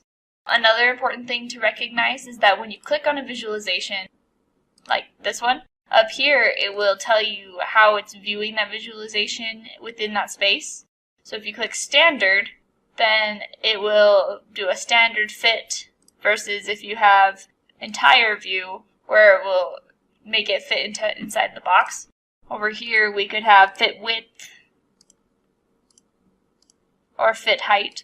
On some of the visualizations, it doesn't make as much of a difference. However, when you have a visualization that maybe has a lot of text in it and they need to be able to scroll, you'll want to have it fit width, but you don't want it to fit height because then it will shove all of that information into the box and not allow you to scroll up and down. So if you saw, as we dragged these on, it took these legends and added it to the left here. We can modify that and make them floating and drag them next to the visualizations that they are relevant to.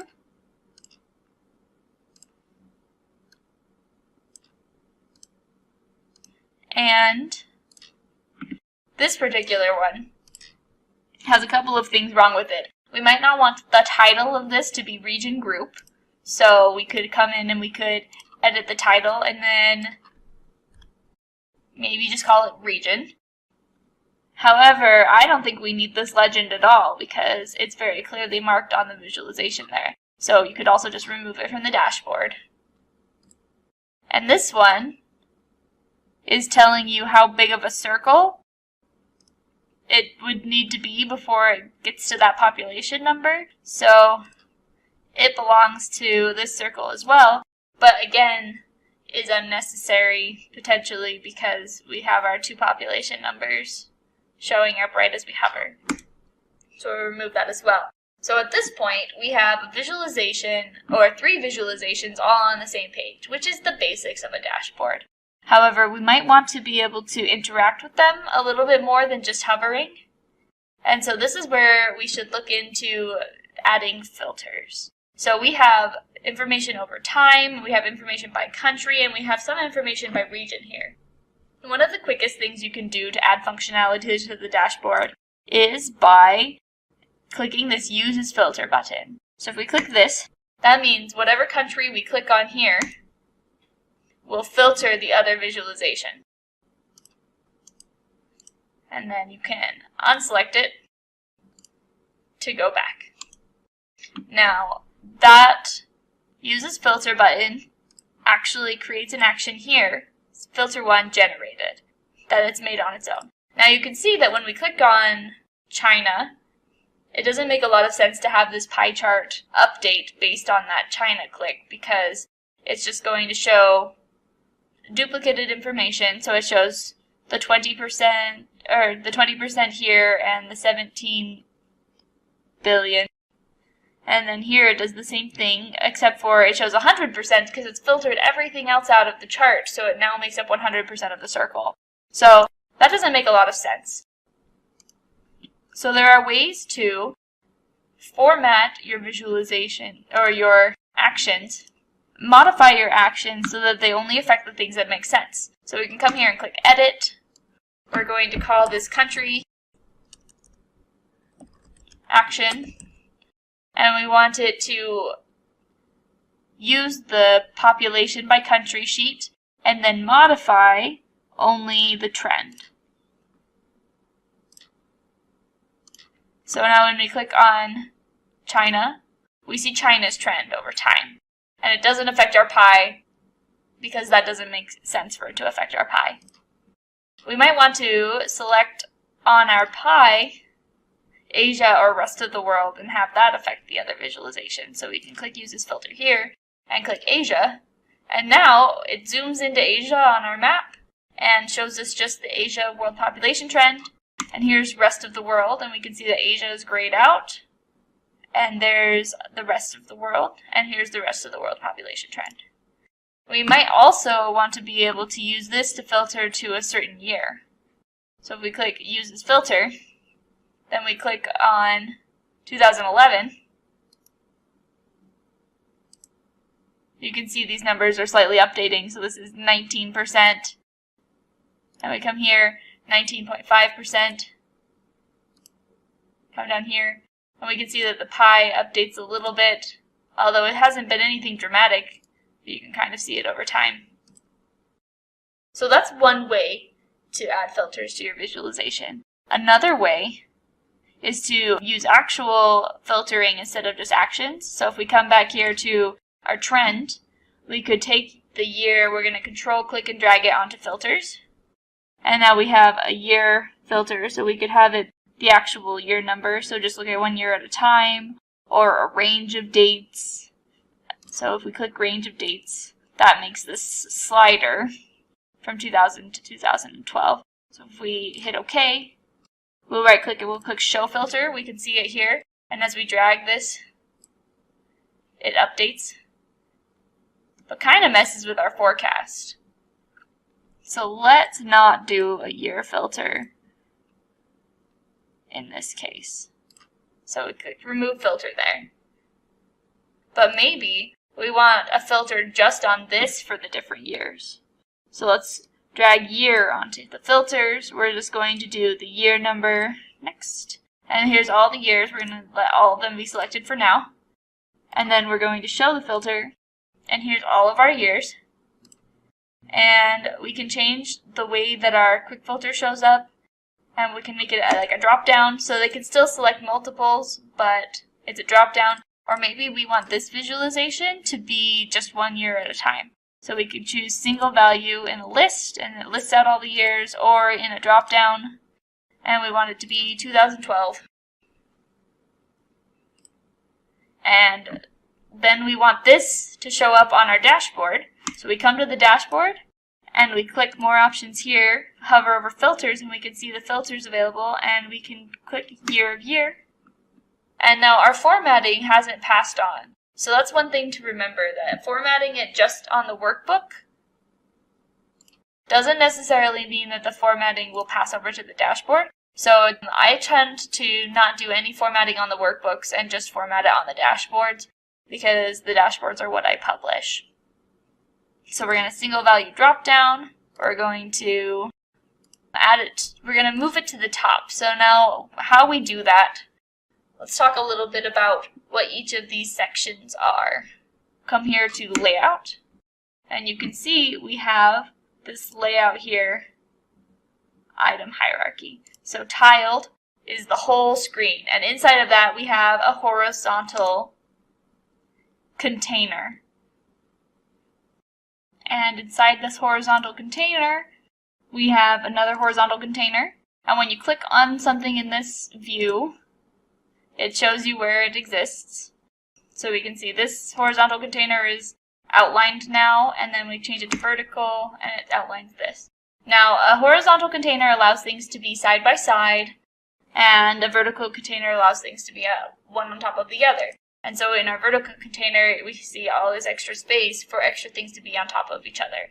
But if we wanted to have it at the top, we would maybe want things to be able to be side by side. So if we go back to the dashboard and we grab horizontal and drag it to the top, it adds a horizontal container up here. And now you can see everything that's floating kind of stays in the place that it was, even though all the other things shifted. So that's one of the disadvantages of floating, is that you're kind of just manually choosing where it will stand using your X and Y position, and it's not dynamic. So let's give us a little bit less space up here. We can add a text box into our horizontal container, or we'll say population dashboard. We can format it. Now we have our title up here, and then we can add our filter. We're going to drag it to be on inside of our horizontal container, but on the side here. You can give it more or less space. Let's bring our legends down to places where they make sense again.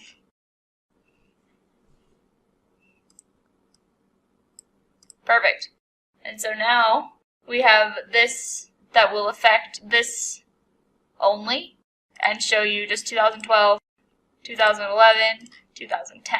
So we don't want it to affect the trend, because we want the trend to show all of time, and just looking at 1 year for this trend that is only at a yearly part and forecasts into the future doesn't make any sense. But we maybe wanted to also affect this worksheet so that these two are in sync, and so that the dashboard is basically for 2012 except for the trend, which shows you the past and the future. So one way that you can do that is clicking Apply to Worksheets here, and you can choose Selected Worksheets, and it will show you all the worksheets in this visualization, or in this dashboard. And you can click Show All Worksheets in Workbook, and then if there were other worksheets, it would show them. So we wanted to do Asia versus rest of the world and population contribution by country. Okay? And that's another way we can change what year they show. So it's only going to show 1 year at a time, unless we select all. And then this visualization isn't affected by it. If we don't want to click on a country and have it make the change, if we instead want to have a filter for country, we can do that by taking country and dragging it onto filters. We'll have it show all for now. And then when we go back to our dashboard and we come to this visualization, we can go filters and add country. And it's just added it side by side where we had our other filters, so that's a nice feature of Tableau where it can kind of guess where you might want things. We're going to do multiple value drop down, and right now it only affects that visualization, and we can just look at one country at a time.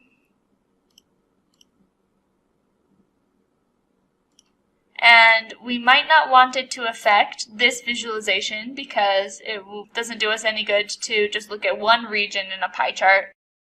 But maybe we want it to affect the world population trend, so we can do the same thing we did before. And we want it to affect these two. We'll click OK. And so now we could look at all of these countries, and that would update both these visualizations. Another thing I like to do on a filter is customize and click Show Apply button. And this means we can make all these changes in here. See, I've selected none, however, these visualizations aren't updating. And then I wanted to look at Turkey, so I found Turkey, and then I hit Apply, and that's when they update.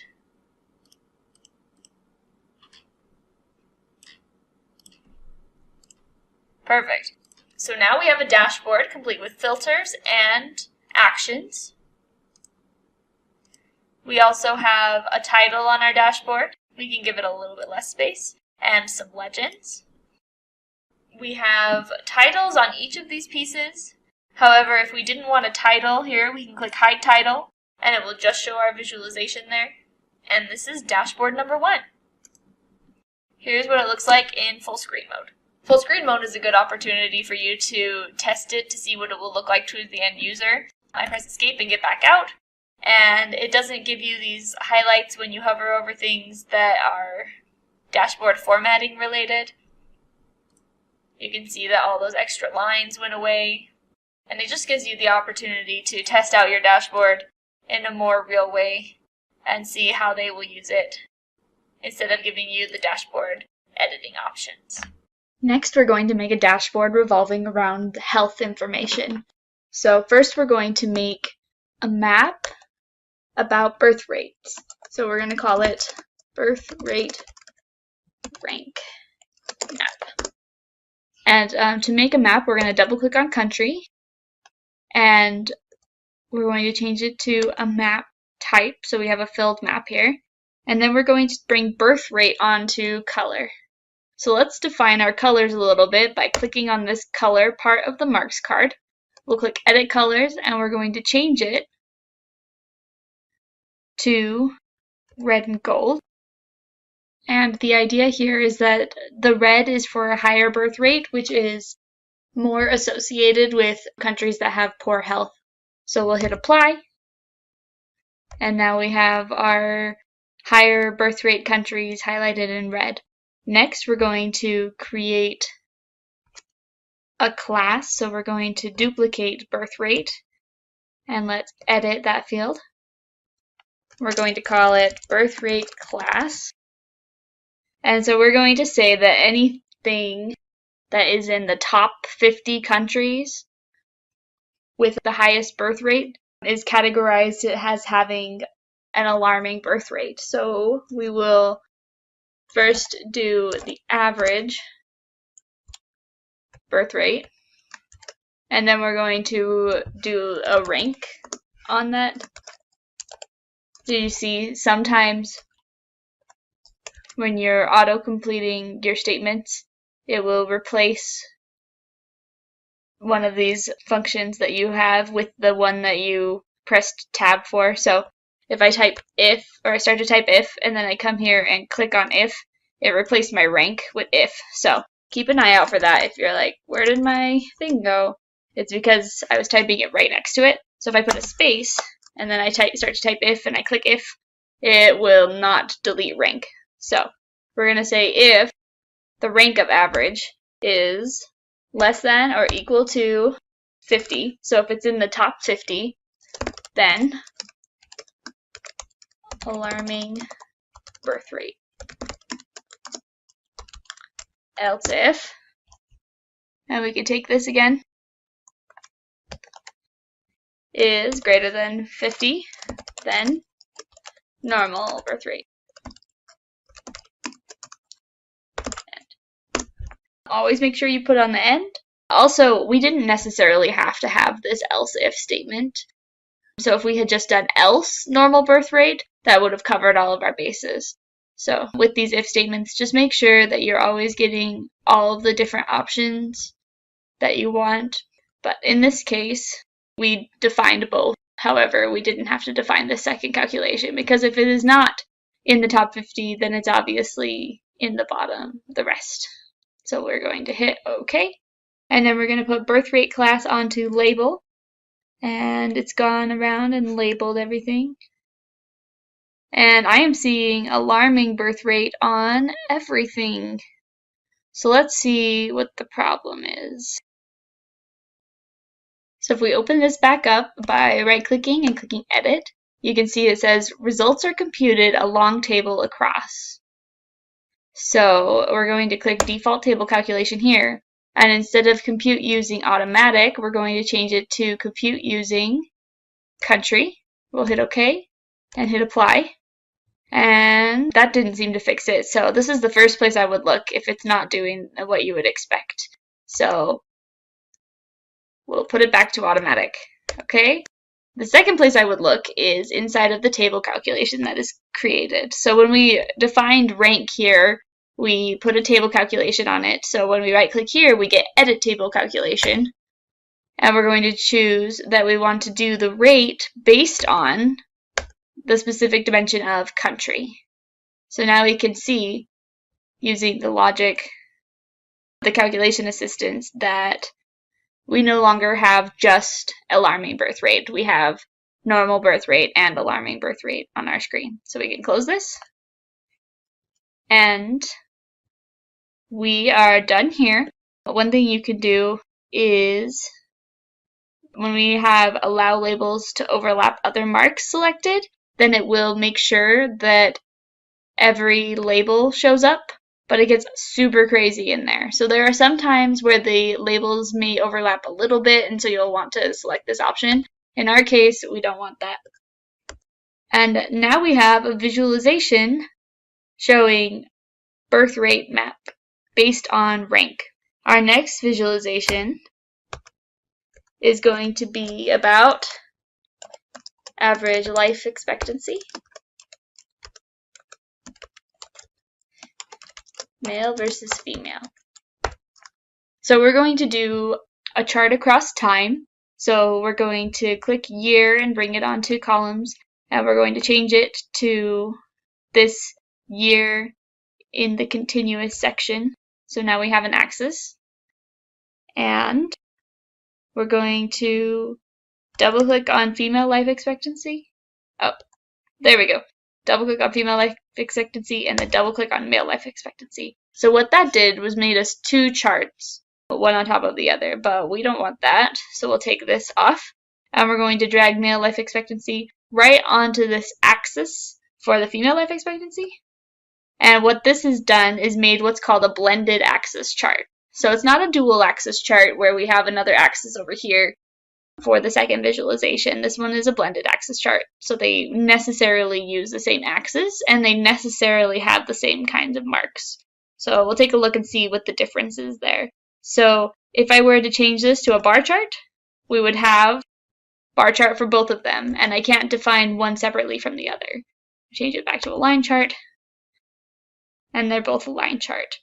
Now if we go back to when we just had female life expectancy and we drag male on next to it and we have two charts, now we can change it to a dual axis and we have one on top of the other. However, our axes don't line up. We can see at the top here is 15K and over here it's 14K. So we're going to synchronize the axis, and you can see one on top of the other. And we have two marks cards. So we could have this one be a bar chart and that one be a line chart. So that's some of the differences of those two. We're going to do a blended axis chart. So I'm going to take male and drag it here. And we have our blended axis chart. And now you can see that our scale here is really strange. So what it's doing is it's adding up all of the life expectancies for all the different countries instead of averaging it. So we're going to change that by right-clicking on the measure down in this measure values card, hovering over measure sum, and we're going to change it to average. Since I only changed one of them and they share the same axes, it's really spread out now and it almost looks like a straight line down there. And then let's change the other, and it should get everything a little bit more in sync. There we go. So now we can see the average life expectancy over time, which for both of them seems to be going up. However, it seems to be higher for females.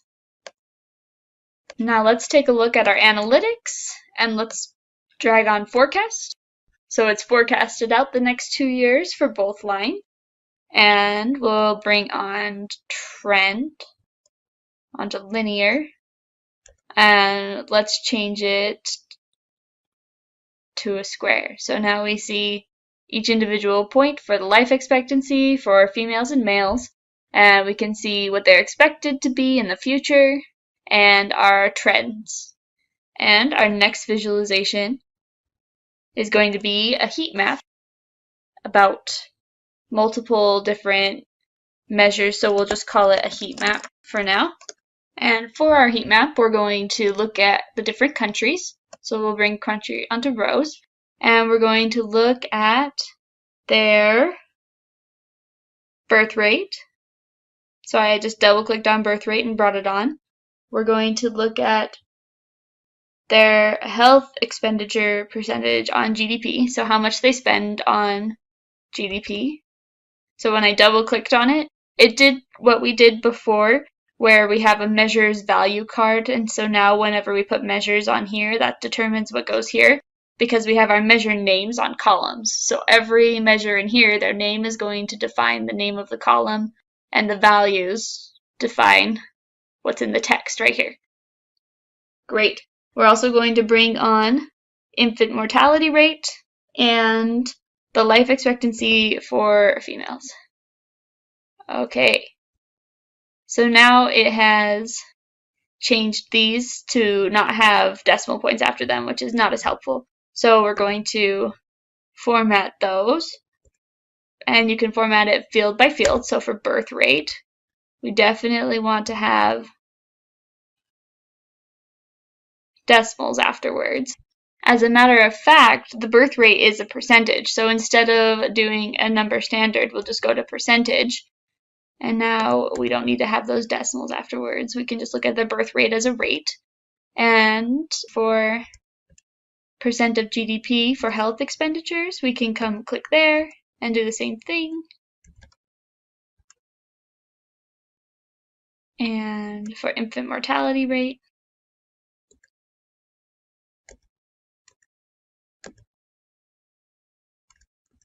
okay. And to make this make a little bit more sense, we again need to change it from a sum to an average. And for some of these, we could change it from a sum to an average right inside of for all of these, we could change it from a sum to an average in the default properties under aggregation, so that it will automatically average it whenever we bring it out. Default is sum, but if we make it automatically average, then we won't have to do that again for any other visualizations. I won't do that at this time because I get a little bit confused sometimes when I don't have my sum on there by default, because that's what I'm so used to seeing by default. Great, so we now have a matrix by country and by our different metrics here, and so we can take our measure values and drag it onto color, and we'll make our marks from automatic to square, and it will make our heat map. Now, what happens with a heat map is it colors darkly the higher the number it is, in this case, and right now it's doing it for the whole area, so 1% is obviously much, much smaller than 82. But if we wanted to be able to look at birth rate independently from life expectancy, we can right-click on the measure values on the color and click Use Separate Legends. And so now we have a legend for each one of these. Let's change the colors on those legends so that we can see them separately a little bit more clearly. So we'll change the colors by coming over here to each of the legends, and we'll leave one the same, but we'll change this one. If we click Edit Colors, you can see our different palettes. You can see some of them just have one color, others have one color to another color. We used the red gold before, so now you can see that one is changed. We could use another one that goes from green to blue. Great. You can also define your own. So you can make a custom one that could go from light to dark, and then you can choose what color you want as your dark color. So we could pick a lighter blue, and then we see that last one. And now with these separate color palettes, you can quickly see the difference with birth rate and spending on health. And that is our heat map with separate legends. So let's build this all into a dashboard now. We're going to call it our health dashboard. And for simplicity, we're going to make it automatic so it fills our screen. And then we're going to first bring on our map. We're going to bring on our health-related map with birth rates. Then we're going to bring on our heat map. And we'll bring on our life expectancy lines. Now, as we brought on all of our charts, it brought in our legends here. And we're going to move our legends up to the top. So let's add a horizontal container. And then let's put our legends into the horizontal container.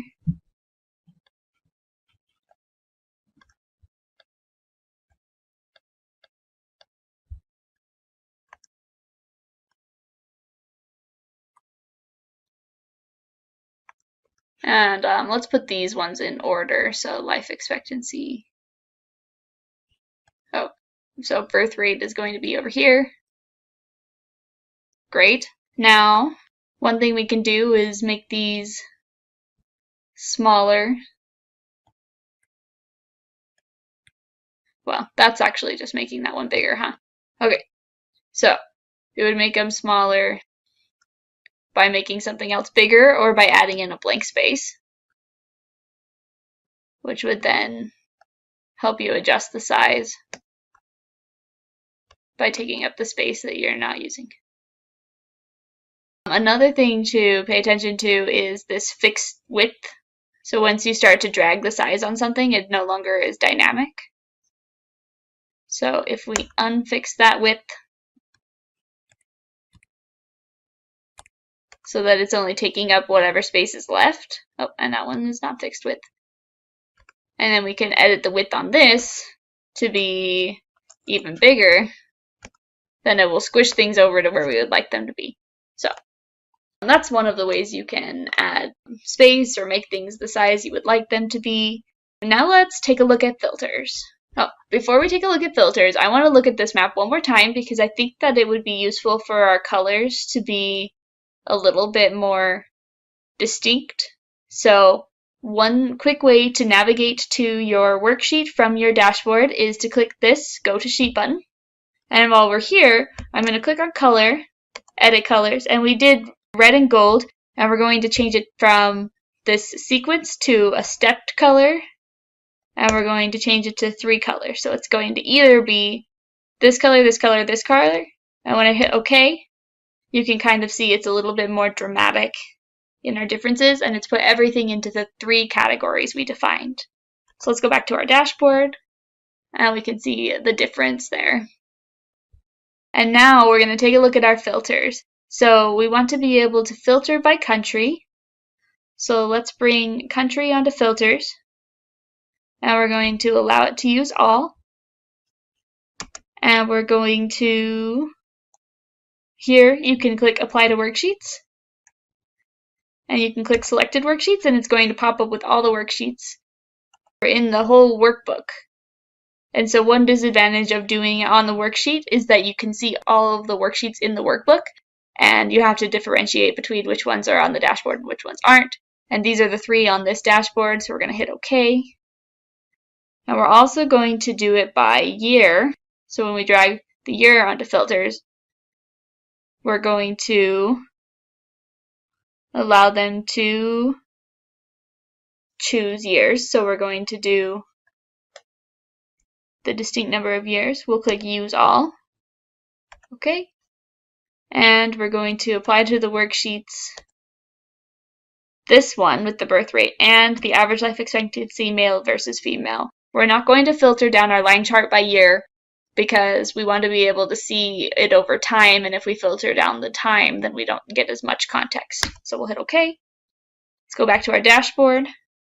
If I click on more options here and hover over filters, you can see that year filter and that country filter. You should also be able to see both of those filters on the heat map because I told it to apply to that one as well. So here's the country. Oh, I made a mistake. Let's go back to this visualization and apply to worksheets, selected worksheets. See, I wanted it to be on the birth rate and the heat map, not the line chart, and I clicked the wrong one. So that was a good test.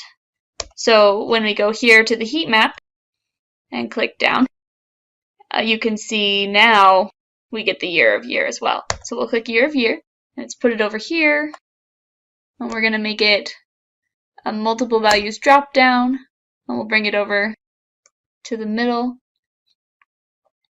And let's also get the countries filter.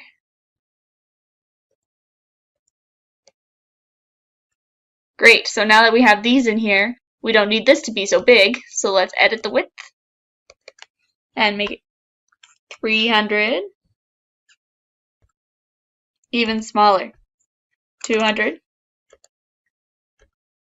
Great, and let's change our country to be a single value drop down, so you can pick one at a time. And let's also change it, or this year of year, since we can select multiples, let's change it so that on customize that you show the apply button. So here, since they can only select one, we don't have the apply button because it will just automatically apply. And here, since they can select multiples, we'll let them unselect all and pick their years and then hit apply. And then you'll see the changes. And you can see that even though I've selected only 2011 and 2012, you still see all of the years on this line chart as expected.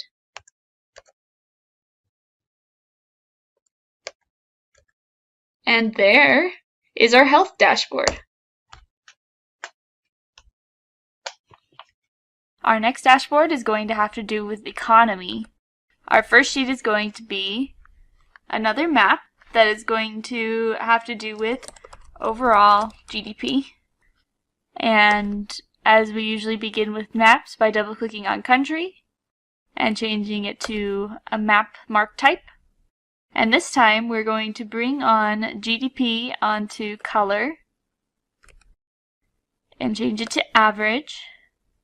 And we can edit the colors. Let's this time do a custom diverging, so you get to pick both colors. And let's pick a little bit lighter.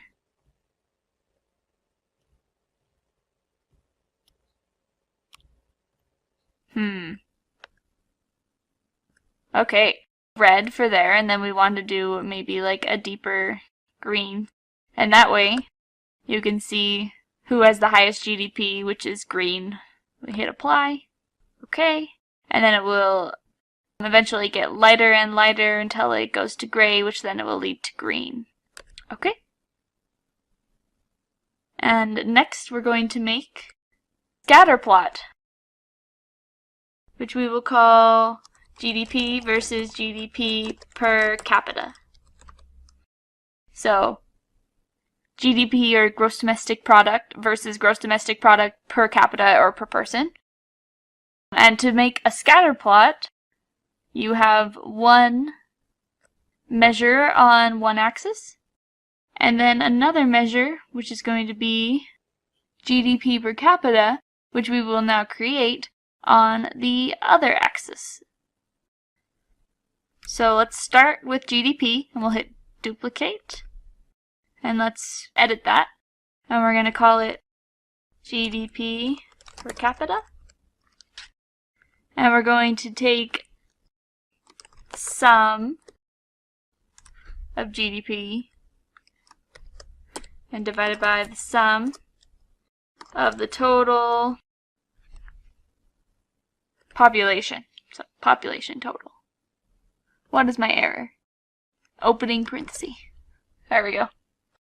And then we have GDP per capita. So what this will do is sum up the GDP across whatever measures we have in place, across whatever dimensions we have in place, and then sum up the population for those same dimensions, and then divide it, instead of dividing it per row and then doing an aggregation on it.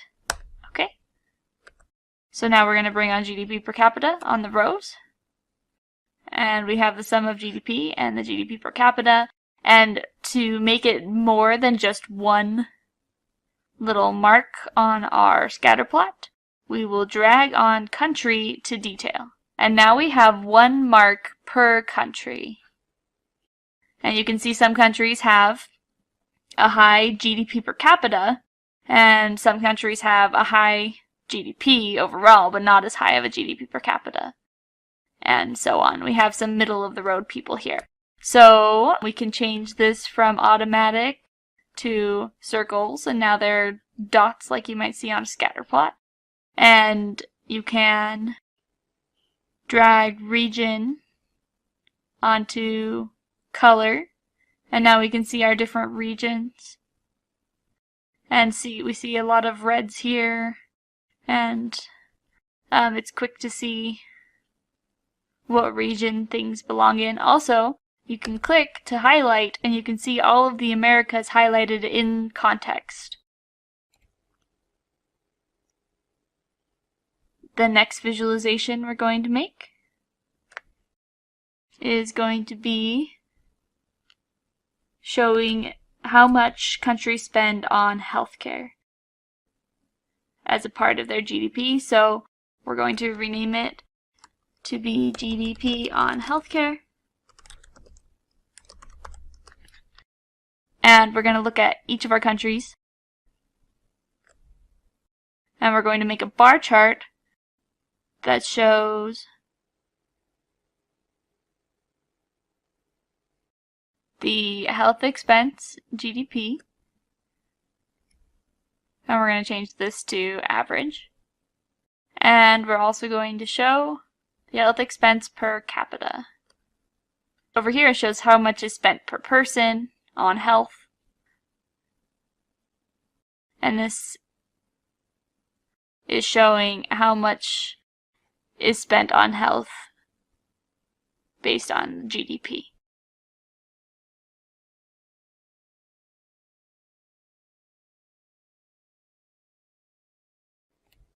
Click at the top and click sort, and it's sorting by this first one.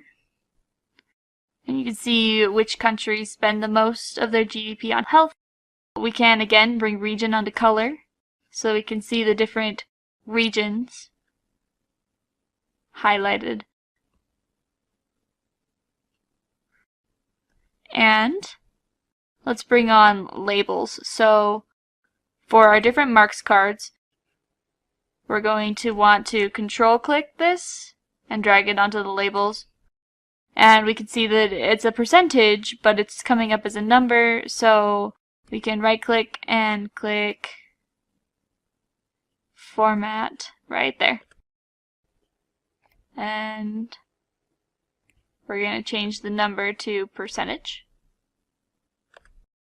Maybe just do 1 decimal place. And then for this one, we're going to control and drag that onto labels. And maybe we'll change this one to currency. However, if you don't want to change it to currency, since we aren't sure necessarily what currency this data set is in, it's worth checking out what currency it is in. So for now, we'll just have it as a number. And now we're going to customize our tooltip. So we're going to go to the overall marks card, and we'll click on tooltip, and we want it to tell us the country in the top. So we'll erase region, and we're going to erase country label and center country. And then we're going to put this country spends this percentage on healthcare. And if you want to preview it, you can hover or click here on preview, and it will show you an example. Marshall Islands spends 2.1% on healthcare. We'll hit enter, and then when we hover, it tells you the country, and it has our custom tooltip on both visualizations, or on both of the different axes. So let's build our dashboard. We'll bring on our map. We'll bring on our healthcare visualization and our GDP versus GDP per capita. And we'll move our legends to the top again by adding a horizontal container to the top and bringing them up here.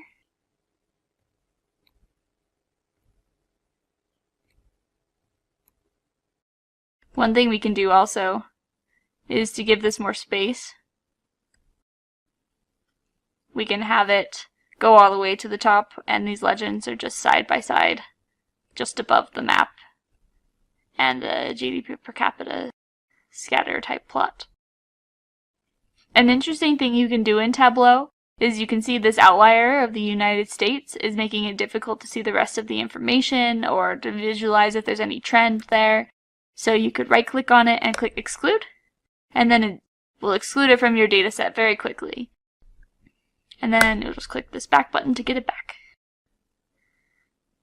Great, now let's take a look at filters. We are going to do a single filter. So let's go to this visualization, and we'll bring on country. We'll click use all, okay. And we're going to apply it to worksheets. So I showed you how we can apply it to worksheets here. You can also apply it to worksheets once it's on the dashboard. So if we come here and look at filters, we can see that country is on the filters for this visualization.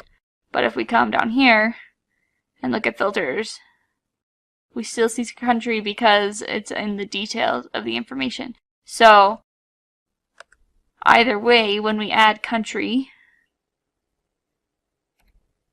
since I added it from this visualization, it only affects this visualization. Okay, but we want it to affect all on the worksheet. So we're going to apply to worksheets, and we can click selected worksheets, and we can click all on dashboard. Okay, let's bring this over here. We're going to allow them to see all at once and be able to scroll and select the ones they want. And now, when we select different ones, it affects all 3 worksheets.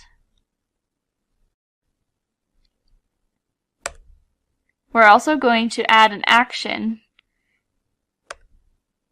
for a URL action. Add action, go to URL, and when we click on a country on the overall GDP map, we want it to take us to the Wikipedia page that talks about the economy for that country.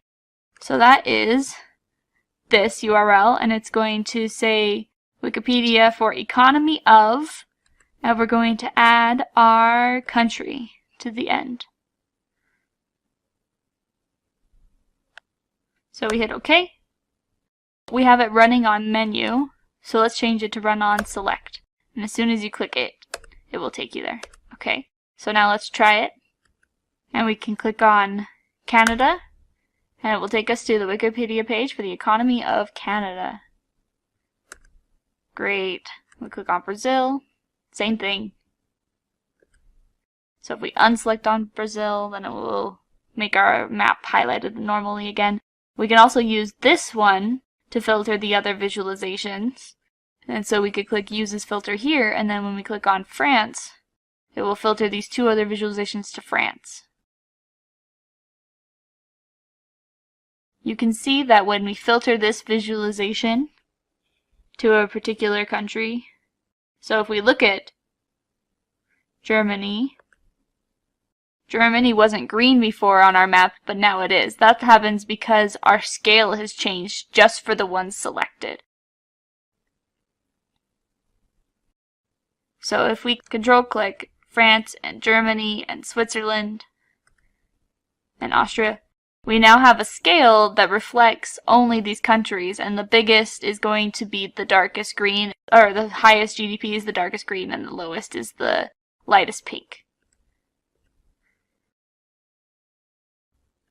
And there is our economy dashboard. You can see that we have some nulls on these visualizations. That occurs when we don't have all of the data for every point. You can ignore those and they won't show up on the final visualization when you publish it to server. Or you can deal with those by clicking on them and filtering that data out, or showing that data at the default position, which is showing the null values at 0.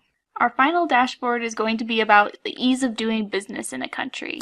So our first visualization is going to be a bar chart, which we will call Days to Start Business. So how many days it takes to start a business is important to know when you're trying to start a business in a country, and also can be an indicator of how easy it will be to do business in that country. So let's make a bar chart that includes every country. And then we're going to bring on days to start a business. And we will sort it smallest to biggest. And we have some days or some countries that don't have any days. So let's filter out those countries. And we're going to filter it to only those that have a good market. We're going to make a calculated field. We're going to define business-friendly market. Well, we're going to define our market based on how easy it is to start a business and how many days it takes. So, if it takes less than 25 days to start a business, we'll consider that a good market. And so we're going to do if the days to start a business is less than or equal to 25, then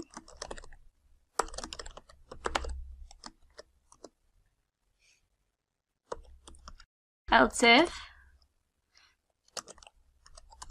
days to start a business is greater than 25, then business might or might not work. Doing less than or equal to 25 or greater than 25 allows us to be able to define these two different markets. So we'll hit apply there. And we're going to filter it just to a good market.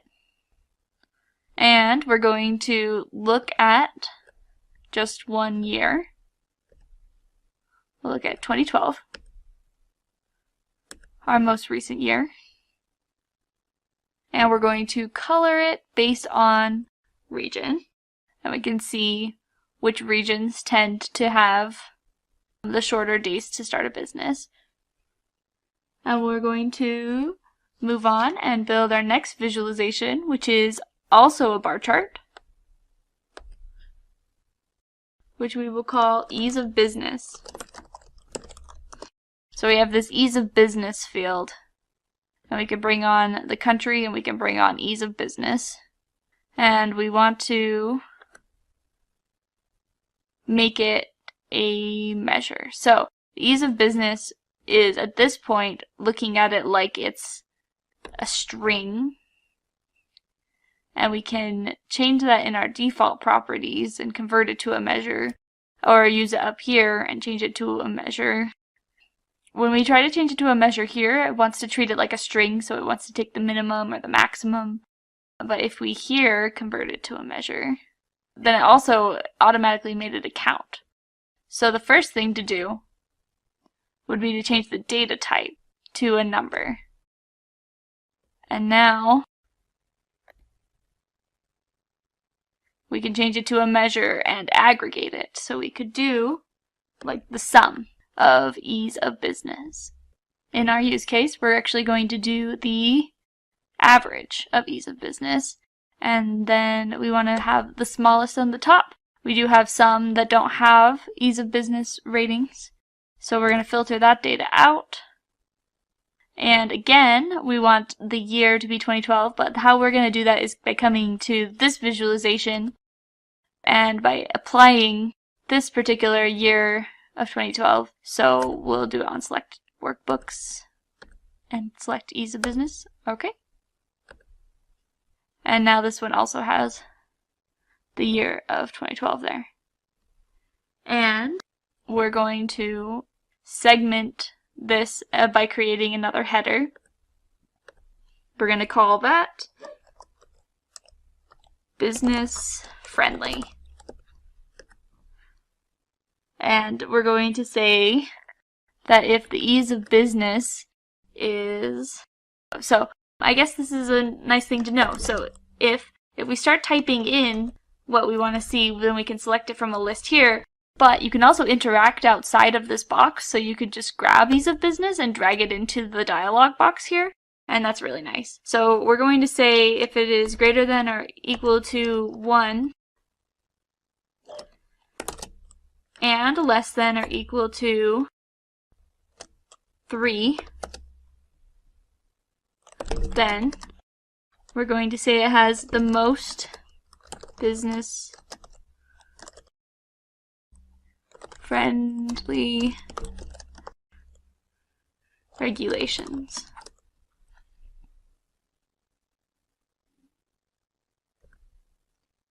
Give us a little more room to look at. Okay. And this statement won't work because it's saying and what is less than or equal to 3. So you have to have ease of business in both places.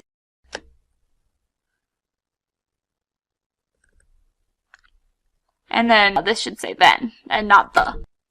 Great. So now we're just getting an error because we don't have an end.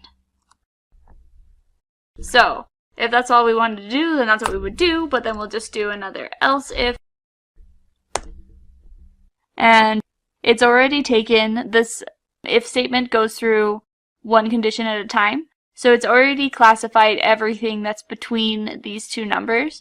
And so now we can just say if ease of business is less than or equal to 10, then we'll call it very, very business friendly regulations.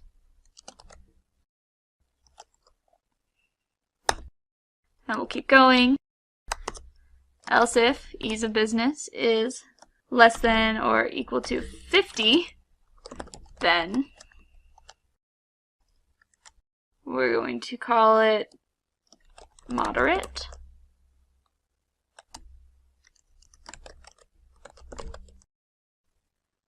And we're just going to say moderate business regulations.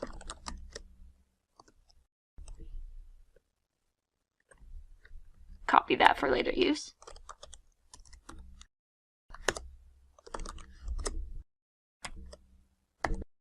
Less than or equal to 150, then strict. So the reason that this doesn't grab everything that is less than or equal to 150 is because these sections 1 to 3, and then 4 to 10, and then 11 to 50 have all been classified up to this point. So it's just getting everything else. And we're going to finally say else everything else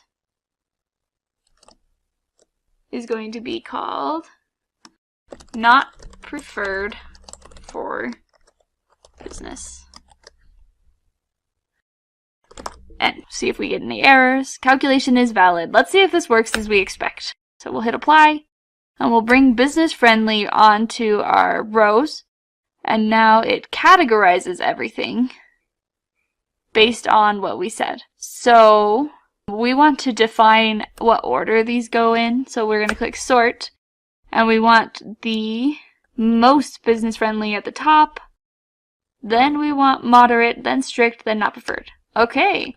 So we have our top 3 that are the most business friendly, and then we've got 4 through 10, which are very, then we've got our moderate,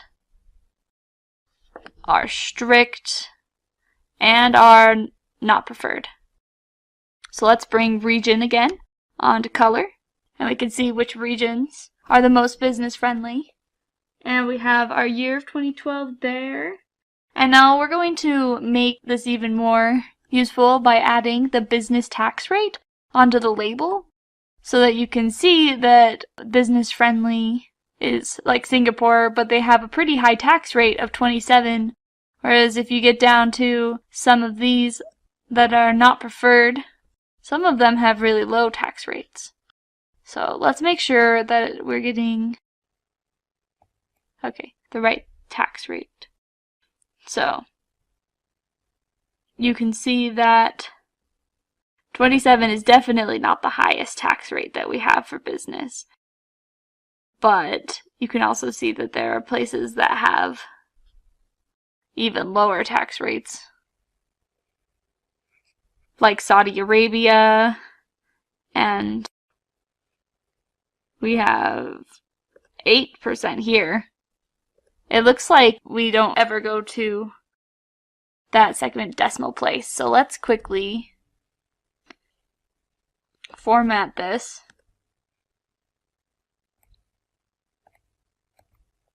Oh. Business tax rate is also text. So if we could convert our data type to decimal, and then we will format it to be a percentage, and we just need the 1 decimal place. Okay, now let's make some annotations. So we could come and click here on this mark, and then we can annotate that mark, which will make this dialog box, and it's already filled in here. And so we could use some of this information. So I'm going to copy that, and I'll put some hard returns there. So we're going to say that this country is the most business friendly, but has a business tax rate of, and let's grab the tax rate. And then we'll erase this. And we'll hit OK. And I made a typo. So Singapore is the most business friend is not what I meant to say. So I can click Edit, Business Friendly. but has a tax rate of. And you can move this around. Draws the line to Singapore, which is the mark that we wanted to annotate. So that is an annotation on a mark. If we wanted to just make an annotation for the area, then we could point out that more business-friendly countries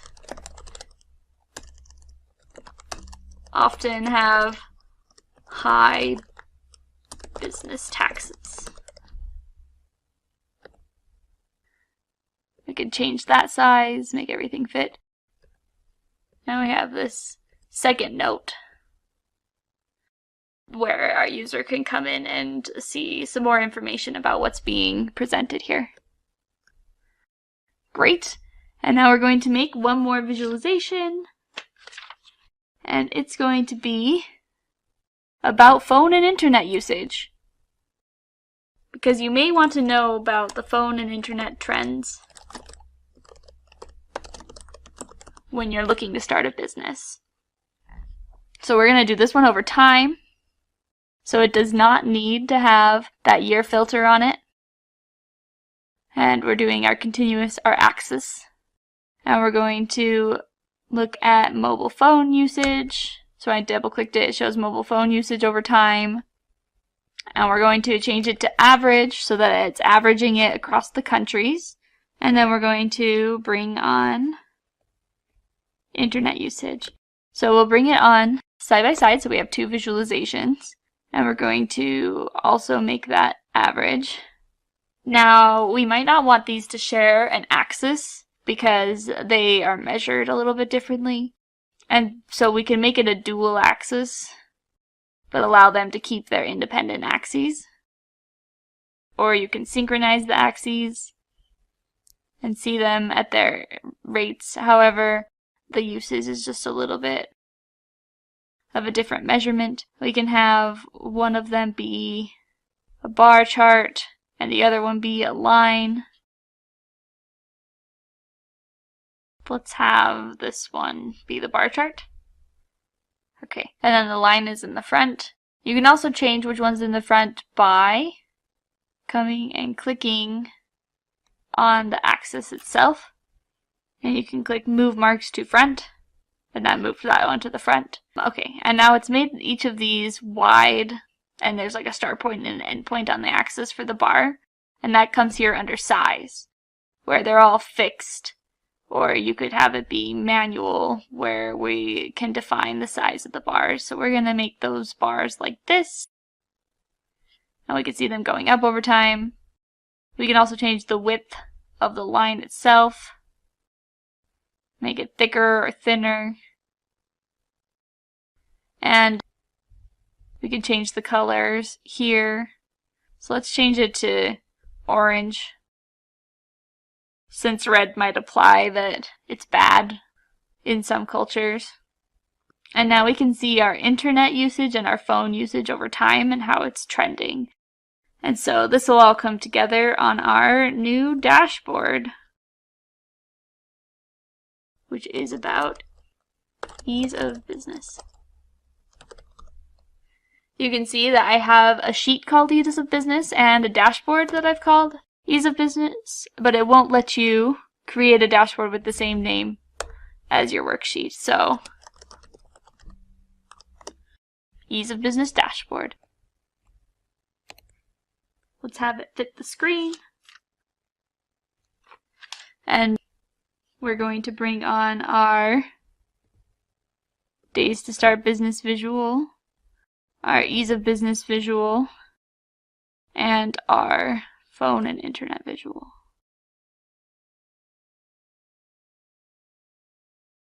Let's put our legends at the top again. So we'll make our horizontal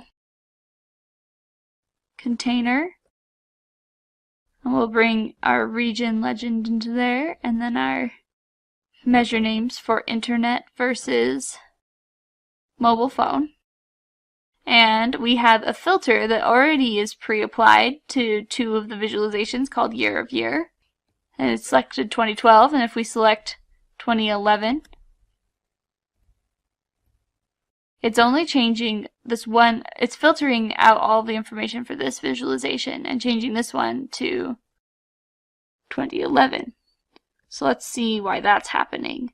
If we go to this visualization and click the Go to Sheet, we can see year of 2012 is here. Let's click Show Filter. And if we change the filter to 2011, okay, it's not showing up here, and the only filter I can see that could be removing it is this average ease of business.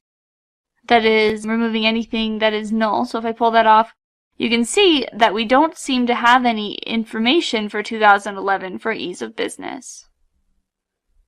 And the more years I select, I'm not seeing any ease of business information. So we're going to want to set this to 2012 only, because that seems to be the only information that is useful for this visualization. So let's go back until we're back to the state we were in when we started. Okay, so here we are. Now we're going to want to remove this filter, and we're going to give it its own filter that only selects 2012. That is not connected to the other filter. So now, when we change year of year, it only changes this visualization. Sometimes that's useful to note, sometimes it's useful to put, let's do a single value drop down. Sometimes it's useful to put this right next to the visualization it affects. So if we could change it to floating and just put it like here, that makes it clear that it's just changing this chart so that people don't get confused. Another thing that we can do, that we should do on all of our visualizations, is change the titles so that they're more business or user friendly. Great. And so we have our filter, and let's use this as a filter, and that way we can click on New Zealand, and we can see its most business-friendly regulations, and we can see its internet and phone usage over time. We can click on a lot of different countries to see those changes. You can see that some countries have a steeper change, so some of them have adopted phone and internet usage and have stayed pretty similar, whereas other ones have only really adopted it in the last couple of years. Also, if we wanted to filter to just one country, we could do what we did before and create a country filter. Here's another way to go to the sheet. You can click this down arrow and click Go to Sheet, or you can come over here. You can see that it's highlighting a visualization over here, or a sheet, and whatever sheet I click on is highlighted over here. And there's this little pop-out arrow here that also takes you to the sheet. And we can bring country on, use them all, go back to our dashboard. We'll go to filters and select country. We'll make it a multiple value drop-down. We're going to add the apply button, and now we're going to make it apply to all the visualizations by clicking apply to workbooks, selected worksheets, all on dashboard, OK. Now we can see that if we just want to look at Afghanistan, OK, we can see how many days it takes to start a business there. It's not preferred for business, and it's internet and phone usage over time. And those are our 4 dashboards. So as a review, we have made a dashboard on population. We made one about health. We made one that had to do with our economy, and one that had to do with our ease of doing business. Business intelligence is a set of processes and techniques to analyze raw data and extract information that helps drive business decisions. It helps you keep track of business data and draw valuable insights. There are several tools that play a key role in business intelligence. Some of the popular tools are PowerBI, Tableau, and ClickView. Hi guys, welcome to this tutorial on what is Power BI. In this video, you will learn why Power BI is needed, what is Power BI, the various features of Power BI, and the different components of Power BI. Later, you will look at the architecture of Power BI, what Power BI service is, and how to create a Power BI dashboard. Finally, you will understand a case study on Meyer and do a demo using Power BI. Now let's understand why Power BI is needed. First, Power BI has the ability to access vast volumes of data from multiple sources.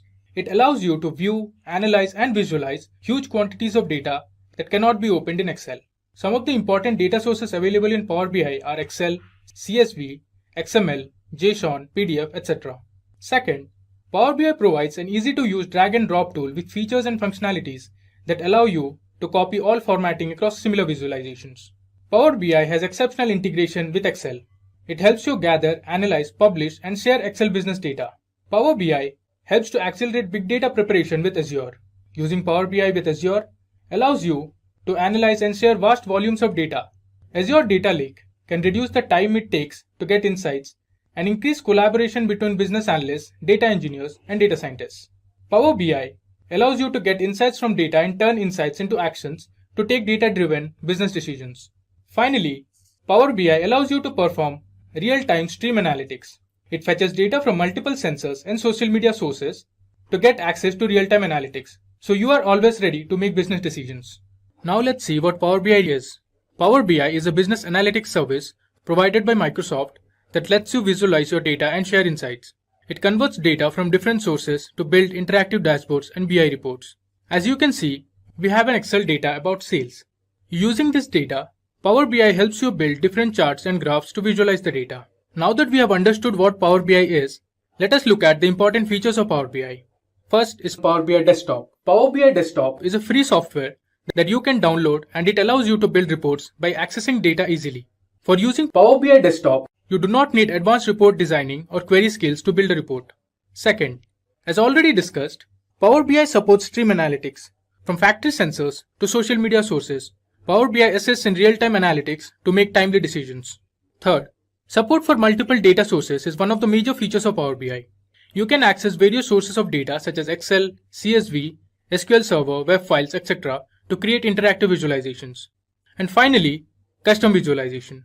Custom visualization is another vital feature of Power BI. While dealing with complex data, Power BI's default standard might not be enough in some cases. In that case, you can access the custom library of visualization that meets your needs. Let us jump into discussing the various components of Power BI. As you can see, there are 6 major components of Power BI. Now let's discuss them one by one. First is Power Query. Power Query is the data transformation and mashup engine. It enables you to discover, connect, combine, and refine data sources to meet your analysis need. It can be downloaded as an add-in for Excel or can be used as part of Power BI Desktop. Second, we have Power Pivot. Power Pivot is a data modeling technology that lets you create data models. It also allows you to establish relationships and create calculations. It uses data analysis expression language or DAX to model simple and complex data. Third, we have Power View. Power View is a technology that is available in Excel, SharePoint, SQL Server, and Power BI. It lets you create interactive charts, graphs, maps, and other visuals that brings your data to life. Next, we have Power Map. Microsoft's Power Map for Excel and Power BI is a 3D data visualization tool that lets you map your data and plot more than 1 million rows of data visually on Bing Maps in 3D format from an Excel table or data model in Excel. Then we have Power BI Desktop. Power BI Desktop is a development tool for Power Query, Power Pivot, and Power View. With Power BI Desktop, you have everything under the same solution, and it is easier to develop BI and data analysis experience. Finally, we have Power Q&A. The Q&A feature in Power BI lets you explore your data in your own words. It is the fastest way to get an answer from your data using natural language. An example could be, what was the total sales last year? Once you have built your data model and deployed that into Power BI website, then you can ask questions and get answers easily. Now, let's see what Power BI Service is. Power BI Service is the software as a service part of Power BI. It is also referred as Power BI Online. To access Power BI Service, you need to log into app.powerbi.com. Now let me show you that. I'll go to Google, I'll open a new tab and search for app.powerbi.com. It's loading. But this is how the homepage of Power BI Service looks like. I've created some dashboards on it. First, you need to log into app.powerbi service. you can see I'm logged in. Now under my workspace, if I go to dashboard, here I've created a finance dashboard. You can see the different charts and graphs I have prepared and pinned it to the dashboard. So Power BI service allows you to connect to your data, create reports and dashboards, and you can also ask questions to your data. Now as you can see in this dashboard, we have created some charts and graphs. So this is a tree map. There's a pie chart, there's a bar graph. Below you can see there are line charts and donut charts. It tells you the total sales that were made, the total number of units sold, the sales by product, sales by country, sales by segment, and lots more. One of the key features of Power BI is creating dashboards from multiple reports and datasets. Power BI dashboard is a single page visualization to tell a story. The visualizations on a dashboard are generated from multiple reports, and each report is based on one dataset. A single page dashboard is known as a canvas. The visualizations you see on the dashboard are called tiles. These tiles are pinned to the dashboard by report designers. Now let me go back to my dashboard. So this is called a canvas, and each of these are called tiles. So on the top, you can see we have 3 tiles. Now let's understand how to create and publish reports in Power BI dashboards. Power BI allows you to create different reports on Power BI desktop. These reports can be published on the Power BI dashboard using Power BI service. Here, you can see there is a Power BI report created on Power BI desktop. If you click on Publish, it will take you to the Power BI service where you can build a dashboard. Here is the button for Power BI Publish. Once you click on Power BI Publish, it will take you to the dashboard.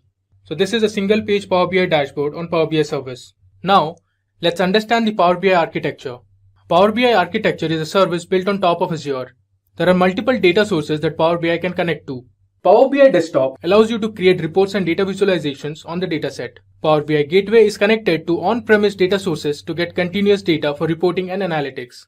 Power BI services are basically the cloud services that are used to publish Power BI reports and data visualizations. Using Power BI mobile apps, you can stay connected to their data from anywhere. Power BI apps are available for Windows, iOS, and Android platforms. Now, let's look at a case study on how Meijer, which is one of United States' largest supermarket chains, used Power BI to solve its business problems. Initially, Meijer had become dependent on its IT organization to extract insights from its data. It was time-consuming and inefficient as you had to wait for IT to build every report. Meijer was unable to perform ad hoc and real-time analysis easily. So what Meijer did was, it connected Power BI to an on-premises SQL Server Analysis Services cube. This allowed them to refresh 20 billion rows of data in near real time. With Power BI, teams can now pull in the data faster and perform real-time analysis to derive insights from data. A bakery department inside Meijer used Power BI to compare its sales with regional performance. They analyzed where Meijer was behind the regional trends, focused on the problem, and created a solution. With Power BI, they can now drill down into hourly sales and send out a sales flash to 800 Meijer business leaders. So Power BI enabled them to standardize data sources and empower store directors and team leaders to develop and track their data to ensure what they can improve. Now, let's do some practical hands-on demo with Power BI. So this is how the Power BI desktop interface looks like. On the left, you have the report view, the data view, and the model view. The report view is where you visualize your data with different charts and graphs to build reports. The data view allows you to view the whole data, while the model view is where you check if there are any relationship between the tables.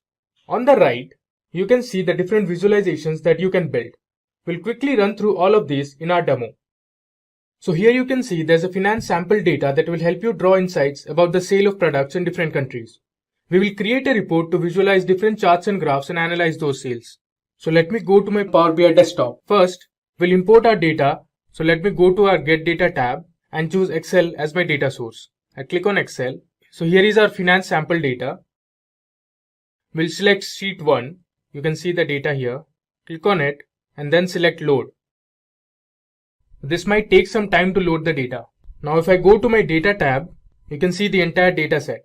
It has fields such as segment, country in which the sales was made, the name of the product, the units sold, and the sales price, and many more.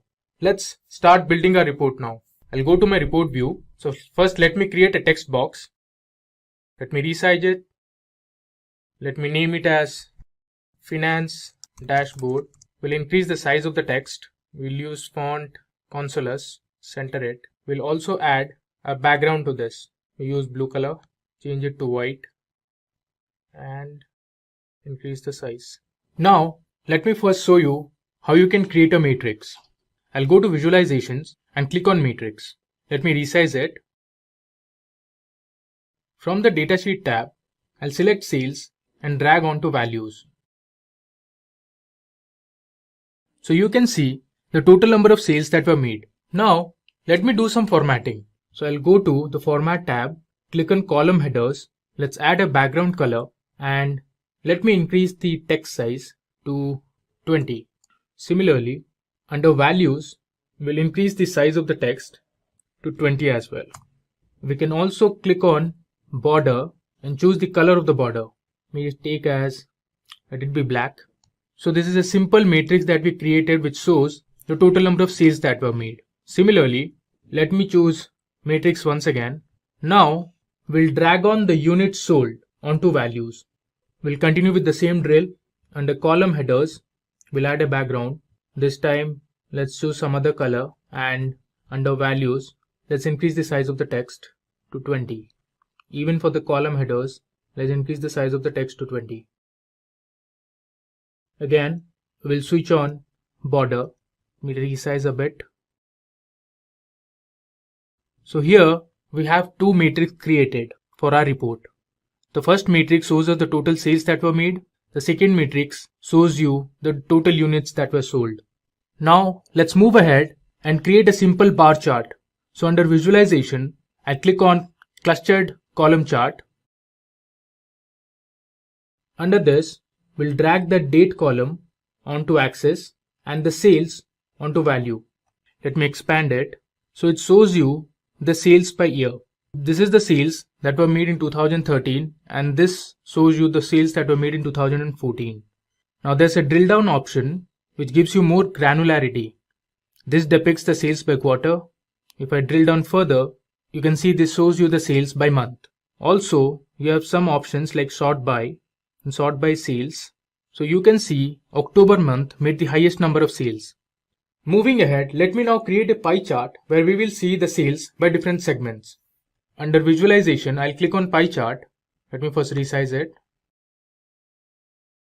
Here, I'll drag the segment column onto the legend and the sales column onto the values. As you can see, we have the sales made by different segments. Government segment made the highest number of sales with 44.22%. Now let me add a border to both the visualization. I'll click on the pie chart and go to the format tab. I'll switch on the border. Similarly, for the clustered column chart, I'll go to the format tab and click on border. Now let me resize a bit. Alright. Next, we'll create a very simple table that will depict the total sales made by each product. So under visualizations, I click on table. Let me bring this below. So from the data sheet, I'll first drag product onto values. You can see the different products and then sales just below it. So this depicts the total sales that were made by each product. And finally, it displays the total value of the sales that were made. This is same as the one shown here. Now let's do some formatting. Under format tab, I'll go to values and increase the text size to 15. Let me expand it. Also, under column headers, I'll increase the text size to 15. Then let me go and add a border. Now let me create a map that will show you the sales that were made by each country. So first, let me create a new page and under visualization, I'll click on map. Now I'll drag the country column onto location. So you can see we have our map ready and we'll drag sales onto size. You can see the different countries and the sales that they made. If I move the map, you can see the sales made in the Europe region. Let me resize it. I'll add a border to this. Now let me go ahead and create a donut chart that will show you the profit by each segment. Under visualizations, I'll click on donut chart. I'll move this to the top. Now from the data sheet, I'll add profit onto the values and segment onto the legend. If I expand this, You can see government segment made the highest amount of profit with 65.04%. Let me resize this and we'll add a border. Okay, in the final visualization, I'll show you how to create a tree map. This tree map will tell you the total amount of sales made by each product. So under visualizations, I'll click on the tree map. Let me expand it. I'll drag sales onto values and product onto group. So here you can see our tree map and the sales made by each product. You can see now we have our report ready. We have created two separate canvases to visualize our data.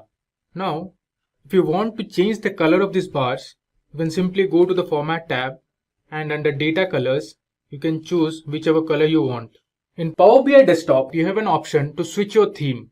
This will make your dashboard or the report look more attractive. So now we are under the default mode. Let's try out different themes. That's Frontier, it's Temperature, Solar, which is a little yellowish.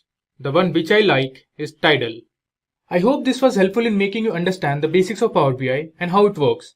You learned the various features and the components of Power BI and looked at the architecture of Power BI. Finally, you saw a demo to create a report using finance dataset.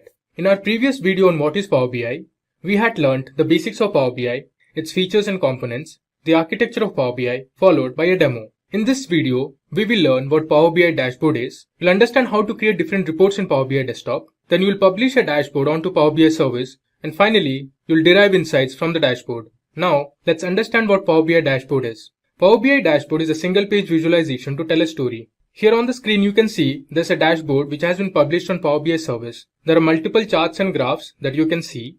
The visualizations on a dashboard are generated from reports and each report is based on one dataset. A single page dashboard is known as a canvas. The visualizations you see on the dashboard are called tiles and each of these tiles are pinned to the dashboard by report designers. Today, we'll be covering the following dashboard that you see on the screen. It will be a 3-page report where we will be analyzing the Superstore sample data. As you can see, there are 3 tabs. Now let me move over to our dataset. So our Superstore sample dataset is in the form of an Excel file. You can see there are multiple columns. You can see there's order date, shipment date, the mode of shipment, customer's first name and last name, the segment to which the customer belonged to, country of the customer, the city, state, and if you go towards the end, you can see there are the different product names, the sales, quantity sold, discount, and the profit. So the report that you see here and the one which we are going to create might vary a little in terms of the color formatting and the spacing, so you need not worry about that. Now let me go ahead and bring up a new workspace. So I'll go to File, click on New. This will take some time to bring up our new workspace. Now it will ask you for trying the free version, or if you want you can go ahead and sign in. I'll just close this. So here is our new workspace. Before creating the dashboard, we need to make some changes to our Superstore dataset. Using the features of Power BI Desktop, first we'll extract the year, month and quarter values from the order date column. I'll go to Get Data tab, click on Excel as my source. I'll locate my file, it's on desktop, click on Open. This might take some time to load the dataset. I'll select the orders sheet. You can see the preview of our data here. I'll go ahead and click on Load. This will take some time to load the dataset onto Power BI Desktop. I think we have successfully loaded our dataset. You can check that by going to the Data tab. So here is our dataset. First, let's make some changes in the format of the order date and the shipment date. I'll click on the order date. Under the Modeling tab, we have this data type and the format. I'll click on the drill down option. Under date and time, now let's choose the first one which is in the format of DDMMYYYY. I'll click on it. As you can see, our order date column has been changed to that particular format. Similarly, I'll select the ship date column, go to the format option. Under date and time, I'll click on the first one. Here you can see even the ship date column has been changed to that particular format. Now let's extract the month values from the order date column. To do that, right click on the order date column, select new column. So this will create a new column if you go to the end. So there's a new column. Rename this column as month, and since we want the month value from the order date column, I'll search for order date. Dot, since I want the month, I'll select month. Now if I hit enter, it will give me the month values from the order date column. Similarly, if you want to get the quarter values from the order date, right click, select new column, rename the column as quarter, then choose the order date column followed by the quarter name. Hit enter. So you can see you have a quarter column and it has all the values of the quarter to which the date belongs to. Now let me go ahead and create one more column. This time we'll create a new column for the order year. This time we'll extract the order year values. So let me rename it as year. We'll continue with the same procedure. I'll look for the order date and then select the year. Hit enter. So it gives you only the year values on which the order was placed. Now let's find which day of the week was the order placed. So we need to use the weekday function and give the order date as parameter, followed by which day you want the week to start with. I'll show you how to do that. So I'll click on order date, then select new column. Let's rename this column as day of week. I'll use the weekday function of Power BI. You can hit tab to finish. I'll look for my order date column, comma. I'll choose 2 here since I want my week to start with Monday and end on a Sunday.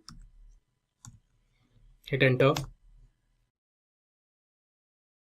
So you can see we have the day of the week column. So the idea to create this day of week column is to find out if the order was placed on a weekday or a weekend. Now let me go ahead and create one more new column.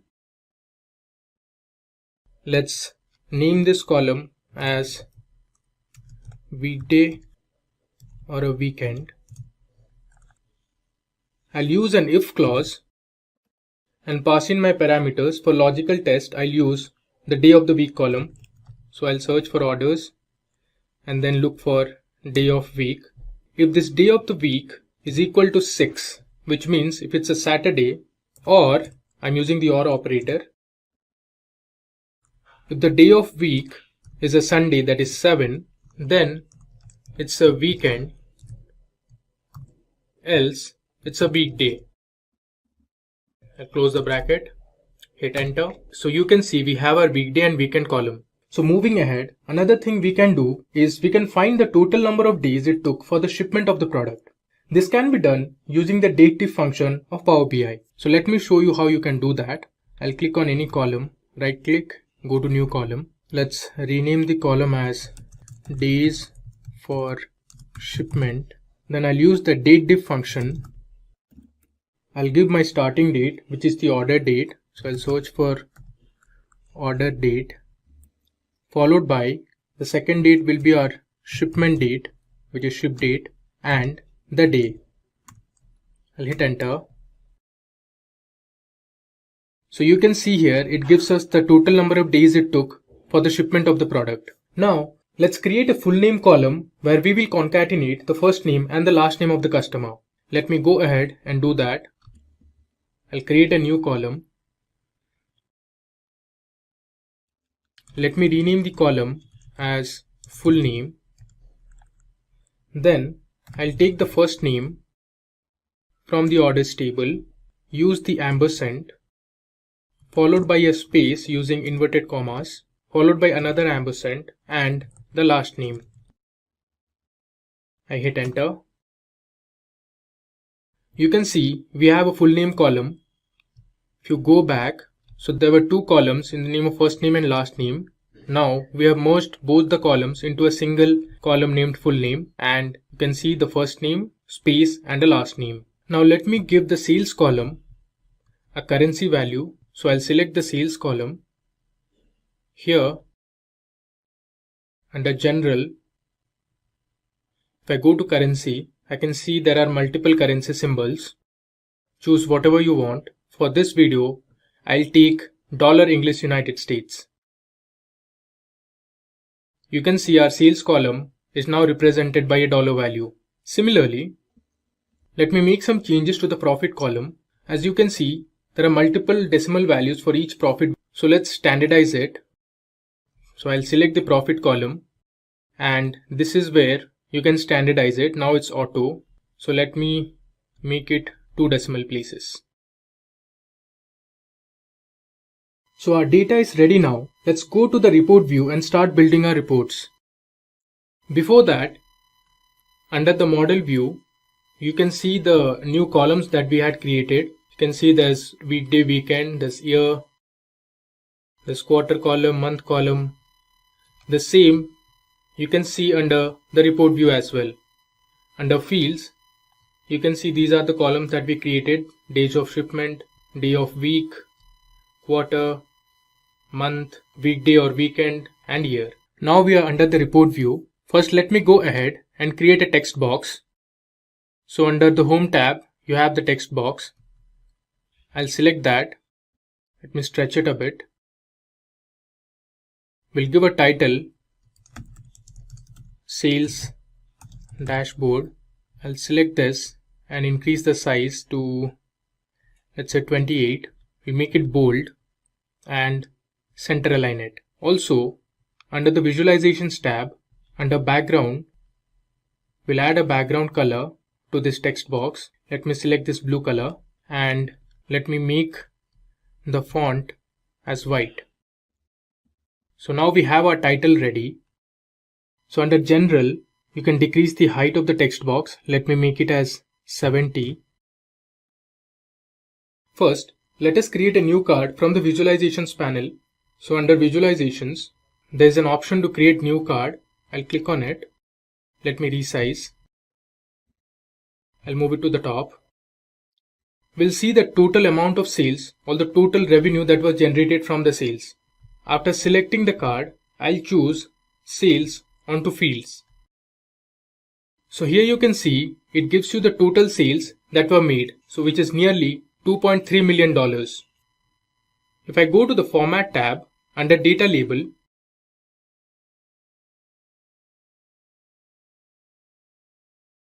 let me switch on the border. Under Title, you can give a new title, for example, Total Revenue. Hit Enter.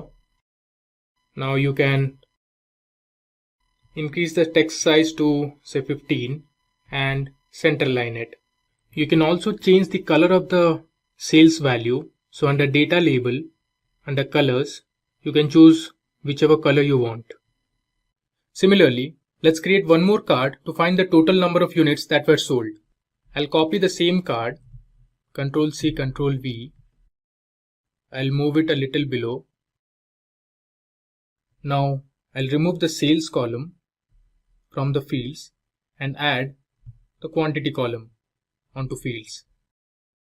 Again, under title, I'll edit this title as Total Quantity Sold. Let me create one more card where we will see the total amount of profit that were made. I'll select this. I'll remove the quantity column and add profit. Under the Format tab, under Title, I'll make this as Total Profit.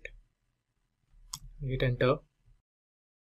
Stretch it a bit so that you can see the total amount of profit that were made. Now, let me add a slicer wherein we'll have the order date column. So I'll add the order date column onto fields. So you can see here we have the order date column, and under slicer header, let me increase the text size to 15 and let's switch on the border. You can also give a title to the slicer. So under the Format tab, you go to Title, switch it on, and we'll give a title text as Slicer by Order Date. Scroll down, I'll center align it and increase the text size to 15. Now if you want, you can also change the date colors to blue. So under Date Inputs, you can go to Font Color and select any blue color. Now, let's create a line and stacked column chart to visualize sales and profit by each year, each month, and each quarter. So from the Visualizations tab, let me select Line and Stacked Column Chart. I'll resize this. After that, let me add the order date column onto the shared axis. We'll drag the sales onto column values, and under line values, I'll take the profit column. So here you can see we have the sales and profit by each year. The bars represent the sales and this line represents the profit it made for each year. Let me go to the Format tab and make some changes to the data colors. Let the color of the profit remain the same, but the bars, I'll choose a custom color, give a hexadecimal value like 196273, hit enter. So we have successfully changed the color of the bars. Power BI has an interesting feature where you can drill down the sales by each year, each month, each quarter, or by days. So let me show you. So on the top, it shows you go to the next level in the hierarchy. So if I click on this, here you can see the sales and the profit that were made for each quarter in every year. Quarter 4 for every year made the highest amount of sales and the profit. Similarly, if I drill down further, you can see, let me expand it, you can see by month. This is for each month over all the years how much sales were made. You can check November month gave us the highest amount of sales and December month gave us the highest amount of profit. Similarly, you can still go to the next hierarchy. Here you can see the sales and the profit made for each day over all the years. So day 17 made the highest amount of sales and day 23 gave us the highest amount of profit. If you see the lowest sales and the profit, you can see order date 25 gave us the lowest amount of profit. And similarly, you can see day 29 gave us the lowest amount of sales. Now you can also go to the Format tab and switch on the data labels. So you can see here in 2014, we got nearly 49.5k profit and nearly $0.48 million sales. Similarly, in 2015, we had nearly 61.6k profit and 0.47 million sales, and so on. Now let me go ahead to the Format tab and switch on the border. Let me now create a clustered column chart for sales by year and quarter. So from the visualizations, let's select clustered column chart. Let me resize this a bit. And under axis, we'll add the year column.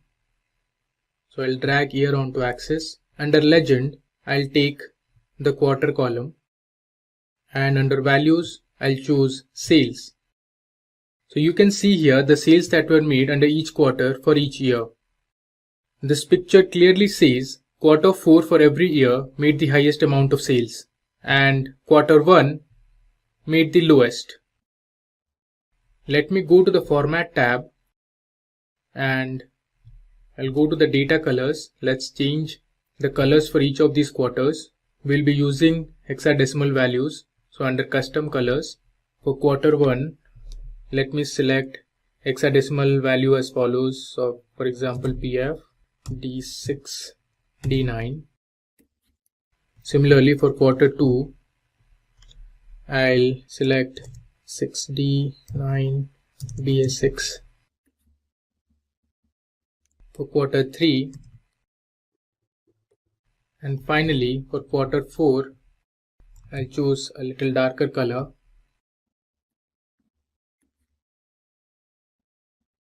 So here is how our clustered column chart looks like, and we can see the sales by year and quarter.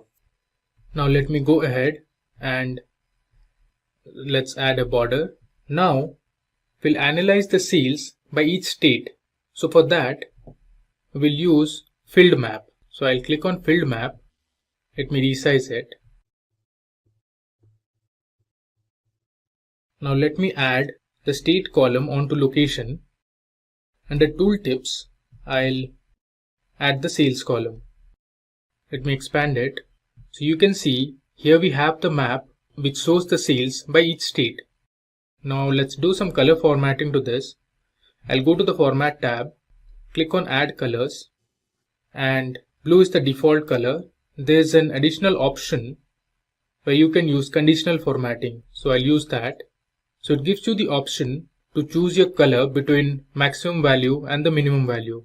You can also choose this diverging option where you get a center value or a mid value as well. Now for the minimum value, I'll choose a color. Again, I'll use a custom color. It will be similar to a green color. Hit OK. Then let's use some orange color for the mid value range. For example, EB. And similarly, for the maximum value, we'll use a little darker color which looks similar to red. Click enter. So now we have defined our color scheme. Let's click on OK. Let's zoom out.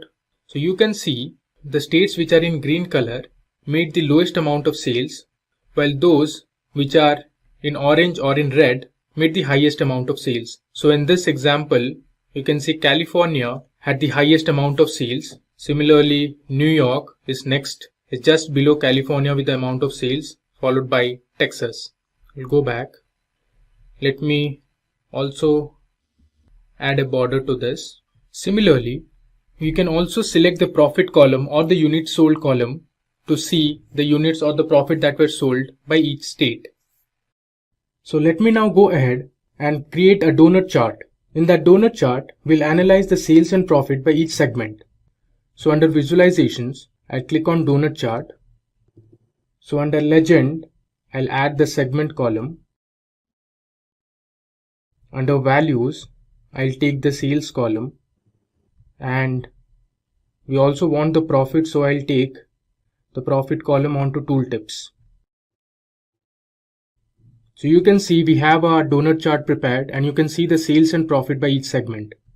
Let me expand this. The donut chart indicates consumer segment made the highest amount of sales and profit, while home office segment made the lowest. I'll go back. Let me go to the Format tab, and we'll make some formatting to our data. Let's change the color of all the segments. Choose custom color. Let's give a color coding as 1558C. Similarly, we'll change the color for corporate segment as well. Let's take a gray color. And finally, we'll change the color for home office as well. I'll also switch on the border. So we have our donut chart prepared. Now let's move ahead and create a pie chart to analyze the profit and sales by each category of products. So under visualizations, I'll select pie chart. I'll drag the category column onto legend. Under values, I'll take the profit column, and under tooltips, I'll take the sales column. So you can see we have a simple pie chart that tells you the profit and the sales that were made by each category. As it's evident, category technology made the highest amount of sales and profit, while furniture category made the lowest amount of profit and sales. I'll go back. Under format, I'll change the data colors. Let's go ahead and do that. I'll use custom colors and give a hexadecimal color value. Similarly, for office supplies, I'll take another hexadecimal value. And finally, we'll change the color of the furniture category. Also, let's give a border. So we have a pie chart prepared that tells you the profit and sales by each category of products. Now we are done with our first sales dashboard. So I can go ahead and rename this tab as overall sales.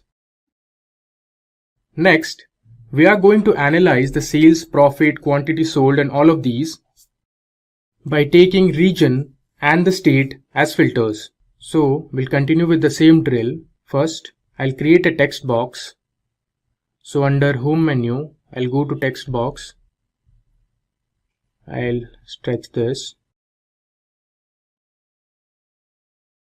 I'll give a title to this page, for example, region and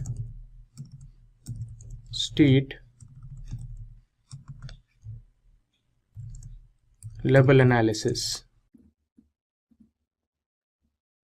Let me make it bold and I'll increase the size to 28, make it center aligned.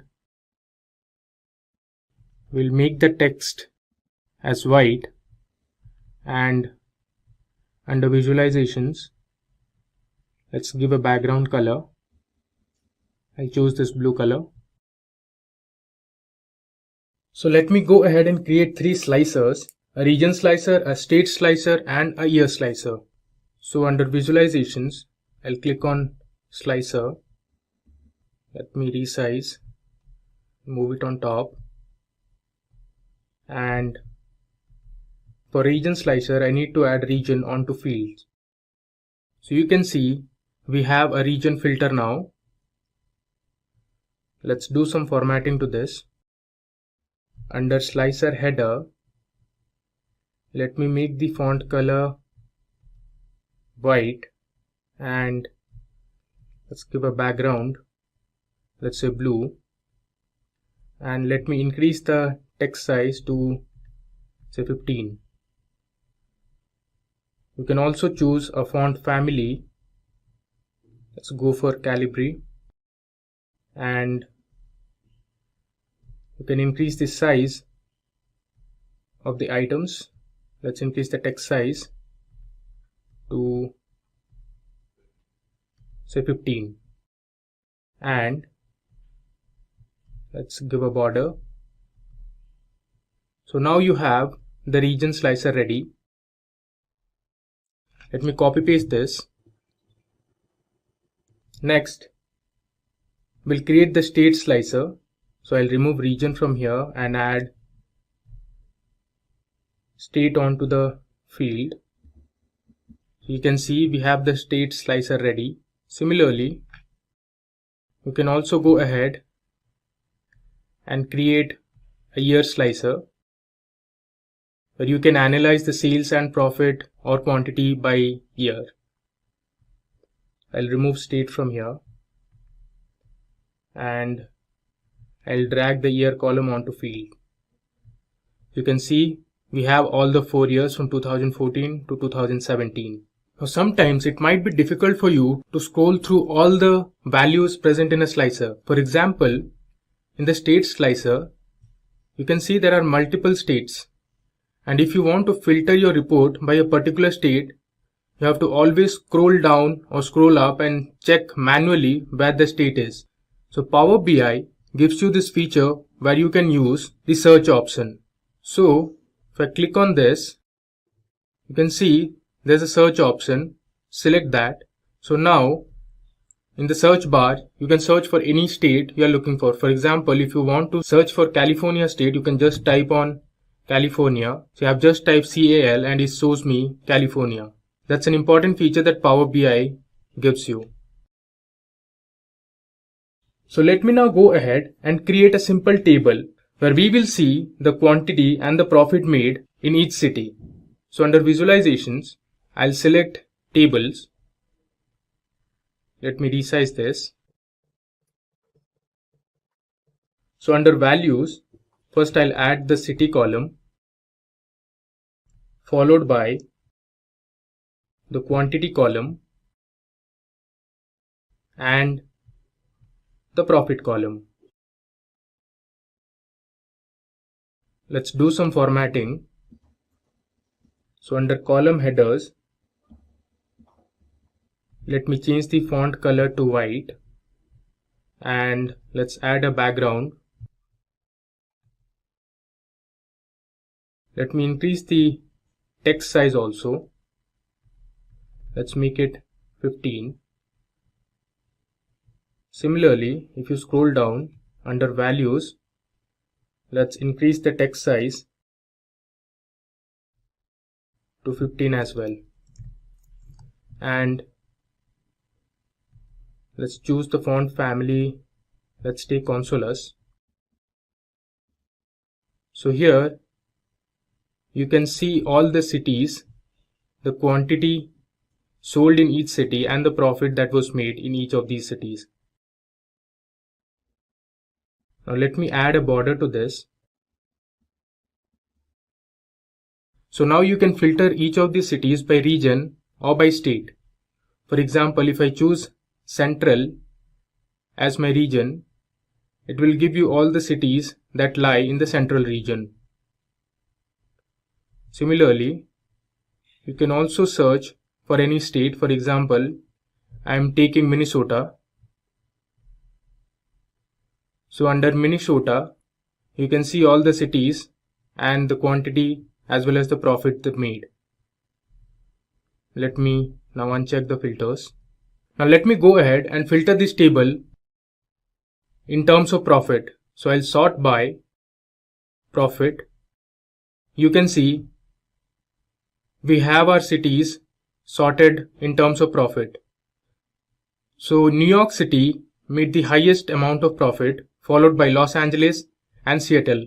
Below you can see the total units that were sold and the total profit that was made from all the cities.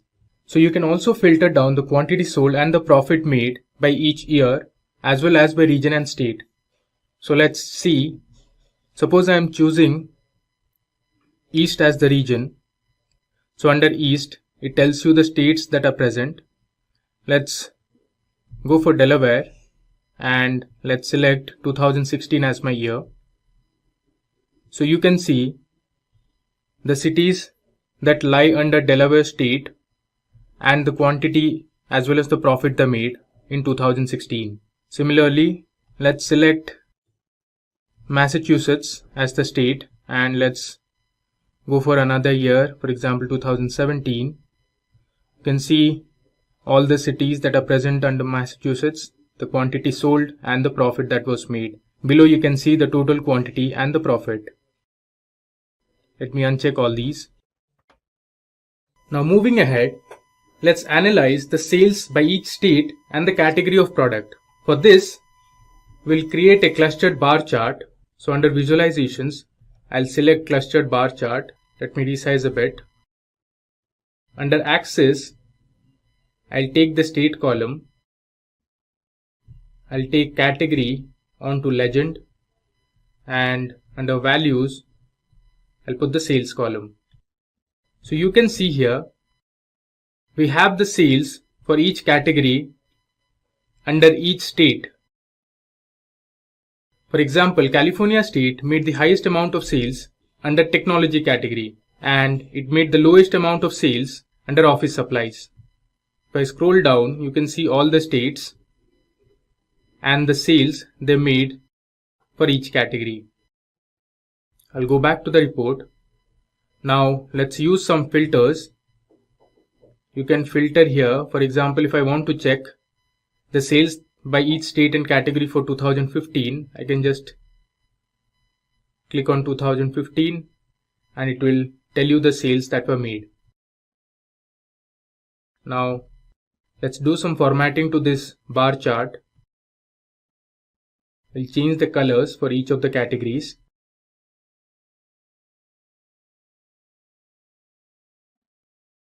Similarly, we'll change the color for office supplies.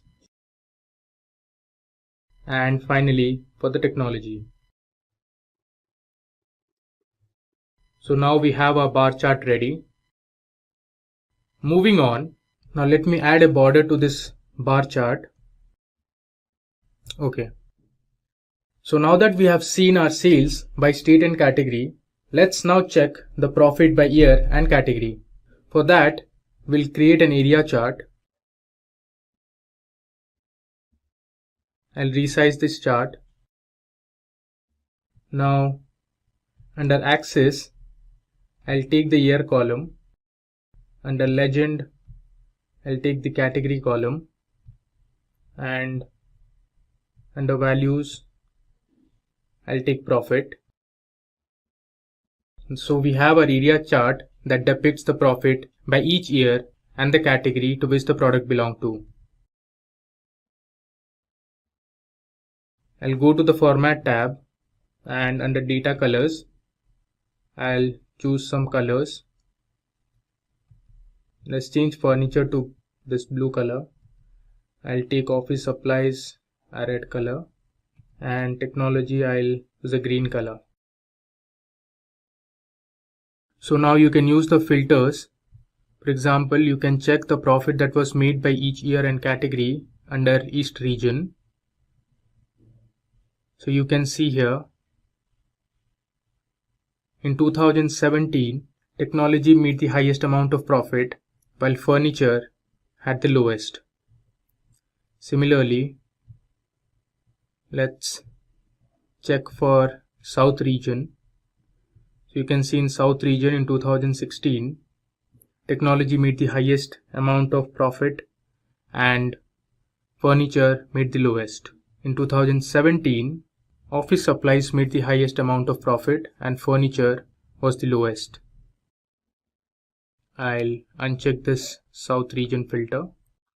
Similarly, you can also see the sales by each state. So under state slicer, you can choose whichever state you want and check the profit it made by that year or category. For example, I'll choose Connecticut. So you can see the profit Connecticut state made in each of these years. I'll uncheck it. Let us move ahead, and now let's see profit that was made and the quantity that was sold by each category and subcategory of the product. So for this, I'll choose the line and clustered column chart. So I'll select from the visualizations. Now under shared axis, I'll select the category column. Under column series, I'll take the subcategory column. Under column values, I'll choose profit, and I'll choose quantity under the tooltips. So now you can see the profit that was made under each category and the subcategory. For technology category, copiers subcategory made the highest amount of profit. The quantity sold was 234.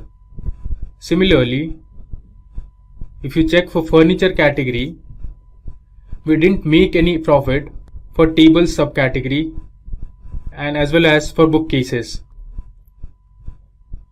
Under office supplies, paper subcategory made the highest amount of profit. Now let me go ahead and add a border to this. Fine. Moving ahead, now we will see the sales by each segment. For that, let's create a funnel. So from visualizations, I'll take the funnel and I'll drag segment onto group and the sales column onto values. So you can see here the sales that were made by each segment. This picture clearly depicts that consumer segment made the highest amount of sales. Next was corporate and then home office. Now let's do some color formatting. So the default color is this blue. I'll click on show all. Now we'll give individual colors to each of the segments. Using custom color, let's give a hexadecimal value. Similarly, we'll change the color for the corporate segment. And finally, for the home office segment. Now let me go ahead and give a border to it. So if you want to analyze the sales by segment and for a particular region or state or any particular year, you can do that. So let's select for East region and let's take New Jersey as the state for year 2014 suppose. So you can see here corporate segment meet the highest amount of sales, followed by consumer and home office. Let me uncheck these filters. So our second report is ready, where we analyzed the sales, quantity, profit at region level, state level and by year. So I can rename this as region and state. Next, we will analyze the sales, quantity, profit in terms of categories and subcategory of products. So let me first copy this text box and create a new tab. I'll paste that text box here and change the title to say category and subcategory level analysis. First, we'll create a slicer where we'll take the category as filter. So if I want, I can directly copy it from my previous tab and change the fields. So let me copy this and paste it here. I'll sync it and let me remove the region field and add category onto the field. So you can see we have the three categories here. Let me copy paste this again and let me take the subcategory now. So I'll select this and I'll drag subcategory onto the field. So here you can see we have all the subcategories and above we have the categories. Let me resize this a bit.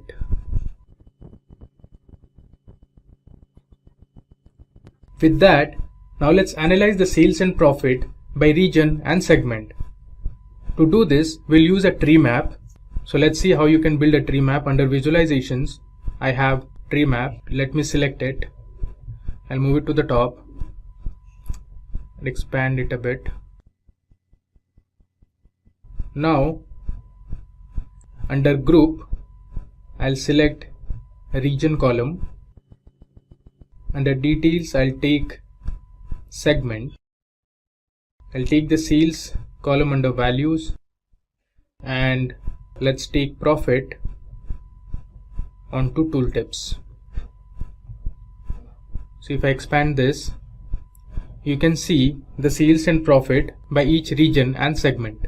For example, in the West region, you have consumer, corporate and home office as the segments, and you can see consumer segment made the highest amount of sales and profit, while home office made the lowest amount of sales and profit. Similarly, you can check for the other regions as well. Now, let's give a border to this tree map, and under data colors, let me change the color of the regions. Scroll down, custom color. Let me choose my own color. Let's take this as a gray color.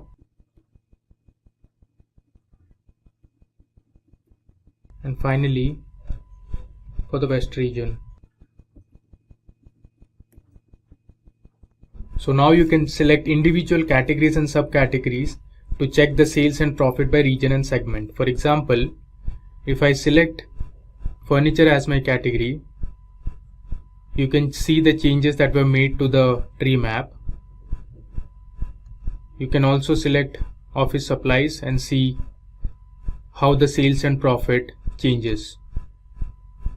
Similarly, you can also go ahead and select whatever subcategories you want and then check the sales and profit by region and segment. With that, let me now create a pie chart to see the quantity and the sales by each segment. So I'll go and select a pie chart. Let me resize this. If you want, you can increase the size of this tree map also. So let me go ahead and select segment onto the legend. Under values, I'll take quantity and sales under tooltips. So this pie chart depicts the quantity and the sales that were made by each segment. As you can see, consumer segment made the highest amount of sales and had the highest quantity sold, while home office had the least number of quantity sold and the least number of sales. Let's add a border and change the data colors.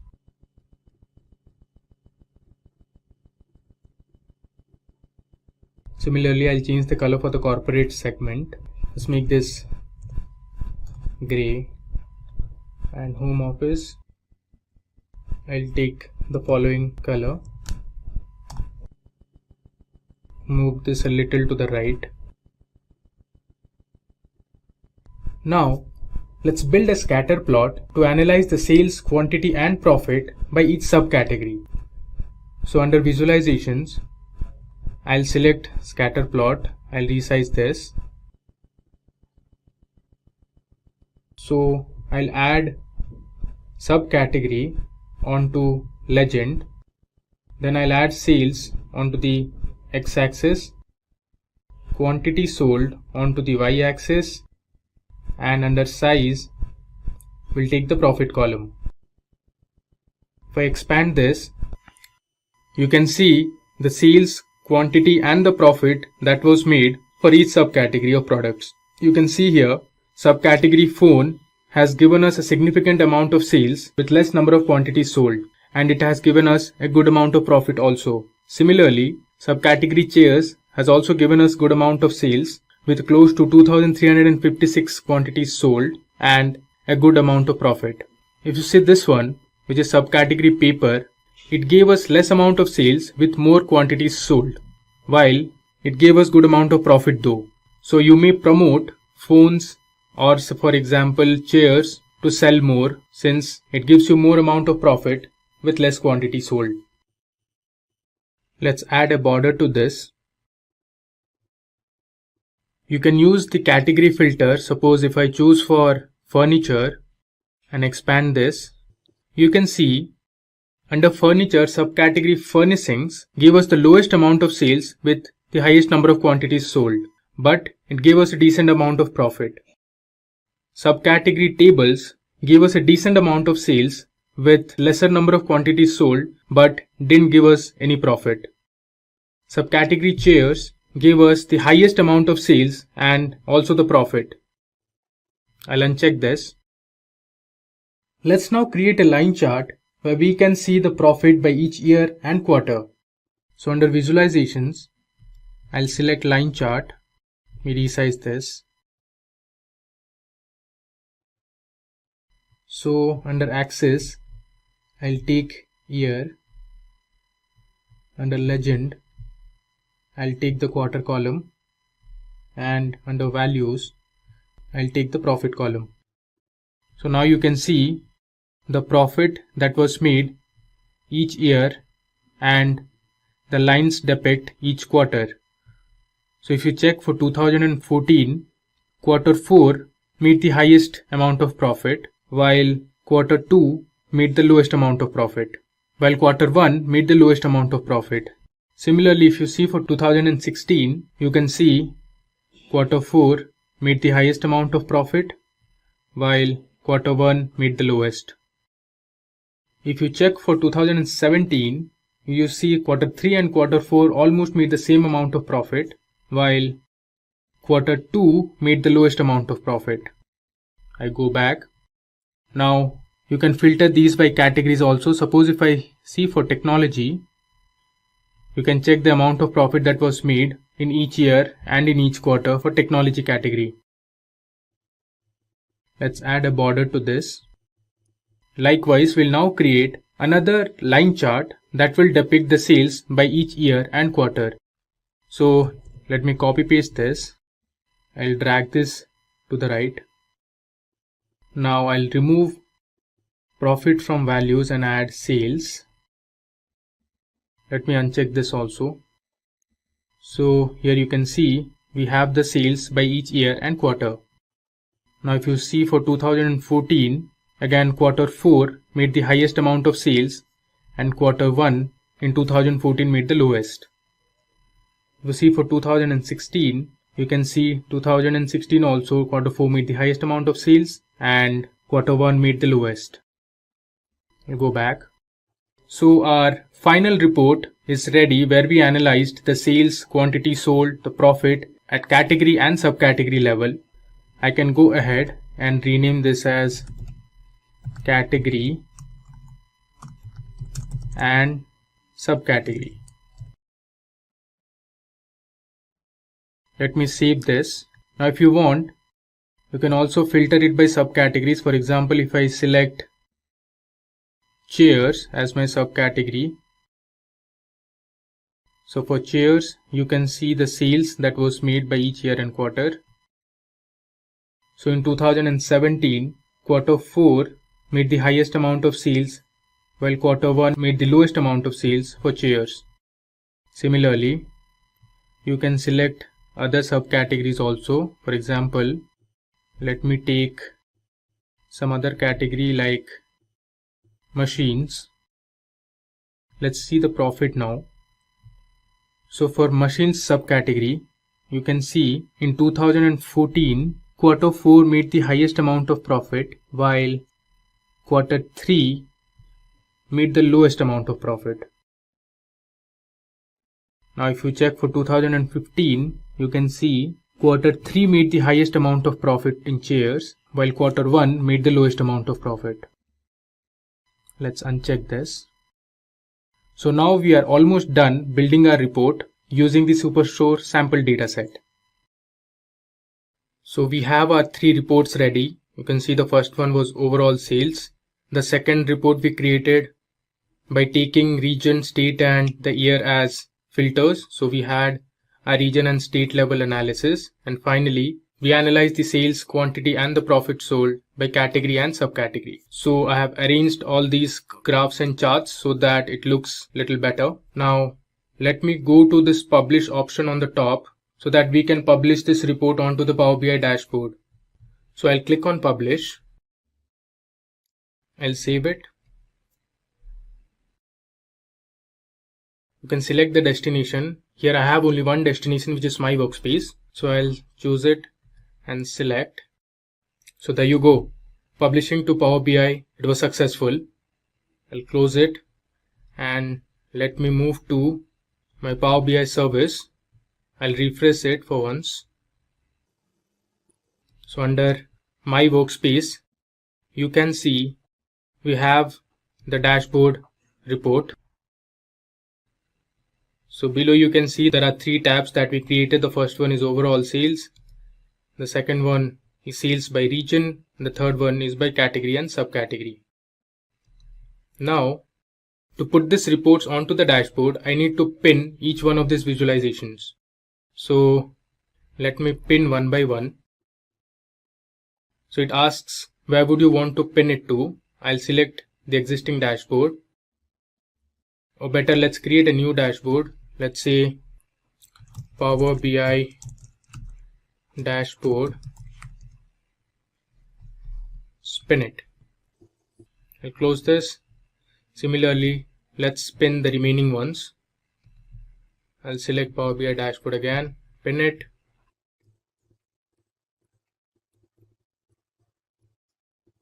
Let's spin everything.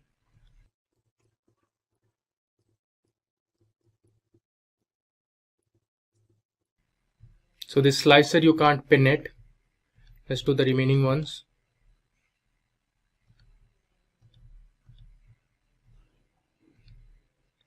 Same will do for the donut chart as well as for the pie chart. Now if I go to my dashboards and select Power BI dashboard, you can see we have a 1-page dashboard here. You can resize all the charts and graphs. Let me resize it and move it to the top.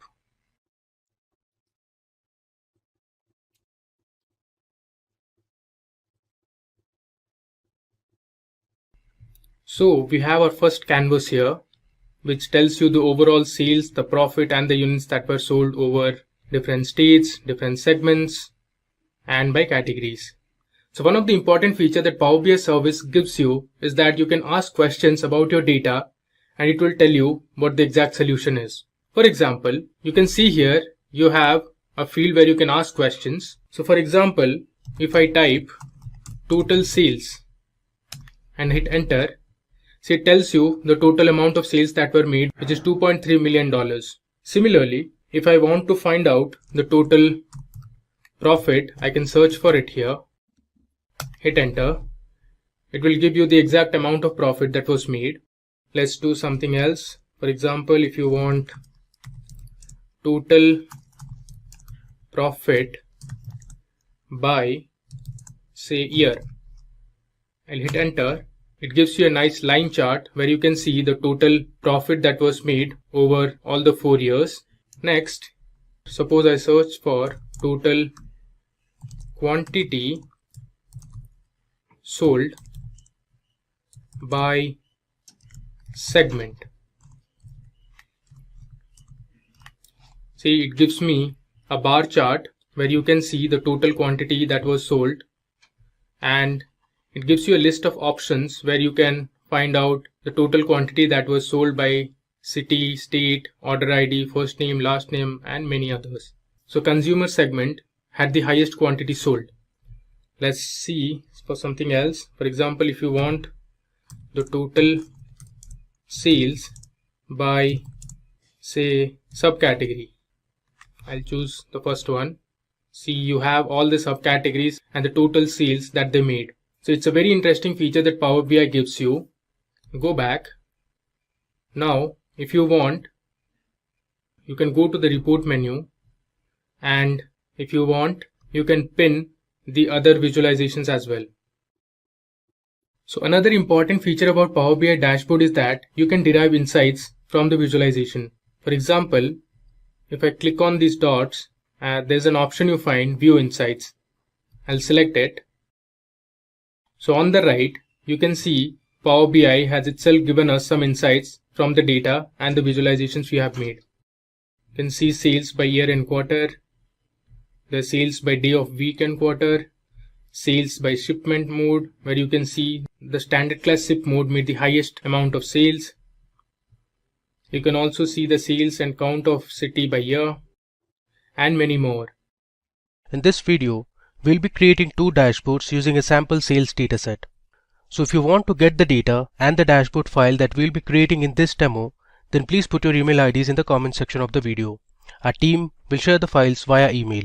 Now, let's begin by understanding what is a dashboard in Excel. A dashboard is a visual interface that provides an overview of key measures relevant to a particular objective with the help of charts and graphs. Dashboard reports allow managers to get a high-level overview of the business and help them make quick decisions. There are different types of dashboards such as strategic dashboards, analytical dashboards, and operational dashboards. An advantage of dashboards is the quick detection of outliers and correlations. With comprehensive data visualization, it is time-saving as compared to running multiple reports. With this understanding, let's jump into our demo. For creating our dashboards, we'll be using a sample sales dataset. Let me show you the dataset first. So here is the sales dataset that we'll be using for our demo. So this dataset was actually generated using a simulator and is completely random. It was not validated, though we have applied certain transformations to the data using Power Query features. So this data, as you can see, has 1000 rows. So using the simulator, we had generated 1000 rows of data. Similarly, if I go on top, you can see this dataset has 17 columns. Now let me give you a brief about each of the columns. So first we have the region column. So we have Middle East and North Africa, there's North America, Asia, Sub-Saharan Africa, and others. Similarly, we have the country names from which the item was ordered. The third column is the item type. So we have different items: cosmetics, vegetables, there's baby food, cereal, fruits, etc. Then we have the representative's name, or you can say this as the customer name who ordered the product. Then we have a sales channel column. So there are basically two channels, whether the item was sold offline or online. Next we have the order priority column. Now here C stands for critical. Then we have H, which is for high priority orders. Then we have M for medium priority orders, and finally we have L, which is for low priority orders. You can see the order date column. Then we have the order ID, the ship date. Next we have units sold, which is basically the total number of units sold for each item. Then we have the unit price column. This is the price at which each product was sold.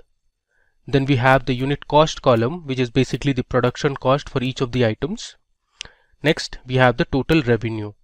The total revenue is actually the product of units sold and unit price. Then we have the total cost column. Now the total cost column is actually the product of units sold and the unit cost. Similarly, we have the total profit column. So total profit is the difference between total revenue and the total cost. And finally, we have created two more columns, that is order year, and then we have order month. Now these two columns were actually generated using the Power Query features. So we used the order date column, which is this column, and extracted order year and order month. So first, we are going to create a revenue dashboard where we'll focus on generating reports for revenue by order year, revenue by year and region, revenue by order priority, and much more. We'll create separate pivot tables and pivot charts and format them to make them look more interesting and presentable. We'll add slices and timeline to our dashboards in order to filter it based on specific fields. Now let's create our first report to see the total revenue generated each year. So we need to create a pivot table for this. I'll click on a cell in my dataset and then I'll go to the Insert tab. Here we have the option to select the pivot table. I click on this. You can see my table range is selected. Next, I want to place my pivot table in a new worksheet, and let's just click on OK. There you go. So we have a new sheet where I can place my pivot table. So first, I need to find the total revenue generated by each year. So what I'll do is, I'll drag my order year column under rows, and then I'll select the total revenue column under values.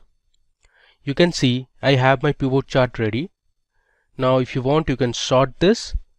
So from the data, you can see we have order year from 2010 to 2017. Now based on this data, let's create our pivot chart. So I'll click on any cell, go to Insert, and here you have the option to select recommended charts. I click on this. Now actually I want a line chart, so I'll click on line here and select OK. There you go. So we have successfully created our first pivot chart. Now let me show you how you can format this chart to make it more readable. So first, let me delete these. So I'll right click and select hide all field buttons on the chart. So this will delete the buttons present on the chart. Now let me go ahead and edit the chart title. So the title I want is total revenue. I'll type it down by year. Alright. Next, let's do a few more transformations. So if I click on this plus sign, which is actually for chart elements, we have some options like to add axis, axis titles, chart title, data labels, this grid lines, legend, and others. Okay, so let's remove the legend now. You can see the total legend is gone. Now let me add axis titles. So we'll label our x-axis and y-axis.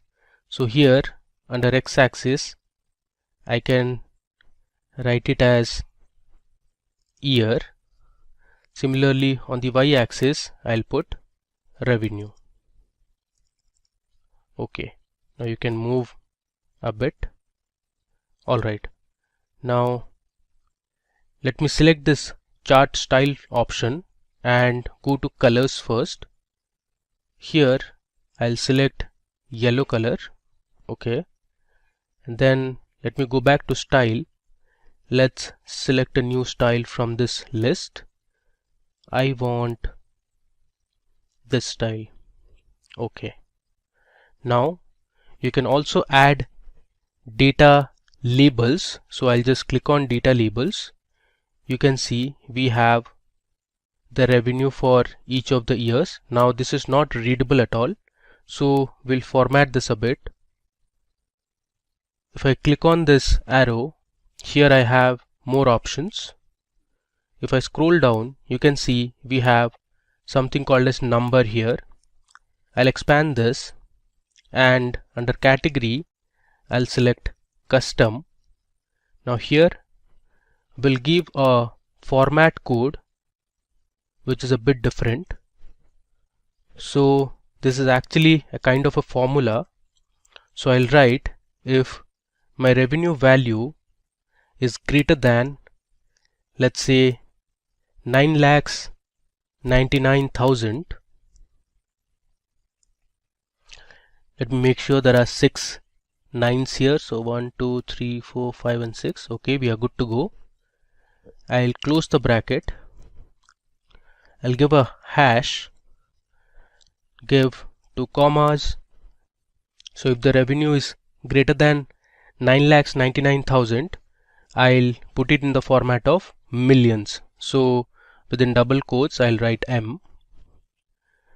I'll give a semicolon followed by another hash, and if the value is less than the desired number,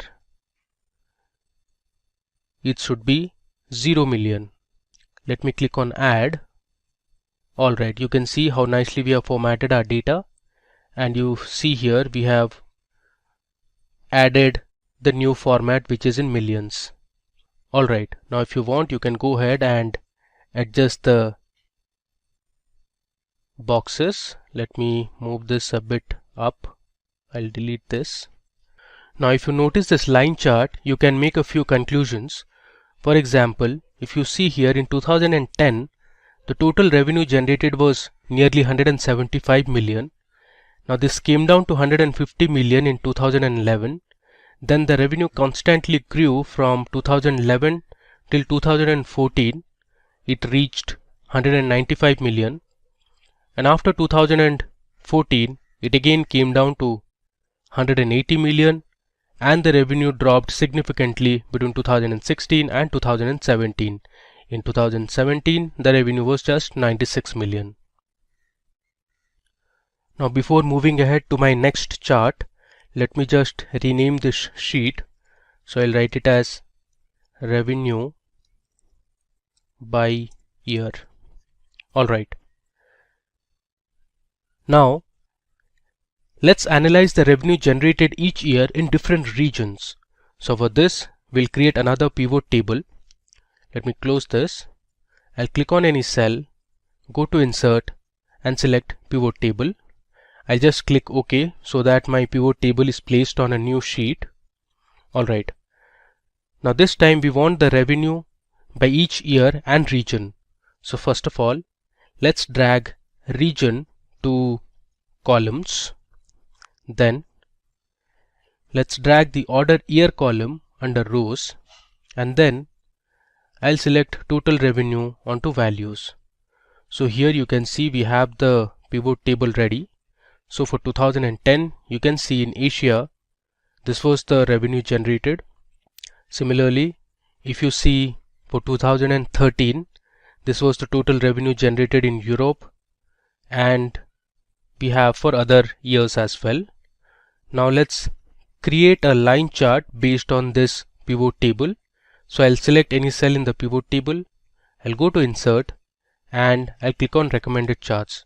From this list, I'll select my line chart and click on OK. There you go. So we have our next pivot chart ready. So on the right, you see the different regions that are present in different colors. Let me just expand it so that you can see all the regions we have.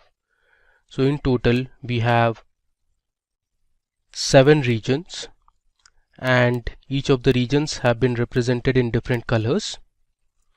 So if you notice this graph, for the sub-Saharan African region in 2012, sub-Saharan Africa made the highest amount of sales. Now from the sample data you can also tell that the revenue for North America has been significantly low compared to other regions. Similarly, if you see for Europe, this was the revenue trend between 2010 and 2017. So if you see here in 2011 the sales were at this level, then it significantly dropped in 2012, then in 2013 there was a huge spike, and then again came down in 2015, and so on. So you can make your own conclusions by looking at these line charts. Now let's format this chart. So first of all, let's delete the field buttons present on the chart, and we'll also delete the legend. Alright, now let me just reduce the size of the chart. Next, we'll add a chart title. So we'll give the title as revenue by year and region. Okay. You can also format the y-axis in terms of millions. So I'll right click on this axis and I'll select format axis. I'll scroll down, and here we have the number drop down. Let me scroll again. Under category I'll select custom, and we'll use this format that we created for our previous chart. There you go. You can see our axis labels have been changed in terms of millions now. So let's close this and let me save it. Now you can reduce the font size or increase the font size. Let me just show you. Suppose you want to increase the font size of the chart title, so you just select it, and from here you can either reduce or you can increase. You can see now it's 12. If you want, you can make it 16. Similarly, you can also edit the axis labels also. By selecting the chart title, you can also move it to left or right, or you can place it in the center as well. For the time being, let me just keep it to the left. Alright. Now we'll see the revenue and total cost by each region, and we'll create a combo chart for this. So let me show you how to do it. I'll go to my data sheet. I have my cell selected. I'll go to insert and click on pivot table. Let me just click on OK. Alright. So for this, I'll select my region onto rows, and then I'll have two columns under values. The first one is going to be total revenue, and the next column will be the total cost column. Alright, so here we have the pivot table ready. Now based on this pivot table, let's create our pivot chart. So I'll go to recommended charts, and if you see below at the bottom we have combo chart. So this is the preview of the combo chart. Alright, now let me just click on OK. There you go. So we have a nice combo chart ready here. Now the way to look at it is, the bars represent the total revenue, which is this column. Now the line represents the total cost. So let me go ahead and edit this chart a bit. So first of all, let's delete the field buttons. Alright, and let's also remove the legend from here. Next, we'll add data labels. So I'll click on data labels here. Okay, so these are the data labels for the bars or the revenue column. Now let's format the data labels in terms of millions. So I'll click on this arrow, go to more options. If I scroll down, I have number. From here I'll select custom, and I'll choose my type, that is in millions. Alright, so you can see we have formatted our data. Next thing, we'll add a chart title. So here I'll write as revenue by region. It's actually revenue and total cost by region. Before moving ahead, let me rename the sheets as well. I'll write revenue and total cost. Similarly, sheet 3 also I'm going to rename it as revenue by year and region. So this makes your sheet more readable. Alright, now moving ahead, next we are interested to get the revenue generated by order priority, and for this we are going to create a pie chart. So let's go to the data sheet and create our pivot table first. I click on OK. Now I'll select order priority under rows, and under values I'll select total revenue. So this is a very simple pivot table. So you have your order priority. So C is for critical, H is for high, L is for low, and M is for medium. Now based on this, let's create a pie chart. So I'll go to recommended charts, and here you have pie chart. I want to select this 3D type of pie chart, and I'll click on OK. Alright, so we have our pie chart ready. Let me just resize it, and from here I'll remove the field buttons, and I also don't need the legend, so I'll delete this as well. Alright, now let's give a chart title. So this is going to be revenue by order priority. Now let's add our data labels. I'll check this option. Okay, now let's again format this in terms of millions. So here I'll click on the last option, I'll go to numbers. Under category I'll select custom, and my type is going to be in terms of millions. There you go. Let me close this. I will just move this to the center. Alright. Now if you want, you can change the color of the text as well. So let's have it in white color and see how it looks. Okay, so this looks pretty decent. Cool. Now moving to our next report. So this time we are going to find the total revenue by countries. So we have multiple countries present in our data set. We want to visualize the revenue generated in each country. So for this we are going to create a horizontal bar chart. So let me show you how to do it. But before moving ahead, let me just rename this sheet. So I'll write revenue by, I'll just put OP, which stands for order priority. Alright, now let's create our horizontal bar chart. I'll go to insert, click on pivot table and select OK. So I want my revenue based on different countries, so I'll select country and put it under rows, and then I'll choose total revenue and place it under values. So here you have the different country names. We have Afghanistan, there's Albania. Let me scroll down. You have Bangladesh. There are a number of countries. You have Czech Republic, there's Estonia, France, Gabon.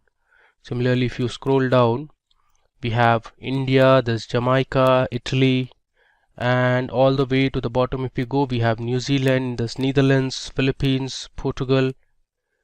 We also have Singapore, lots and lots of countries. We have the UAE, United States of America, Zimbabwe, and others. Alright, let me go up. So based on this pivot table, let's create our pivot chart. So I'll go to insert and select recommended charts. From here I'm going to select the column chart. You can see the preview here, and let me click on OK. Alright, so here you can see the different country names at the bottom and the revenue for each of the countries. Let's go ahead and edit this chart. So first of all, I'll delete the field buttons, okay, and let me also remove the legend. Here I'll write revenue by countries. This is going to be my chart title. Okay, let's format this chart a little more. So I'll click on this option and we'll select a new style. Let's say I'll select style 6, okay, and let me now go under colors and we'll select the color of the bars. So let's choose this color. Okay, so you have a horizontal column chart ready, and at the bottom you can see the different country names and we have the revenue. Cool. Now let me go ahead and rename this sheet. So I'll write revenue by countries and hit enter. Okay, and finally we'll create another report which is going to be part of our revenue dashboard, and this is revenue by items. So we'll visualize our revenue for different items present in the table. So if you see this, we have cosmetics, vegetables, cereal, fruits, there's clothes, snacks, households and other products as well. So let's check the revenue for each of these items. So we'll continue the same drill. I'll create my pivot table on a new worksheet, and this time I'm going to drag item type under rows and we'll have the total revenue under values. So here on the left of the table you can see we have the different item names and then we have the total revenue. So let me just sort this total revenue from largest to smallest. So you can see here office supplies made the highest amount of revenue, followed by household, then cosmetics, and fruits made the lowest amount of revenue. I'll click on this, go to insert and select recommended charts. This time I'm going to create a bar chart. So this is how my bar chart is going to look like. I'll select OK. Alright, now let's format this chart a bit. I'll delete the field buttons and I'll delete the legend as well. And let's edit the chart title. So this is going to be revenue by items. Cool. We also want to change the color of the bars. So I've selected all the bars. I'll go to my home tab and here let's say I want to select green color. Alright, I've edited my chart a bit. Now let's make it 14 and I'll remove the bold. Okay, here if you want you can change the font also. Let's keep it in blue color. Alright, finally let's rename this sheet. So I'll write revenue by items. Cool. Finally, now it's time for us to merge all the charts that we have created to our dashboard. So let me show you how you can create the dashboard. I'll create a new sheet, and first thing I'm going to do is I'll click on the view tab and uncheck grid lines. So this will remove the grid lines present in the worksheet. Next, I'm going to insert an image. So we'll have a background image on our dashboard. So the way to do is, I'll go to the Insert tab, and under Illustrations I have the option to select Pictures or Insert Pictures. So I'm going to insert picture present on the device, that is my computer. I'll go to Desktop, and here I have a folder called Excel Dashboard Files, and I'll select this dashboard background and hit Insert. So this is going to insert an image. Now let me just drag this image so it covers a fair enough portion. So I'll hit Shift and I'll drag it.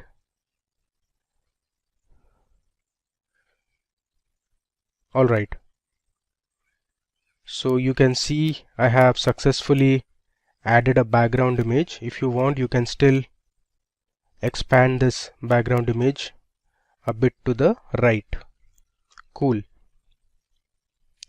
Now the next thing is going to be the title of the dashboard. So I'll click on Insert, and here I have the option to select a text box. So I'll click on a text box, and I'm going to place a text box in the middle, and I'm going to name this text box as Excel Revenue Dashboard.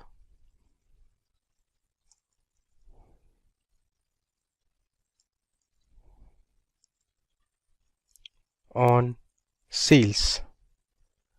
I'll centerline it. Let's do some more formatting. So I'll select this text box. On the top you can see shape format. Here I'm going to expand this shape fill, and I'll select no fill. So my text box is transparent now, and I'll also remove the outline. Alright. Now let me just double click on the title of my dashboard, and I'm going to select a font. You can select whichever font you want. Let me stick to Britannica Bold, and I'll increase the size to, let's say, 30. Alright, I'll just drag the text box.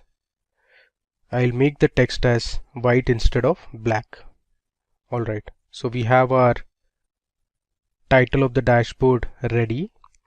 Now if you want, you can also insert some icons to this dashboard. So I'll go to Insert, and I'll click on Illustrations again and select Pictures. I'm going to add this two pictures, which is of a store and a cart, to make it look visually appealing. So I'll place the icons here, and similarly let me just copy it, and I'll place the cart and the store to the right as well.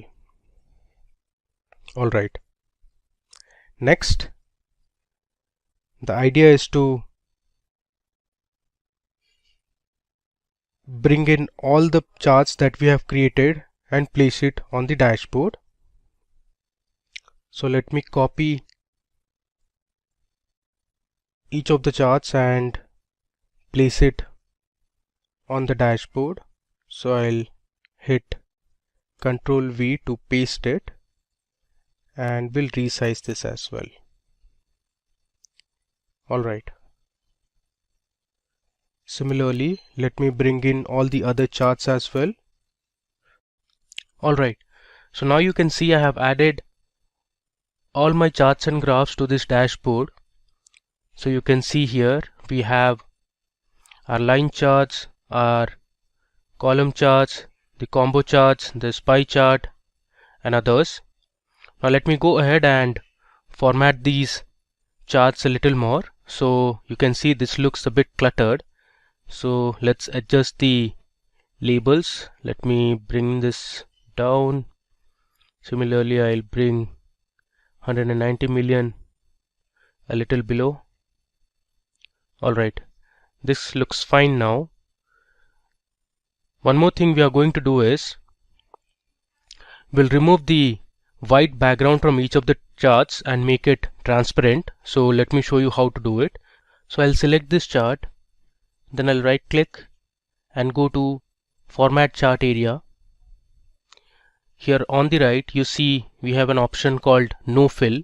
So if I select No Fill, you can see the white background is gone now. Similarly, let me also remove the grid lines. So I'll select the grid lines and hit delete. So I've also removed the grid lines from here.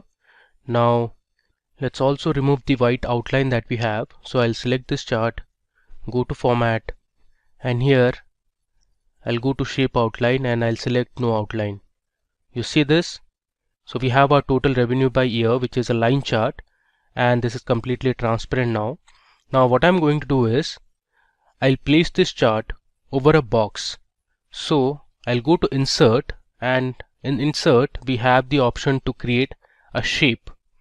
So I'll click on Illustrations, and here I'll choose a shape, and let me select a rectangle. So I'll just create a rectangle here. Alright, and now what I'll do is I'll select this and bring this to front. I'll right click and choose Bring to Front, and I'll place this shape below it. Alright, now the next thing is to edit the shape. So first I'll change the color of this box. So let me select this blue color, and let me increase the transparency. So I'll right click and go to Format Shape. Here I'll increase the transparency. Let's keep it to 25%, or let's say 20%. Alright, next thing, we'll just convert all the font to white color, including the axis labels, the chart title. We'll also convert all the axis labels to white color so it looks better. Now we'll just adjust our chart over here. Next thing, let's just remove the outline. So I'll go to Shape Outline and I'll select No Outline. You see, we have now formatted our chart. Let's just pull this a little up. Alright, now we'll add this blue background to all the other charts. So we'll first add the background, make it transparent, and then we'll convert the font text to white color to make it more readable and visible. So for the time being, I'll just pause the video and come back again. Alright, so now you can see on your screens we have nicely formatted our dashboard. So I've added a few logos for each of the charts. You can see the logos here. So for revenue by countries, we have a globe. Then if you see here, this is kind of a map or a location. Similarly, we have all formatted the color of the bars. Then we have also formatted the labels in terms of millions. If you look on the y-axis, even the revenue for year and region are all formatted in terms of millions. If you want this, you can also format the total year by revenue in terms of millions. So the way to do is, you can select this graph, right click and go to Format Axis. Here if I scroll down, you have numbers, and under category I'll select custom. Then I'll select my type as this format, which is in millions, and you see here we have successfully formatted our y-axis labels. Alright, so the next thing is to add slicers and timelines to our dashboard. Now slicers are used to format your data based on a particular column. Suppose if you want to see revenue by certain items, you can add item as a slicer and you can view the entire dashboard. Similarly, for timelines you can add date columns.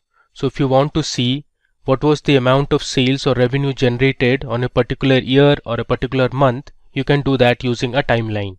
and here you can see under filters we have slices and timeline, or if you go to the pivot chart analyze tab, here also you have insert slicer and timeline option. So I'll select insert slicer here first.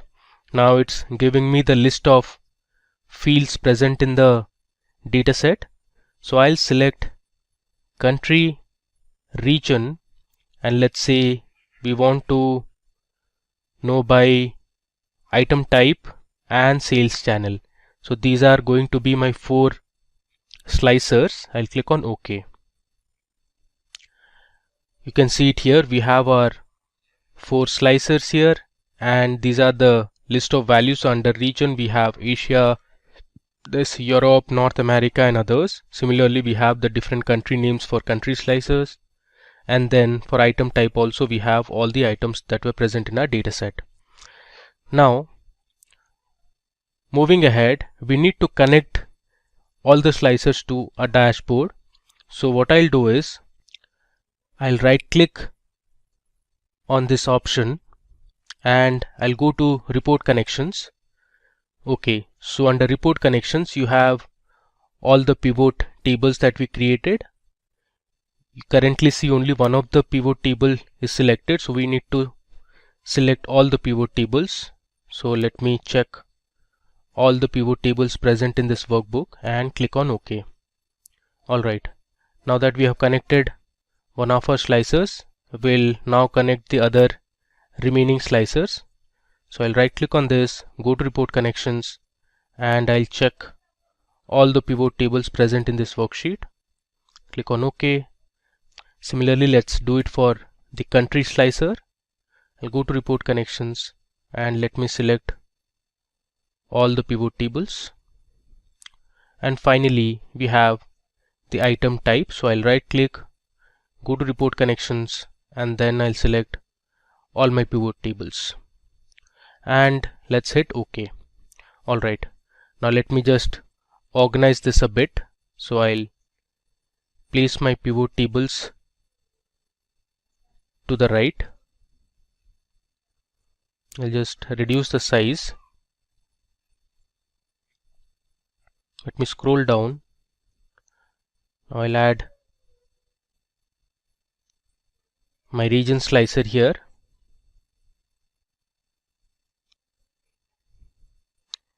Similarly, I'll add my final slicer, that is sales channel. Now in our next dashboard, which is going to be the profit dashboard, I'll show you how to add a timeline.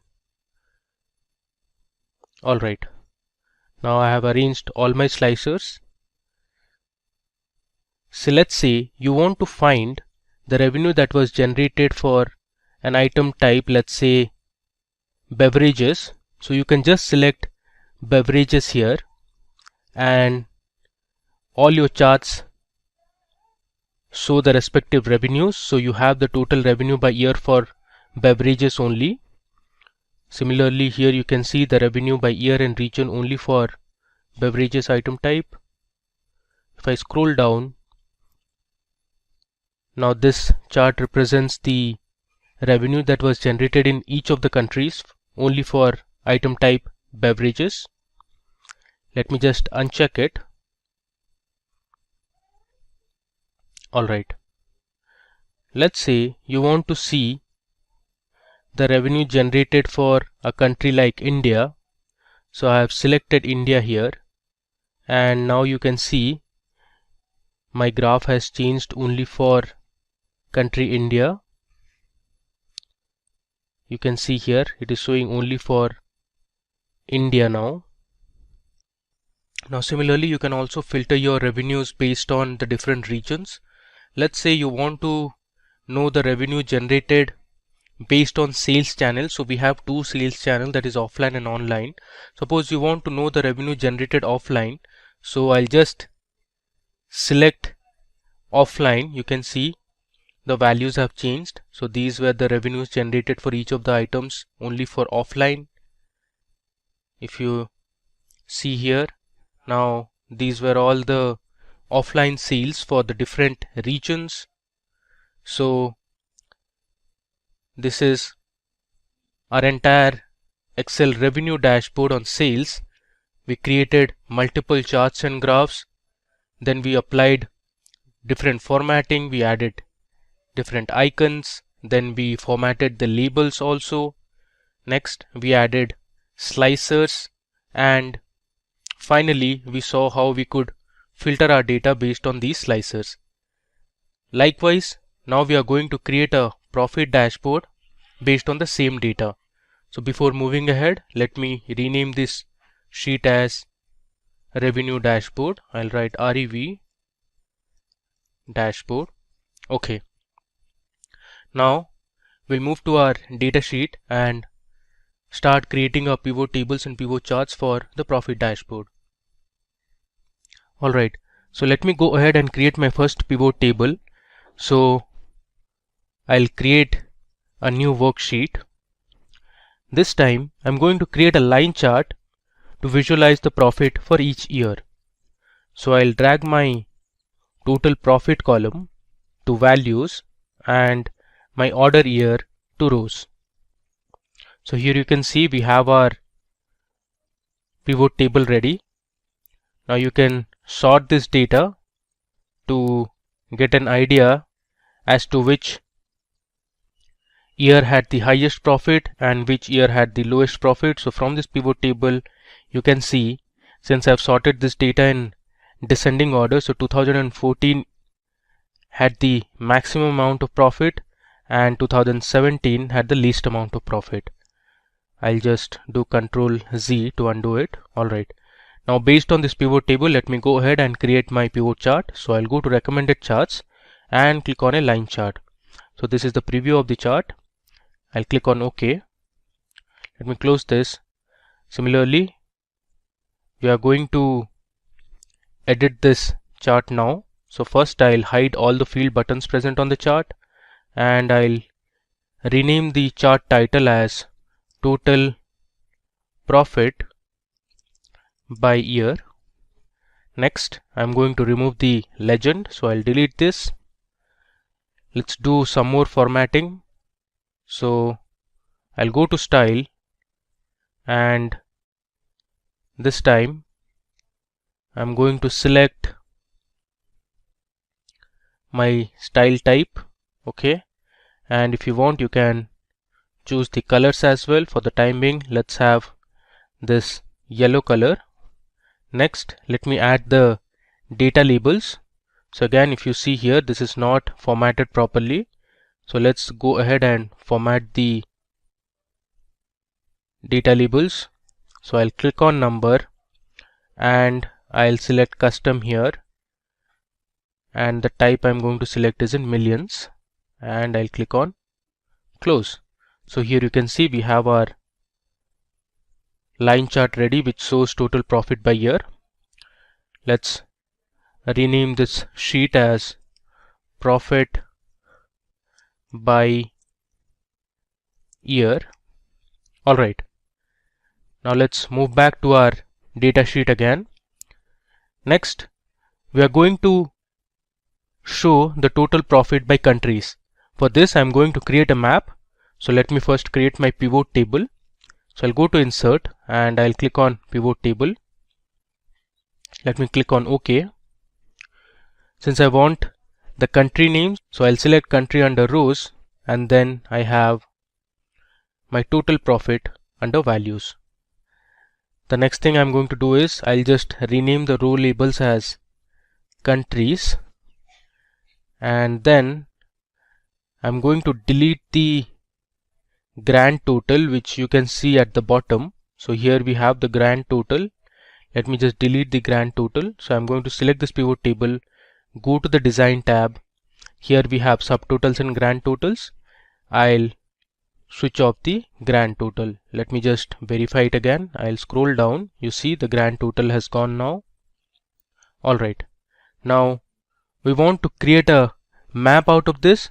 The way to do is I'm going to select my data, copy it, I'll go on top and I'll paste it here. Using this data, I can create my field map now. So I'll go to insert. Here we have the option to create a field map. There you go. you can see we have our map ready. I can expand this. Now as you can see, our map has a color scale which comes from light gray color to dark blue color. So the countries that are in gray, or you can say light blue, have the lowest amount of profit, while the regions or the countries that have been shaded in dark color or dark blue color have highest amount of profit. I will go ahead and delete this scale. Okay. Next, we need to connect this map to the original data source. So what I'll do is, I'll right click on this map and I'll go to select data. Here, instead of the previous range, I'll give my new range now. So my new range will be my original pivot table that I had created. I'll go on top and click on OK. So we have our map ready now. Now if you want, you can change the color of the shade. So I'll just go to colors and let's say we'll keep green color. So the countries that are shaded in dark green have the highest amount of profit, while those which are highlighted in light green color are the countries that made least amount of profit. Okay, now moving on. Next, we want to create a pivot table that will show us the profit by year and sales channel. So for this we are going to create another line chart. So I'll go to insert and click on pivot table. So I'll select new worksheet. Here, since I want to know the profit by year, first of all I'll drag my order year column to rows, and then I'll choose my total profit column under values. Next, I'm going to select my sales channel under columns. There you go. So we have our pivot table here. Now based on this pivot table, let me create my pivot chart. So I'll go to recommended charts and I'm going to create a line chart. I close this. You see here, based on this chart, you can tell the profit generated with online sales were actually lower than that of offline. So here the blue line represents offline profit and the orange line represents online profit. If you mark clearly, in year 2012 the online profit was actually higher than the offline profit. So let me go ahead and edit this chart a bit. So we'll delete the field buttons. I'll also delete the legend for now. Let me go ahead and add a chart title. So I'll write profit by year and sales channel. Okay, so this is my second report. Before moving ahead, let me just rename this sheet. So I'll write profit by countries. Similarly, let me rename this sheet as profit by year and let's say SC for sales channel. Okay. Moving ahead, now I want to create a pie chart based on a pivot table that will show the profit by sales channel only. So this is going to be a simple pie chart. So I'll first go to insert, click on pivot table and click on OK. So I'll drag my sales channel under rows and then we'll have the total profit column under values. So this is my simple pivot table. Now let's create our pivot chart, which is going to be a pie chart. Let me explore the other types of pie charts we have. Okay, so I'm going to select a donut chart here. I click on OK. Let's edit this chart. I'll remove the field buttons. Let me now remove the legend as well. I'll just resize it. And this is going to be profit by sales channel. Okay. Let's also add data labels. And here again, I'm going to format this label. I'll select the category as custom and my type will be in millions. Okay, let me just move this to the left and this to the right. Okay, let's also delete the lines. Cool. Now let me just rename this sheet. So I'll write profit by, let's say SC, which stands for sales channel. Cool. Finally, I'm going to create a report that will show the revenue and profit by items. So I'll go ahead and create my pivot table first. This time I'll choose my total profit under values, and we'll also have the revenue column. So I'll put my revenue at the top. Then I'm going to select item type under rows. So here is my pivot table. Based on this pivot table, let me now create a combo chart. So you can see the preview of the chart. The blue bars represent the total revenue and the orange line represents the total profit. I'll click on OK. Let me close this. First, let's remove the field buttons. Let's also remove the legend here. Then we'll add a chart title. I'll name it as revenue and profit by items. Okay. If you want, you can also go ahead and change the color of the bars. So let me just select one of these colors. Okay. Alright. So we have our 5 reports ready that we are going to use for our profit dashboard. Next, let's create a new sheet and we'll get started with building our dashboard. So I'll click on a new sheet. Let me just rename this as profit dashboard. Alright. We'll continue with the previous drill. So first of all, let's go to the View tab and remove the grid lines. Now we'll insert a background image like we did for our revenue dashboard. So I'll go to Insert. Under Illustrations, I'll click on Pictures and select this device. I'm going to have the same background. I'll click on Insert. Alright, so you can see we have a picture of a company, or you can say an organization. Let's just drag this a bit to the right.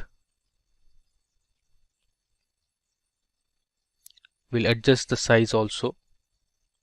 Alright. Now let's copy the title of my profit dashboard. So here you can see I have brought my revenue dashboard, and I'll copy the title and the logos that we used for the revenue dashboard. I'll paste it on my new dashboard. Let's just align it in the center. Alright, the next step, let me now go ahead and edit the title. So this is actually going to be Excel profit dashboard instead of revenue. Now we'll copy each of the charts that we just created. For example, the revenue and profit by items, then we had profit by sales channel. All this we are going to copy one by one and put it on the profit dashboard. So let me just copy a few now. I'll paste it here, and later on we can make the adjustment. I'll copy this as well. Similarly, I'll bring the other 3 charts onto my sales dashboard. Okay, so here on my profit dashboard I have added all the charts and have aligned and reshaped it so that it looks good. I have also made some formatting. For example, I have reduced the size of the chart title. Now let me go ahead and show you a few more formatting that we also did for the revenue dashboard.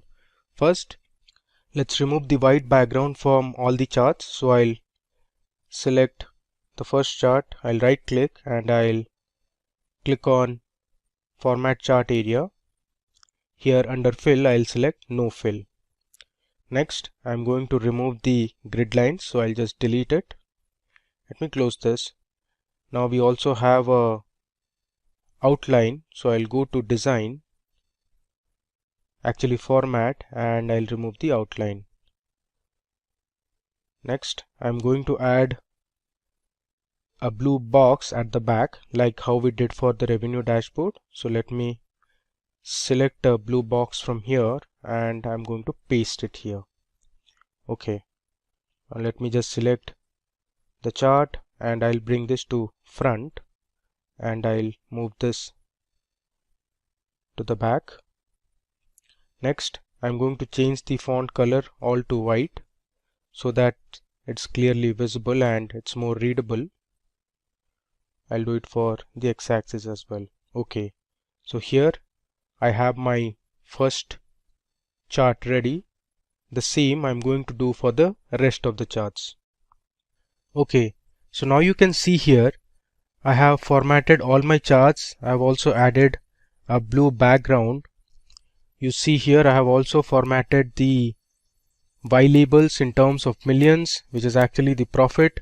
Similarly, here I have added the data labels. This is for revenue. Some of the charts also have the data legends. So here you can see the blue color represents offline and the red represents online. Similarly, here you have the legends. I have also formatted the map as well. Okay, now the next thing is to make this dashboard more interactive. So we'll add our slicers as well as timeline. First, let me show you how to add a timeline. So I'll select one of the charts and I'll go to Insert. Under Insert, I have the option to create a timeline. So I'll just click on Timelines. So timeline is actually based on date columns. So since in our dataset we only have two date columns, one is order date and one is ship date. So Excel has only shown us two columns. So I'm going to create my timeline based on order date. So I'll select my order date column and I'll click on OK. You can see here this is called a timeline. I can expand this. Now this timeline is based on months now. And if I scroll this timeline, you can see here I have my order year 2010 and I have all the 12 months. Similarly, we have for 2011, then we have for 2012 all the way till 2017. Now you can filter this in terms of years, quarters, months or days. Let me just select year now. So I have years from 2010 till 2017. Let me just squeeze this and I'll place it somewhere here on the right. Now let me go ahead and create a few slicers for my profit dashboard. So I have selected one of the charts. Under Insert, I'll click on Slicer. You can see it gives me the list of columns from which I want to create slicers. So I'll create a region. Let me also select country. Let's say I want the representative's name or the customer's name. And I'll click on OK. So here I have created three slicers. Let me first resize it and I'll place it on the right. Similarly, I'll place the country column also. Then we have the region slicer. I'll resize this and I'll bring it here. Okay. The next thing we need to do is I have to connect all the slicers and the timeline to the pivot tables for the profit dashboard. So I'm going to click on the multiple select option and go to report connections. Here I'm going to select all the pivot tables that are related to profit. So here I have selected 4 and I need one more, which is pivot table number 10. I click on OK. Similarly, let's create or connect my region filter to all the pivot tables. So I right click, go to report connections. Here I'll choose all my pivot tables which are based on profit. I'll click on OK. Let's do it for the country slicer as well.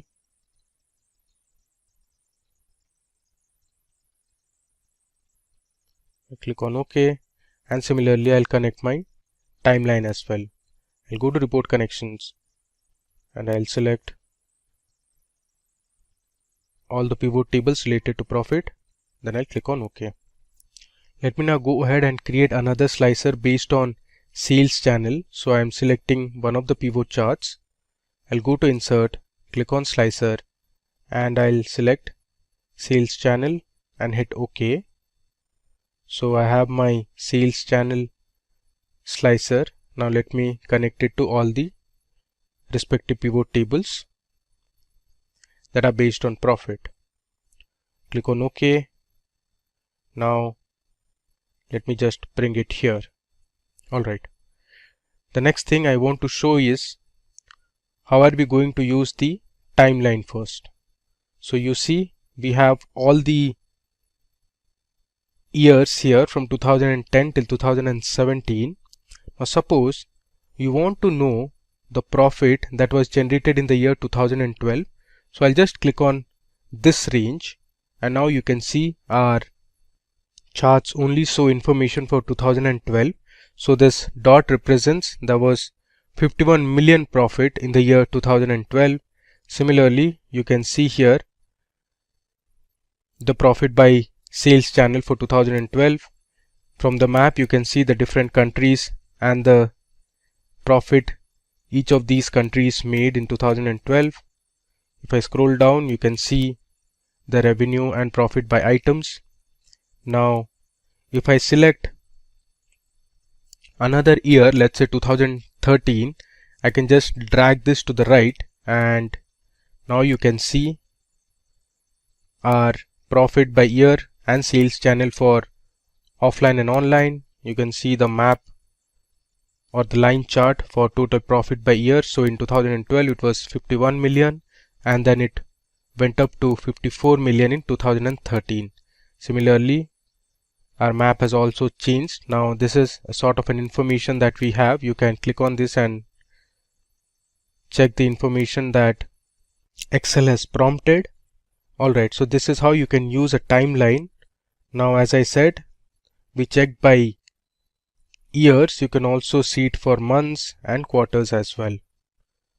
Let me just uncheck it. I'll send it back to the place where it was, and I'll reduce the size. Okay. Now suppose you want to check the profit made by different representatives. You can select them one by one. Let's say Adam Churchill. This is the profit generated by Adam Churchill. Similarly, you can select multiple persons as well. Now suppose you want to see the profit by different countries, so you can use the country slicer. Let me just bring this to the middle, and let's expand our chart a bit. Okay, so here you have the profit by different countries chart. I'll just bring this to the front so that you can see it clearly. Okay, now here suppose you want to see the profit generated in, let's say, United Kingdom. You can select United Kingdom. So this is the map of United Kingdom, and it tells you the total profit that was generated in United Kingdom, and below you can see the revenue and profit for all the items that was sold in United Kingdom. So you had beverages, clothes, household, office supplies. So you can see clearly office supplies item made the highest amount of profit in United Kingdom. Now you can also select multiple countries. Let's say I want to know for France as well. So my map will change accordingly. So now I have United Kingdom and France selected, and the other charts present in my dashboard change accordingly. Now I have my country selected as India. You can see the map of India here, and these were the respective profit values. Now one thing to note here is this is actually not millions, that should be in K, that is thousands, so please mark this as 1000 and not in millions. Even for this is actually K and not million. Alright, so we have successfully created our second dashboard, that is on profit. Let me just resize this a bit and we'll place it where it was earlier. Cool. So we saw how to create different pivot tables and pivot charts, and then we formatted our pivot charts based on our requirement. We saw how to edit the colors. Now let me show you one more thing. You can also change the look and feel of the dashboard by going to the page layout tab. Under page layout you have themes. So here you can select different themes. Currently we are with the office theme. Now let me just select another theme, let's say Facet. You see the colors have changed and it looks really beautiful. Similarly, let me try out another theme, let's say Organic. You see our chart has changed. Let me just delete this. Okay. So now once you change the theme, the text also change a bit. You can see the slicers are in a different font. Let me explore one more theme. Let's say this time I'm going to choose Depth, and this is more of a green type of color. You can play around and select whatever theme suits the best. Alright. Now let me just move back to my revenue dashboard and see how it looks. There you go. So since we changed our theme, even our revenue dashboard is also impacted. So this is how it looks now. You can always go ahead and play with different themes, colors, fonts and effects. Alright.